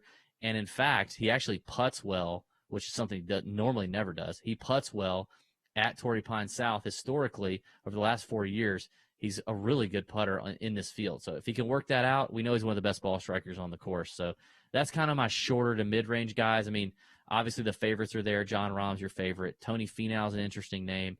Who do you have kind of in that short range? I know I just went on a long rant there, but I think it's important for people to understand that about this week. It's very different. Yeah, I do think it's very. As a matter of fact, of the weeks where we have the 2 course rotations or 3 course rotations, sometimes this is one of the most important weeks I think to get right and to understand the strategy there. I think that's important. So appreciate that. But the shortest guy I really like. You mentioned Finau. I do like him, but I really love some Hideki at 25-1. This is a course that he has shown that he can play well in the past. And he actually doesn't putt all that. Everybody always talks about his putting. It's not all that bad on this course. It's actually pretty good here. So I think that Hideki makes a lot of sense at 25-1. Obviously has a lot of win equity. We know he can win. That's debatable. He hasn't won in 4 years, but he could. Well, but still. Well, neither Rory we haven't seen win in 15 months, and he's one of the best players in the world. Yeah. So, I mean, look, he is a guy that can win in a strong field. We don't typically see a whole lot of long shots win this tournament. I mean, Leishman was 50 or 60-1 last year, but other than that, they've been pretty short. So I think I'm not going to go too long with a lot of my bets this week. And then I liked Scott. You mentioned him. I like Bubba Watson at 50-1. Look, Bubba's a guy who's he's coming back after, it's been a long break for him. And I think you could make a case for not playing some of those guys that are shaking the rust off. But Bubba's just the kind of player, he goes by natural ability, what suits his eye. We've seen him, win on courses multiple times. He's won here before in 2012. He can certainly win here again. And the way he struck the ball last year was fantastic. I was actually shocked that he didn't get a win. So I like Bubba at 50-1. I think that's a good number. Going a little bit longer, I think Gary Woodland at 70-1 is a good number. It's a good we value. Finally are getting a healthy Gary Woodland. He talked about that this week already. He's feeling no pain for the first time in a while. We saw some form last week at the American Express. I like Gary Woodland at 70-1. So we all know the big game is on the way with the Bucks and the Chiefs on February 7th. But it is not the only big event happening that day. You can also check out the big game snack down presented by DraftKings and Major League Eating. Some of the biggest names in the MLE, including the GOAT himself, Joey Chestnut. He will take part in eating a contest featuring some of the best football snacks out there, like 7-layer dip and jalapeno poppers. And you can get into the action with the free 100K Major League Eating Big Game Snack Down pool on the DK Sportsbook. You just have to answer 10 questions about the event for a shot at a share of 100K in prizes. One of the competitors for that event will be Nick Wary. And earlier today, well, he caught up with Emerson Latzia to talk about the event. All right, let's get big and beefy now with Nick Wary, the 6th-ranked competitive eater in MLE.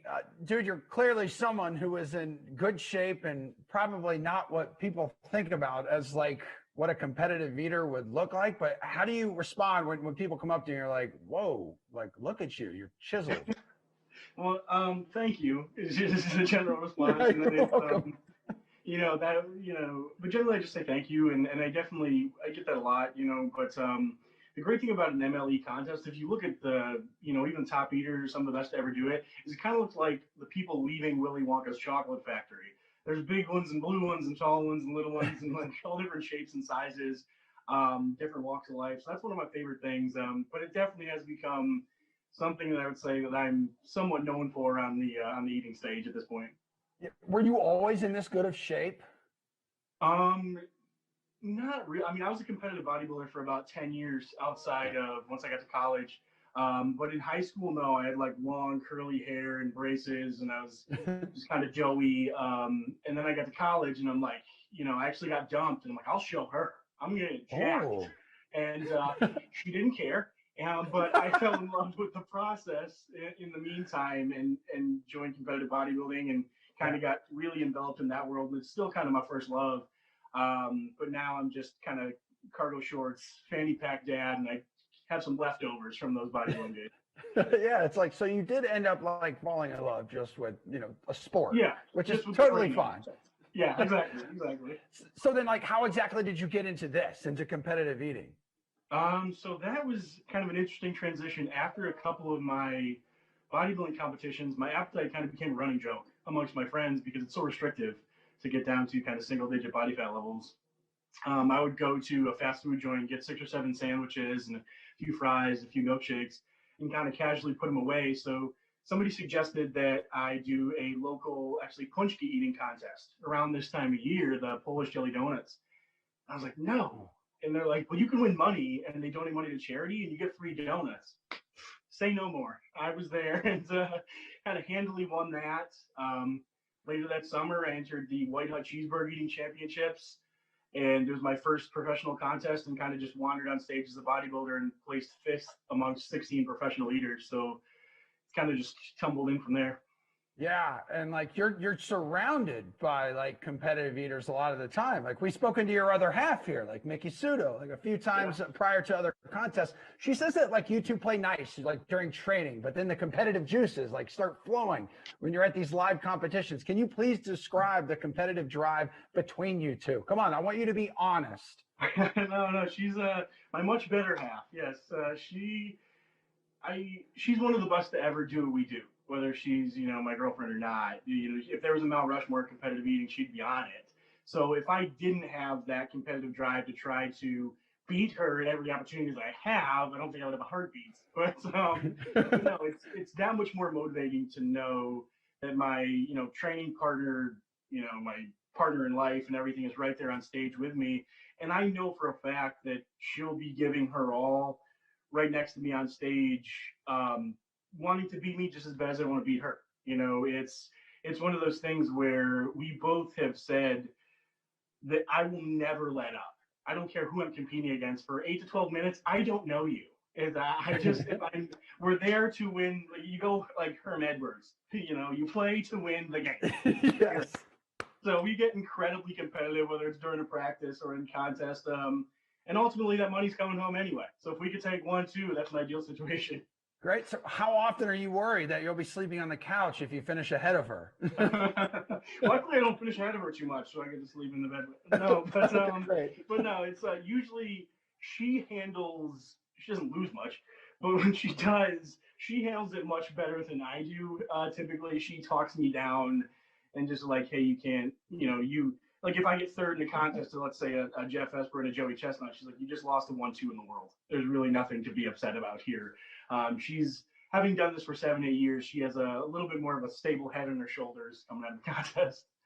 So would you say like that's one of the benefits of like living with someone who also competes at MLE, like, the helping you prepare, but it sounds like, maybe like off the stage and bringing you back down to reality, like woosah. Yes, that's definitely a huge benefit, to have someone who understands that maybe you're disappointed that you only ate 223 chicken wings in 10 minutes, because your average person is going to have a really tough time relating to that. Amongst just like the training benefits, when we did the Halloween Candy Bowl with DraftKings, that's kind of a new discipline for all of us.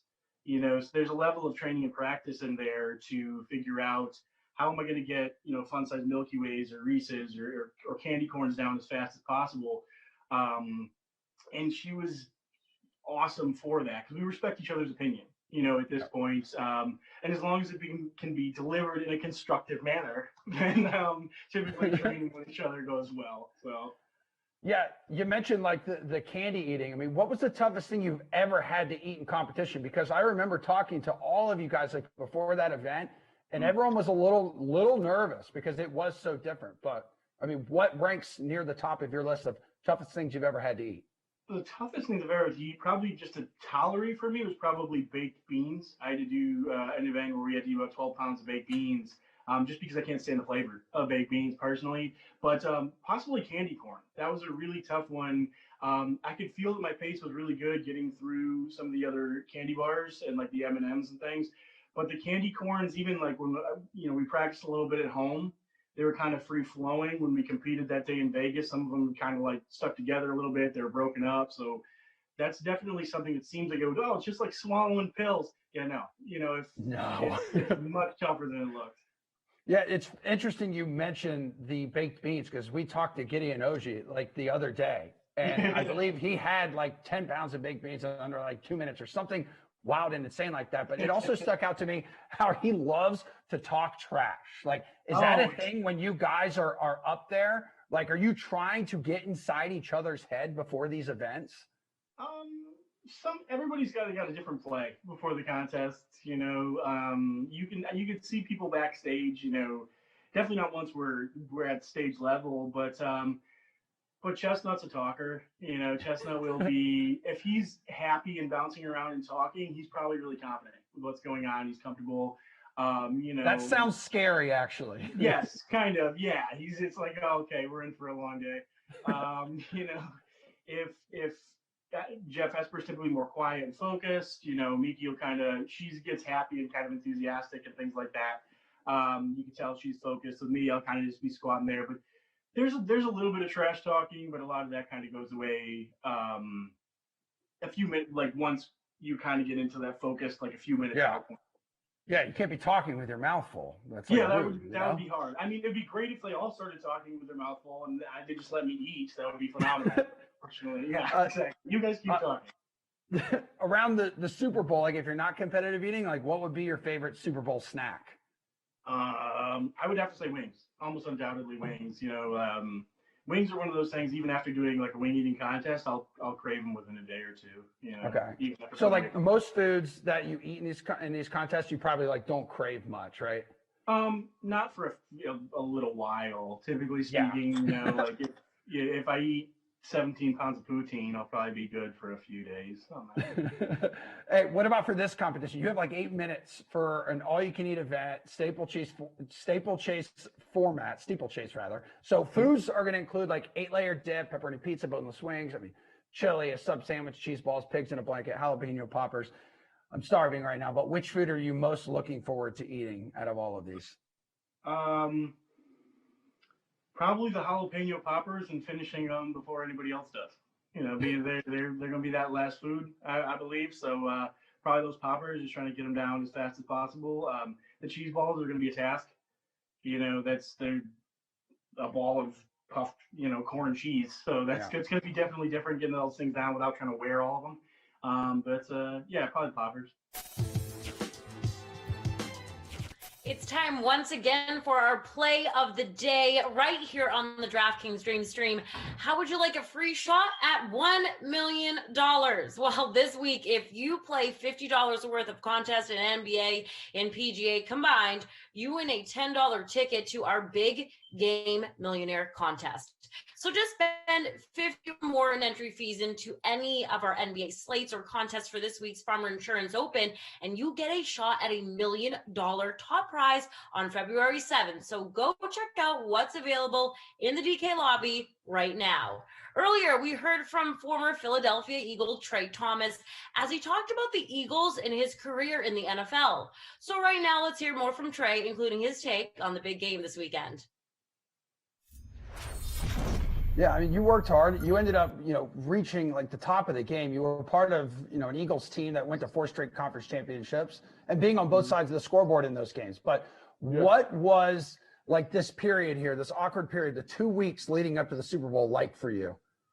Yeah, it was just, hey man, just trying to stay focused. And it's, I was talking about this earlier. It's a little difficult when you don't have a lot of vets that have made that leap, to kind of mentor you guys, because when you're young, you don't know, you don't have any concept of what it's going to take to make sure that you stay dialed in for a couple of weeks to get to the Super Bowl. So I think that when you have a team that has a lot of vets that have gone through that stretch, the lead up to the Super Bowl, it helps guys to kind of how to pace themselves to get ready for that game.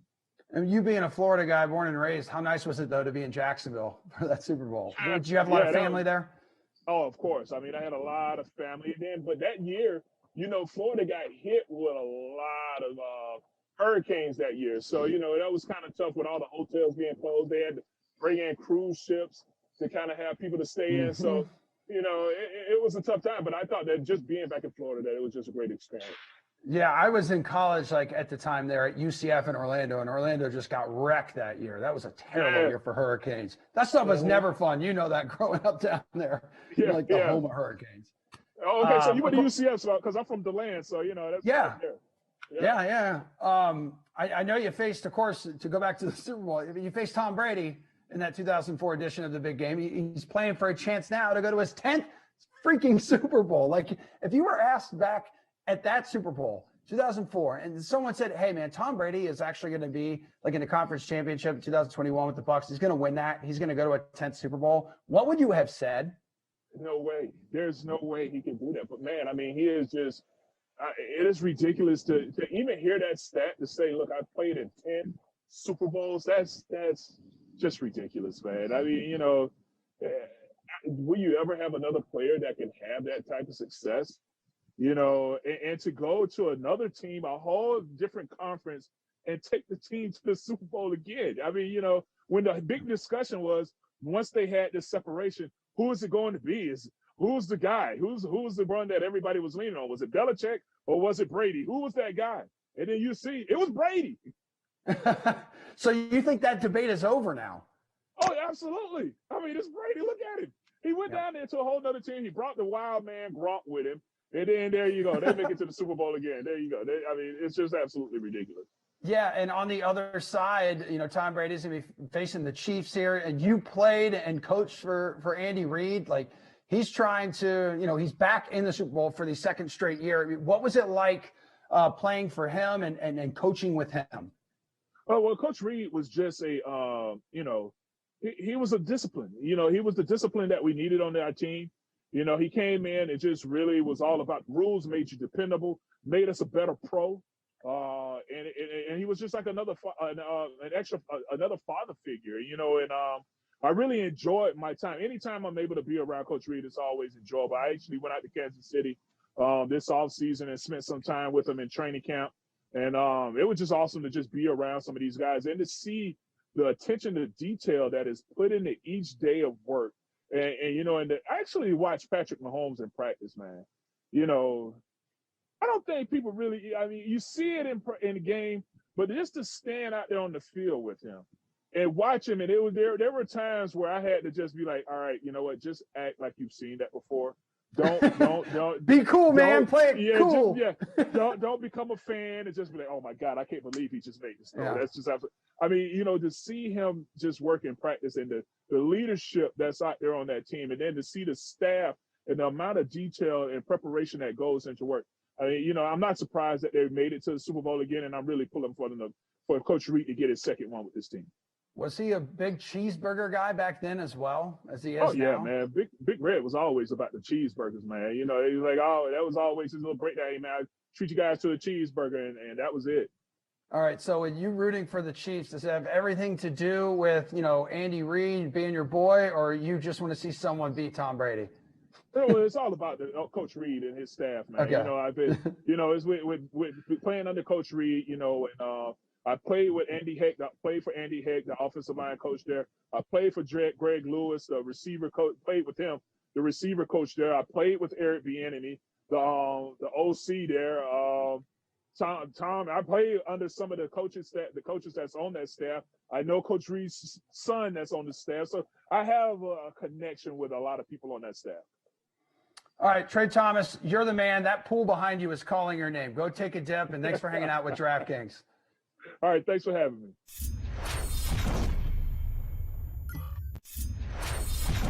Yeah, I mean, you worked hard. You ended up, reaching like the top of the game. You were part of, an Eagles team that went to 4 straight conference championships, and being on both sides.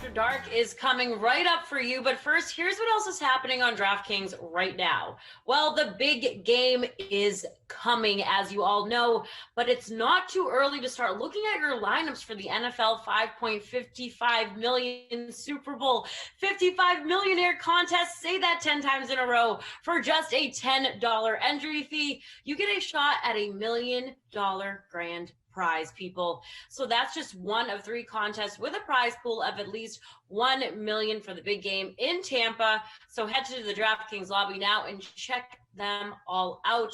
Don't forget to check out all of the action, though, over on the DK Sportsbook as well. We have the NFL, NBA, NHL, college basketball, UFC, and plenty more where that came from. By the way, welcome to the states of Michigan and Virginia, where DK Sportsbook is now available. We still have one more game for you here on Wild Weather Wednesday. It is virtually raining in simulated Seattle. We've been through a lot of crazy weather tonight as the Bengals are taking on the Seahawks. And here for you to take you along the rest of the way is Brendan Glasheen. He's making his way back. And my new bozo of the night, Glash, over you now is Brandon Cristal. I'll let you guys talk about that and take it away, guys. Good night, everybody. Wow. A bozo eclipse over Mr. Brandon Cristal. That's too bad. I drew Terrell Zier because she had a little bit of a hard time saying Vancouver Canucks. And so I gave her a hard time. And now I'm the bozo of the night. I don't know if it'll have the longevity that you and Kopp have with your bozo-ness that Terrell bestows upon you guys. But yeah, I'll be for the night, I'll wear it. More bozo-ish here down the road. But, we'll get there when we get there. And it's important not to take Wild Weather Wednesday for granted. Everyone in the Sim fam loves it. They enjoy it. And I know they're all sad it's coming to an end. We will be kicking it off here momentarily. What does your lineup look like? We have the Seahawks and the Bengals. So I captained. Let me double check. I captained. I'm getting there. I know I have both quarterbacks in my lineup. Same. I captained. Here we go. Chris Carson, who's had a nice little run. He's gotten in the end zone in like his last 6 or 7 sims. Okay. So Chris Carson's my captain. Wilson and Burrow was able to squeeze DK Metcalf, Boyd, and then Joe Mixon. And I think I got to thank Jordan Lindenbaum maybe in the chat for pointing out Joe Mixon at 2,600 is still averaging like 7 or 9 points a sim. So yeah, that ended up getting some value there. Maybe he finds the end zone. Maybe on a little swing pass from Burrow. So I feel really good about my lineup, which means I'll probably be a bunch of kickers and defense that score all the points. Yours truly finished in first place in the 4 o'clock contest. Oh, yeah. Oh, yeah. Anybody else? Was anybody else in it? Yeah, I wasn't alone. Okay. No. Awesome. Good, fair question. There was about 150 other folks. So thank you for asking. I'm proud of you. I got my lineup submitted. It was not fake. You didn't hear about the sim we just had where Gardner Minshew outplayed Patrick Mahomes. I did hear. I heard that Minshew hit the bonus. It was high scoring. Hit the bonus in the first half. Damn. And 3 touchdowns. Chris Thompson scored twice. Chris Conley scored twice.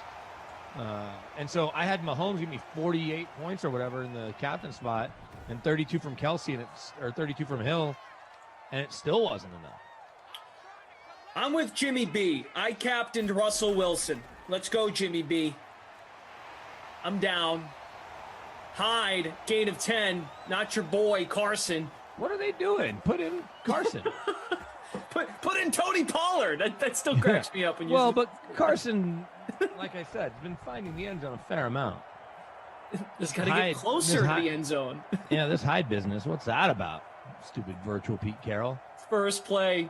He sounds like a real member of the DK Sim fam. Brandon Cristal, Brendan Glasheen. We've got Andrew on the 1s and 2s. Michael producing.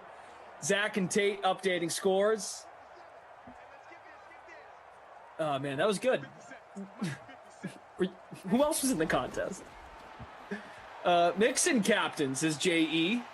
There's a catch beyond the 40 to the 41. Tyler Lockett. I've got him in there as well. I did not play A.J. Green, who's been playing really well lately for the Bengals. He's got 3 touchdowns in the last 2 sims for the Bungles. But I went Lockett, and I've also got Greg Olson. So, and then who else do I have? I have Mixon. I went Mixon as well. Like the Mixon call. I was going to have Olsen and a Bengals kicker maybe, and then was able to do Mixon and DK Metcalf. Okay. And I got Uzama and Burrow. So no Metcalf for me. Am I in the wrong Slack channel? I feel like it changes on me, and I never catch it until like halfway through. Yeah, there we go. I am a difference here. As Hyde, first down to the 50, 2 for 16. Lewis Daniel, good evening. John Decano, Chris Boyd. Koff says, was anybody else in it? He thought that was funny. He's a hard one to please, that Adam Kaufman. So when he laughs, everybody listens. Koff, I heard it's your birthday tomorrow. Any plans? Real birthday, and he really Real got birthday. NBA Jam. Wow. Man, maybe I should, well, he's only doing the 6 o'clock tomorrow.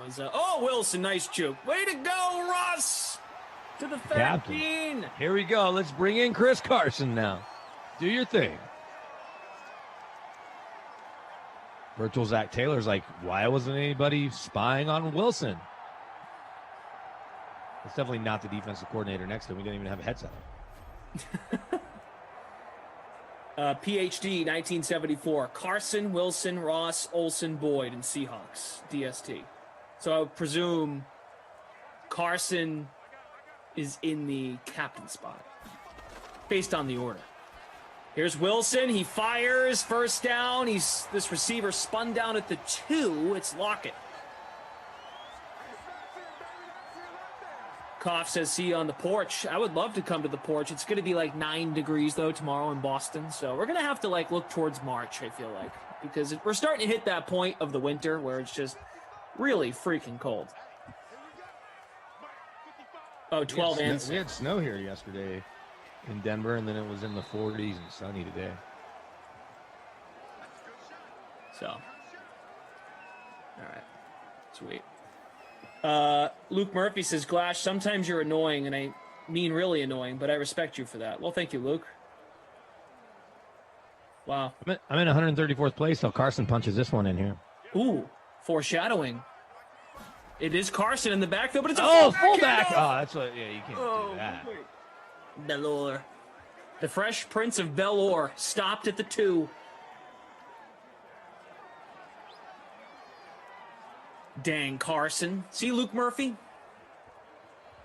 I'm hoping that Carson delivers for you and Little Brandon. play action. Carson on a dump off. I got DK and Russ, too, so I'll take that. Okay. I wouldn't mind Lockett. Russ is going to throw, and Russ complete to Metcalf. Touchdown. Slant route. It was like the corner was playing off into the outside. It's pretty terrible technique. Looked like Kevin King. Hey, man, take the points, all right? Take the puntos. So Metcalf, 49% owned in the free big public showdown, 9% captained. Wilson, highly owned per usual, 87.5% flexed, 32.8% in the captain. Luke Murphy does not want Carson. Sorry about that. Tara Lynn says, I will treat that as my birthday present too. What are you talking about? I'm lost. Koff only doing 1 sim. Oh, no, he's actually doing 2. Yeah, he's doing your birthday. He's doing the noon and the 6. Stuff's pretty still well shut down there. It's 9 degrees, so it wasn't like he had a lot going on, I'm guessing. But his kids are still up at 6, so I don't know when are they doing cake? Yeah, when are you doing cake? He probably hates cake. They're going to have, What are you basing that on?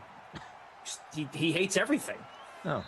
He likes watching old TV shows and movies. Well, take entertainment out of it. I'm talking about consuming food. Oh, yeah, I don't know. Creature he is. Certainly not having pizza. I finally had wings tonight. Hey, nice. You got around to that. Weeks in the making.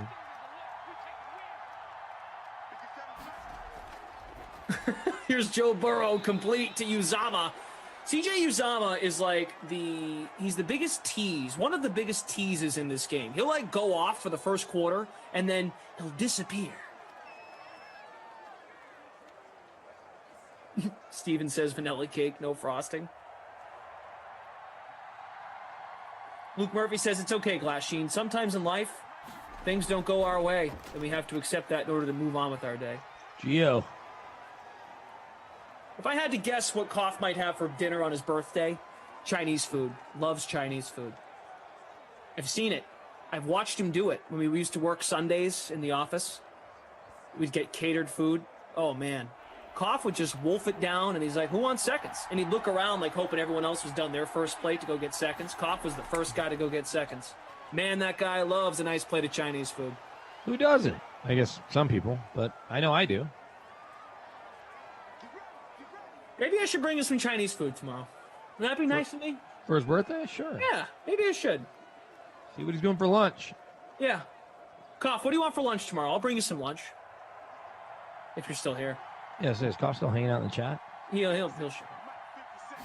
I'll bring you some lunch. Sorry I didn't check in last night on the Tom Brady-less conversation chat, but I'm glad when I checked in with you after that you were able to do it through 2 full sims and a triple overtime game. Yeah, we got through that. We made it to 10:59. What I do need to share that I did not share with you last night is we did a Kobe Bryant moment of silence instead of the Brady buzzword round 2. Okay. Because that was Tommy Freeze Pops actually brought that up. That was a good call because I was like, oh, that's actually a better idea and probably more appropriate. El Paso #1. I was just talking about this with the production team before we got started. So the Texans did not go with Eric Bieniemy. They went with the Ravens pass game coordinator. Yeah. I already forget his name. What's his name again? David Culley. What do you know about this guy? He's been in the league a long time. He's worked a bunch of different places. I don't know if he's ever even been a coordinator. I had his resume up earlier. In fact, I probably still do. Maybe not. But I'll pull it up in a second. He's 65 years old. So they're going the Vic Fangio longtime assistant route. The difference is Vic Fangio was a longtime coordinator and considered maybe one of the best defensive coordinators in football. But David Culley, after coaching in college from 1978, the year I was born, until 93, jumped in with the Bucs. He was our wideouts coach. Then he was the Steelers wideouts coach for a couple years. Eagles wideouts coach, 99 to 2010. So 11 years with Andy Reid. I assume Andy was there most of that time without having Andy's resume in front of me. Then senior offensive assistant and wideouts coach. Then with the Chiefs, 2013 to 2016. I don't remember exactly when Andy switched. Bills QB coach. He's been an assistant head coach a couple times, including the last 2 years in Baltimore. But never a head coach, and he was a passing game coordinator. I don't know if this will inspire Deshaun Watson. And I saw where El Paso #1's question was, what does this mean for Eric Bieniemy? It means he gets to keep working with Patrick Mahomes and Andy Reid and chasing rings. Even though I know he's frustrated because I've talked to people that have talked to EB. A lot of ties here, obviously, in Denver, guys that played with him and guys that have known him a long, long time. But the consolation is he's going to pick up another ring and next year be in line, potentially, and next year be in line to do so again. He's the guy that's in Patrick's ear. I told people, ask him that. He's in Patrick's ear, and every now and then Andy Reid will have him call plays. If Andy's out of a groove or if they're up by a lot or Andy's doing something on the sideline and EB takes over, but he's the one in Mahomes' ear. Bill, that's what? 7 jobs this year. How many jobs last year? 5 to 7-ish? Yeah, it's always about that number, right, on average? Right, so we'll just call it a dozen or so jobs in the last 2 years where Eric Bieniemy, despite the resume and the high praise from his players and certainly Andy Reid, not enough to get hired anywhere. So this Culley fella is also a Reid disciple? Well, just doing the quick math, if he was in Philly from 99 to 2012. Oh, true. Yeah. Andy Reid was there from, see this real quick. I mean, the way the Chiefs have dominated, it reminds me like, oh yeah, like Andy Reid was with the Eagles for a long time and constantly got to the NFC Championship. Title games. So Andy Reid was with the Eagles 99 to 2012 and then went to the Chiefs. So he was with Andy Reid from 99 to 2016. I guess the bigger question is in 2016, why did he go to Buffalo? And then why did he go to Baltimore? I guess I know I went to Baltimore because Sean McDermott came in. Well, no, the math isn't even right on that. He was with Sean McDermott for a year and then went to Baltimore for 2. Don't really know the last part. I won't be on his Zoom call to ask these questions, but maybe somebody else will. Still, at 65, getting a chance. Good for him. All 7 coaches are first-time, full-time head coaches. Dan Campbell was an interim head coach in Miami, I want to say, for 12 games. So you got 7 first-time head coaches, and all the GM jobs are first-time GMs. I think that's cool. With apologies to coaches and GMs that have had jobs, let other people get a chance and let them sink or swim, and you'll be waiting if they don't do a good job, I guess. All right, so the touchdown here in the opening quarter, it belonged to DK Metcalf. Hyde is out carrying. Well, he's got the same amount of carries, but he's out rushing Chris Carson. Sorry to share. Lockett has 3 for 47. Metcalf's 1 catch, 2 yards, and a score. Boyd has 2 for 13. I'm in 109th place. I need Carson to step it up. And in the free showdown, 7-way tie for first. In our free roll, we've got Andrew Kowitz in first place. Seahawks defense in the captain spot. There you go. Good on you. Tayton and Zach updating the scores for us tonight. Want to say hi to the Twitch fam. What's up, Twitch? Goofy is a dog. Mamba Vision. Tim the Man. The Van Man. Heavy, what's up? Good to see you. CEH. Sarah, yeah, I'll take my car tomorrow. Then again, though, I think about it as I speak, as I say to myself, maybe I should bring Koff some lunch for his birthday. You have a game? Tomorrow. He keeps beating my butt in NBA, so I think he has enough funds to go get his own lunch. Yeah, well, and he took some money from me last night. Our typical $1,000 NBA showdown that we do every night. Right now, he and I are just doing I say showdown. We're doing an actual showdown because I didn't get my entry in time tonight. I just had too much going on. And I am beating him in the Warriors T-Wolves matchup where he captained Steph Curry. I captained Beasley. There's your guy, Chris Carson. That's what I'm talking about. So your reason for not getting him a birthday present of some sort is because he's been beating you in DFS, so that means you don't want to be that good of a friend anymore and give him something. Even though he did go on your show in Lowell, Mass, when you were breaking into the biz.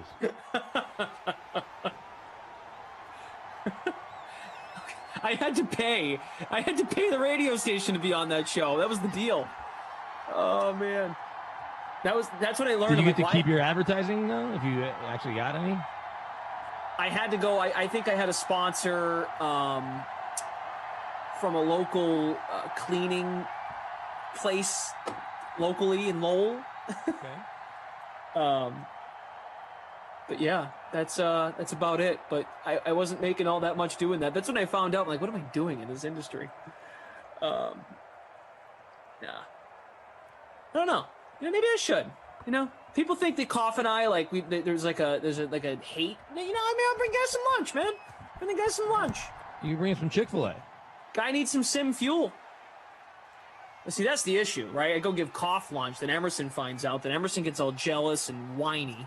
Then everyone gets whiny. You have to take Emerson lunch on his birthday. I know. That's the problem. Is that a problem? Again, that's you being a good friend. I mean, you were buying pizzas for random folks in the DK Sim fam, which I know they appreciated. This is true.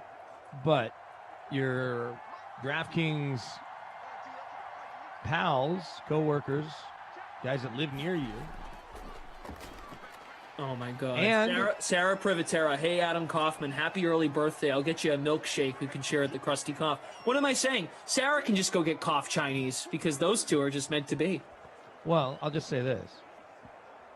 Why, if you get both Koff and eventually Emerson, whenever his birthday is, birthday meals, if they're good enough guys, they will reciprocate. So you'll get meals coming back to you. Sure. In theory. In theory. But then, something will come up and it won't happen. That's my prediction. Yeah, maybe. Cough, before you go. Actually, you know what? Don't wait for my text. You text me. Tell me the Chinese place you like. Don't get picky. Just give me the place you like and say what you want. Get to the point. No follow-up questions. What do you mean don't get picky? I mean, get picky, but just get to the point. Like, don't make me have to ask you 80 questions. Yeah, just name a restaurant and then a preferred meal. Right. And it should be that. It should be 2 messages. Some the Lucy place, pork, what you want. sweet and sour chicken, Emerald Cells. There's some dumplings. I mean, honestly, I don't have to work till the Sims tomorrow night. When's your next New Hampshire game? They're on the road this weekend, so I've got a little extra time. When they're on the road, you don't call the game from somewhere, like a bunker? No. They just don't do their road games? Like, No, I mean, I'm read about actually it. doing I'm doing Celtics Lakers coverage at the Sports Hub Saturday night, which will be fun. What will your coverage entail? Like pre and post? Pre-post and half, yeah. Who normally does that? It's a rotation of guys. Oh, okay. So you do it with some frequency. Yeah. Last time I did it was New Year's Day, so. Well, what happened in Lakers Sixers? I know Embiid played out of his mind because my buddy from Philly texted me to tell me Embiid's the best player in the NBA. Let's see. I played Anthony Davis tonight, and that was stupid. I drafted 105, Durant instead of 104, Embiid. Philly, Oh. with 19 seconds left. No, so it's still going on. Is that on TV? Is that on ESPN? I don't know. I've got the Celtics on, to be honest. It's probably the ESPN. Yeah, here we go. Hey, there's Uzama. I take it back. He's showing up in the second quarter. Herb Dog says Carson has a touchdown in 5 straight. You're welcome, Glash. Thank you, Herb Dog, for your research. That's why he's my captain. Yarrow says, Glash, call the Sims from Koff's house. It's going to be 9 degrees tomorrow. I have no interest in being on a porch at 8 and 10 p.m. tomorrow night. You can just go into his house. I'll give you permission. Okay. Thank you. Burrow off the back You foot. can play NBA Jam. I don't know if he's going to let me do that. Why wouldn't he? He's going to want to play against someone that isn't his kids. Not that he doesn't love his kids. But He needs new competition. yeah. He and I need to get going with that online. All right, so the Lakers have the ball down 1 with 19 seconds. I bet LeBron touches it. Yep, I was right. Simmons guarding LeBron, FYI. Third There and you go. 2. Burrow spins. That's a first down. We'll take it. Boyd. So you said you're playing Anthony Davis. That may have been a bad idea, but LeBron found him cutting. He got a layup and a timeout by Philly. It is a 1-point Lakers lead. David Garcia in the chat, keeping us posted. Thank you, chat, for letting us know. I like that everyone's telling us their favorite Chinese food orders. And if you don't say exactly what my order is, you're doing it wrong. Yeah, Bradley Beal also not a good play tonight. It's not good.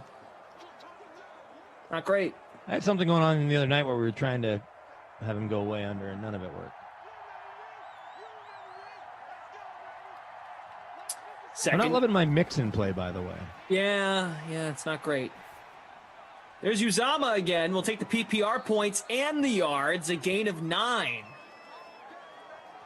In the free showdown with 13,526 entries. Hot Wheels 87. Tell me if you 87, the number of Uzama in first place. You'll probably see a highlight of this play, but tell me if you find it interesting. Danny Green, who was with the Lakers last year, probably knew what play was coming. His man Schroeder picks Embiid, and Davis just rolls to the basket and lays it in super easy.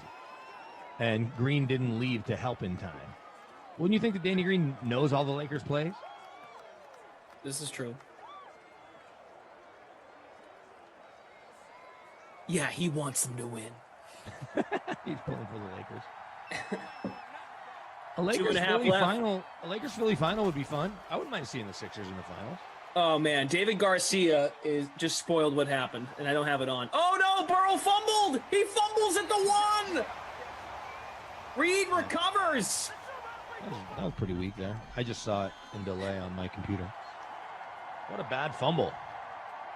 Not that there's ever good fumbles, but So Koff just texted me a picture of his NBA Jam game with two Yeah. bar stools. yeah, I've got the same game. I got it for Christmas, and then he got it. That's pretty cool. Yeah. It's got the original NBA Jam, NBA Jam Tournament Edition, and NBA Hangtime. You can play online against your pals. Oh, he sent me through. Give me a second. Wow, Tobias Harris, the hero in the city of brotherly love. Wow. Tobias Harris living up to that contract. That's why they call it the city of brotherly love, and you got so many jerks that live there. Ooh. Burn! Maybe just Eagles fans in general. Philly has an identity crisis because they want to be kind of urban hip like New York. They want to be colonial. You know, they want to be blue collar. It's like they want to be colonial like Boston, blue collar like Pittsburgh. Every time I'm in Philly, I can't get a read on what the city's identity is. Corey says, I love this sim. Corey, we love you. PF Chang's very good. PF Chang's is good. Not a sponsor, I don't think, but if it is.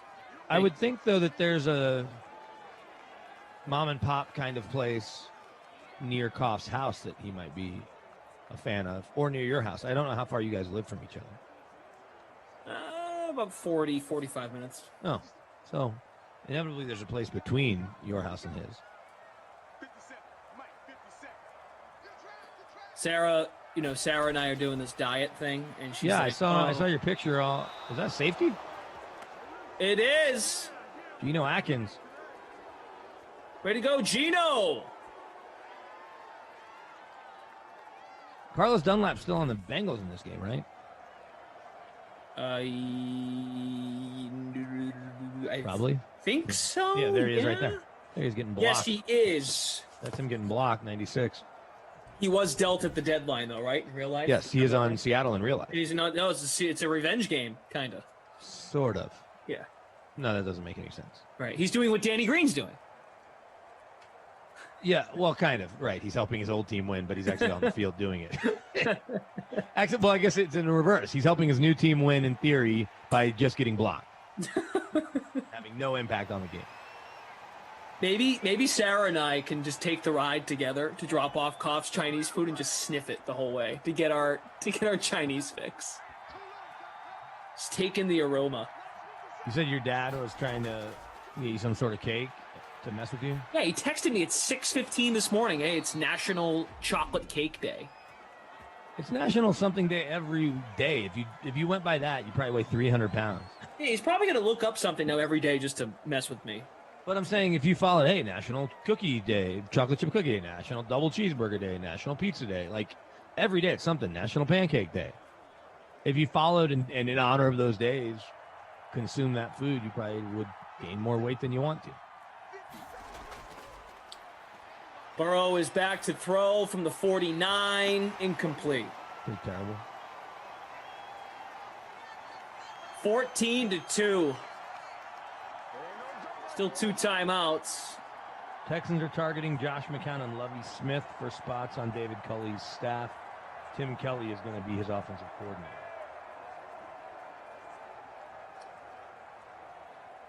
Luke Murphy says BK's a real one. All right. Burrow looks, delivers. Nice ball. I think that was John Ross. Oh, Tim Kelly was already with the Texans. Oh, is that incomplete? It was incomplete, I guess. Damn. Tim Kelly, how about this? So you have to really follow the Texans. He's been with the Texans since 14. Before that, worked in college, Penn State, Ball State. He played college quarterback. Oh, defensive tackle, never mind. Sorry. He played defensive tackle at Eastern Illinois. Guess who Eastern Illinois has produced? Some pretty prolific NFL names. Jimmy Garoppolo? Jimmy Garoppolo. And before Jimmy Garoppolo, Tony Romo? Anthony Romo. And before that, and the reason Tony Romo was either going to go to the Broncos at the time or the Dallas Cowboys, Sean Payton as well as Mike Shanahan. All Eastern Illinois quarterbacks. Well, Sean and Mike were. Sean Payton played there. I didn't know that. Yeah. You wouldn't know by listening to the way Sean talks. Maybe it's because he was in New York and then Texas and now New Orleans for 15 years that he's from Chicago, because he doesn't, not sound like the super fans necessarily. All right, so Seattle is going conservative, and that is how the first half is going to end. Eastern Illinois' mascot? I don't remember. That'd be the Panthers. And the only reason I know that is because there was a Tony Romo action figure. He's going into the College Football Hall of Fame for his time with the Panthers. But the action figure, he's wearing the jersey. He's got a big panther on it. Koff says, don't. Thanks, Koff. Don't bring Chinese food? Maybe that's what he meant. Don't bring Chinese food. Actually, I like the spin on that. See, now if I don't do it, I won't hear the don't. If I don't do it, I won't hear the end of it. So yeah, maybe I'll bring him a little lunch tomorrow. My birthday's March 31st. You can just order me some Chinese food on Uber Eats or whatever. Okay. I'm writing it down in my important section of noteworthy things. Kyle, what's up, buddy? Good to have you here. Everyone calm down. We're having fun here in Simland. If they'd score more, we'd happily talk about the game. But the Bengals decided not to show up except Geno Atkins. Let's see. Zach and Tate are here just updating scores. That is their responsibility to the Sim, and that is it. I promise. A two-way tie for first in the free showdown. Who's in first in our free roll? Andrew. I think that's all one name. Andrukowicz. Andrukowicz. I don't know. Andrukowicz. Okay. I'm in 73rd, so need some of my players, namely Joe Burrow and Boyd, to step up and quit playing terribly. My captain Carson to have a couple more scores, like Chris Thompson did last game. That Seattle defense picked up a fumble. Joe Burrow fumbles it at the 1, and then we got a safety as a result of the ball being scooped up by the Bengals. But at least they finished the job, forced a fumble, and recovered it.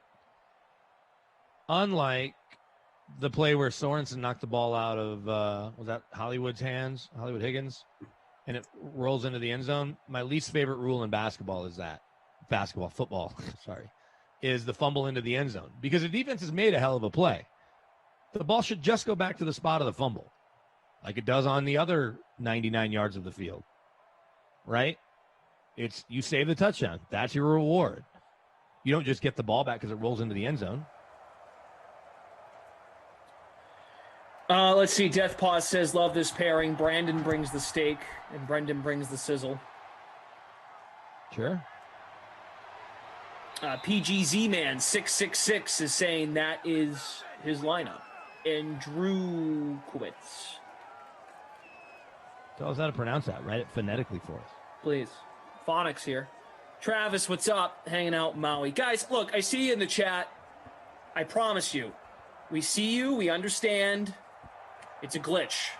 That's it. That's as far as I'll go with it. And you can choose to believe what you want to believe, but I'm telling you the truth. I promise. And therefore, that is where we settle on the word don't, because we won't go further than that. So that's all I got for you. Burrow, 2 carries, 9 yards. It's now 2nd and 6. We need the Bengals to pick it up.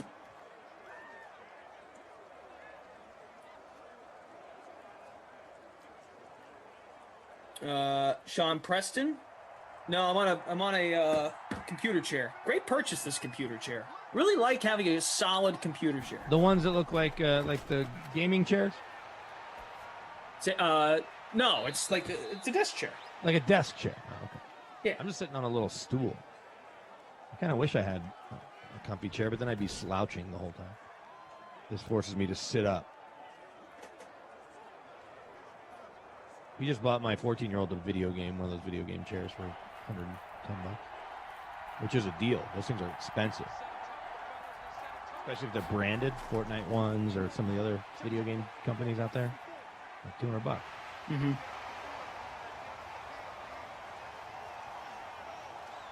Mike, amen. Appreciate you, buddy.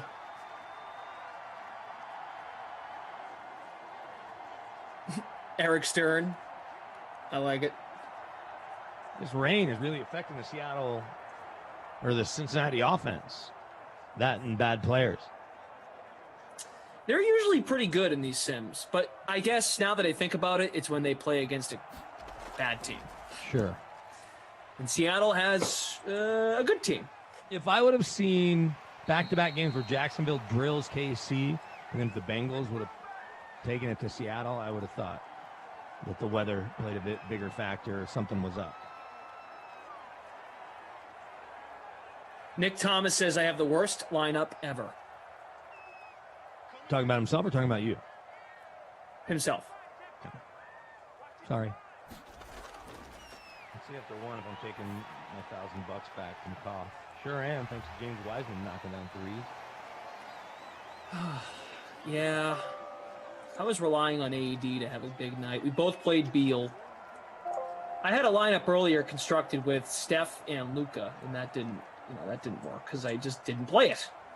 So you can do the same thing that he and I have been doing, which is, well, we've only done it once. We tried to do it twice, and I think I told you, at least I told Rossi, we played two lineups with completely different players. So, one for 1,000, one for 500, whatever the money is. But you can't use Jokic twice, or you can't use Greek Freak twice, or LeBron, or AD. And then it's like, okay, how does that turn out? The one time we did it, we split. Huh. I kind of like that, though. Yeah, it just kind of gives a little variety because you're playing every night. Yeah, on a night where you have 10, 11 games, right? Right. 12 games tonight. 12 tonight. And I was thinking that when I was filling out my first lineup that I forgot to complete. So this is our kind of make good on it. Koff says he doesn't like doing smaller slates, but it was his idea to try to take some more money from me. And now the joke's on him because Steph Curry is icy cold and my captain Beasley has got 3 times as many points. PGZ Man says, bought my son's game chairs for Christmas, $200 each. See? My sons are 22 and 17. My 22-year-old made more money last year than I did. Life's a bad joke, and we're the punchline.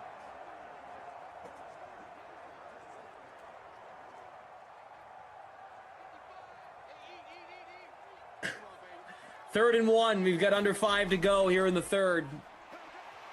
Carson up the middle and got a couple more to the Cincinnati 45. Admittedly, I'm not following the NBA standings that closely and kind of keeping an eye on the Nuggets because I need to talk about them for updates. But with the Lakers' loss, as it stands now, especially if the Jazz hold and they were up by 20, yeah, they'll have the best record in the association. Wow. So good for Lakers them. were what, 11 and 4, 12 and 4 going into tonight? Sure. I was rooting for the Nuggets in the bubble.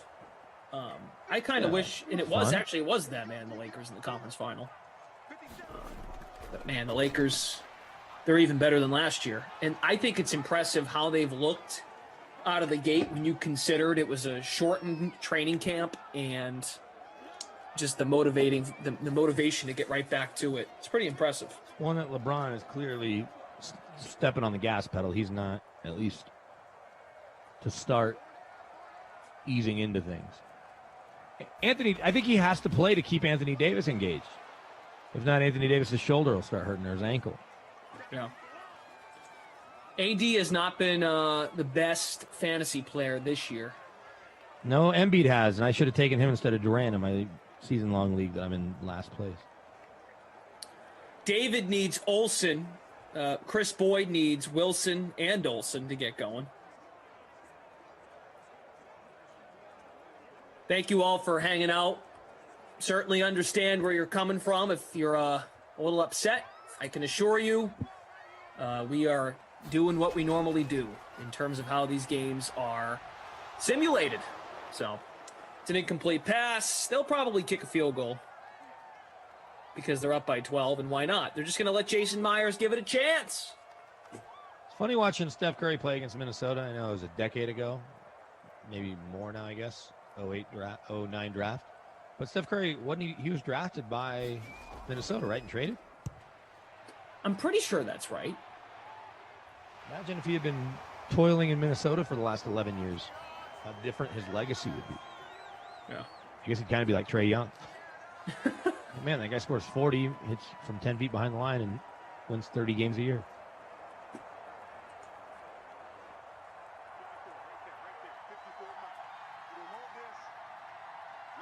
First time playing Fortnite.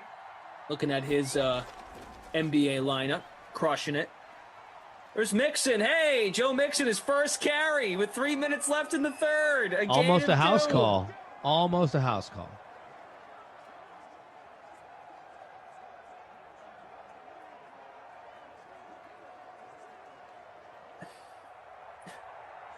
Oh, yeah, right. Almost. Nick Thomas needs Mixon. Well, he's out. Bernard back in. John Ross with the catch. First down. He's got that speed.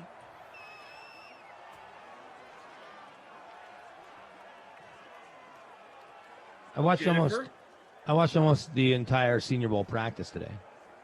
They were all over Mac Jones. Yeah? You believe in the hype? No. They were comparing him to Tom Brady in some ways. Oh, boy. Saying, he had all this competition, and all he does is work, and he's a great teammate. He never stops talking. They both wore 10 in college. They're saying, look, he's got a long way to go, but he has some similarities. And so I was talking to Koff about it last sim, and said it reminds me of guys like Mark Sanchez or Jarrett Stidham, who I got to talk to at the Senior Bowl a couple of years ago. And those guys have all the intangibles. They just didn't have enough tangibles. That's why Mark's on TV now. And Stidham couldn't take the reins in that starting gig. We can't talk about Tom Brady on this. We got to limit that chatter.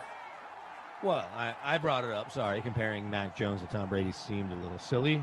But comparing Tom Brady to himself coming out also seemed really silly.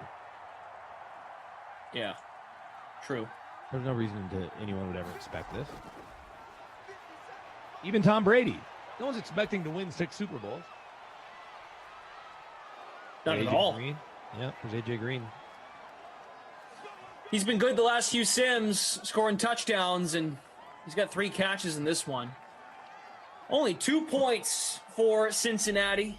This is the final sim of Wild Weather Wednesday, and then we're back in Simland for 6 more. Starting at noon with the Jets at the Rams. The Jets are always playing at noon. I feel like the Jets always play at noon, or they're stashed for Madden After Dark. But Jets are at noon with Koff, the birthday guy, the birthday man, and Kenny Ducey start the day tomorrow. People wish him a happy birthday all the time. I think it'd be funny if no one wishes him a happy birthday tomorrow. Oh, Mixon. Rush number 2, 7 yards. 93 away from the bonus.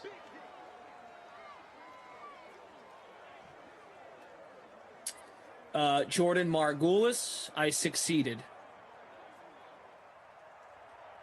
Fantasy Hawk, shake your eyebrows. Fantasy Hawk. You keep spreading good vibes. All right, man? We'll do what you want. Incomplete. Burrow at 144. 3rd and 5. They got to get this. For the love of God, please get this. We could use some more points so people will cheer up. I'm reading some more analysis about David Culley that people are throwing out there. You got a first-time head coach at 65. I mentioned the comparison to Fangio, who I think was 61 when he took over the Broncos job, 60-61. And he hasn't been great the first 2 years, so there's that.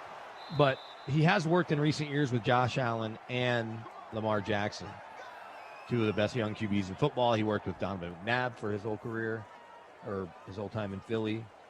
Been around Alex Smith. So maybe him not calling the plays and just trying to change the culture that Bill O'Brien tainted in Houston, along with Cal McNair, I think, and maybe even Cal McNair's dad, for empowering Bill O'Brien. Maybe he can get in a room with Deshaun Watson, convince him to stay. If Watson has enough respect to at least meet with him. Or desire. Maybe respect's not the right word. Desire. Although I guess you can say respect. 65-year-old head coach. Yeah. Finally getting his chance. Give him the benefit of the doubt and go have lunch with him for an hour. But also, it's like, as Uzama makes another catch, that's probably the final play of the third. It's also like, all right, yep, hey, here you go, here's the job. And by the way, your quarterback wants to leave. You have no draft picks, and we're in cap jail. Well, the quarterback wanting to leave helps your cap out a little bit at some point, and certainly will yield a bunch of draft picks in return. That's true. That's fair. It could, by that subtraction, it could help another category. That's fair. Here's what's interesting is Caserio signed that contract, but at the time he signed the contract, Deshaun Watson wasn't disgruntled. All he knew is that he had Deshaun Watson. He was going to have to get creative about how to acquire more draft picks and maneuver the cap and scratch his head as to why DeAndre Hopkins isn't still a Texan. Let's see. Carson's got 25 yards and a score. Uzama, 7 for 49. Boyd, 5 for 45. Green, 3 for 43. 3 for 44, excuse me. Lockett, 3 for 47. Metcalf has just 2 catches, 12 yards, and a touchdown. Ross, 2 for 17. Carson, 1 for 4. My Olsen, captain. 1 for 8. Well, I'm in 59th place. Hey, he's got a touchdown. Sure, he could use a couple more. Captain Blood says, stacking Ducey with Kaufman for his birthday has to be hilarious. In-house, DK family hilarity. I wish there was a rhyme or reason as to how the schedule shakes out. I mean, it's just kind of how it shakes out. Folks, we put our availability in, and producer Madison does the rest, and she plugs and plays with how to make it work. Yep. 3rd and inches. Oh. Burrow just gets rid of it. And Boyd with the catch. First down. They're in the red zone. 6 catches for Boyd now. Still got a ways to go to hit that bonus. Sony says, Glash kind of looking like head coach Kyle Shanahan. He's a handsome fella. I'll take that as a compliment. Sharp mind. I did hear today that Jimmy Garoppolo, I didn't hear it from a source, okay? I heard it from somebody else. That Garoppolo, and this was kind of obvious, I think, but just he feels a little held back. And I'm not saying Jimmy G's the best thing ever, but he feels held back under Shanahan. And like that's a concern for, say, Aaron Rodgers or Deshaun Watson if they wound up in San Francisco, if indeed he's traded. Here's the thing. There's a chance that Kyle Shanahan is holding Jimmy G back to protect Jimmy G, sort of like what they do with Goff and the Rams. True. And if he had Aaron Rodgers and or Deshaun Watson, and Rodgers isn't going anywhere. I think he cleared that up yesterday. True. As did everyone else in the organization. But we use Watson as an example. Say they want to make the best available package, and that gets Watson out of the AFC where Miami and the Jets play. Then he ends up in San Fran. He'll have more freedom. Kyle will let him do a little more on his own because he trusts him. Is my guess. I'm just playing devil's advocate. Neville cleanup hitter seems to need a reminder and run through of what the game information is. Happy to do it, Neville. Difficulty is all, Madden. Arcade game style, exhibition event type. Even teams are off. Quarters are 8 minutes long. And there you go. I still want to do a Pro Bowl. I mentioned this to Koff. I want to do a Pro Bowl. I hope that they do a Pro Bowl that's 15-minute quarters. So, like, basically a double sim. That'd be sweet. I think the pricing would be interesting. Hey! Mixon! Less is more, I suppose. Touchdown. Mixon and Carson, touchdown vultures. Definitely going up from 60th here. Don't you think that'd be fun, though, if they could figure out the pricing? Oh, there's a lot of things. That Other than the quarterbacks, like the computer's not going to sub out the quarterback, so whoever the starter is in the Pro Bowl is certainly the quarterback you need to play. So if it's Mahomes and Rodgers, like play those quarterbacks. Yeah, That makes sense. But your 3 and 4 wides, like when your third wide and fourth wide are all Pro Bowlers, and you get them at a bargain price, and they have 3 catches and a score, could be the difference in winning or losing.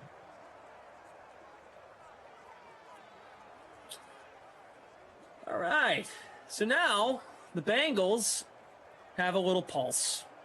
A touchdown. A TD. I'm in 66th. You're in 4th. Let's go. Really? Yeah. Hey, look at that. I am in 4th. Yeah. Carson captained, Wilson, Burrow, Metcalf, Boyd, and Mixon. A Wilson touchdown here. I mean, a Carson touchdown after Wilson hooks up with Metcalf, and I'm in great shape. Really, a Carson house call from the other one would be ideal. Jeff McClain, who covers the Eagles, says this about David Culley.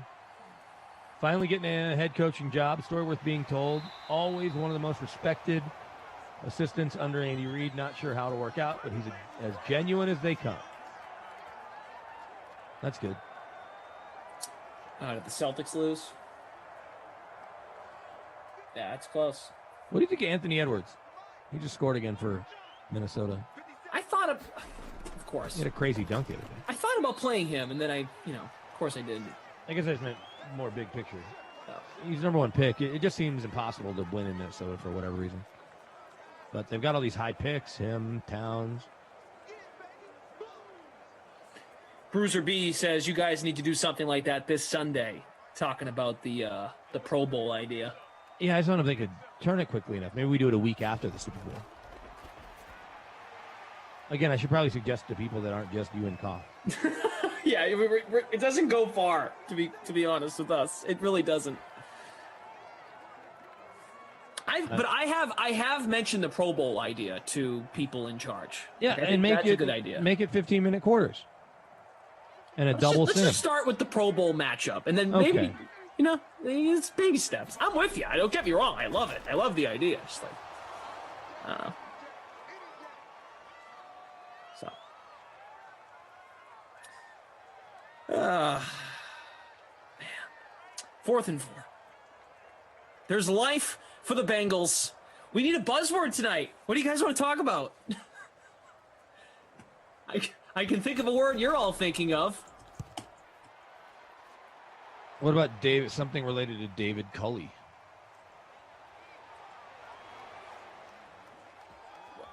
Like I said, I'm going to look up 5 interesting facts about David Culley.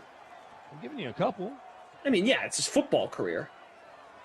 Oh, you want interesting facts? I don't know if they're that easily found. 5 things you need to know about David Culley 3 days ago. Thanks. Who did that? Heavy.com? Radio.com, actually. Oh, radio.com. Oh, Sports Radio 610 in Houston. Okay. Good to know.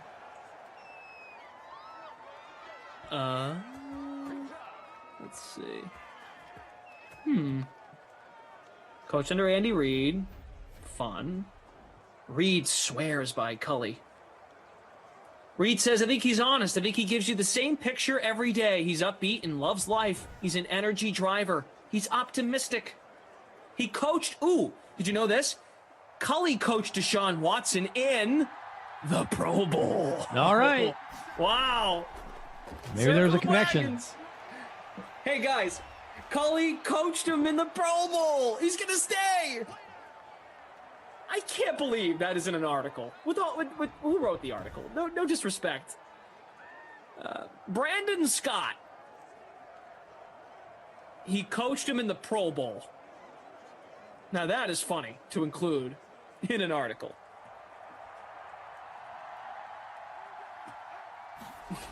Second down and 4. That's complete for a first. AJ Green. NBC is getting rid of NBCSN? Yeah, you didn't know that? No. And moving everything to Peacock. Mm-hmm. And then they're going to have to pay for Peacock for all the stuff you really want. I guess I sort of get that. PhD 1974 says Brady for makeup banter for the buzzword. Sure. That is fun. Chinese food? That's a lot of syllables. Ooh. Well, 3. It really needs to be 2 syllables, I think. Oh, here's another fun fact about Cully. He was recruited to Vanderbilt by Bill Parcells. Okay. Parcells was coaching linebackers at Vandy, looking to recruit Cully. That, like, just the fact that's included as a bold headline. Coached Deshaun Watson in the Pro Bowl. Well, Come looking for a on. Houston tie. They spent 4 days together in Orlando last year. I was at that Pro Bowl working on the sidelines for Westwood One. It's the weirdest day ever because literally moments before kickoff is when we found out the Kobe news. Third and 8, gotta have it. Oh, Gio Bernard got buried. Burrow's thrown the ball a lot in the sim, 36 times. Guys, if you are willing, smash that like button.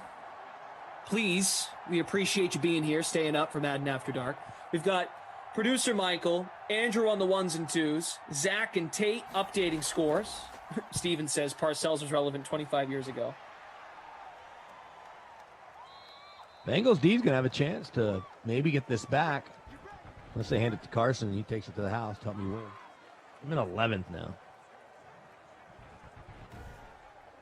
Do you trust Carson here or is it going to be Hyde? There's Carson running on the field.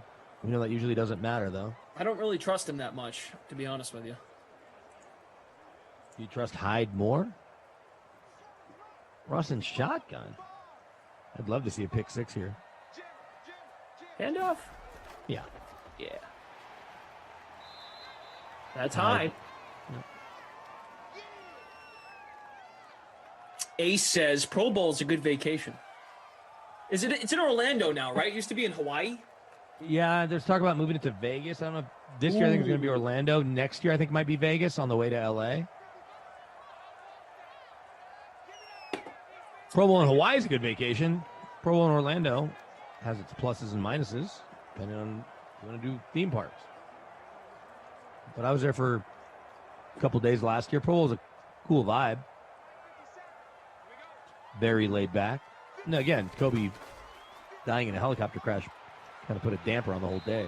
Yeah. It's true. I don't know what we should do for a buzzword. I'm starting to think about it. Starting to really think about it. Chinese food's pretty good. We can just do Chinese food. The chat was pretty passionate about it. We'll do 2 words. We'll cheat tonight. Chinese food. Chinese food. Yeah, because I feel if you just say Chinese or food, you're one shortchanging it, and you get yourself in a little bit of trouble if you're just saying Chinese because people won't understand the context. Right. Context is everything. Carson, see, they give it to Carson, he picks up the first down, and that's going to be the ballgame. We might not even get there. Yeah, we probably will. 3 minutes away. Of course, the chat can do whatever it wants, you know. That's what, I mean, kind of. If you get too naughty, then, you know. You get blocked. Yeah. You know, it's not our call, you know. No, I can't block anybody. Can't block myself. Carson almost took it to the house there. Did you see that? And he fumbled. Bruiser B says cable is almost done. These networks are tired of them paying cable fees. I get it. It's the way of the world. Yeah, DirecTV, which I still pay way too much for. I know it's only a matter of time before I'm just done with it and paying everything a la carte like the rest of us. We will go through the schedule. Of course, the leaderboard. You were in 4th. Let's check you out here. Carson, another run. It's not helping enough, I don't think. Yeah, you've dipped to 11th. If Carson can just break one of these, the 61 yards, they stack the box. Out of timeouts. They're taking a knee. Negative rushing yards for Russ here. I'm in 9th. I may go backwards after Russ takes the knee twice. Well, it's almost 10:59, so we might not get there, though. What a shame. Producer Andrew says, how about the buzzwords GameStop? Sure. After today. All right. Hey, I don't think we're going to make the buzzword. We're not going to make it. The game's over. So, no buzzword tonight. That's how it goes. It's got to be during the game. Wow. What a shame. What's a shame. We didn't make it to the buzzword. It has to be during the game when we do it. And the game's over. Game's over. 14-9, the final. Zach Taylor throws his Gatorade cup down in disgust. It's your fault, dude. Your offense stunk. So, I mean, look, that 8 o'clock game you guys had was obviously way better in terms of the scoring. Then again, if you had defenses, you liked how this one went. So Burrow went 27 of 36, 219, and they scored 9 points. Wilson 9 of 13, 81 yards and a touchdown. And we'll go to the running backs soon. Zach and Tate update the scores. Looks like I finished in 9th place, barring last-minute score change. Last-minute score change. And look, the chat is doing a buzzword on its own. That's good. We've got to read the stats.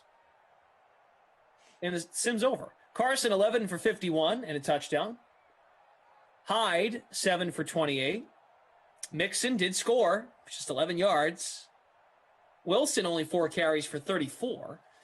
Uzama, 8 for 51. Boyd, 7 for 58.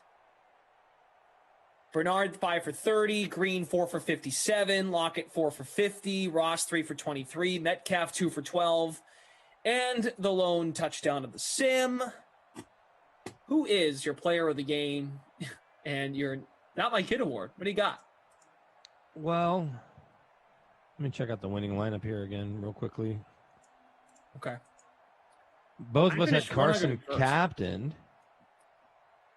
18.75. What was Russell Wilson in the captain? Wilson in the captain spot was, hold on, I got to scroll up and catch up. He was 33%, right? 33%. What were his points? Like 15, I guess. Wilson in the flex scored 10.6. Whatever. I'm going to give it to Carson. He was the captain on the winning lineup. I captained him, which is why I finished in the top 10. If everybody would have captained him like me, you'd be in the top 10. And what about the Not My Kid award? I mean, a lot of guys were good today, right? Yeah. John DK Ross kind of scored. stunk. Yeah, John Ross, I imagine, pretty highly owned. You called his name like twice. Admittedly, we didn't do a lot of play-by-play. Only captain 5.9%. Let's give it to John Ross, though, because of his inflated sim value, despite being very average to below average when healthy in real life. Yeah, I mean, look, and Uzama and Boyd each had 7 catches at the minimum. Uzama had 8, so Green and Bernard was good, couple decent, catches. not great. Gio was okay. Mixon was so cheap, and he got you 7 points in the flex. Olsen, that's a good one. PhD, Greg Olsen, that might be a good pick. Yeah. Okay. I don't know. One of those two. That'll do it. All right, guys, look, I see in the chat. I understand it's a glitch. That's all I can tell you. So it's something we're not expecting either. Thanks for sticking with us and your attention to the game, to the sim. To be quite honest, when it comes into the chat, I don't know what to say, except that's it. I go through the game information, and stuff happens. It'd be like And Office Space. We fixed the glitch. stuff happens, and then that's where I have to kind of give you the same spiel, and that's all I can tell you. So what's coming up tomorrow? Good question. What's coming up tomorrow? So I just wanted to put a wrap, put a bow on that, so you understand where I'm coming from and where Brandon's coming from as well. So here's the deal. No weather tomorrow. No wild weather. So tomorrow, Thursday, noon Eastern, Jets at the Rams on Adam Kaufman's birthday. He will start the day with Kenny Ducey at noon. Maybe I'll bring him lunch. So look forward to that. Maybe I'll make a lineup. Okay. And there's Rob Rand in the chat. Came in first. Good to see. Dom, who knows? He might. At 2, Emerson returns. Washington football team at the Giants. He'll be with Zach Thompson. 4 p.m., that same duo, Emerson and ZT, Cardinals at the Cowboys. And then at 6, Kaufman comes back. Maybe he'll have cake and ice cream or dinner. 49ers at the Falcons. We keep getting 49ers Falcons, the Kyle Shanahan Bowl. Yeah. Koff and Rossi. And then tomorrow night, I'll be with Tommy Freeze Pops for the 8 o'clock Texans at Vikings. And then, well, what do you know? We get the Buccaneers. We get Tom Brady and the Buccaneers for Madden After Dark. I think you're going to have to talk about him in that one. Wow. Now, that would be a challenge. Not to say Brady's name in a Buck sim. In that one, though, it might be fun to see just how many different ways you can refer to him without calling him by his name or nicknames. So you have to call him the Bucks QB. Yeah. But anyway, we can do that. You can figure that out tomorrow, your restrictions, if you like putting on yourself. Nah. That one night was plenty, or those two games was plenty. You're back on Saturday with Koff in the afternoon. Couple games, to start the day. 10 a.m. for me, so we'll call that one the morning. People do live west of the Eastern time zone. This is true. Lots of people. Make sure you get a good night's sleep the next couple days. Almost impossible. Yeah. All right. Between kids and morning updates, I don't know what a good night's sleep looks like. It's true. Except when I see those sleep commercials where I'm like, oh, well, it's not my bed. Yeah. Those people look well rested. No kids here, so. Well, stay up late and sleep in. All right, everybody. Again, thank you very much for your understanding, your patience, and we will do it all again tomorrow. 6 Sims starting at noon. All of you be sure to write a card and make something for Kaufman, do some arts and crafts, and be prepared for a fun day tomorrow in Simland. 6 Sims coming your way. We'll see you.